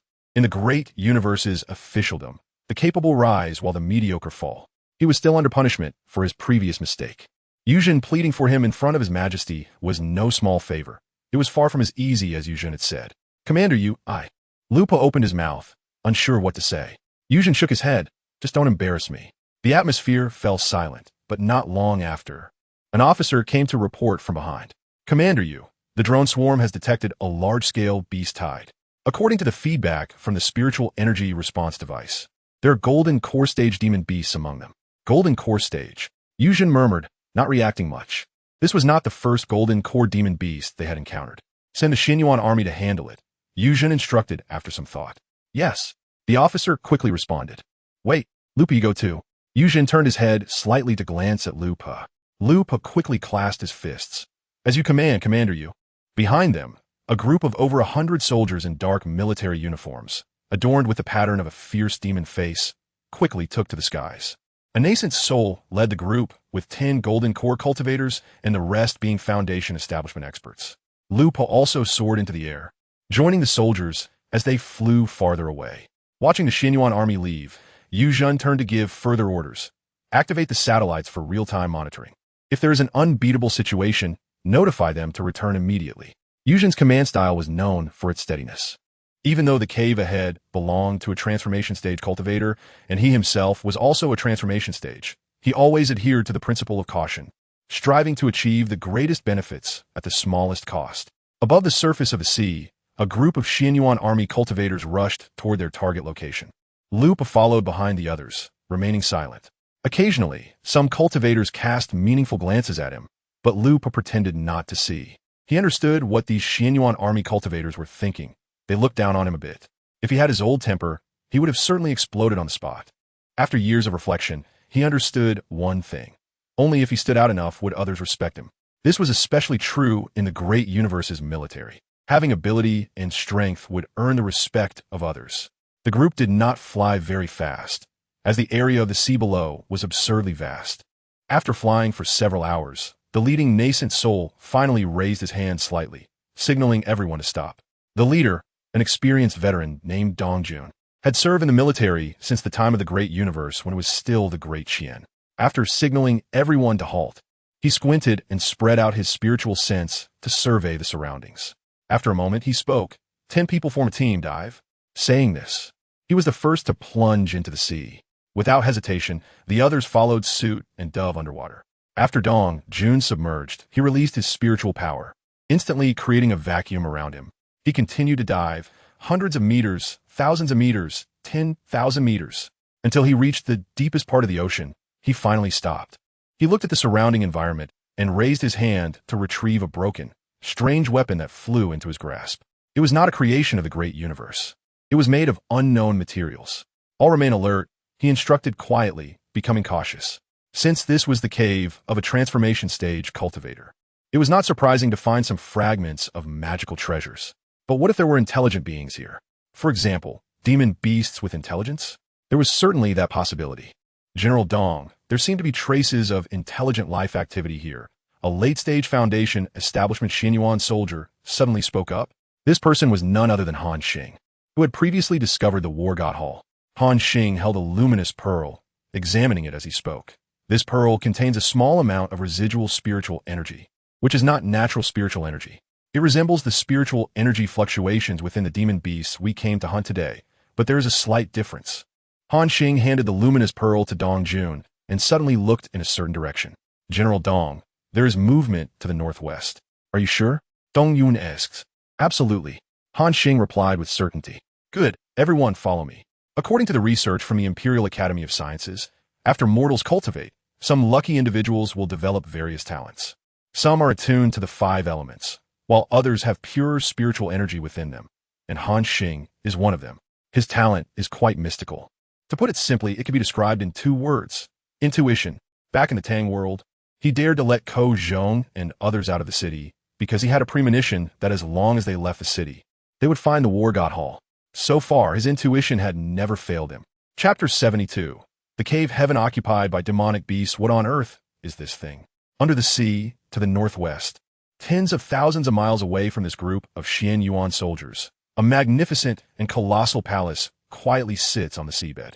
Inside the palace, a man dressed in a golden robe, with a dignified face and 2 horns on his head, sits on a chair made of spirit stones, lost in thought as he gazes at a strange drone in his hand. This thing was brought back by a small demon who was patrolling not long ago. According to the small demon, there were many of these things buzzing overhead, creating a terrifying noise. The small demon watched it underwater, and suddenly one of them fell down. Could it be created by the 10,000 demon mountains? He thought for a moment, but that didn't seem right. This thing looks like a crafted artifact and has no attacking power. What use is it? Just as he was pondering, a giant lobster holding a trident rushed in. Report. My lord, something's wrong. In the past 2 days, a large number of wild beasts have been moving in the eastern extremity for unknown reasons, and a massive wave of wild beasts is heading towards us. Upon hearing this, The Horned King immediately snorted coldly. A group of mindless beasts dares to assault my dragon palace? With a cold snort, his aura suddenly burst forth. He turned out to be a great demon at the nascent soul stage. Where are the turtle and serpent generals? Send them to handle this. And also incorporate the western extremity into my dragon palace's territory. This horned man, named Ao Hai, is the embodiment of a white dragon. He is the overlord of this sea area, self-proclaimed Dragon King. The western extremity is primarily occupied by wild beasts, which are demons without spiritual intelligence. Those wild beasts are numerous, and among them is a black flood dragon, which even he has to be wary of. Fortunately, that black flood dragon has long been entrenched in the western extremity, and the two sides have kept to themselves. After issuing the orders, Ao Hai fell into deep thought. Wild beast groups rarely move. Could it be that something has happened to that black flood dragon? He had a bad premonition in his heart. Sensing the turtle and serpent generals leaving the dragon palace, he pondered for a moment and quietly followed. The turtle and serpent generals, as their names suggest, are a turtle demon and a serpent demon. Both are shape-shifted great demons, equivalent to cultivators of the golden core stage. The turtle general appears as a lecherous old man with a large turtle shell on his back, while the serpent demon is a seductive woman with an extremely alluring figure. The two of them leisurely head towards the western extremity, moving away from the dragon palace, when the turtle general suddenly whispered in a lecherous manner, "Slow down, slow down. The western extremity has a nascent soul evil flood dragon. We are only at the golden core stage." Upon hearing this, the serpent general slowed her pace. Her beautiful eyes filled with contemplation. "But this is an order from the king. We must go." The turtle general shook his head to circle around the outskirts of the western extremity, and when the time comes, we can say that the black flood dragon is entrenched there, and we have no way to deal with it. The serpent general nodded. That makes sense. At this, the two, already slow, further reduced their pace, appearing to be dragging their feet. Meanwhile, in the opposite direction, Dong Jun and his group of cultivators were cautiously making their way towards this side. The two groups were very different. The turtle and serpent generals were distracted, while Dong Jun and his group were vigilant. It was not until they were still 1,000 miles apart that Dong Jun first sensed the aura of the turtle and serpent generals. Humans. No, they are not human. How could the nascent soul level of the turtle and serpent generals be detected? Their movements were quickly caught by Dong Jun. After clearly seeing the appearances of the two through his divine sense, Dong Jun was first slightly surprised. Upon sensing the fluctuations of demonic energy on their bodies, he instantly felt something was off. Should I take action? This thought quickly crossed Dong Jun's mind. Observing the fluctuations on the two shape-shifted demon beasts, he confirmed they were only at the golden core stage. If he took action, he could easily capture them. After further observation and confirming there were no other auras, a cold light flashed in Dong Jun's eyes. He signaled the Xian Yuan soldiers behind him to stop, and he instantly vanished from sight. In front of the turtle and serpent generals, Dong Jun's figure appeared in an instant. Without saying a word, he transformed his spiritual energy into a large hand and reached out to grab the two. At that moment, the turtle and serpent generals had not yet reacted, and they were about to be captured by Dong Jun in an instant. However, at that moment, Ao Hai's figure appeared behind the turtle and serpent generals, and he struck down at Dong Jun with a palm. A nascent soul great demon. Dong Jun's heart sank, and he conjured a shield of spiritual energy to protect himself. Ao Hai's palm struck solidly against Dong Jun's protective spiritual energy, causing Dong Jun to be sent flying instantly. "Who are you?" Ao Hai's eyes were filled with shock. He had not held back with his palm. Compared to his late nascent soul cultivation, the person before him was merely at the early nascent soul stage. And with a single palm, he had not even shattered his protective energy, only sending him flying. Dong Jun quickly stabilized his form, and he immediately called for reinforcements. He then looked at Ao Hai. "How did I fail to notice this person just now? It must be some hidden method.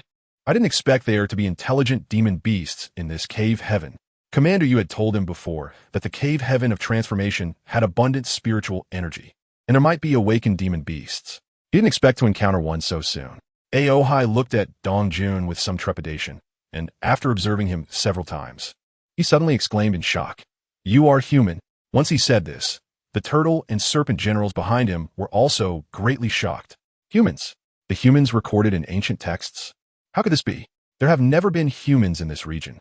The astonishment in Ao Hai's heart was immense. He knew he was in a cave heaven created by a great cultivator of transformation.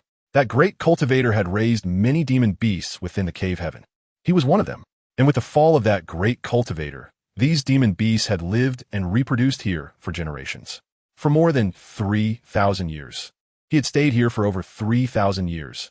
And this was the first time he had seen a living human. This human cultivator definitely came from the outside. Aohai can finally leave this damn place. His heart was instantly filled with joy. He knew that there were humans in the incense world on the other side. But those humans were all mortals. This unfamiliar, nascent soul cultivator could only come from the outside. Thinking of this, Aohai wasted no more words. He patted his storage bag, and a long spear flashing with lightning appeared in his hand. Without saying another word, he charged towards Dongjun. When a nascent soul demon beast strikes, the commotion is beyond words. The entire sea area's water instantly boils, and the terrifying pressure spreads outward, felt throughout the entire cave heaven. In the cave heaven, other nascent soul great demons were all awakened by Aohai's aura.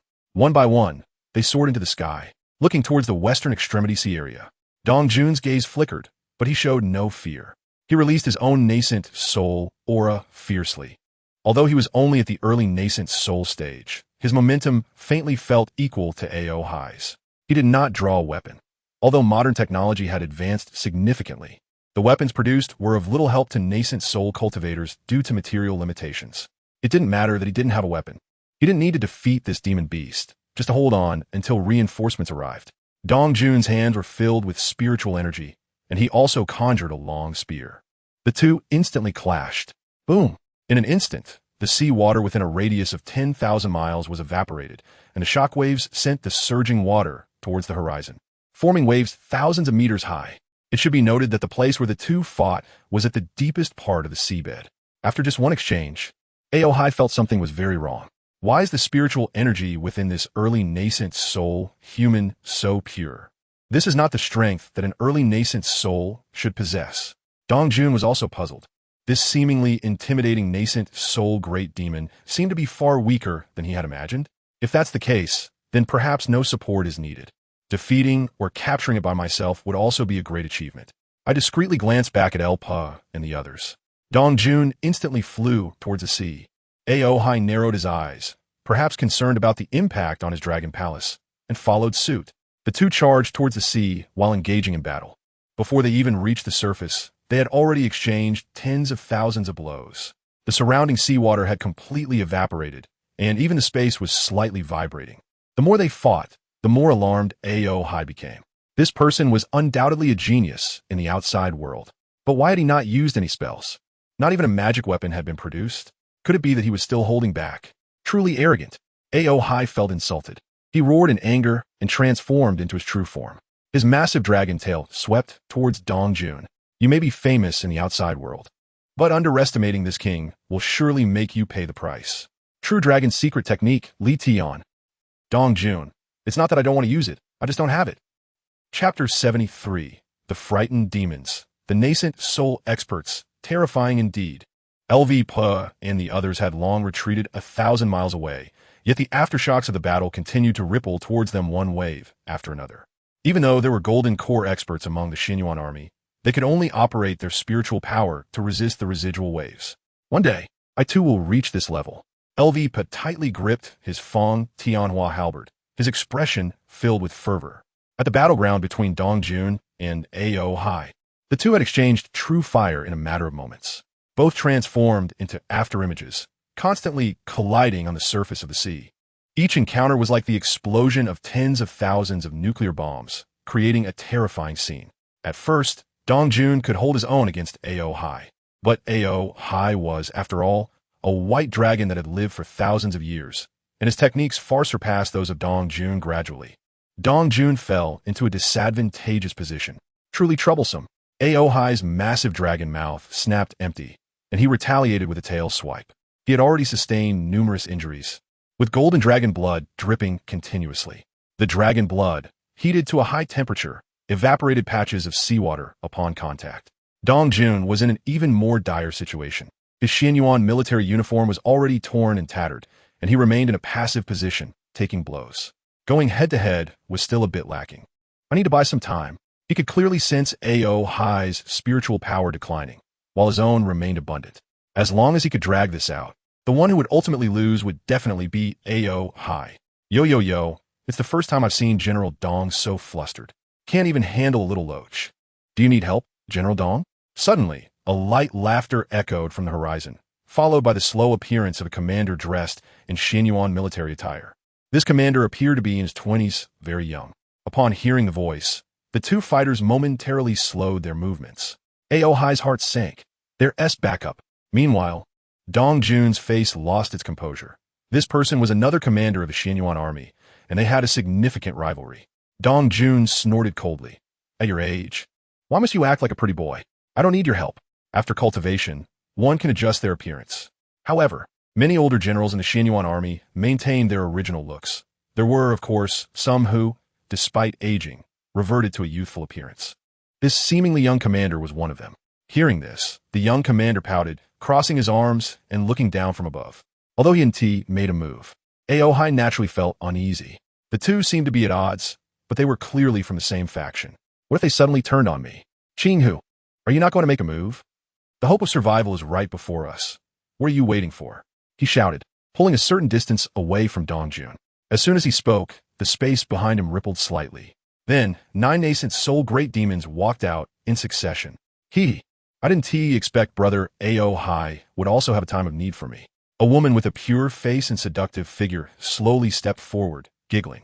The other great demons had various expressions, having arrived the moment they sensed A.O. Hai's aura. They had been quietly observing the situation. However, now that A.O. Hai had personally called out, it was unreasonable to remain hidden. With A.O. Hai, there were 10 great demons, all casting their gazes towards Dong Jun and the others. That pretty boy looks good. I want him. Qin Jue pointed at the commander beside Dong Jun, her tone flirtatious. This made Dong Jun chuckle. He immediately turned and mocked. TSK. Wang Chong, you really are fortunate. This little fox has taken a liking to you. Ha ha. Dong Jun stroked his beard, laughing without any semblance of dignity. Wang Chong shot a glance at Dong Jun and retorted without holding back. At least I can be noticed. While they didn't even spare you a glance. You two, if you have a grudge, go to the martial combat stage. Why are you causing a scene at this time? A cold, displeased voice rang out behind the two. Following that, 3 more cultivators clad in Xianyuan military attire slowly appeared.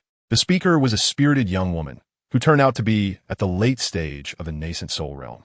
The group of great demons opposite looked somewhat grim upon seeing 3 more nascent souls arrive. A.O. Hai, 10 against 5, the advantage is mine. Just as this thought emerged in his mind, 3 more nascent souls appeared on Dong Jun's side. A.O. Hai, 10 against 8, still an advantage. How about you two duel first? Don't worry, if something happens, I will personally explain to Commander you. Another light laugh followed, and 5 more people arrived. A.O. Hai, 10 against 15, it's not without a chance of winning. Exactly. Our Xianyuan army always speaks with our fists. We can't let these beasts laugh at us. Clatter. Once again, nearly 30 nascent soul auras filled the air, with nearly 50 nascent souls standing on Dong Jun's side. At this point, the 10 nascent soul great demons could no longer hold it together.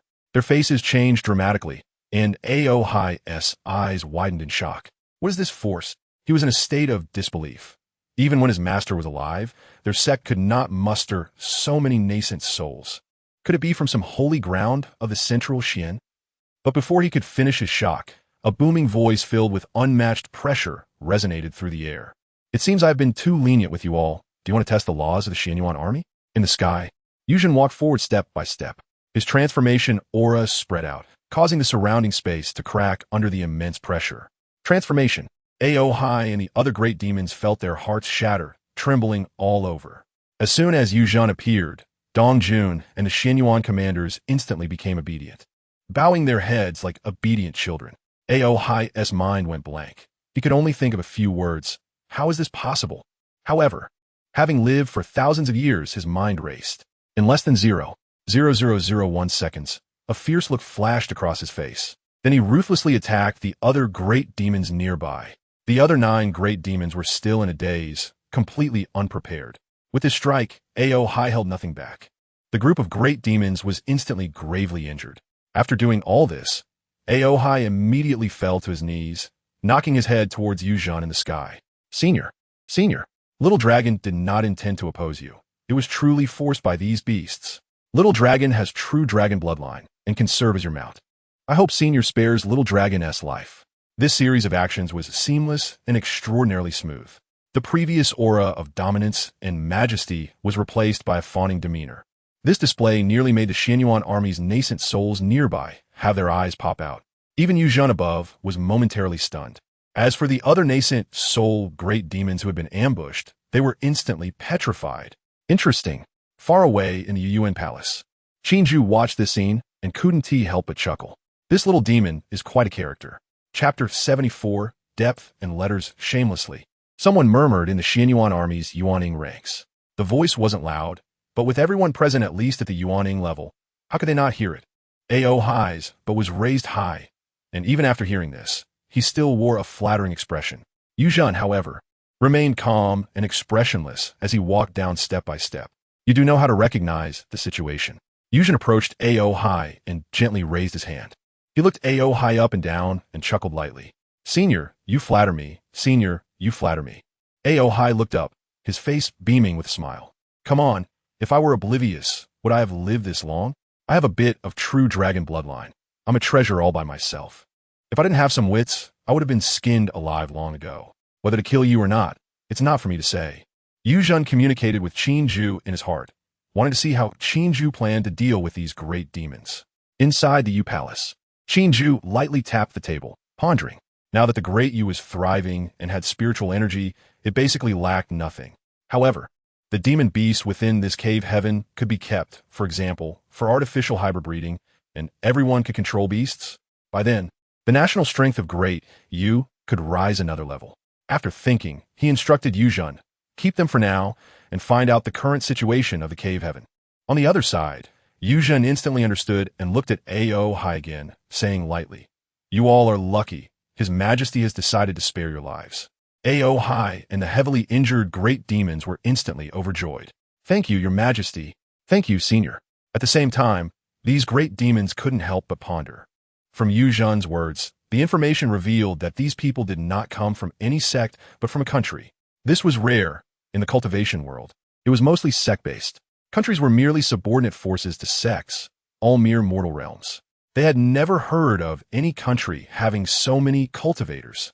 Perhaps the world had changed drastically after thousands of years of not going out. The little calculations in the hearts of these great demons naturally did not escape Yu Zhen's eyes, but he didn't care. His Majesty kept these great demons for a reason. They would naturally come into contact with great Yu later. But do you have names? Yu Zhen directly began to interrogate them. AO High hurriedly said, reporting to Senior, the little dragon is named AO High. The little dragon has long felt this name is not pleasant. Please bestow a name, Senior. Yu Zhen was speechless in his heart. This great demon's flattery was almost on par with that eunuch, Xiao Liuzi. Do not say useless words. Answer what I ask, Yu Zhen said sternly. Yes, yes, yes. Ao Hai nodded Frenchly. In this cave heaven, besides you, are there any other Yuan Ing or Hua Shan great demons, or anything else? Reporting to Senior, in this cave heaven, besides our 10 Yuaning demon clans, there are over 100 golden core little demons and nothing else. However, there's a fragrant fire world on the other side of the cave heaven, but I do not know its current situation. Yu Zhen, do you know the information about the fallen Huashan cultivator? AO Hai. This cave heaven was left by my former master. My former master was named Gu Chongshan, an elder of the Yunxian sect, which is located in the central Xian region. There are combined-body powerhouses stationed in the sect, but it has been thousands of years now, and the current situation is unknown to me. Yu Zhen squinted. Tell me about the situation in the cultivation world. AO Hai was momentarily stunned upon hearing this, quickly deriving a piece of information in his mind. Could it be that these people were not from the cultivation world? He didn't dare to ask and still respectfully replied. The cultivation world is vast and boundless, with many sections. It is roughly divided into 5 regions: East Xian, West Xian, North Xian, South Xian, and Central Xian. Among them, the 4 Xian regions are known very little by the little demons, while Central Xian is the most central area of the entire cultivation world, with many cultivators and even crossing tribulation cultivators within. My former master's sect is only a second-rate sect in the Central Xian region. Yu Zhen, what realms are there above Huashan? AO Hai, above Huashan, there are 4 realms: Combined Body, Refining Void, great ascension, and crossing tribulation. Yu Zhan pondered for a moment before continuing to ask, can the cultivation techniques and treasures in this cave heaven be in your hands? A.O. Hi. Reporting to Senior. The little demon indeed has a legacy from the former master, but most of it was bestowed by the former master. The real legacy of the former master is in his cave mansion, but that cave mansion requires a master token to open.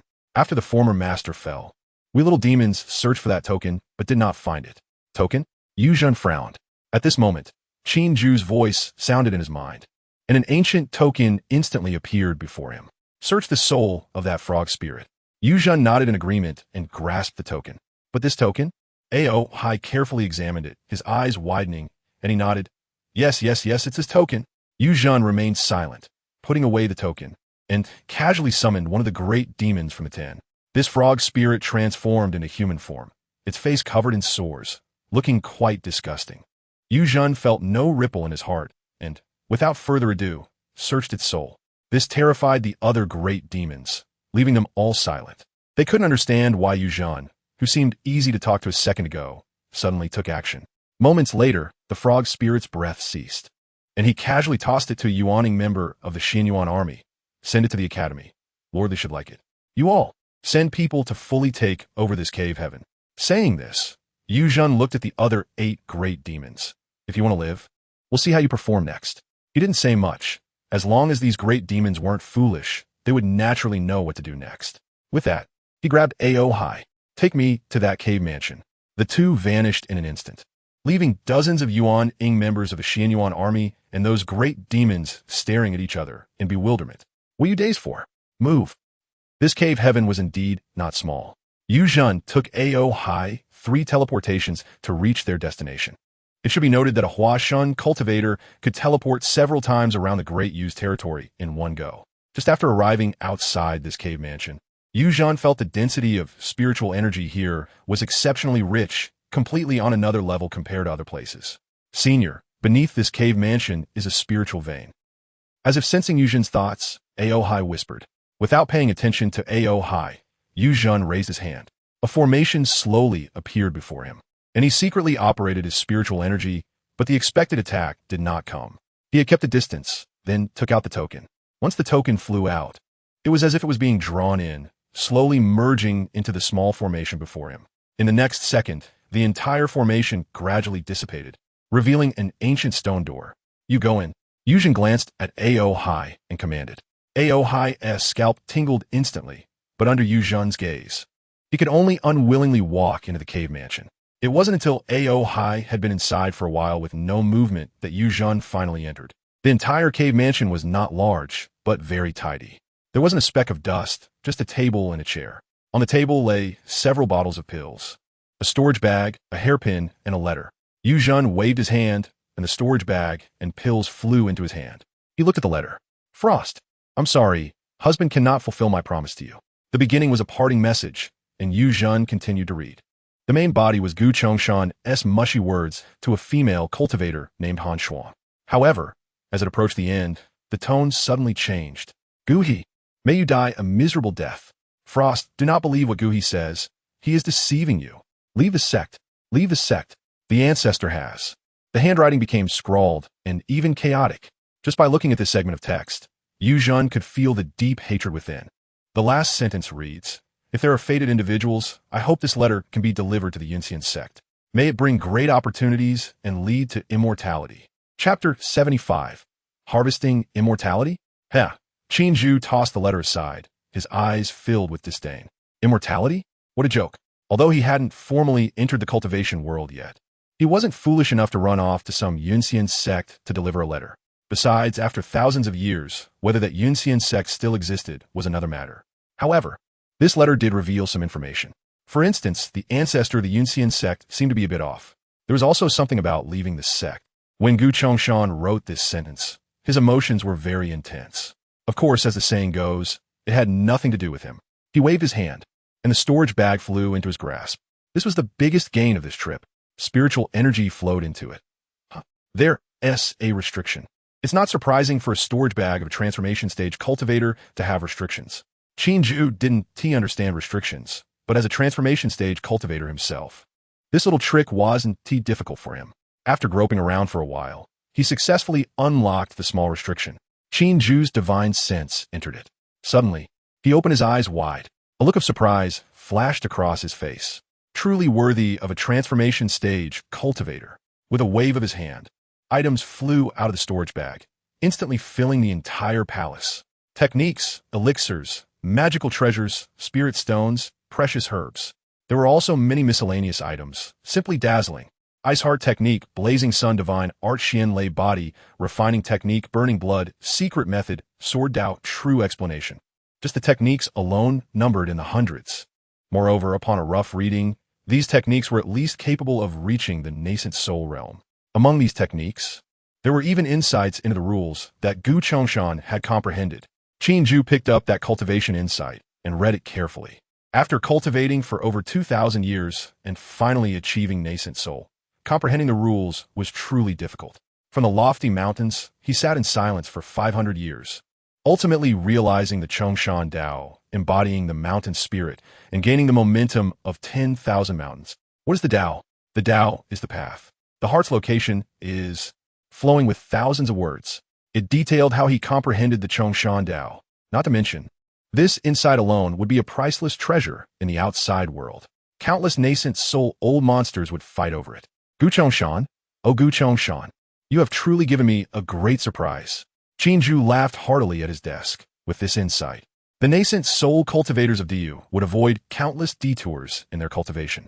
Furthermore, there were also many spell manuals in this storage bag, which resolved the long-standing pain of Diyu cultivators lacking spells.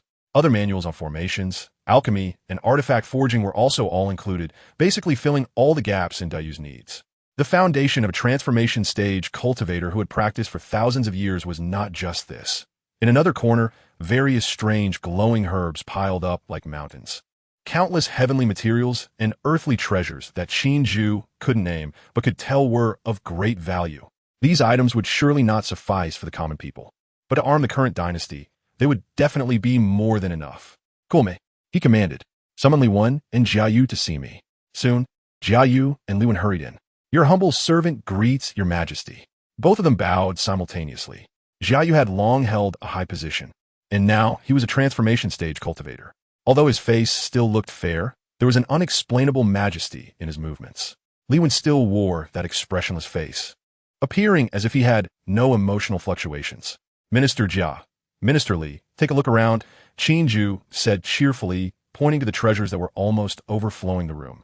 As soon as they entered, Jia Yu and Li Wen noticed the dazzling array of items. Now that Qin Jue mentioned it, they quickly looked around. Jia Yu glanced and then fixed his gaze on the manuals on the table, his eyes filled with unabashed desire. Li Wen, on the other hand, walked straight to the pile of heavenly materials and earthly treasures, picking up a strangely shaped large iron block that emitted a faint glow. Qin Jue smiled, not stopping them. So many techniques, Li Wen exclaimed as he flipped through the manuals, occasionally gasping in surprise. Unknown materials, extremely high strength. If there is enough quantity, the schedule for the spirit energy battleships could be advanced. Li Wen's previously calm eyes now showed signs of contemplation as he picked up a vial containing an unknown liquid. Slowly opening it, he took a whiff. Such rich spiritual energy, it seems to have healing properties. If the formula can be researched for mass production, the survival rate of the army will greatly increase. Oh, a foundation establishment pill? It seems my reasoning is correct. The composition of this foundation establishment pill is very similar to the Tai Su 1 type foundation establishment liquid. What about this pill? It seems to be effective for core formation. It should increase the probability of core formation. I wonder if it can be improved. The spirit stones are quite similar to spirit energy batteries, just a bit more mixed in spiritual energy. This stone is quite good, a natural container for storing spiritual energy. The two acted like children in a toy store, picking up one thing to look at then another.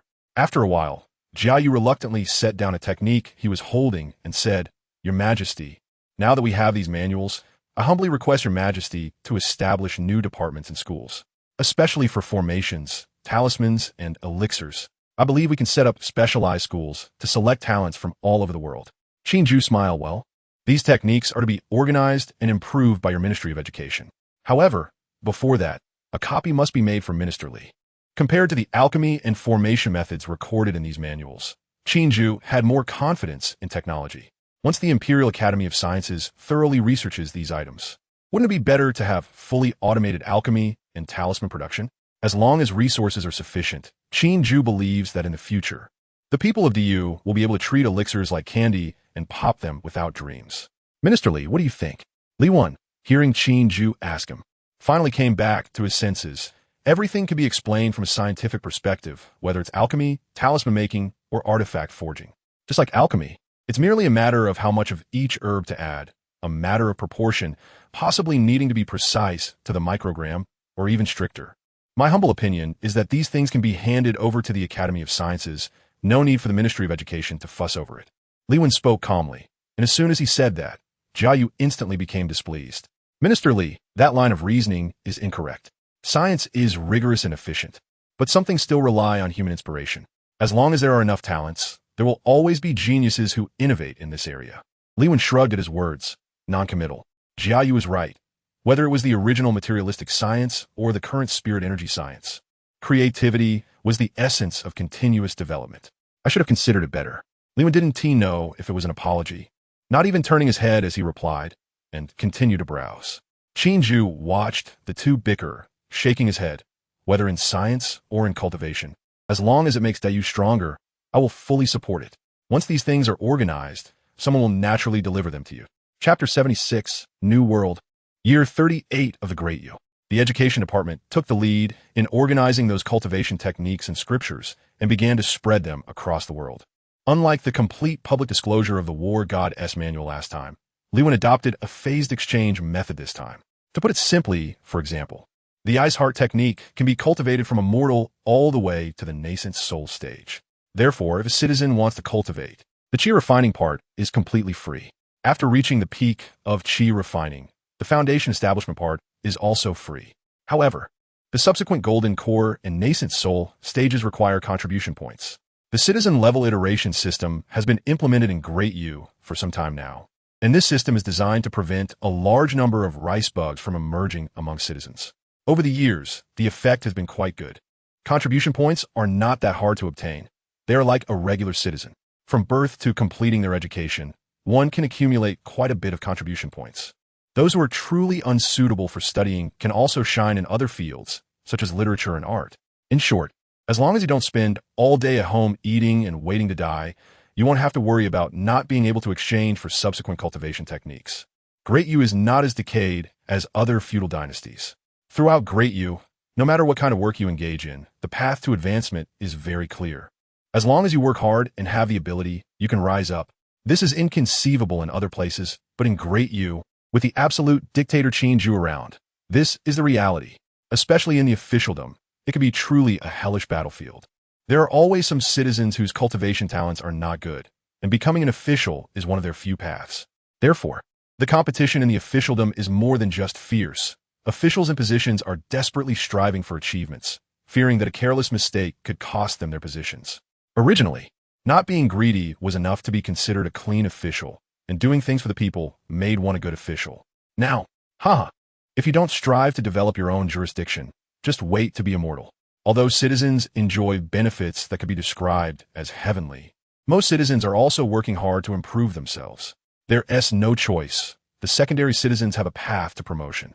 Those who can rise from secondary citizens to citizens are certainly not simple people.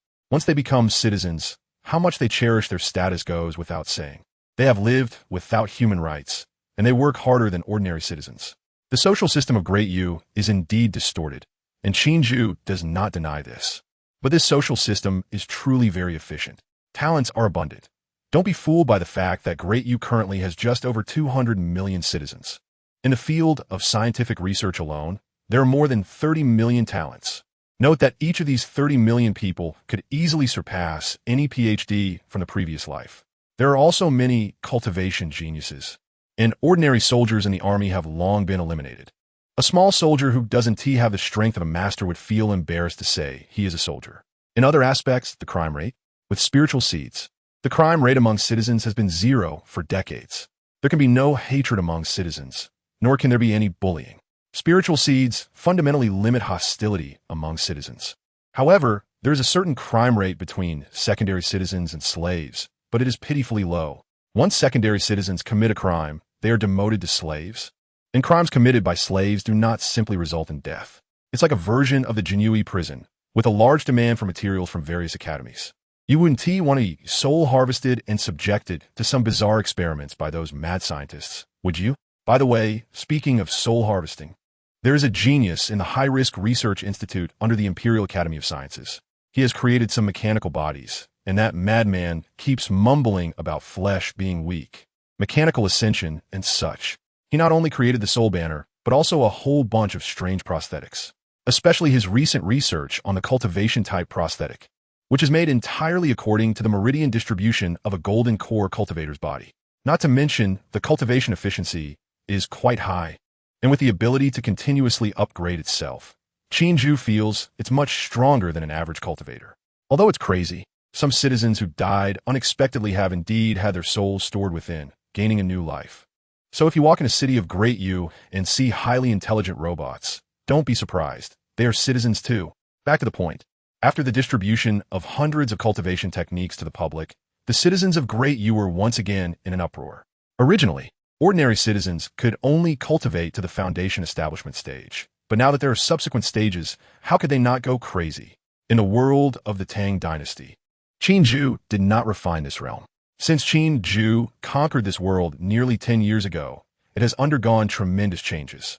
The most obvious change is that the originally ancient and quaint world has gained many technological creations. There are also various Great Yu citizens occasionally flying across the sky. The original inhabitants of the entire Tang world are all secondary citizens. Luoyang has already begun to show signs of modernization. It is still prosperous. Although they have become secondary citizens, the original lives of the common people have not changed much. One could even say their lives have improved. Without the oppression of the original aristocracy, secondary citizens have a certain amount of human rights, and Great Yu citizens do not randomly kill secondary citizens. Coupled with the influx of various technological products and the efforts of the resident officials to develop the area, these common people no longer have the initial dull, waxy appearance. Instead, they're all radiant. The common people of the entire Tang world even hold great respect and admiration for His Majesty Qin Jue, spontaneously building countless longevity shrines across the land. Indeed, the world is ever-changing. On the streets of Luoyang, a man chewing gum and wearing shorts and a short-sleeved shirt was casually embracing a woman in a qipao. The surrounding citizens hurriedly made way for the two, lowering their heads and not daring to look directly. Next to them, a slightly plump, smiling middle-aged man was ingratiatingly laughing. My dear citizen, I, Lu, have lived in Luoyang for most of my life, and I know every corner of the city. You can rest assured, with me, Lu, as your guide, you won't go wrong. This middle-aged man, with a face full of flattery, is none other than Lu Kaixin, who encountered Qin Jue when he first explored the Tang aristocracy. And the man chewing gum is Wang Xiaotian, the citizen who once cleverly captured an outsider cultivator in the desert city. Oh no, the honorary citizen. Now, this honorary citizen is a proper early-stage foundation establishment cultivator. Hearing Lu Kai's words, Wang Xiaotian suddenly stopped and curiously asked, I heard you have some connections with Lord Qin. Is that true? Lu Kai immediately smiled and spoke with a hint of pride. No. It was just a chance encounter. I didn't know Lord Qin's identity at the time. Now, if you gave me 100 times the courage, I wouldn't dare. Wang Xiaotian's eyes had a meaningful look. You're quite lucky in my life. The highest official I've seen is just the governor of the Western Extremes. The citizen examination is coming up in 10 years. Do you have confidence?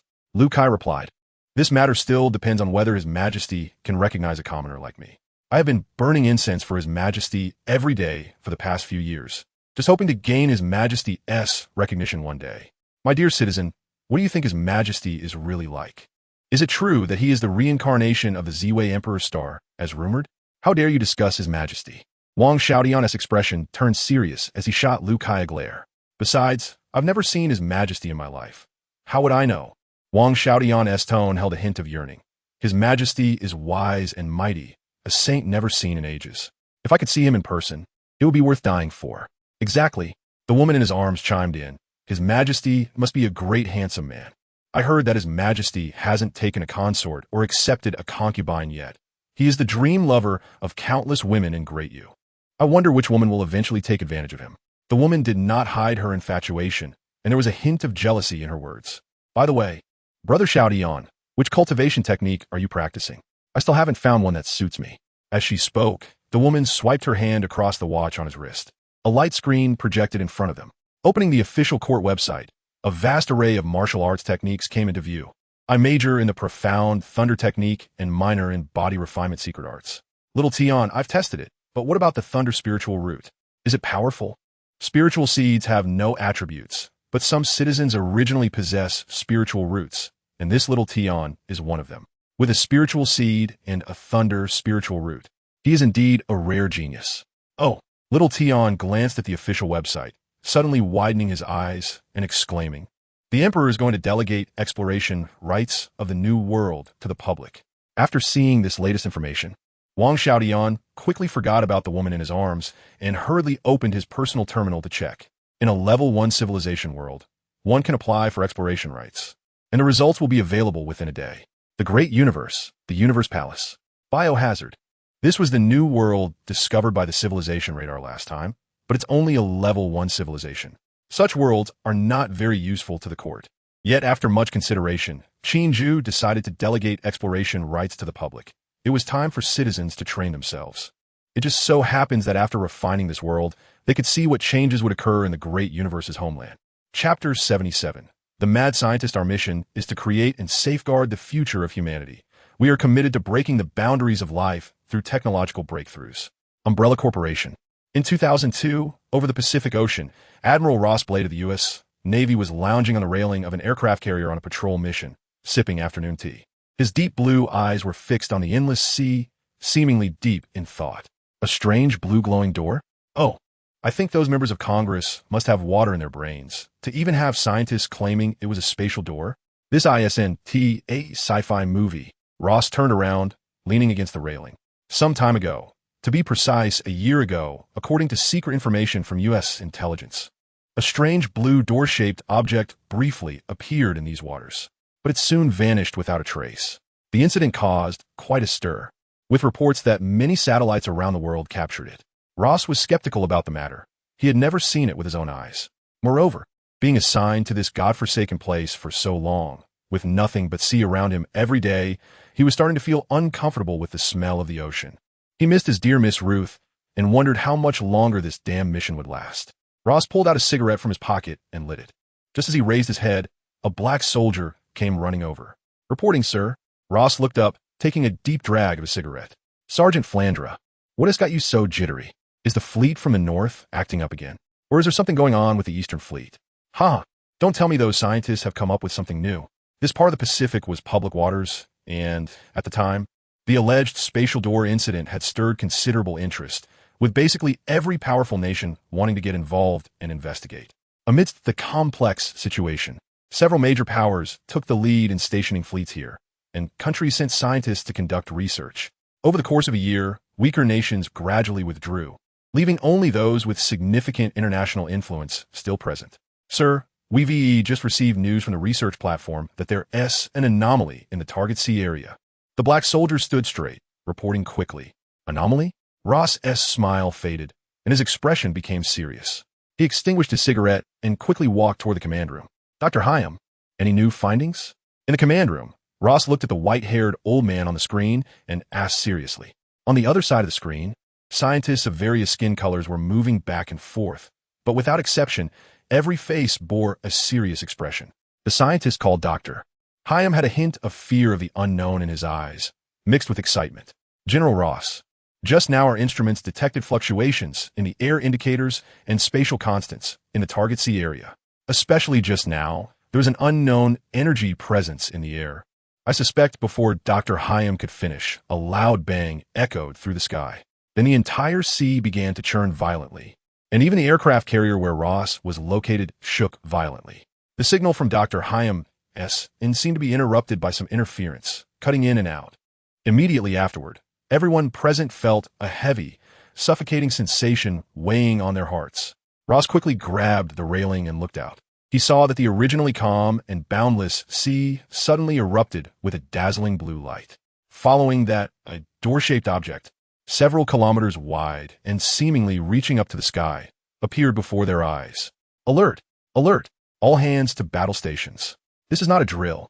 The General's reaction was remarkably quick. After a brief moment of shock, his first instinct was to put the entire fleet on alert.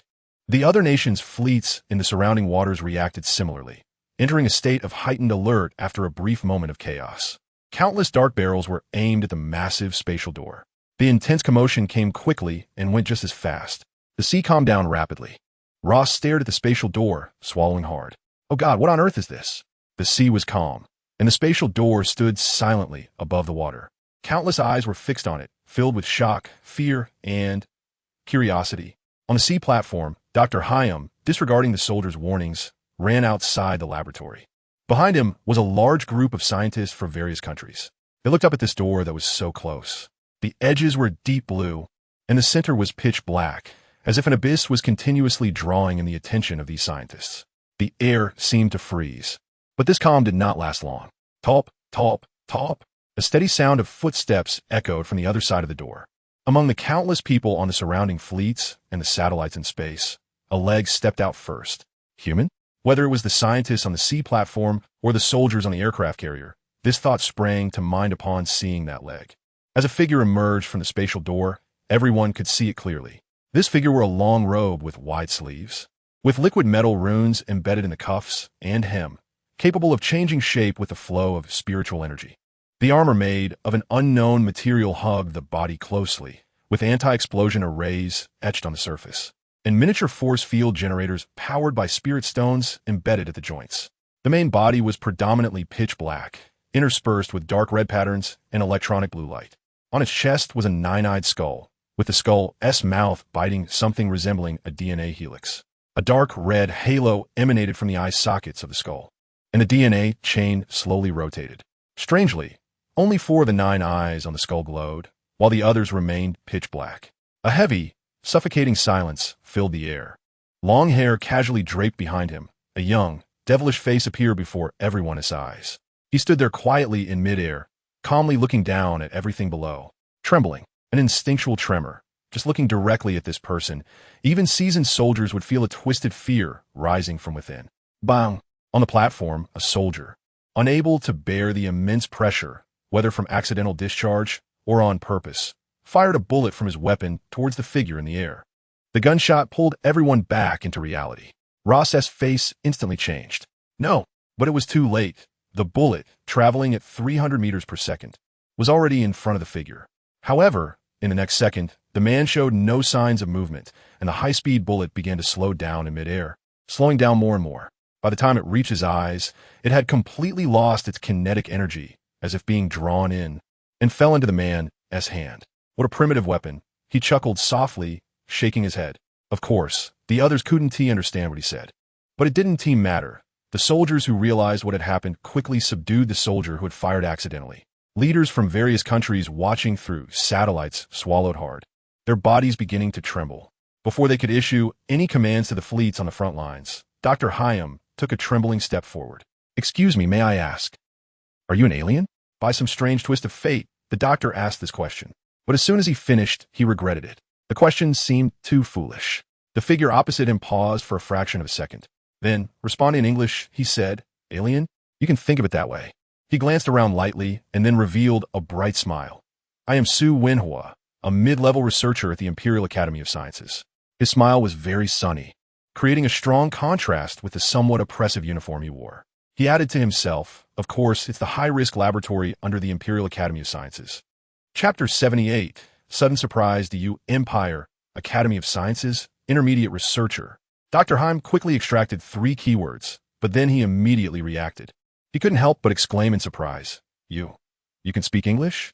It's just a simple phonetic language, Su Wenhua said, walking step by step from the air to Dr. Hyam's side with a faint smile. Seeing Su Wenhua, so easy to talk to, Dr. Hyam was immediately excited. He completely forgot how subtle the atmosphere was at that moment and hurriedly stepped forward, asking rapidly, Mr. Su, welcome to Earth. What kind of existence is your country? Is your humanoid form a natural evolution of your civilization or a transformation? Why can you fly? Has your civilization mastered anti-gravity technology? What material is your clothing made of, and why does it emit radiation? Dr. Hyam had too many questions to ask, and his heart was completely occupied by curiosity. Meanwhile, The leaders of various countries, observing everything through satellites, finally reacted. They were shocked and fearful. They hurriedly gave orders to the frontline fleet. Quickly eliminate this suspected extraterrestrial presence. Do not let it be first claimed by America. An alien civilization. It can fly. Just this alone means their technology is years ahead of Earth. How can they not act quickly? Buzzing. Just as Dr. Heim was continuously asking one question after another, helicopters from the surrounding fleets rushed towards the sea platform. The first to arrive was a yellow-skinned man, who respectfully said, "Honorable Mr. Su, I am Su Jiang, commander of the First Fleet of Xia Country. Welcome to Earth, and I express the most sincere respect on behalf of Xia Country and all humanity." Mr. Su, as Su Jiang arrived first, representatives from various countries followed closely behind. Greetings in Japanese, Russian, German, French, various languages filled the air. Su Wenhua maintained a faint smile on his face, while internally feeling a wild indifference.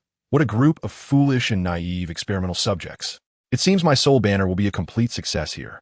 But why haven't I seen the zombies as Majesty mentioned? Su Wenhua released his consciousness, spreading around. Eventually, he found the target in a small city in America. His smile grew even wider. Raising his hand, all surrounding sounds abruptly stopped. He smiled at Dr. Heim and took out a round, unknown device. Gravity projector, capable of changing the gravitational constant in a small area. Besides this meeting, here is a little gift for you, Dr. Heim. I hope you don't mind if I visit your country. Dr. Heim instinctively took the round device, and the President of America, witnessing all this, suddenly widened his eyes. His face filled with unmasked excitement. Quick, agree. He hurriedly gave orders to the front line. This is too precious. Dr. Heim's hands trembled as he was about to return it to Su Wenhua. Su Wenhua raised his hand to interrupt. Just a small gift. I still need to linger in your territory for a while. He emphasized the word linger, and no one noticed the inexplicable expression in his eyes at that moment. All right then. Dr. Heim certainly didn't want to return it. Changing the gravitational constant. What an astonishing method. Once he realized the latter part of Su Wenhua's words, Dr. Heim exclaimed in surprise. I don't mind. Mr. Su can stay in our country for as long as you want. We Americans are a... Dr. Heim continued with a barrage of flattery. Hearing Su Wenhua's words, the faces of representatives from other countries suddenly changed. However, since he had said so, they felt embarrassed to say anything further. Mr. Su, our Xia country always welcomes your arrival. I apologize for any disturbances, said the representative from Xia country, and then turned away without hesitation. An individual from an unknown civilization, filled with secrets. Very tempting, but he had done all he could here. The rest would naturally be handled by those above. Moreover, he had a bad premonition about Su Wenhua. This visitor from an unknown civilization might not be a good thing. As the global upper echelons were in a stir over the spatial gate and the arrival of this unknown civilization guest, in America, in Raccoon City, beneath the hive, a semi-transparent dome covered a small area. Inside, a group of 10 people slowly awakened. Where's this place? Who are you? The 10 people, old and young, included yellow-skinned, white-skinned, and black-skinned individuals. By the wall, a man dressed casually and smoking looked at the rising crowd with a blank expression. Taking a deep breath, he extinguished the cigarette. His eyes were filled with indifference as he looked up at the outside of the semicircular shield. There were also a few people, among them a striking blonde woman in a red qipao, flanked by several armed personnel from the Umbrella Corporation. Strangely, these people seemed frozen, maintaining various poses without moving. Lowering his head, he glanced at the watch on his wrist. Main task, survive for 7 days in Raccoon City. The man had a blank expression. The task was very brief, but that did not mean the task would be simple. That existence would not issue such a simple task, even if it was a low-risk reincarnation world. After reading the task, the man turned his gaze to these newcomers. As he recalled everything, before he could finish his sentence, the watch suddenly vibrated violently. A jumble of garbled text appeared. Encountering unknown existence invasion. Self-defense activated. Encountering. Re-evaluating reincarnation world danger level. Level 1. Error. Level 2. Error. Reincarnation world anomaly. Reincarnation world anomaly. High-level reincarnators will be redeployed. Encountering unknown obstruction. Deployment failed. Deployment failed. Deployment. Success. Reincarnation world locked. Lost contact with main program. Task changed. Eliminate unknown extraterrestrial evil. Task difficulty. LV5. Completing the task and return. Error. The watch on his wrist flashed wildly until it finally displayed a bloody hue. Target locked. Main task. Eliminate the extraterrestrial evil Su Wenhua. Task difficulty LV5. Completing the task in return. On the other side, do you all practicing? Qin Jue suddenly felt the jade seal in his mind frantically stirring. The disturbance was unprecedented, revealing an unmasked, deep yearning for something. After a moment, the jade seal returned to normal. But outside Kyoto, the towering spatial gate suddenly vanished. The citizens who had been waiting outside the gate looked at each other in confusion. Fragments seize. The jade seal in his mind calmed for a moment and gave 4 short words. Chapter 79, Game, Fragment, Seize? What does this mean? What fragment? Qin Jue hated these riddles the most. Couldn't they just say things clearly? Alright, the Imperial Seal doesn't seem to talk, but you could provide more information. In the air above the palace, Qin Jue watched the suddenly disappearing spatial gate, his face dark. The station officials, including Peng Gao, quickly came to his side. Your Majesty, this. Peng Gao frowned and looked at Qin Jue, who was currently in the 02 world. Qin Jue did not respond and asked in a deep voice. Li Wen continued. There's a mid-level researcher named Su Wenhua who just entered the Academy of Sciences. Qin Goer also spoke up. There are also several Genie Wei who were stationed earlier. Qin Jue fell silent. He had some impression of that Su Wenhua. He was a researcher in a high-risk laboratory, and the mechanical body and the Wanhun banner were developed by him. His focus was on the soul and mechanics. The researchers in the Imperial Academy of Sciences are classified as assistants, junior researchers, mid-level researchers, and senior researchers. Currently, mid-level researchers generally have a cultivation level around the Golden Core stage. After pondering for a moment, Qin Jue tried to contact Su Wenhua through the Spirit Seed. On the other side, in the world of biohazard, just as Su Wenhua boarded the plane to America, he suddenly felt the spatial gate behind him change inexplicably. He turned his head slightly, and the spatial gate disappeared at an astonishing speed. Huh? Su Wenhua squinted. Before he could do anything, he suddenly heard Qin Jue's voice in his mind. He had never seen His Majesty in person, but the only one who could contact him directly in this way was none other than the current emperor. The smile on Su Wenhua's face faded, replaced by a serious and respectful demeanor, quietly listening to Qin Jue's words. The spatial gate has experienced anomalies. You cannot return to your homeland for the time being. There are still several Genie Wei in the 02 world, and I will have them meet up with you as soon as possible. As Qin Jue spoke, the Imperial Seal in his mind provided him with another piece of information. Kill the information carrier. Seize the narrative logic. Current number of information carriers. 30. Information carrier? Narrative logic? Qin Jue could guess that the information carrier could be killed, meaning it was at least a life form. What about the narrative logic? There is an unknown threat in the 02 world. Apart from contacting you, I cannot provide any other assistance. I permit you to eliminate all anomalies in the 02 world, including the entire world. With that, Qin Jue fell silent.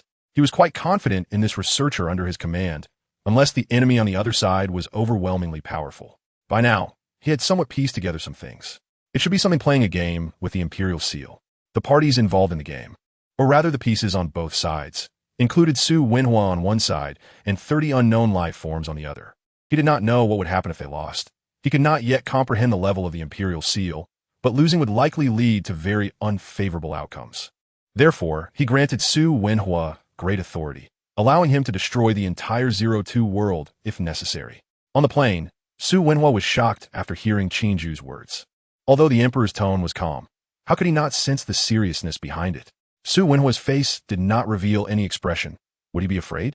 No. He was underestimating this mad scientist too much. He was not afraid at all. Instead, a hint of manic excitement arose in his heart. A whole world, and the Emperor gave him such great power. How could he not be happy? Your Majesty, rest assured, I will eliminate all threats. After saying this, Su Wenhua lowered his head and started to laugh strangely.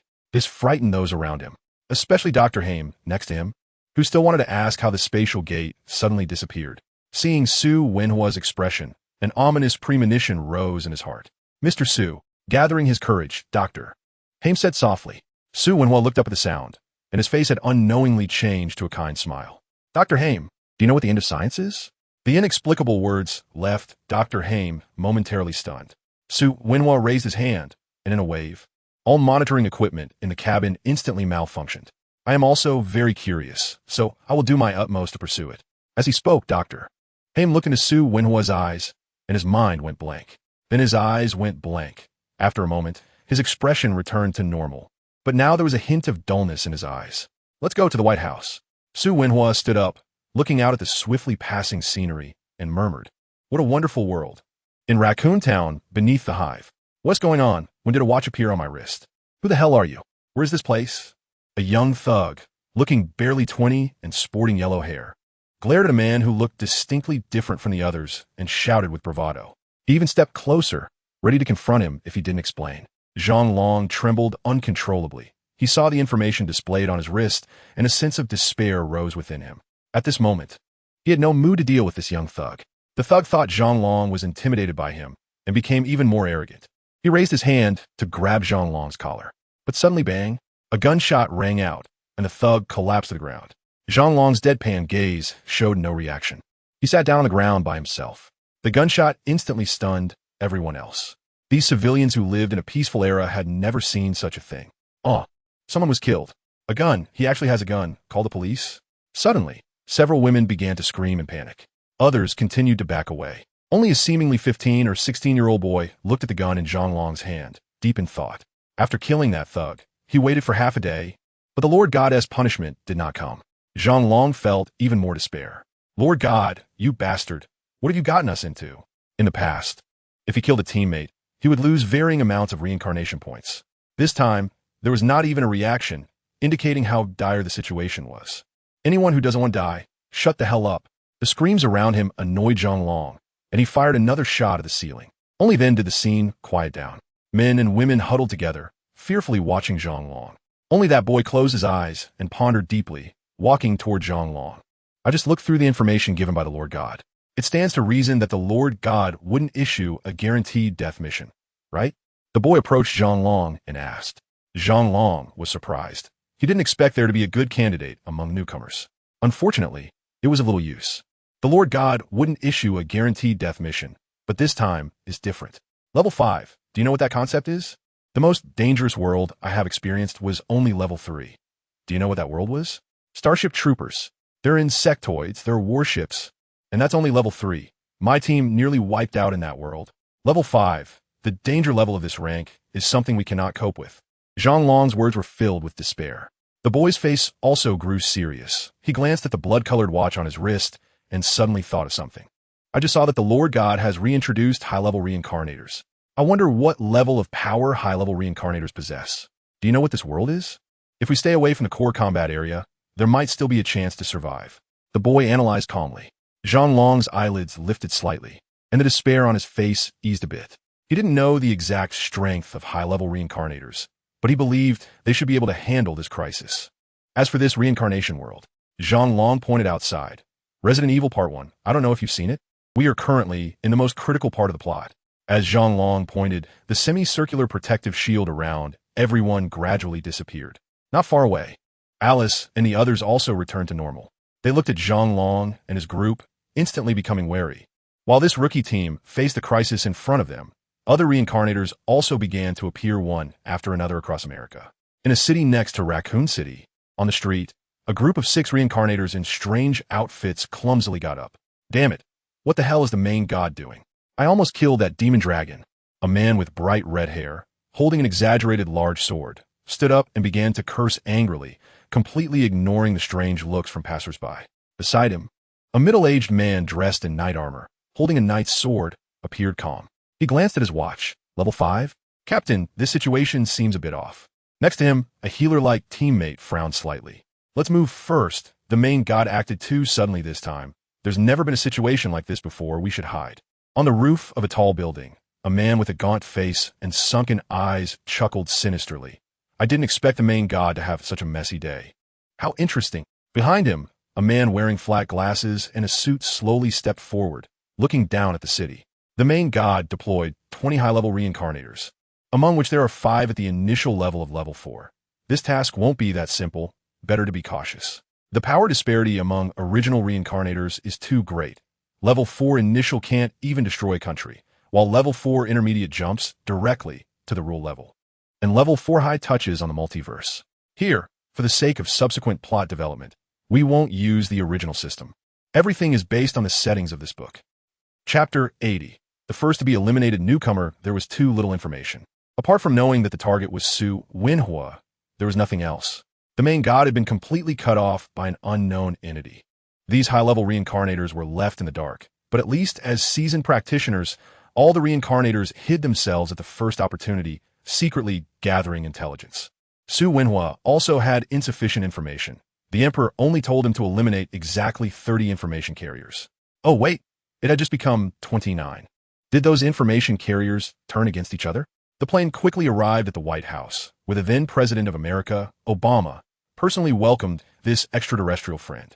The level of hospitality was unprecedented. In the past, if Su Wenhua wanted to conduct any experiments, he had to consider the native inhabitants here. But now at the moment of contact, Su Wenhua immediately took control of Obama. Not long after Su Wenhua arrived at the White House, 6 members of the Qin Jue station globally also came to his side. There were 6 people, 2 at the Golden Core stage, and the rest were at the late Foundation establishment stage. The leader of this Qin Jue, named Luan Jingming, was said to be a former palace guard. Dr. Su, all the congressional members have been controlled. It is estimated that in another 20 minutes, all those in the know will be dealt with. Luan Jingming clasped his fists. The Qin Jue and the Academy of Sciences were 2 unrelated departments. The emperor had already explained the abnormal situation in this world to him. Logically speaking, the Qin Jue should be the professional counterparts, but for some reason, the emperor wanted them to follow Su Wenhua's lead. Of course, that was not a problem. They would obey the emperor's orders.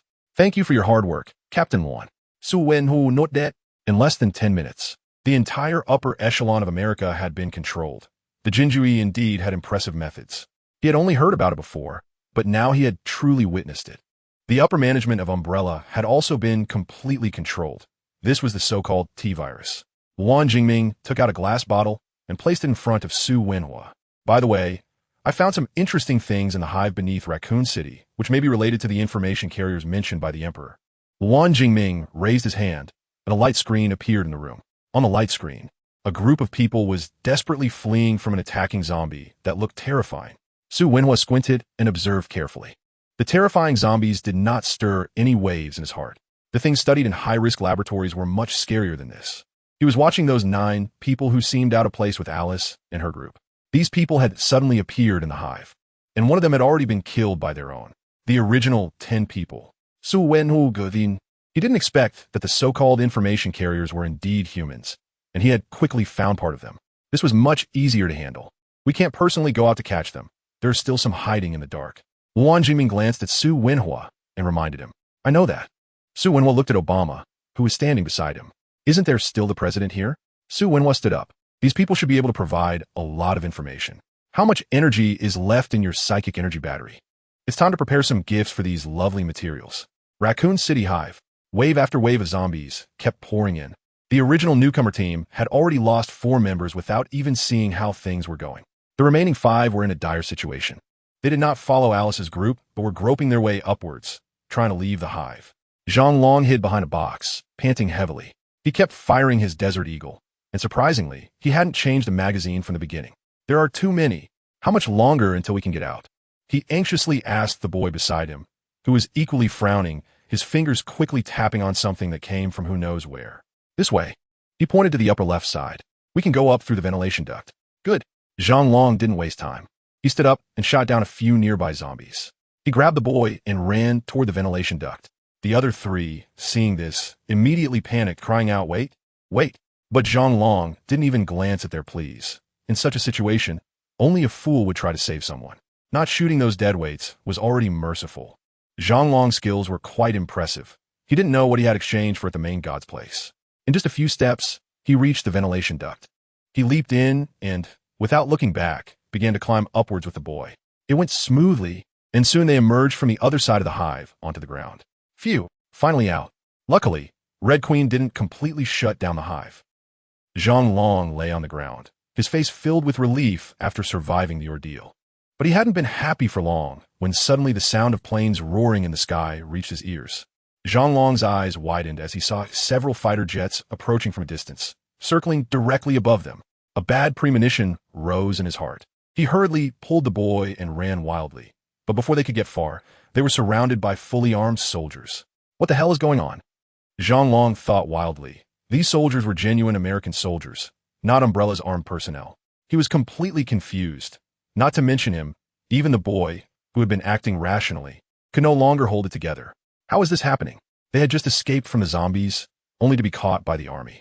No matter how clever he was, at this moment, he was at a loss. Unsurprisingly, this seasoned practitioner and the newcomer reincarnator were the first to be captured. The two were secretly taken to a hidden laboratory of the Umbrella Corporation. Inside the laboratory, Su Wenhua, now dressed in a white lab coat, smiled as he looked at the two. "Good afternoon, gentlemen," Su Wenhua said very gentlemanly. "Who are you? Why did you capture me? What do you want?" Zhang Long struggled continuously on the operating table. "Who I am is not important. What matters is that if you cooperate honestly, I can make your suffering less." Su Wenhua did not directly search their souls. He was unsure if these information carriers had any protective spirit techniques. However, that was a minor issue. He was not limited to soul-searching as a means of interrogation. Besides, if he couldn't extract the information he wanted, there was still Wan Jingming, this professional on hand. Chapter 81, The Inner Demon. At this moment, Zhang Long also realized it. He stared intently at Su Wenhua and suddenly stopped struggling. "You must be the outer celestial demon," he mentioned, "right?" A seasoned veteran who has survived several reincarnation missions is not a fool. After calming down, Zhang Long guessed the truth. Su Wenhua smiled, but said nothing. He walked slowly around Zhang Long. "It seems you're not foolish either. So, tell me, who is he? You and T want to undergo some strange experiments, would you?" Su Wenhua's smile was radiant, his fingers lightly tracing Zhang Long's chest as if appraising a perfect work of art. Zhang Long turned his head slightly. "Don't bother. It's not a matter of whether I want to say it or not. I cannot speak of anything regarding him." "Oh, is that so?" Su Wenhua shook his head and suddenly clapped his hands. Zhang Long immediately felt the world spinning around him. In an instant, his consciousness began to fade. "Ugh. My head hurts. Where am I?" Bright sunlight streamed through the window, and Zhang Long groggily opened his eyes. The environment around him felt both familiar and strange. Before he could ponder, a sweet, teasing female voice rang in his ears. "You overslept again. Such a little lazy bug." A beautiful girl dressed in cool colors held breakfast and scolded him with a smile. "Qing! Qing!" Zhang Long instinctively uttered 2 words. His heart trembled. His memories slowly returned. The main god space, reincarnators, reincarnation missions. Wasn't he in a mission guiding a newcomer in the Resident Evil world just a second ago? Zhang Long painfully cradled his head. He clearly remembered that he was still on a mission with a newcomer. How did he end up here? Moreover, hadn't Ti Qingqing already died? "Oh, come on. Get up to eat. You said you would take me to the amusement park today." The girl named Qingqing placed her hands on her hips, looking annoyed. The scene before him blurred again, and Zhang Long's eyes became unfocused, but after a moment, they refocused. It was as if an invisible force made him instinctively forget everything about the main god. "No, this is fake. I'm a reincarnator." Zhang Long bit his tongue hard, which brought him back to some clarity. But everything around him felt so real, and his action startled Qingqing, causing the breakfast in her hands to spill on the floor. "Zhang Long, what is wrong with you?" Tears welled up in Qingqing's eyes. "No, it's not." Seeing her like this pierced Zhang Long's heart. He hurriedly got off the bed and held her in his arms. It's okay. Let us eat, and after we finish, I'll take you to play." For the entire day, Zhang Long seemed a bit distracted. Everything in his mind felt so real, but the people and things around him felt even more real. His girlfriend's laughter, the bustling city, and the loss of his powers. Is this really a dream? This thought emerged in Zhang Long's mind. 1 day, 2 days, 3 days. Zhang Long gradually forgot everything about the main god, or rather, he buried it deep in his heart. 2 years later, he married Qingqing. The family was harmonious, and both sets of parents were satisfied. His career also flourished, and life was very sweet. 10 years passed, and the children gradually grew up, 1 son and 1 daughter. He became the envy of the neighbors. 20 years passed, and life became increasingly mundane. Fortunately, the couple was affectionate, so he didn't feel bored. 30 years, 40 years, he had completely regarded everything about the main god as a dream. Yet, he had never mentioned it to anyone, including his wife. 50 years, 60 years. Zhang Long was now over 80 years old, his eyes becoming cloudy, and his once youthful wife had turned into a white-haired old woman. On this day, Zhang Long lay on a hospital bed. Just like 60 years ago, the same sunlight spilled onto his face. In a room were his son, daughter, grandson, and wife. A large group of people quietly sobbing. Qingqing. Hearing her name, Qingqing tremblingly came to his side. "We're old married couples now, and you still call me so sweetly." He held her hand, though they were both equally aged. "Ah, I might not hold on much longer. My dear, it's okay, it's okay. Our son found the best doctor here. You'll be fine. Tears dropped from Ching Ching's wrinkled face. Zhang Long's mouth opened slightly. There is something I've never told you. His eyes filled with memories. I once had a very long, long dream. People say I, the Qin Jue, am ruthless and spare no effort, but looking at it now, your academy's manipulation of human hearts is even more remarkable. In the stark white laboratory, Wan Jingming looked at Zhang Long, who was both crying and laughing, and tilted his head slightly. Su Wenhua beside him, hands behind his back, shook his head with a smile. Material things can be discarded, but the inner demon is hard to cross. So how is it? This is the project I've been researching recently. The inner demon devours the soul. It has just begun, and it doesn't have much effect on cultivators yet. But it's a good interrogation method, Wan Jingming said expressionlessly. If Qin Jue thinks it's good, once the subsequent experiments succeed, it can be popularized in the Qin way. After a brief conversation, the laboratory fell silent. Only the pale, piercing experimental lights illuminated Zhang Long's face. On the experimental table, Zhang Long kept mumbling, revealing everything about the main god without reservation. Su Wenhua recorded all this information and simultaneously conveyed it to the emperor of the Dayu homeland through the spirit seed. In fact, Su Wenhua and Wan Jingming did not know that the reason the interrogation went so smoothly was that Zhang Long and the main god were currently in a disconnection state. Even a rough soul search would not trigger the main god's protection mechanism. On the other side, in Dayu, the imperial palace, the main god, reincarnators. Qin Jue murmured to himself, his expression becoming strange. The so-called main god and reincarnators were certainly not unfamiliar to him. He had seen many novels in his previous life featuring that big light ball. He never expected to encounter it in reality. So, what is the relationship between the Jade Seal and the main god? He had previously felt that the Jade Seal had some functions very similar to the big light ball. For example, the civilization mall was equally unscrupulous, or the refining world, it looked very much like how the big light ball refined the reincarnation world. Plus, the Jade Seal's unabashed desire for the big light ball this time made Qin Jue feel there was something fishy. These matters needed to be arranged as soon as possible. In the Resident Evil world, on the operating table, Zhang Long slowly awakened. The gentle sunlight had disappeared, replaced by blinding white light. Su Wenhua and Wan Jingming looked at him indifferently. Zhang Long's heart jolted, his pupils dilating sharply. How should we deal with this reincarnator? Wan Jingming asked without a hint of surprise. The Emperor's order is to kill him directly. The necessary information has been gathered, and it's time to play with these reincarnators. Su Wenhua grinned, not even looking at Zhang Long as he turned to leave. Wan Jingming didn't respond, raised his hand, and suddenly squeezed the air. Everything around twisted in an instant, and Zhang Long also instantly turned into a puddle of mud. But that wasn't the end. Wan Jingming released his divine sense to ensure Zhang Long's mind was completely obliterated before turning to leave. Chapter 82. Madman Emergency Statement from the President of the United States, Washington, D.C. White House Press Briefing Room, March 5, 2002, 8 o'clock p.m. Eastern Time. Fellow Americans, tonight, as your head of state and commander-in-chief, I deliver to all American citizens a highest-level announcement regarding national security. After verification by the Department of Defense, the Office of the Director of National Intelligence, and the Joint Space Threat Analysis Center, it has been confirmed that Earth experienced an organized contact with extraterrestrial intelligent life at 3:17 Greenwich Mean Time on March 4, 2002. According to current intelligence, these entities possess biological mimicry technology far beyond human comprehension, enabling them to integrate into human society in ways that are difficult to detect. Their behavior patterns and physiological characteristics are highly similar to those of ordinary citizens.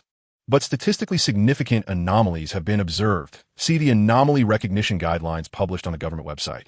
Based on the authorization of Article 14 of the National Security Act and the Alien Threat Response Emergency Act, I hereby declare the immediate activation of the Star Shield Protocol. Effective immediately. 1. Any citizen who suspects contact with anomalous individuals should immediately submit an encrypted report via the 24-hour hotline established by the National Security Agency or through the official website. 2. The National Guard of each state will coordinate with the Federal Emergency Management Agency to complete the deployment of anomaly screening stations within 72 hours. 3. All critical infrastructure will implement a Level 3 biometric verification system.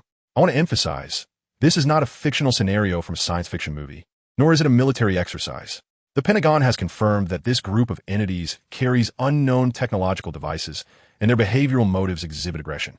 However, the United States possesses the most advanced defense system in the world, with NASA's Deep Space Monitoring Network and SpaceX's Starlink system achieving full coverage of geosynchronous orbit.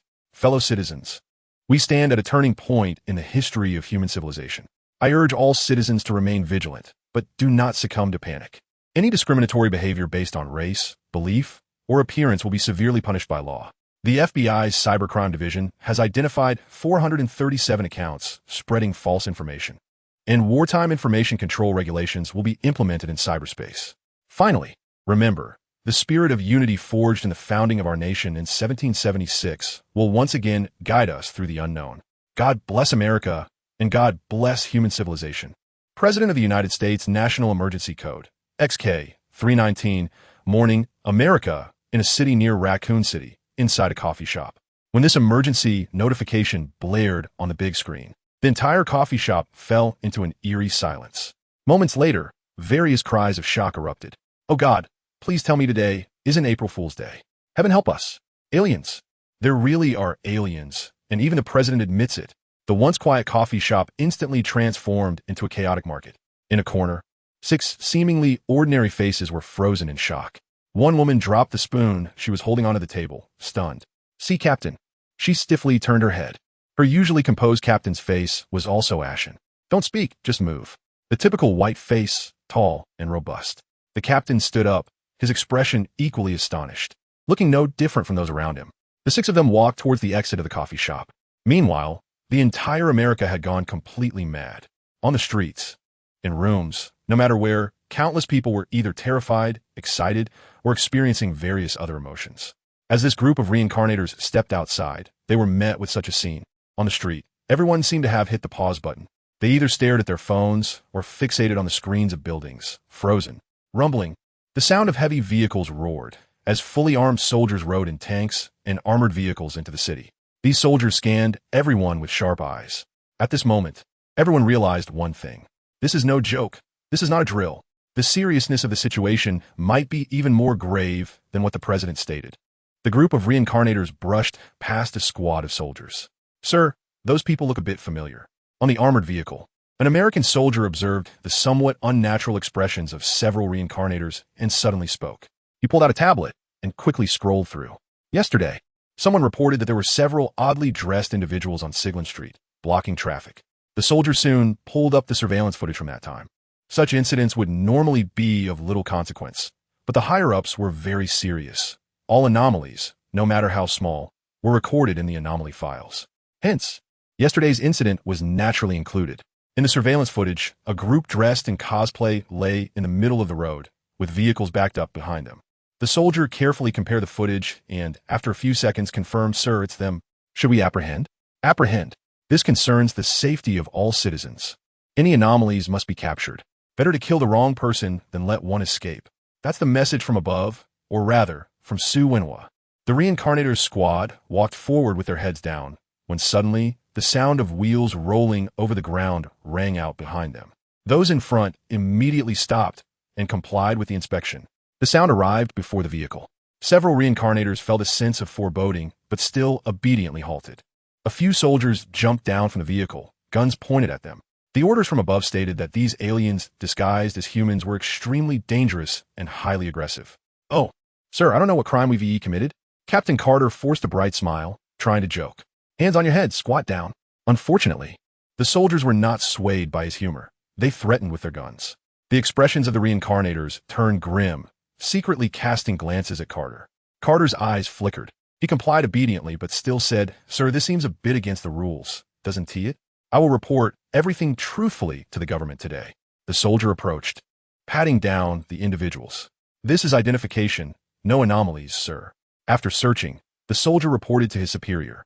The officer, fully covered, obscured his expression. "Take them all away." A simple search? It's not that easy. All suspected anomalies would be taken to a centralized location for observation. In the end, this group of reincarnators was still taken away, no matter how much they cursed. It wasn't just them. The entire America, or rather the entire Earth. On this day, countless individuals were taken away. Anyone with even the slightest anomaly was monitored. White House Omana stood aside. On the sofa, Su Wenhua sat across from Wan Jingming. This is such a big show. I'm afraid it will alert the snake by stirring the grass. Wan Jingming frowned. Alert the snake? No, no, no. Just kill them all. Su Wenhua chuckled lightly. Wan Qianhu, how is the arrangement of the soul extraction array going? Wan Jingming replied. It has been successfully arranged and can cover the globe. Su Wenhua took out a bottle of dark red unknown serum. In this mortal world, the T-virus does have some reinforcing effects on the soul. It just so happens to complement the mutated virus from high-risk laboratories. He shook the virus in his hand. Let us use these reincarnators to test whether my experiment succeeds. Chapter 83. The Billion Soul Banner. Looking at the current situation, the celestial demon named Su Wenhua seems to have completely taken control of the upper echelons of this world. America, Isolation Room No. X6355. This isolation room is located on a small island. Although it's called an isolation room, it actually resembles a concentration camp. The entire island is heavily guarded, with facilities around it holding abnormal individuals captured from all over the country. In a relatively spacious and bright room, Carter and his reincarnation team are being held here. They have been here for 3 days. Each day, food is delivered at scheduled times. But they cannot leave this room at all. It's really troublesome. This time, they're up against an entire country. To be precise, the entirety of human civilization. Carter fell in a deep thought. It's not entirely bad news. Although their reincarnation team has been captured here, at least they now know where their target is. They are not completely in the dark. As for the current crisis, come on, the troops stationed on the island cannot do anything to them. If it weren't for the fear of exposing their identities, they would have left long ago. Captain, what should we do next? We can't just stay here forever, can we? One of the team members, bored, was playing with their hair and yawning. What does that celestial demon want anyway? It's been 3 days here, and I'm bored to death. Hee, maybe he wants to deal with all the people here. What a joke. That celestial demon is powerful, but he only controls the upper echelons of this world. There are so many people being held here, 99 of whom are civilians. Unless he wants to cause complete chaos in this world. Several team members began to chat quietly. Carter thought for a moment. Lucy, can we try to contact other reincarnation teams? Relying solely on us for this mission has a very low success rate. The member named Lucy, a striking blonde woman, had been quite indifferent. She was the team's mental enhancement reincarnator. Hearing the captain's words, Lucy opened her eyes. I managed to contact 2 teams. One didn't respond, but the other did, and their situation is similar to ours. Which team did you contact? The Radiance team. Carter stroked his stubble. The teams in the main god space are not divided by region. In fact, the main god space they are in is relatively humane. Once one's strength reaches the second tier, they can freely form teams. The Radiance team has a good reputation at their level, known for their uprightness. That's good news. Everyone get up. We can't stay here any longer. I have a bad feeling about this. Instead of passively taking hits, we should take the initiative. Staying scattered will only lead to being picked off one by one. Carter stood up. His instincts as a high-tier reincarnator were usually very accurate. Staying here would definitely lead to trouble. But just as he stood up, he suddenly heard the roar of planes outside. Carter didn't pay much attention. There were many planes coming and going every day, transporting abnormal individuals captured from various places. However, the next second, Carter heard a very subtle sound. That sound was the sound of a bomb being dropped by a bomber. Carter's expression changed drastically, and he shouted, "Be careful!" Boom! Just as his voice came out, the ceiling above melted in a terrifying heat within a fraction of a second. Then, a wave of scorching white light completely covered their line of sight. A nuclear bomb. Carter's eyes were instantly filled with blood, shock, anger, fear, and a mix of emotions flashed through his heart in just a fraction of a second. He could only raise a shield in time. But as a third-tier high reincarnator, how could he withstand a nuclear bomb with a yield of millions of tons? Especially being at the epicenter of the nuclear explosion. A massive mushroom cloud rose above the island, and the terrifying white light was like a second sun. The high temperature instantly vaporized everything on the island, including the station troops and the tens of thousands of lives imprisoned on the island. Oh, I didn't expect to catch a few. In the White House, Su Wenhua watched as the number of surviving information carriers dropped from 20 to 9, cackling with delight. He crawled to the window. The air outside was tainted with a trace of harmful substances due to simultaneous nuclear explosions at hundreds of locations worldwide. Wan Qianhu, we can initiate the second phase of the plan now. Su Wenhua admired his masterpiece and said softly, The nuclear explosion was just the first step of his plan. This step was only to eliminate some unlucky reincarnators. The next two steps of the plan are crucial, capable of completing his experiments and fulfilling his Majesty's tasks. How loud is the noise of hundreds of nuclear bombs exploding simultaneously? Let's put it this way. As long as you live on this planet, no matter where you are at this moment, you can feel the violent vibrations in the air. All electronic devices worldwide malfunctioned in an instant. Those closer to the nuclear blast center could feel the earth trembling, while those farther away could sense a slight shaking. Countless people stared in horror at the sky, ordinary people having no idea what had just happened. But no matter what, from this moment on, the entire social order began to collapse. Was this the end? In a small town in America, two reincarnators disguised as civilians felt the radiation permeating the air and suddenly rushed out of the room. The streets were already crowded with people, all of whom were in a daze. But before they could recover from the shock of the nuclear explosion, the entire sky was enveloped in a visibly dark purple hue. The sun was obscured, and visibility was blocked. It felt like the end of the world, and a suffocating atmosphere filled everyone's hearts. One reincarnator looked grimly at the sky. Tick-tock, tick-tock. A light rain began to fall from the horizon. Beside them, a plump middle-aged woman instinctively wiped the raindrops from her face. The next second, she suddenly let out a cry of pain, curling up on the ground, her limbs twisting grotesquely. Her eyes turned blood red, and she emitted a series of inhuman sounds. These two reincarnators did not enhance their skills in the cultivation system. Otherwise, they would be able to see a phantom soul being violently pulled from the woman's head, flying toward the sky. In just a few seconds, this woman completely mutated. Her body underwent a scientifically impossible growth of flesh and blood tissue, transforming into a 2-meter-tall, grotesque monster. Roar. Not just this woman, the entire town, except for a few individuals, saw all the other residents mutate. Countless zombies, drawn to the scent of living humans, howled as they lunged to bite them. At this moment, the two reincarnators could no longer hide. They were completely surrounded by zombies. Let's go. One of the reincarnators shouted, instantly engulfed in flames and soaring into the sky. The other reincarnator pulled out a small bead from his body. It dissolved in his hand, covering him entirely like liquid. This turned out to be a piece of nano-exoskeleton armor. In the sky at an altitude of 10,000 meters, Su Wenhua stood quietly, surrounded by 6 Imperial guards. Before him, a massive soul banner, almost large enough to cover the horizon, fluttered in the wind. Souls from around the globe continuously merged into the soul banner. Unfortunately, they were all mortal souls, and the quality was too low. The soul banner of 10,000 souls? No, it would soon become the billion soul banner. Luan Xianhu was quite curious about this soul banner, but he still felt that even if they collected a billion souls, the quality of mortal souls would always be too low. Your thinking is too narrow-minded, Su Wenhua said, his face full of ecstasy. Souls are secondary. The information torrent carried by these souls is the true weapon. 100 billion souls, with their various distractions and memories, under one strike. Even a nascent soul old monster would likely be stunned. If the soul banner performs well this time, I will definitely recommend to His Majesty to promote it throughout the Great U. Chapter 84, Boss Fight Madman. How dare he?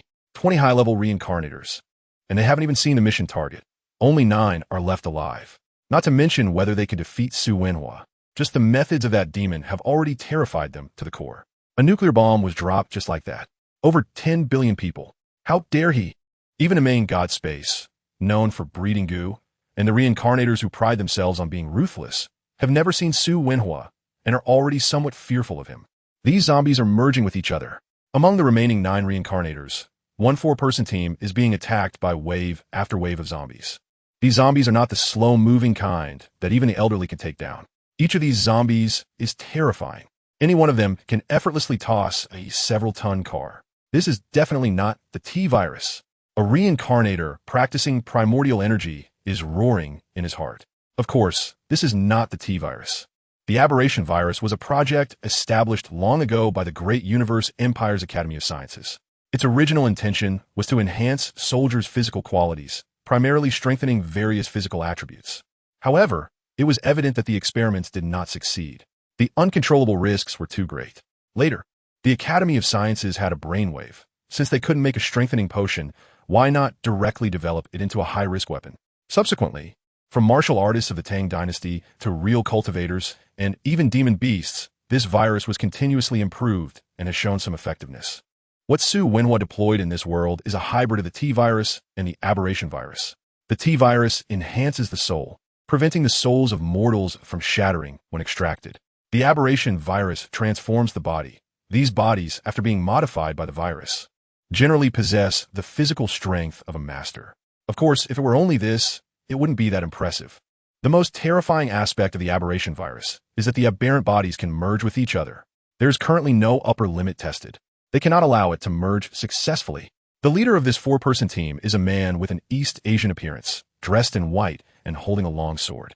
He emits a wave of spiritual energy. This is undoubtedly a reincarnator following the path of cultivation.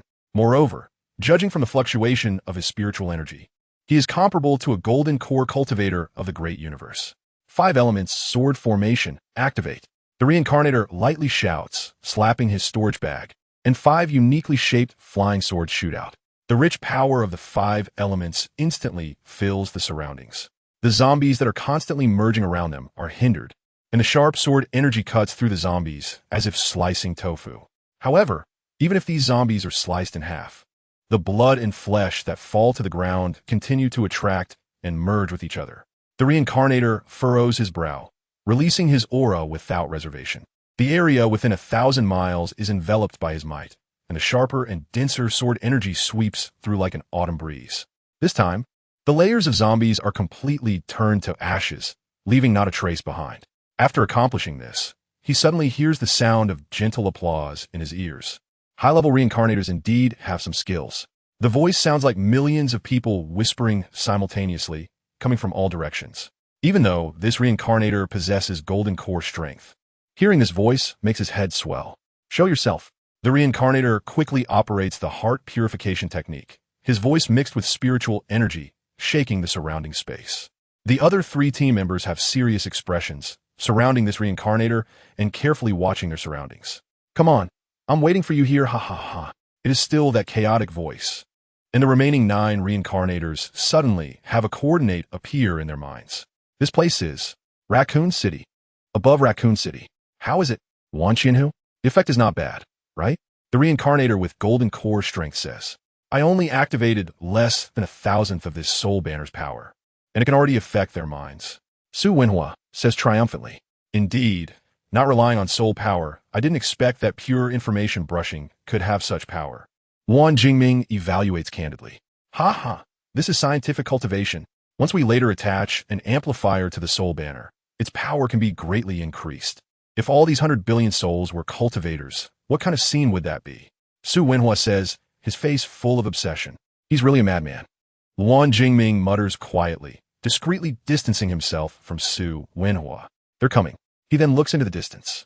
The 9 reincarnators have arrived outside Raccoon City. Good, let me see. 5 are at the initial stage of the 4th tier, and 4 are high-level 3rd tier. Time to get to work, my dear treasure. Su Wenhua claps his hands. The 4th tier reincarnators encompass a very broad concept in the main god space. Because these reincarnators follow too many different paths. Some cultivate, some practice martial arts, some follow the path of magic, and some take a purely technological route. One cannot simply measure a reincarnator's strength based solely on destructive power. The reincarnators in the main god space are classified by tier, influenced by multiple factors. First, one must have the hard power to reach that level, and second, they must complete enough reincarnation tasks. Therefore, the destructive power of those high-level 3rd tier reincarnators is not necessarily lower than that of the initial 4th tier ones. The remaining 9 reincarnators still briefly cooperate. Regardless of any grudges between them, if they do not cooperate at this moment, they would truly be out of their minds. Soul Banner. Outside Raccoon City, the white-clad reincarnator gazes at the soul banner, constantly absorbing souls in the sky, speaking in a deep voice. Below the enormous soul banner, a group of 7 looks down from above. Humph, that bastard of a main god. One man with sunken eyes curses softly among the 9. Fortunately, the aura fluctuations of these demons are not significantly stronger than ours, says another short-haired woman. What do we do? Capture the leader first. The white-clad cultivator's eyes are fixed on Su Wenhua. The others are not important. After all, the main god's task for them is simply to kill Su Wenhua. As long as they kill Su Wenhua, they can return. What does anything else matter to them? As for how they recognized Su Wenhua, there is no way around it. The others are in uniform, while Su Wenhua's attire is the most distinctive. Dr. Su, these reincarnators have a clear target. Ha ha ha. Should we change our clothes now? Wan Jingming jokes, looking at the skull and red light on Su Wenhua's chest. Below, the group of reincarnators is fully energized, giving off a strong sense of teamwork to take down the boss. However, do they really think they can directly confront the final boss? They're thinking too simply, just as the group of reincarnators is gearing up to make their move. Boom! A deep and terrifying sound echoes from the other side of Raccoon City. Then a blood and flesh palm, hundreds of meters wide, slams down toward them. Chapter 85. Ideological differences. Unfortunately, it was a bit rushed, only merging with some surrounding areas, affecting millions. In Raccoon City, a giant zombie over 1,000 meters tall slowly stood up. This zombie was humanoid in shape, with dark red blood vessels exposed on its limbs, flowing like magma. Embedded in its chest were the faces of countless people, young and old. If it could merge with the bloodlines of some body-refining cultivators, the effect would likely be even better. Just by standing up, this zombie cast a shadow over half the city. Chaos and low murmurs echoed around. With a simple slap, the wind from its hand destroyed all the buildings along its path. Those steel structures crumbled like tofu under its grasp. The faces of the reincarnators changed dramatically as they quickly displayed their abilities. Some radiated pure, white holy light. Others were swirling with magical power. Some even summoned mechs resembling Gundams. But inevitably, their hasty resistance was all sent flying by a single slap from the zombie. The density was still too low. If it could be further compressed, it would indeed be a pure numerical monster. In the sky, Su Wenhua and Wan Jingming whispered to each other. The giant zombie slap did not inflict substantial damage on these reincarnators. Instead, the deep murmurs, resembling the groans of millions, constantly affected their minds. Those reincarnators who had enhanced their mental capabilities fared better and could resist. Others, who were not proficient in this area, felt their heads spinning. Some rudimentary beings, no matter how destructive, were just soulless puppets, unable to threaten these reincarnators. After the slap, the zombies' numerous blood and flesh tendrils shot out. Regardless of their power, the scene was terrifying, resembling hell. These tendrils, accompanied by the sound of breaking air, lunged towards the reincarnators. Be careful! The reincarnator piloting the mech swiftly turned in the air, the massive machine displaying agility that belied its size. At the same time, a plasma beam shot out from its mechanical arm, instantly melting the terrifying blood and flesh tendrils into two segments. However, the severed tendrils began to grow back at a visible speed. This time, the tendrils even gleamed with a cold light. Cover me! A reincarnator specializing in magic shouted angrily. Holding a magic wand, she continuously chanted something. Spirit of annihilation wandering between heaven and earth, please heed the call of your devout believer. As she chanted, a violent force of destruction was born out of thin air around her. Fourth tier, forbidden magic, abyssal annihilation. What a pity, such excellent experimental material. So many unique paths. How wonderful it would be to study them in detail. Su Wenhua's eyes sparkled. This path, completely different from cultivating immortality, had great research value. Unfortunately, the Emperor's orders were paramount. The giant zombie and the reincarnators clashed for only a moment, and the entire Raccoon City was utterly reduced to ruins amidst the aftermath of their battle. The ground cracked, and the residual waves continued to spread outward. With each collision, the surrounding space emitted a mournful sound of being unable to bear the burden. Holy Light Barrier. Paladin John plunged his great sword into the cracked earth, and 12 golden light pillars shot into the sky. The tendrils struck the Holy Light Barrier, producing a loud metallic clang.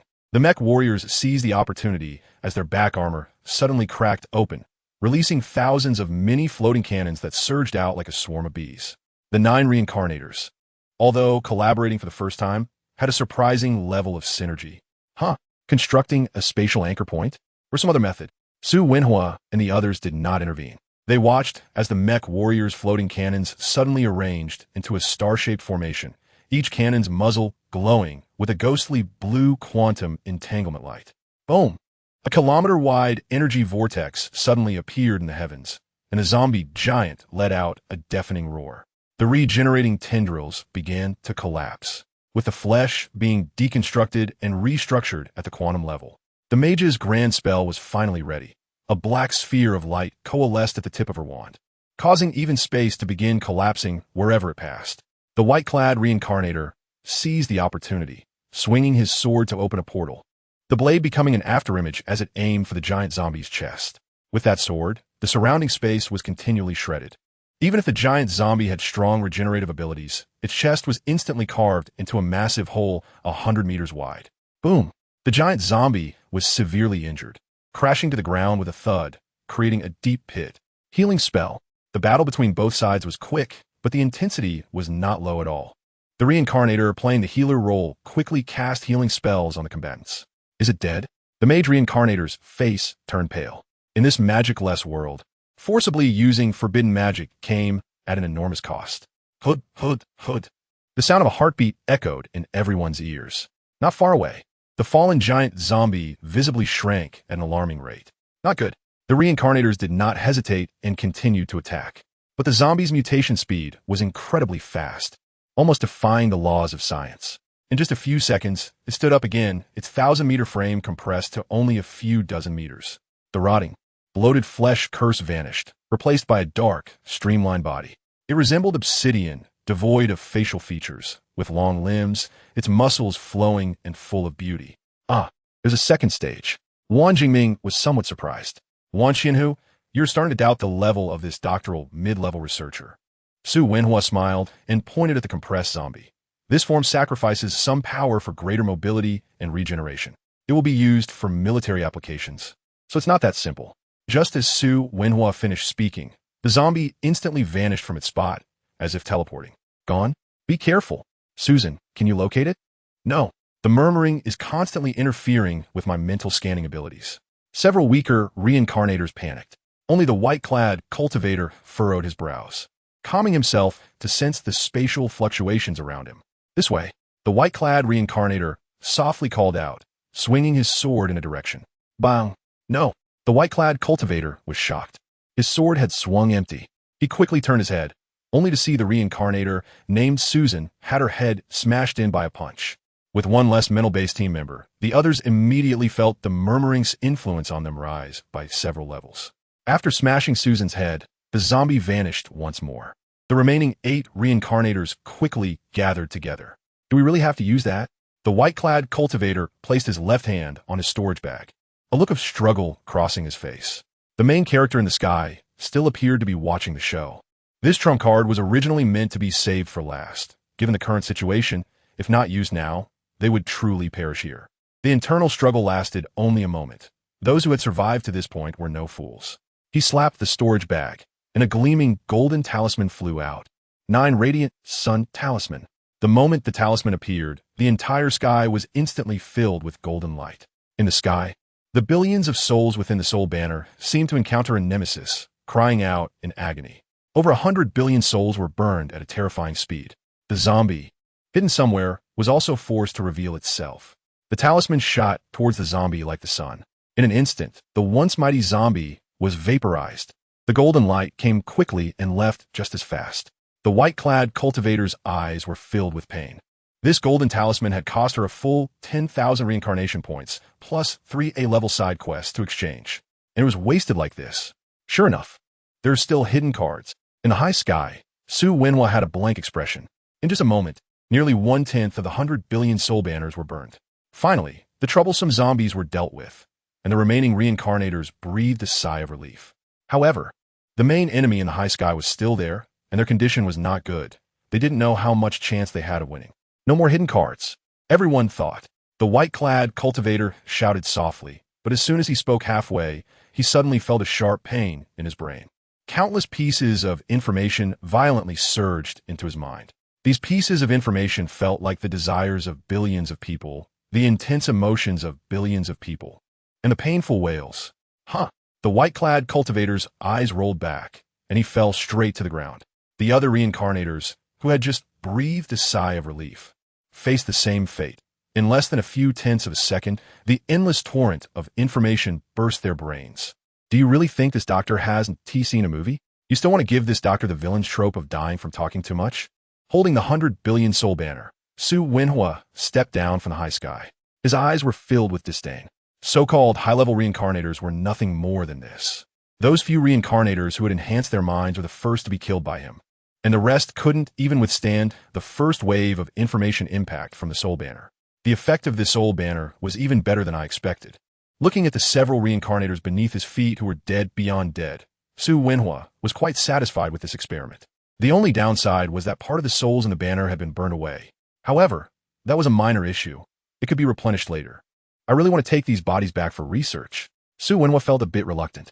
Beside him, Wan Jingming raised his hand, and the bodies of these reincarnators were instantly decomposed into air. He cautiously checked to ensure they were truly dead before he felt at ease. The battle ended just like that, very hastily, yet very real. Throughout the entire process, these reincarnators didn't even touch the corner of Su Wenhua's clothes. Upon careful reflection, it made so much sense. From the very beginning, these high-level reincarnators had fallen into a disadvantage. They were led by Su Wenhua step by step until they died without understanding. At the moment when the bioweapon crisis world was completely annihilated, a deep blue spatial door appeared in the sky above Raccoon City. Immediately after, a terrifying pressure continuously emanated from the spatial door. 1-2. A dense mass of figures quickly crossed over to this already completely silent world. Su Wenhua, a mid-level researcher from the Empire Academy of Sciences, had met Commander Yu. Wan Jingming, stationed at the 02 world, had met Commander Yu. Among a group of terrifying nascent soul experts, Commander Yu walked step by step towards the two. The pressure of his transformation was already being reined in as much as possible, but with each step he took, the surrounding space shattered uncontrollably. Good job. Although Yu Zhen didn't quite understand what had happened here, at least Su Wenhua and the others had completed his Majesty's task, which was commendable. The reason they rushed over was that they were worried the main god would continue to send new reincarnators, just in case. Not long after Yu Zhen came out, another wave of transformation pressure crossed over from the spatial door. This time, it was Li Wen in a white coat. Lordly, everyone greeted. Li Wen nodded lightly, then scanned the surroundings. When he saw the endless wailing souls in the soul banner held by Su Wenhua, his expression immediately turned cold. You have refined all the humans in this world? Li Wen looked down at Su Wenhua, his voice icy. This was not his hometown, but it was a parallel world of his hometown. The development of history and the distribution of power were exactly the same as in his previous life. Li Wen had hoped to find some old acquaintances, even if they weren't people he knew. But now, in this silent world, how could he not feel anger? Su Wenhua naturally detected the coldness in Li Wen's tone, and the respect on his face receded. He squinted, unafraid, and met Li Wen's gaze. This is the authority granted to me by His Majesty. The atmosphere felt a bit off. The members of the Xianyuan army exchanged glances, unsure whether to intervene, as this was an internal matter of the Academy of Sciences. Li Wen was momentarily choked by Su Wenhua's retort. He stared deeply at Su Wenhua, expressionless, and turned to leave. Watching Li Wen's back, a trace of disdain flashed in Su Wenhua's eyes, just a few decades earlier. One day, this doctor will pull you down from that chief scientist position. He was not afraid of Li Wen, as long as he was excellent enough. Replacing Li Wen was not just a thought. In fact, Su Wenhua always felt that Li Wen was too merciful. He did not understand why His Majesty wanted Li Wen to be the chief scientist. Only citizens recognized by His Majesty could be considered his compatriots. Others were merely beings that looked human. He had always firmly believed in His Majesty's philosophy and had consistently practiced this ideology. He did not feel that he had done anything wrong this time. Chapter 86, New Changes of the Imperial Seal, Narrative Logic Edition in progress. Edition successful. At the moment of successfully resolving the 30 reincarnators, the Imperial Seal provided him with two simple pieces of information.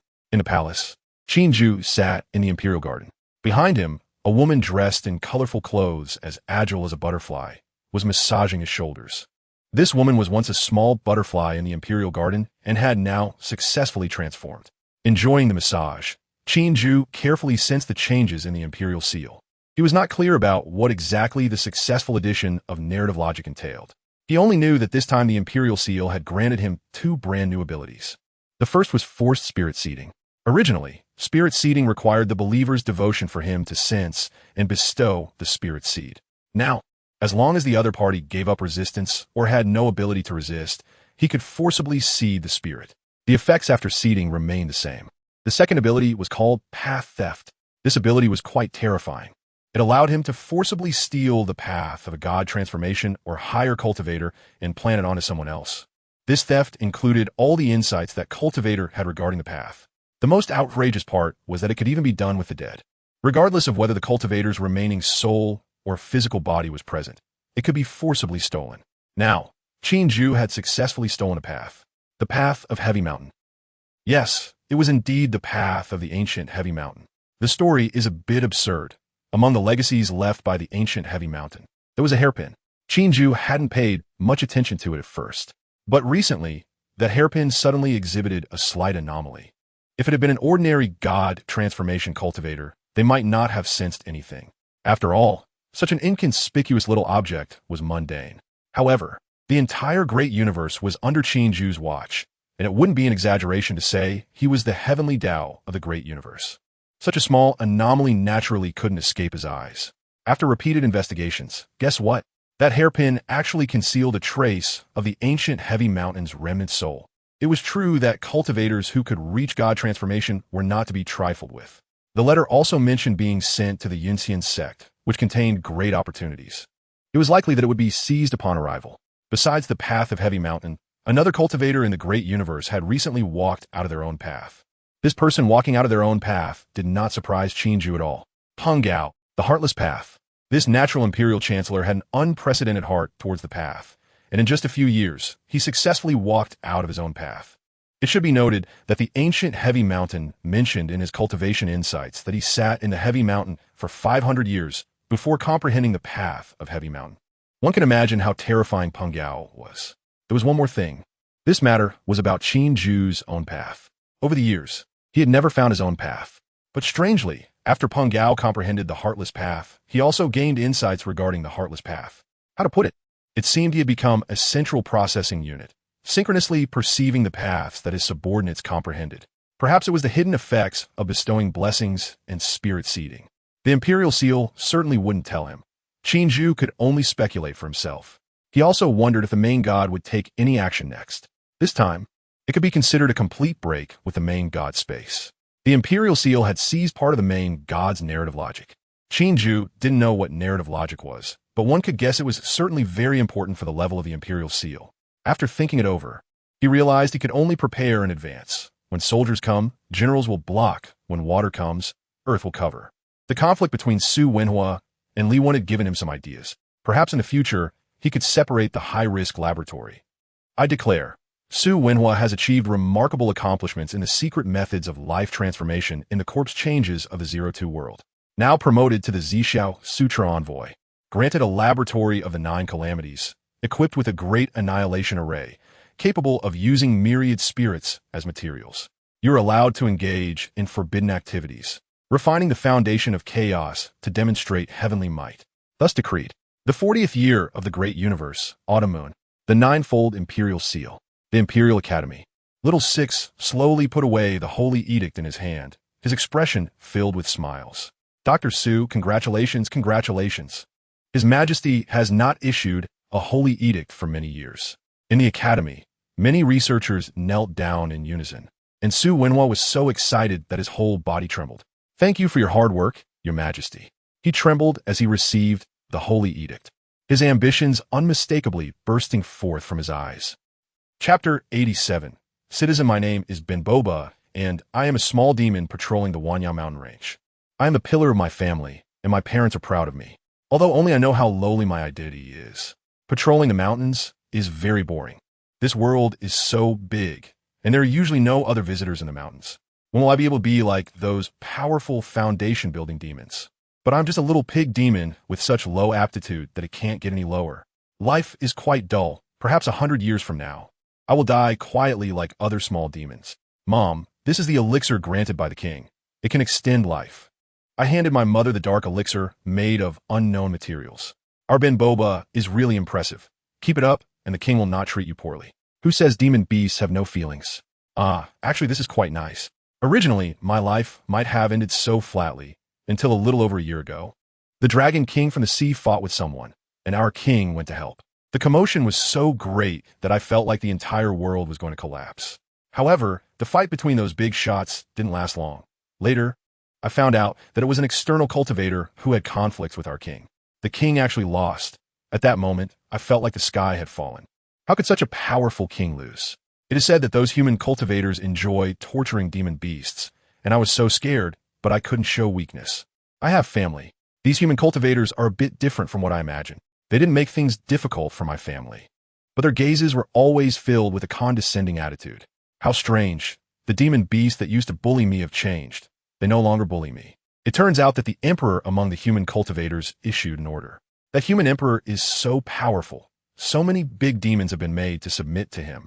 From then on, our family's life became better and better. The emperor transformed the entire world, but why do I feel something strange in my heart? That feeling is so wonderful. I see many demons worshipping the statue of that human emperor every day, even those golden core big demons worship daily. Should I worship too? Your Majesty, you're a good demon. Oh no, you are a good person. You are better than the king.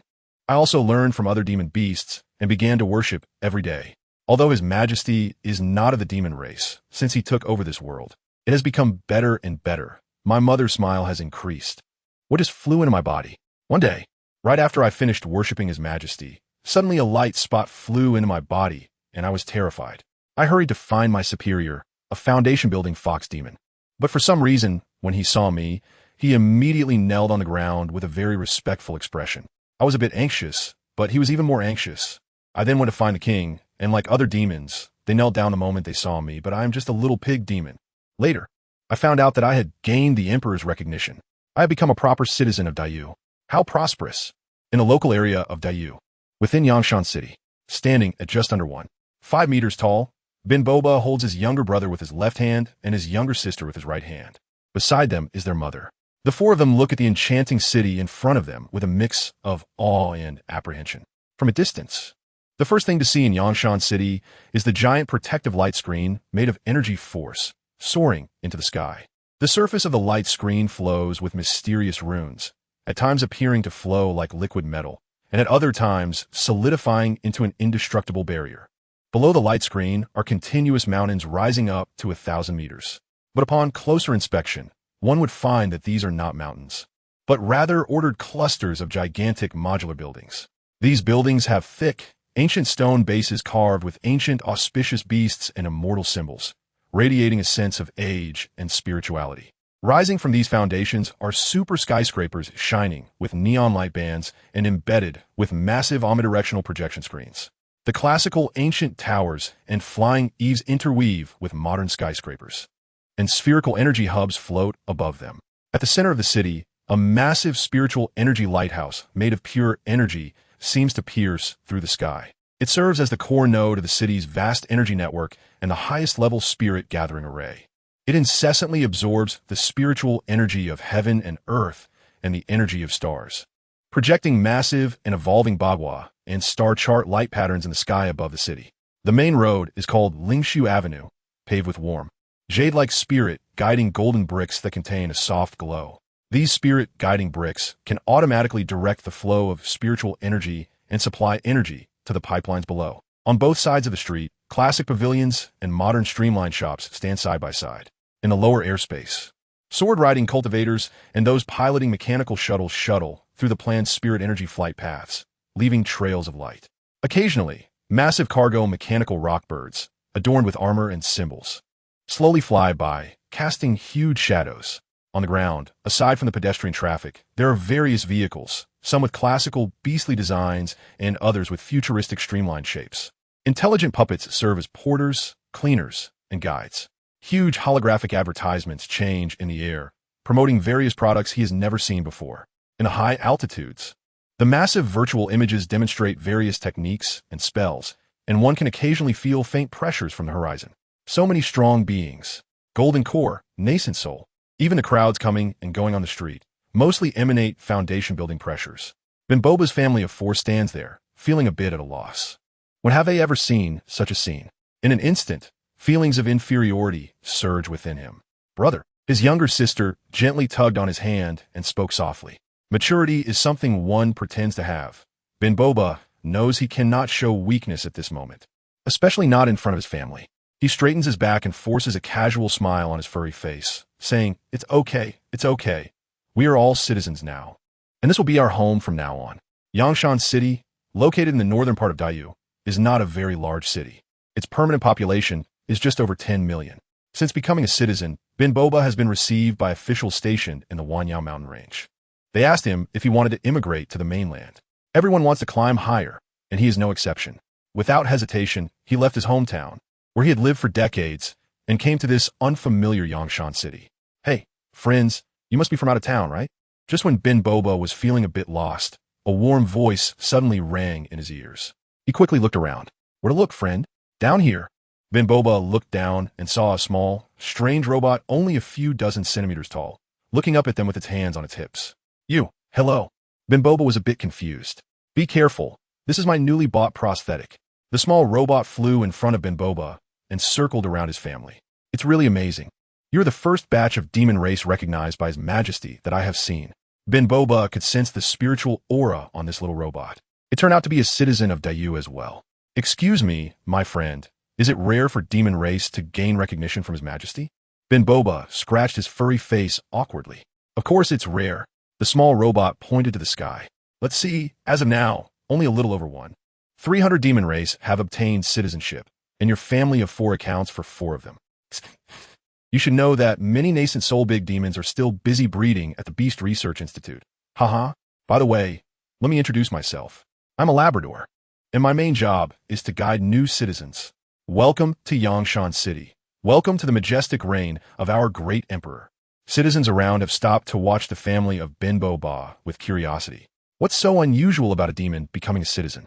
Can't you see the spirit seed floating within that ghost over there? By the way, do you have a place to stay? A small robot's palm lights up with a holographic screen. Choose one. What style do you like? Traditional ancient style? Modern sci-fi style? Cyber cultivation style? Or primitive style? Oh, I guess you wouldn't want to live here, right? This is a commercial street, not suitable for living. Look at my mind, come. Let me take you around first. The little robot slaps its head and makes a gesture inviting them to follow. Don't worry, except for a few items that require contribution points. Everything else is completely free. What do you want to eat? What do you want to drink? The little robot takes the family of Bin Boba for a stroll in the dreamlike city. They arrive outside a sci-fi treasure shop, and the little robot stops. Come. New citizens can exchange 1 treasure worth up to 1,000 contribution points for free with their spirit seeds. How about this one? Produced by the Imperial Academy of Sciences. The Purgatory Class 1 Biological Battle Armor, which provides a 50 boost for Foundation Establishment Practitioners. And this one, the Class 1 Foundation Liquid of Taishu. This one is also good, the 1,000 Souls Banner, which recently made a great impact in another world, but unfortunately, it's a bit expensive. Chapter 88, Refining the World Unknowingly. More than a year has passed since the events of the Biohazard world. During this year, Qin Jue has been on high alert, constantly wary of the main god's revenge. However, the anticipated attacks never came, and everything returned to calm. The Imperial Seal has, as before, been playing dead. One day, within the Yugu Palace, Qin Jue sat cross-legged with his eyes closed. Over the past year, all valuable items from the Biohazard world had been completely transferred out. That world had thoroughly become an empty shell.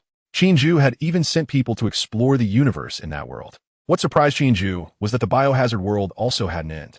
However, that end was much larger than the cave heaven he was in. It was almost the entire solar system, and beyond that was a void.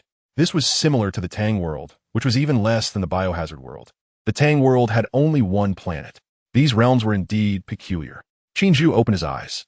He originally thought that universes like this could be explored indefinitely. Unexpectedly. Upon reflection, it made sense. Otherwise, with so many reincarnation worlds under the main god, and each being an infinite universe, that would be a bit too terrifying. After some thought, Qin Jue decided to refine the entire Biohazard world. Imperial Seal, refine the Biohazard realm, Qin Jue said lightly. The moment he spoke these words, his consciousness was pulled by an inexplicable force and arrived above the Biohazard realm.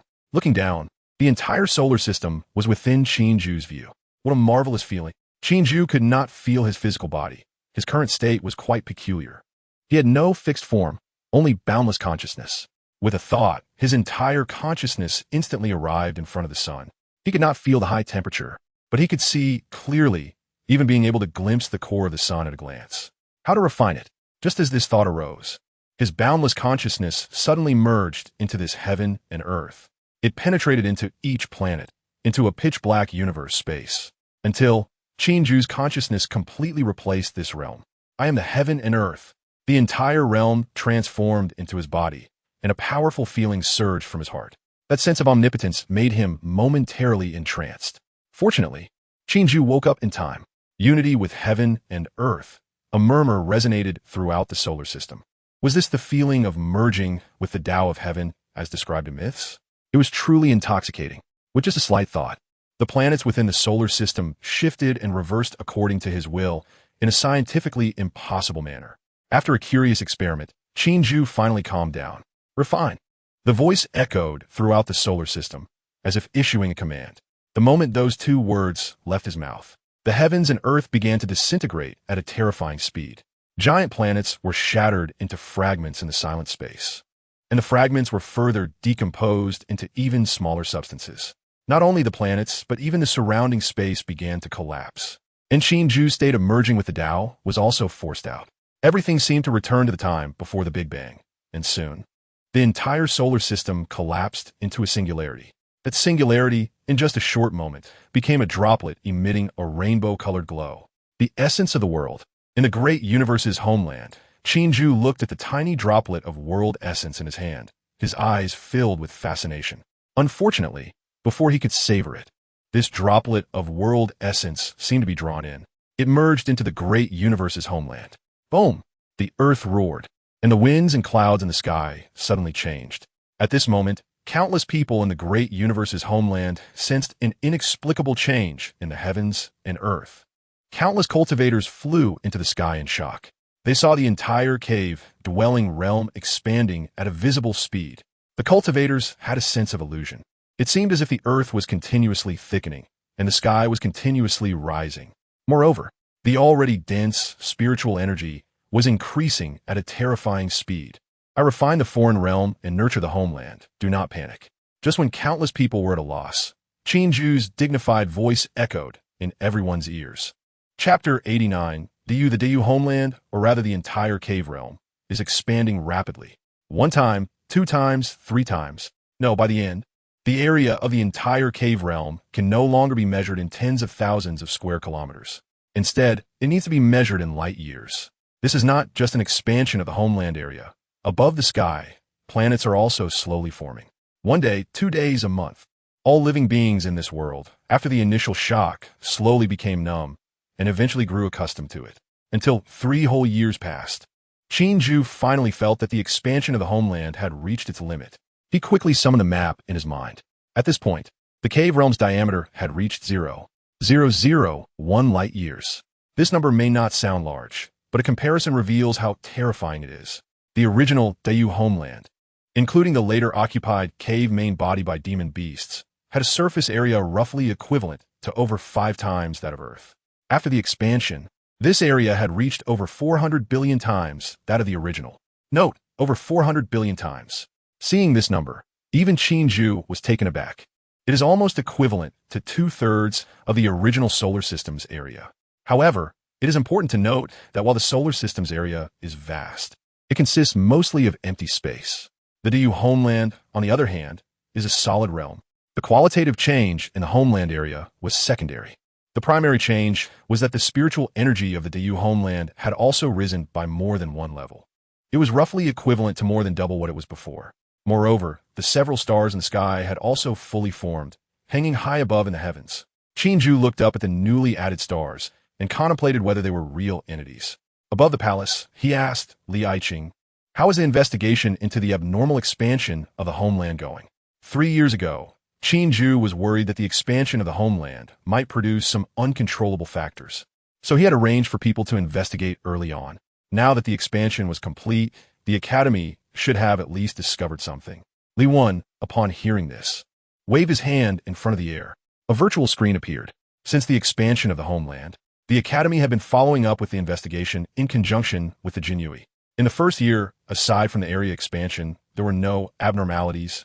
But in the subsequent years, those newly expanded areas gradually produced some rare minerals and plants.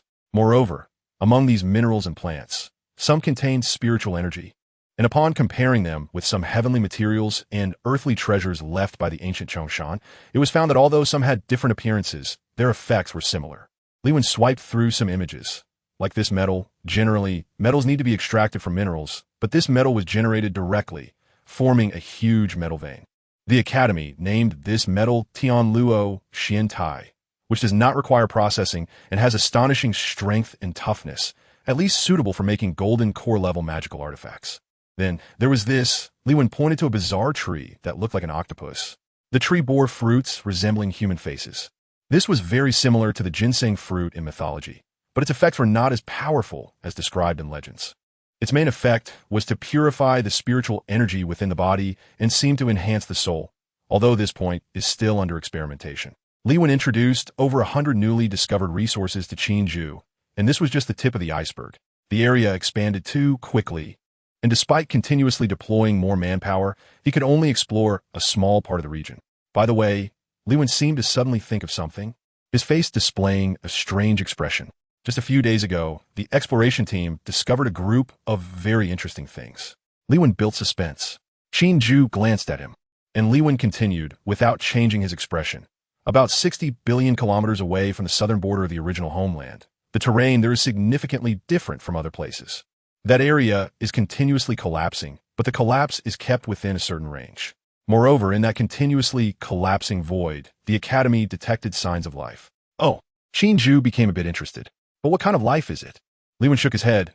Preliminary scans show that the life is still in the process of forming, and it resembles. Li Wen frowned. It resembles those elemental creatures from folk fantasy works. Because I discovered that these life forms have a natural attraction to the elements of heaven and earth. This is just my speculation. Specific information will require further experimental observation. Listening to Li Wen's report, Qin Jue had a strange feeling. The changes in the DU homeland felt very much like the chaotic beginnings and the nurturing of myriad beings he had read about in novels from his previous life. Perhaps as more worlds are refined later, it might really turn into another primordial chaos. The population is still a bit small. Qin Jue thought to himself. After nearly 50 years of development, DU had transformed from a mortal dynasty to a spiritual technology civilization. This time was too short. In other realms, it wouldn't be enough for a high-level cultivator to take a nap. But in less than 50 years, the changes in DU were more than just earth-shattering. It was completely a different appearance. Those new generation citizens were somewhat unable to keep up with the times. Not to mention the lucky few who had survived from the former Dakian to the present. Most of that portion were still in a state of confusion. Currently, counting the commoners and slaves, DU's population was less than 5 billion. Among them, there were only a pitiful 600 million citizens. It sounds like a lot. And in his previous life, it could be considered a populous nation. But now, with DU's homeland expanded hundreds of billions of times, this number of people wouldn't even make a ripple. Should the citizen system be adjusted? This thought popped into Qin Jue's mind, but was quickly dismissed. No. Although the citizen system is flawed, it is the cornerstone of maintaining the vitality of DU's populace. Moreover, Qin Jue has always insisted on elite education for all. What use is there for so many rice bugs? Besides, if adjustments were really made, the entire populace would be thrown into chaos. After thinking for a moment, Qin Jue decided to ask Peng Gao if there was a solution. Continue exploring and also encourage the populace to venture out and explore new domains. Just relying on the court to explore new territories is somewhat strenuous. Encouraging citizens to go out can alleviate a significant amount of pressure. Commoners are also allowed to explore. If there are significant discoveries, they can be promoted to citizens. As for the specific policies, you can go consult with Peng Gao. As Qin Jue spoke, a figure flew from a distance. We pay our respects to your Majesty. Peng Gao bowed respectfully. Li Aiqing, you may leave. I have important matters to discuss with Aiqing Peng. Upon hearing this, Li Wen bowed and disappeared. Qin Jue and Peng Gao then entered the U Palace. Aiqing Peng, is the administration running smoothly recently? Qin Jue waved his hand, and a cup of clear tea landed in front of Peng Gao. Peng Gao was somewhat surprised, took the tea, and immediately replied. Reporting to Your Majesty, the court has undergone multiple reforms, and efficiency is extremely high. All administrative matters are proceeding smoothly. Decades ago, Qin Jue had been a hands-off manager, delegating all administrative affairs of DU to him. In the beginning, even though he was a cultivator, he was almost overwhelmed. Fortunately, now that more talents have emerged, the court's operations no longer required much of his attention. Peng Gao appeared humble. He practiced the path of emotionlessness, but before Qin Jue, he remained cautious and diligent. I Ching Peng, now that the area of Dayu is expanding, but the citizen population is still insufficient, do you have any good strategies? Qin Jue took a sip of tea, saying emotionless? Only those without emotions can have great emotions. Peng Gao pondered for a moment, his eyes slightly downcast. Your Majesty, as a great Yu continues to develop, the birth rate among citizens is constantly declining. On one hand, citizens are attaining higher levels of cultivation and pursuing higher aspirations. On the other hand, Peng Gao observed Qin Jue's expression. To some extent, they are influenced by your Majesty. Me? Qin Jue raised an eyebrow. Yes, your Majesty. You have never taken a consort or a concubine, and there's a saying among the people that they take your Majesty as a model, dedicating themselves entirely to their careers. Qin Jue chuckled silently at these words. Over the past few decades, ministers had repeatedly advised him to take a consort or a concubine, suggesting that having more people in the harem would at least bring some liveliness. Now, the harem had become merely a decoration. Qin Jue had indeed not given much thought to this matter. On one hand, the Great Yu was in a period of rapid development. On the other hand, he had little interest in such affairs. Let's not discuss this for now. Do you have any other good strategies? Qin Jue subtly shifted the topic. Peng Gao secretly thought that His Majesty truly had no intentions in this regard, but his expression remained unchanged as he continued. Since the enthusiasm for childbirth among the populace is declining, perhaps we could try artificial intervention, collect citizens' genes, and artificially breed newborns. Chapter 90. Sub-citizens, enslaved Qin Jue felt that Peng Gao's scheme had some feasibility, but would this have too great an impact on the moral ethics of the populace? If it really became widespread in the future, he couldn't shake the feeling that he was about to become like an emperor sitting on a toilet. Implement on a small scale first and see the results. Perhaps many readers haven't realized that my earlier descriptions of the populace were all from the perspective of citizens, which made it seem so beautiful. But if viewed from the perspective of a sub-citizen or a slave, one would discover the coldness and cruelty of this empire. Below, I will narrate from the perspective of a newly granted citizen sub who will experience the harsh realities beneath the empire's grandeur. IDX 16495733355. Sub-citizen Zhou Yu, congratulations. You have passed the citizen assessment and have become an official citizen. The gaze of His Majesty is upon you, and the glory of the empire is with you. In the cold and pristine certification hall, the ceiling reflected icy, yet warm beams of spiritual energy. At the front of the hall, Zhou Yu, almost 40, stood dazed as he listened to the mechanical announcement. His facial expressions changed rapidly, sometimes crying and sometimes laughing. The changes twisted his face in a horrifying manner. Wah! Laughing and laughing, Zhou Yu knelt on the ground, sobbing uncontrollably. His cries were heart-wrenching. Above the cold hall, a small light point flew out from the statue of Qin Jue, made of spirit stone, and entered Zhou Yu's body. A strange sensation filled his body. Sub-citizens could cultivate, but they were generally limited by resources, resulting in low cultivation levels. Zhou Yu had been a sub-citizen for nearly 20 years, and now he was only at the 3rd level of Qi refinement. But when that spiritual seed entered his body, his long-stuck cultivation level instantly broke through. Qi refinement level 4, level 5, level 6. Zhou Yu stood up, feeling invigorated by his newfound strength. But compared to the physical pleasure, the pleasure in his heart was even more intense and surging. He felt the surroundings were different. The pristine hall was so warm. The sunlight streaming in was so comforting. And even the spiritual energy in the air felt friendly to him. Wiping away his tears, Zhou Yu took a deep breath. Around him, other sub-citizens who had either failed the citizen assessment or were waiting for their turn all lowered their heads, their faces filled with fear. Especially among the crowd, a bald middle-aged man kept lowering his head, trying to squeeze into the crowd, his face showing unmasked terror. Zhou Yu smiled and walked step by step towards the bald man. The sub-citizens along the way hurriedly made way. The bald man, who was trying to squeeze into the crowd, was pushed out by others. As he enjoyed the fearful, envious, and jealous gazes around him, Zhou Yu felt his steps became lighter. He raised his head high, an experience he had never had before. One step at a time, he walked up to the man. Thud! Before Zhou Yu could speak, the bald man had already knelt down. Zhou! Citizen sir, citizen sir. Zhou Yu had previously worked in the mining field, and this bald man was his superior, who had bullied and humiliated him before. But now, he knelt on the ground, stammering, unable to say a single word.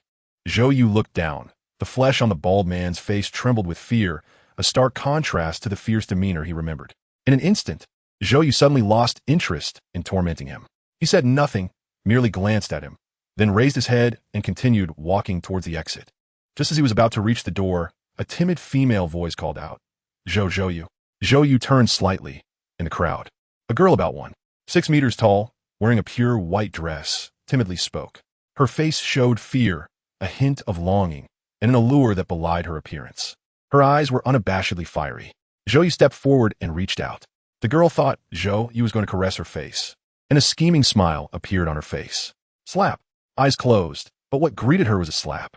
The stinging pain left the girl standing there in disbelief. Her sparkling eyes filled with incredulity. Why? She dared not get angry, not even show a hint of resentment. All she could do was express her grievances. Zhou Yu was not like this before. He had always been obedient to her, granting her every wish. You little wretch. Did you really think I didn't know what you did before? A cold glint flashed in Zhou Yu's eyes. No, let me explain. The girl was startled, but still unwilling to give up. She tried to reach out to Zhou Yu, but the gun barrel of a robotic sentry at the entrance was already aimed at her. Detected dangerous behavior from a sub-citizen. Should we execute? The robot's cold voice left the girl frozen in place. Zhou Yu squinted. No need. Saying this, he walked out of the hall without looking back. The sunlight fell on his face, and Zhou Yu smiled.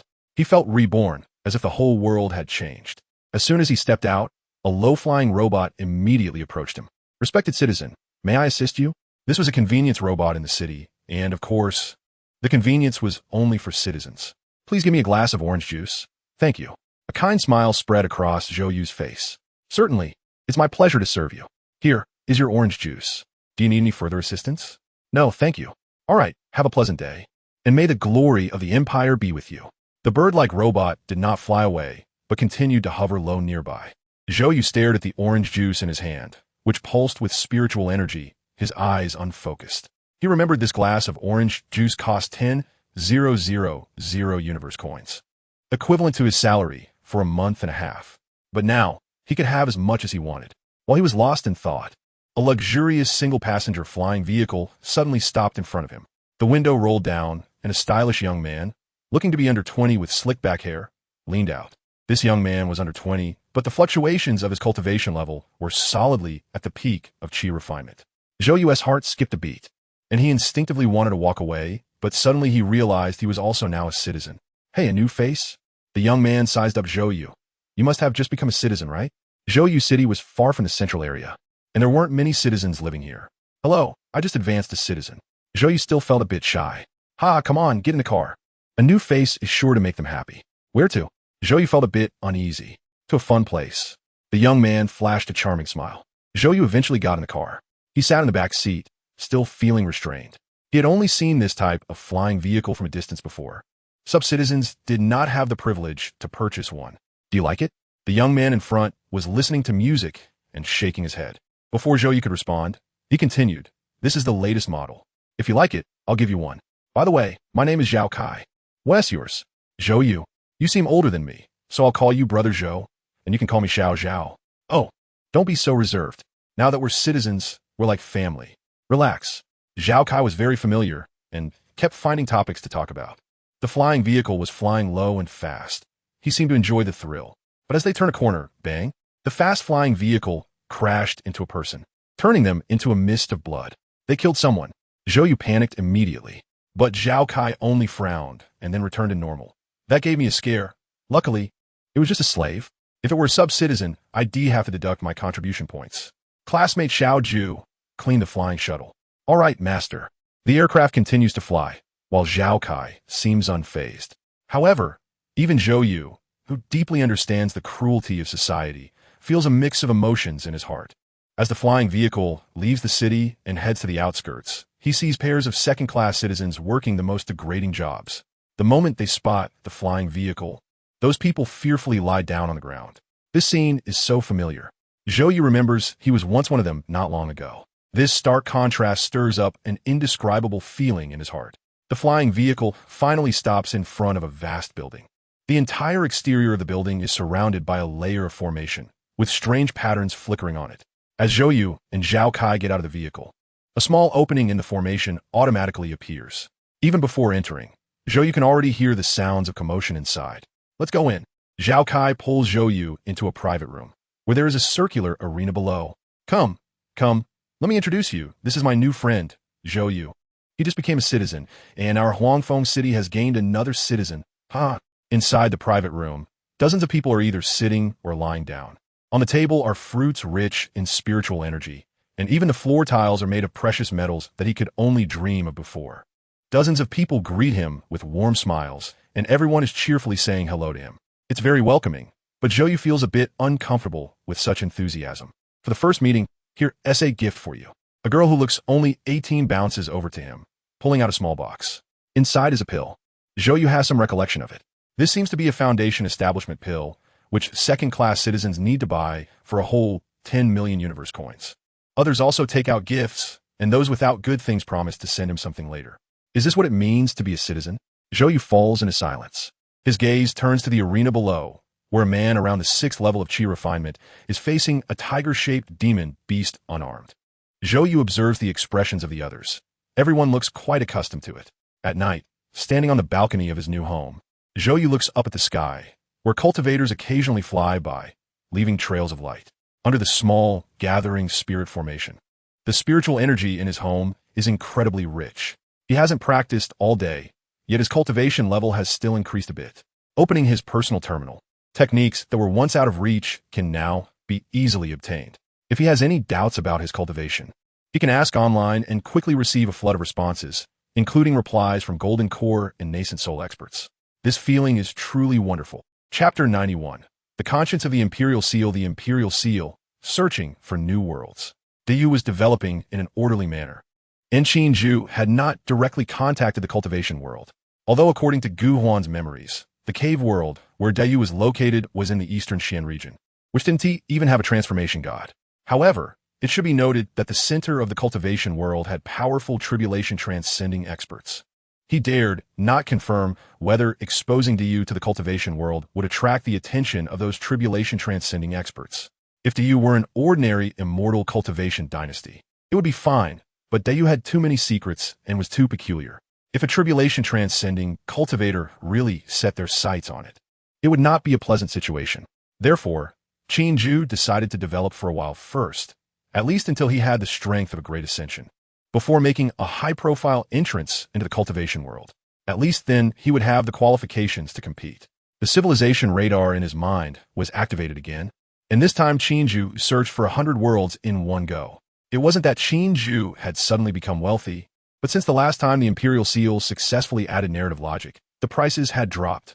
Originally, searching for worlds with the primary civilization radar required 100 civilization points, but now it only needed 10 points. It had decreased by a full 10 times. It was quite a relief. Qin Jue was a bit unaccustomed to such a conscientious Imperial Seal. After scavenging the biochemical crisis dimension and the Tang Dynasty dimension, along with some items exchanged in the civilization shop, Qin Jue now had over 1,000 civilization points left. This also allowed him to experience the feeling of being wealthy. 100 consecutive draws. I don't believe you won't produce an SSR. The primary civilization radar in his mind kept spinning. The only downside was that it could only search for civilizations at levels 1 to 3. Dayu had developed to level 4 over the years and was rated as a peak primary spiritual energy technology civilization by the Imperial Seal. Meanwhile, his own cultivation had also reached the perfection of the transformation god under the accumulation of Dayu's national fortune. The next realm after transformation god was called integration. As the name suggests, it is the fusion of self and the Tao. This realm requires a certain level of understanding of one's own Tao to achieve fusion with the Tao.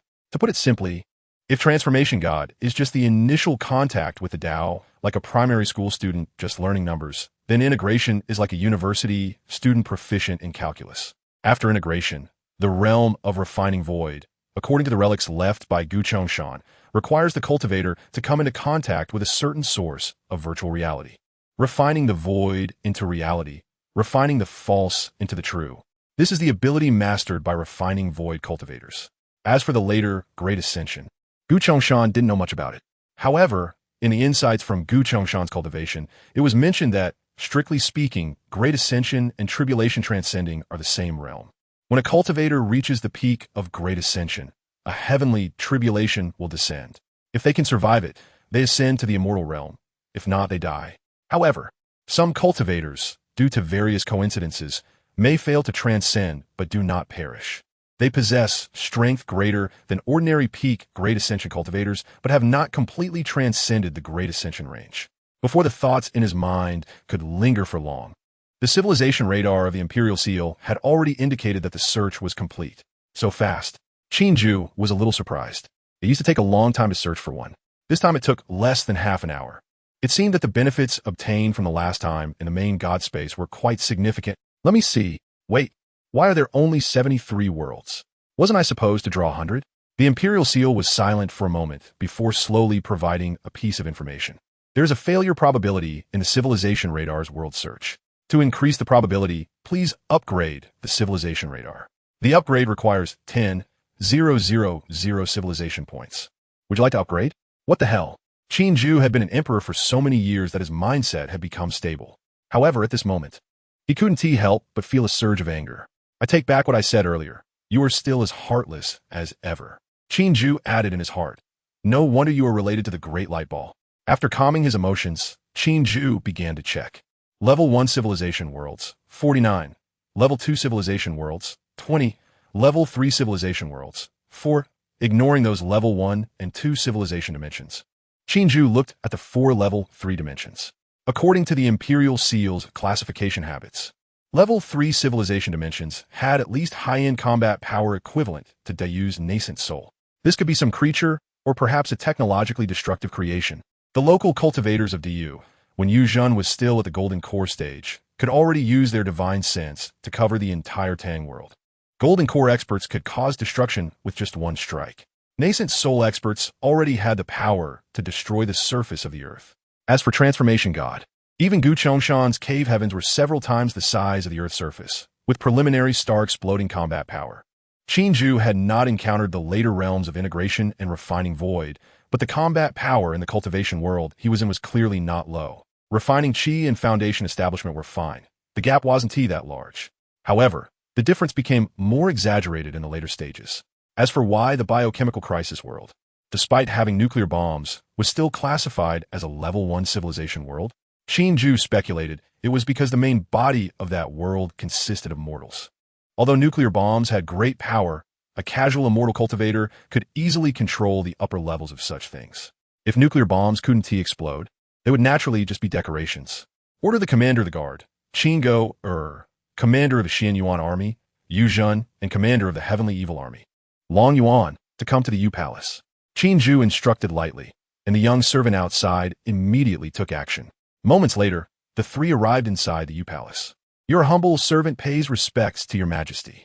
Yu Zhen and Qin Jue were old acquaintances, while the commander of the Heavenly Evil army, Long Yuan, was a female general with a single ponytail.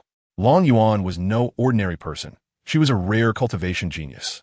Her cultivation aptitude made Qin Jue suspect she might be a reincarnation of a heavenly emperor. She began cultivating qi at 3 years old, established her foundation at 8, reached the golden core at 18, and now, after less than 30 years of cultivation, she had successfully broken through to the nascent soul stage. She possessed mutated dual spiritual roots of wind and thunder, along with spiritual seeds. Long Yuan was not a descendant of Dayu's native citizens. She came from the Tang world and was adopted by the empire at birth. Now, the citizens of the Tang world were living so well, and Long Yuan's contributions were not insignificant. As the saying goes, one should not underestimate the talents of the world. Now that Dayu's population had reached a certain scale, there would always be astonishing geniuses. The three bowed respectfully, and Qin Jue smiled. Get up. My soldiers have also rested for a while. It's time to move. Qin Jue's eyes were filled with a desire for conquest. These 4 Level 3 worlds would be conquered by the Dayu court. As for the other Level 1 and 2 worlds, Qin Jue decided to completely delegate them to the common people. Chapter 92. Li Er's path to promotion finally off work. Em exhausted. Tomorrow is a day off. Let us go, big brother, we must drink heartily tonight. Inside the magnificent and massive warship manufacturing factory, Cheng Yaojin, drenched in sweat, dropped the tools in his hands and wiped the sweat from his forehead. Beside him, Li Shimin, whose face had long lost its authority and sharpness, tightened the last component. He casually wiped his forehead with his sleeve and sighed softly. He didn't know when it would end. Since the heavenly army descended over a decade ago, The entire Tang world had been conquered by the Dayu army without resistance. His ambition to dominate the world was extinguished accordingly. Li Shimin would never forget the days when he and his subordinates were treated as prisoners of war and taken to become slaves. Fortunately, capable people stand out no matter where they are. During that time as a slave, he performed excellently and soon obtained the status of a secondary citizen. After that, he brought Cheng Yaojin, Qin Jue, and Chang Songwuji to work in this shipbuilding factory. They had been here for 8 years. The work here could be said to be easy, but it was not really easy. It could also be said to be hard, but compared to other secondary citizens' jobs, it was like heaven. As long as the 4 of them worked diligently, in a few decades, they could probably obtain full citizen status. But how many decades can one have in life? Even though the 4 of them had some cultivation, the methods available to secondary citizens were simplified versions. They worked during the day and cultivated at night, and even now they were only at the 5th or 6th level of Qi refinement. Your sister-in-law is still waiting for me. Let us do it another day. Li Shimin shook his head with a smile. Although promotion to full citizenship seemed far off, life today was undoubtedly much better than before. They didn't have to worry about food and drink, and all sorts of new and interesting things kept coming. Deep down, he still admired his Majesty of Dayu. That little girl Wugo, it's all right. I'll tell her. Tonight, we'll drink to our heart's content. With a long beard and wearing work clothes, the somewhat awkward Chang Songwuji came over and patted Li Shimin on the shoulder. Li Shimin smiled bitterly. Big brother, please don't embarrass me. Come on, you're killing the mood. Just give her a call. The muscular Qin Jue also chimed in. Well, all right. Li Shimin helplessly shook his head. That is more like it. Haha. Tonight I'll treat. Cheng Yaojin, the rough man, laughed heartily and pulled Li Shimin out. The group hailed a taxi and casually found a barbecue restaurant to sit down. Chang'an. The lights were dazzling and skyscrapers stood tall. Cars filled the streets, and there were even patrolling mechanical puppets from time to time. Various flying vehicles whizzed by overhead. Who could have imagined that in just over a decade, the ancient and quaint Chang'an would transform into what it is now? A time traveler might think they had failed to traverse time. Several guests. Would you like to sit inside or outside? What would you like to order? A waiter dressed in traditional attire greeted Li Shimin and the others enthusiastically. Let us sit outside. A skewer of grilled meat, a skewer of kidneys, and let us have a few boxes of Lingji wine and be quick about it. I'm starving. Cheng Yaojin urged loudly. All right, please wait a moment. The group found a table by the roadside. This barbecue restaurant was doing well, with many customers around. Everyone was drinking and boasting. As soon as Li Shimin and the others sat down, the wine was brought over first. This Lingji wine wasn't cheap, with a taste similar to beer, but contained a small amount of spiritual energy. Come on, let us not say anything. Let us toast first. Cheers! Great wine. The group downed their drinks, and the atmosphere grew lively. They wondered how everyone else was doing. Qin Jue picked up a peanut, threw it in his mouth, and sighed. Li Shimin smiled and spoke. Not bad. Even if we can't become kings and generals, at least we're alive, and life is quite comfortable. Xianling contacted me a couple of days ago. He went to a company in Jiangnan as the design director, with a decent salary. But you all know, it's tough to achieve merit for promotion to citizenship in that line of work. Old Du went to our Dayu homeland. It's said that a scholar researching otherworldly history is very interested in him. So he has basically joined the cultural department, and that path to promotion is relatively easier. Jingda has joined the military. It's strictly managed there, so we Haven Tea had much contact. As Li Shimin spoke, he took a big gulp of wine. Understanding culture makes a difference. I, old Cheng, should have read more books long ago. Cheng Yaojin pouted. Haha, it's not too late for you to read now. I don't even know who has been able to do arithmetic for over a decade. Qin Jue teased. Can you blame me? That stuff makes my head hurt just looking at it. You act like you're so impressive. How many times did I fail that advanced math assessment? Still Haven T passed. That's not the same. Do you know what Lebesgue integration is? Do you know what Sobolev space functions are? Do you know? Qin Jue rattled off a bunch of technical terms. Cheng Yaojin immediately surrendered. Stop, my head hurts. The two lively characters made Li Shimin smile as he watched everything. Just as they were enjoying their conversation, someone at the next table suddenly exclaimed, My God, His Majesty has delegated dozens of new worlds to the public, allowing secondary citizens to explore. Boom! It was like a bolt from the blue. With that person's exclamation, the surroundings seemed to freeze, and everyone turned to look at him. Li Shimin's hand holding the wine glass froze as well, his eyes flickering. Secondary citizens only need to submit 70% of what they obtain from exploring other worlds, and if there are significant discoveries or major achievements in those worlds, they can be directly promoted to citizenship. That person trembled as he spoke these words. In the next moment, everyone around went insane. The barbecue restaurant owner dropped the meat in his hand and quickly pulled out his phone. Passers-by on the street stopped in their tracks, and even the surrounding buildings were broadcasting this news. Li Shimin and his companions exchanged glances, their eyes filled with astonishment. They quickly picked up their phones to check the specific news. Moments later, exclamations arose one after another, and the entire Tang world fell into a frenzy. Long live His Majesty! Long live Dayu! Long live His Majesty! Long live Dayu! From all directions, the excited shouts of secondary citizens echoed. My God, what a blessing is this! How difficult is it for secondary citizens to be promoted to full citizenship? Every pathway is fraught with difficulty. And now His Majesty has suddenly opened up so many other worlds. Big brother, Cheng Yaojin and the others looked at Li Shimin, their eyes filled with unmasked fervor. No one wanted to miss this opportunity. As secondary citizens, they had witnessed too much brutality. They had seen brothers turn against each other. Lovers report each other, all for that elusive promotion. They had seen the lofty heights of full citizens and how secondary citizens, despite having some rights, were treated like wild dogs and killed at will.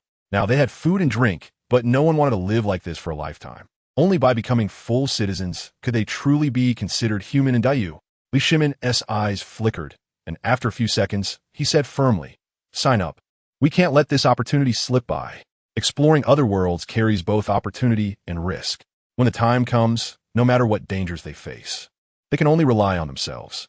Everyone knew this principle, but compared to death, they feared the unchanging, inhumane life even more. Tonight is destined to be a sleepless night. In the Tang world, countless secondary citizens are bound to struggle to sleep. Chapter 93, Li Er's Great Adventure, One in the Deep of Night. At Cheng Yaojin's home, Li Shimin and 3 others sat together, the room filled with swirling smoke. How much money do you have left? I still have 500,000 in savings here. Big brother, I old Cheng, usually just drink a little wine and have no other hobbies. Big brother, I have 300,000 here, mainly for purchasing items needed for cultivation and also for various tutoring classes. Shengming, my brother-in-law, can take out 800,000. As soon as Chang Sun Wuji said this, the other 3 turned their heads in surprise. Ahem, there was a laboratory last time that needed to test new drugs, so I participated. The other 3 fell silent. Li Shimin took a deep drag of a cigarette, adding mine, that's 2 million U-coins in total. Leave a little for the family, and the remaining money will be enough for us to buy similar equipment. Have you all made it clear to your families? It's clear. Big brother, this opportunity only comes once, and the family supports it. Good. A long-lost sharpness sparkled in Li Shimin's eyes.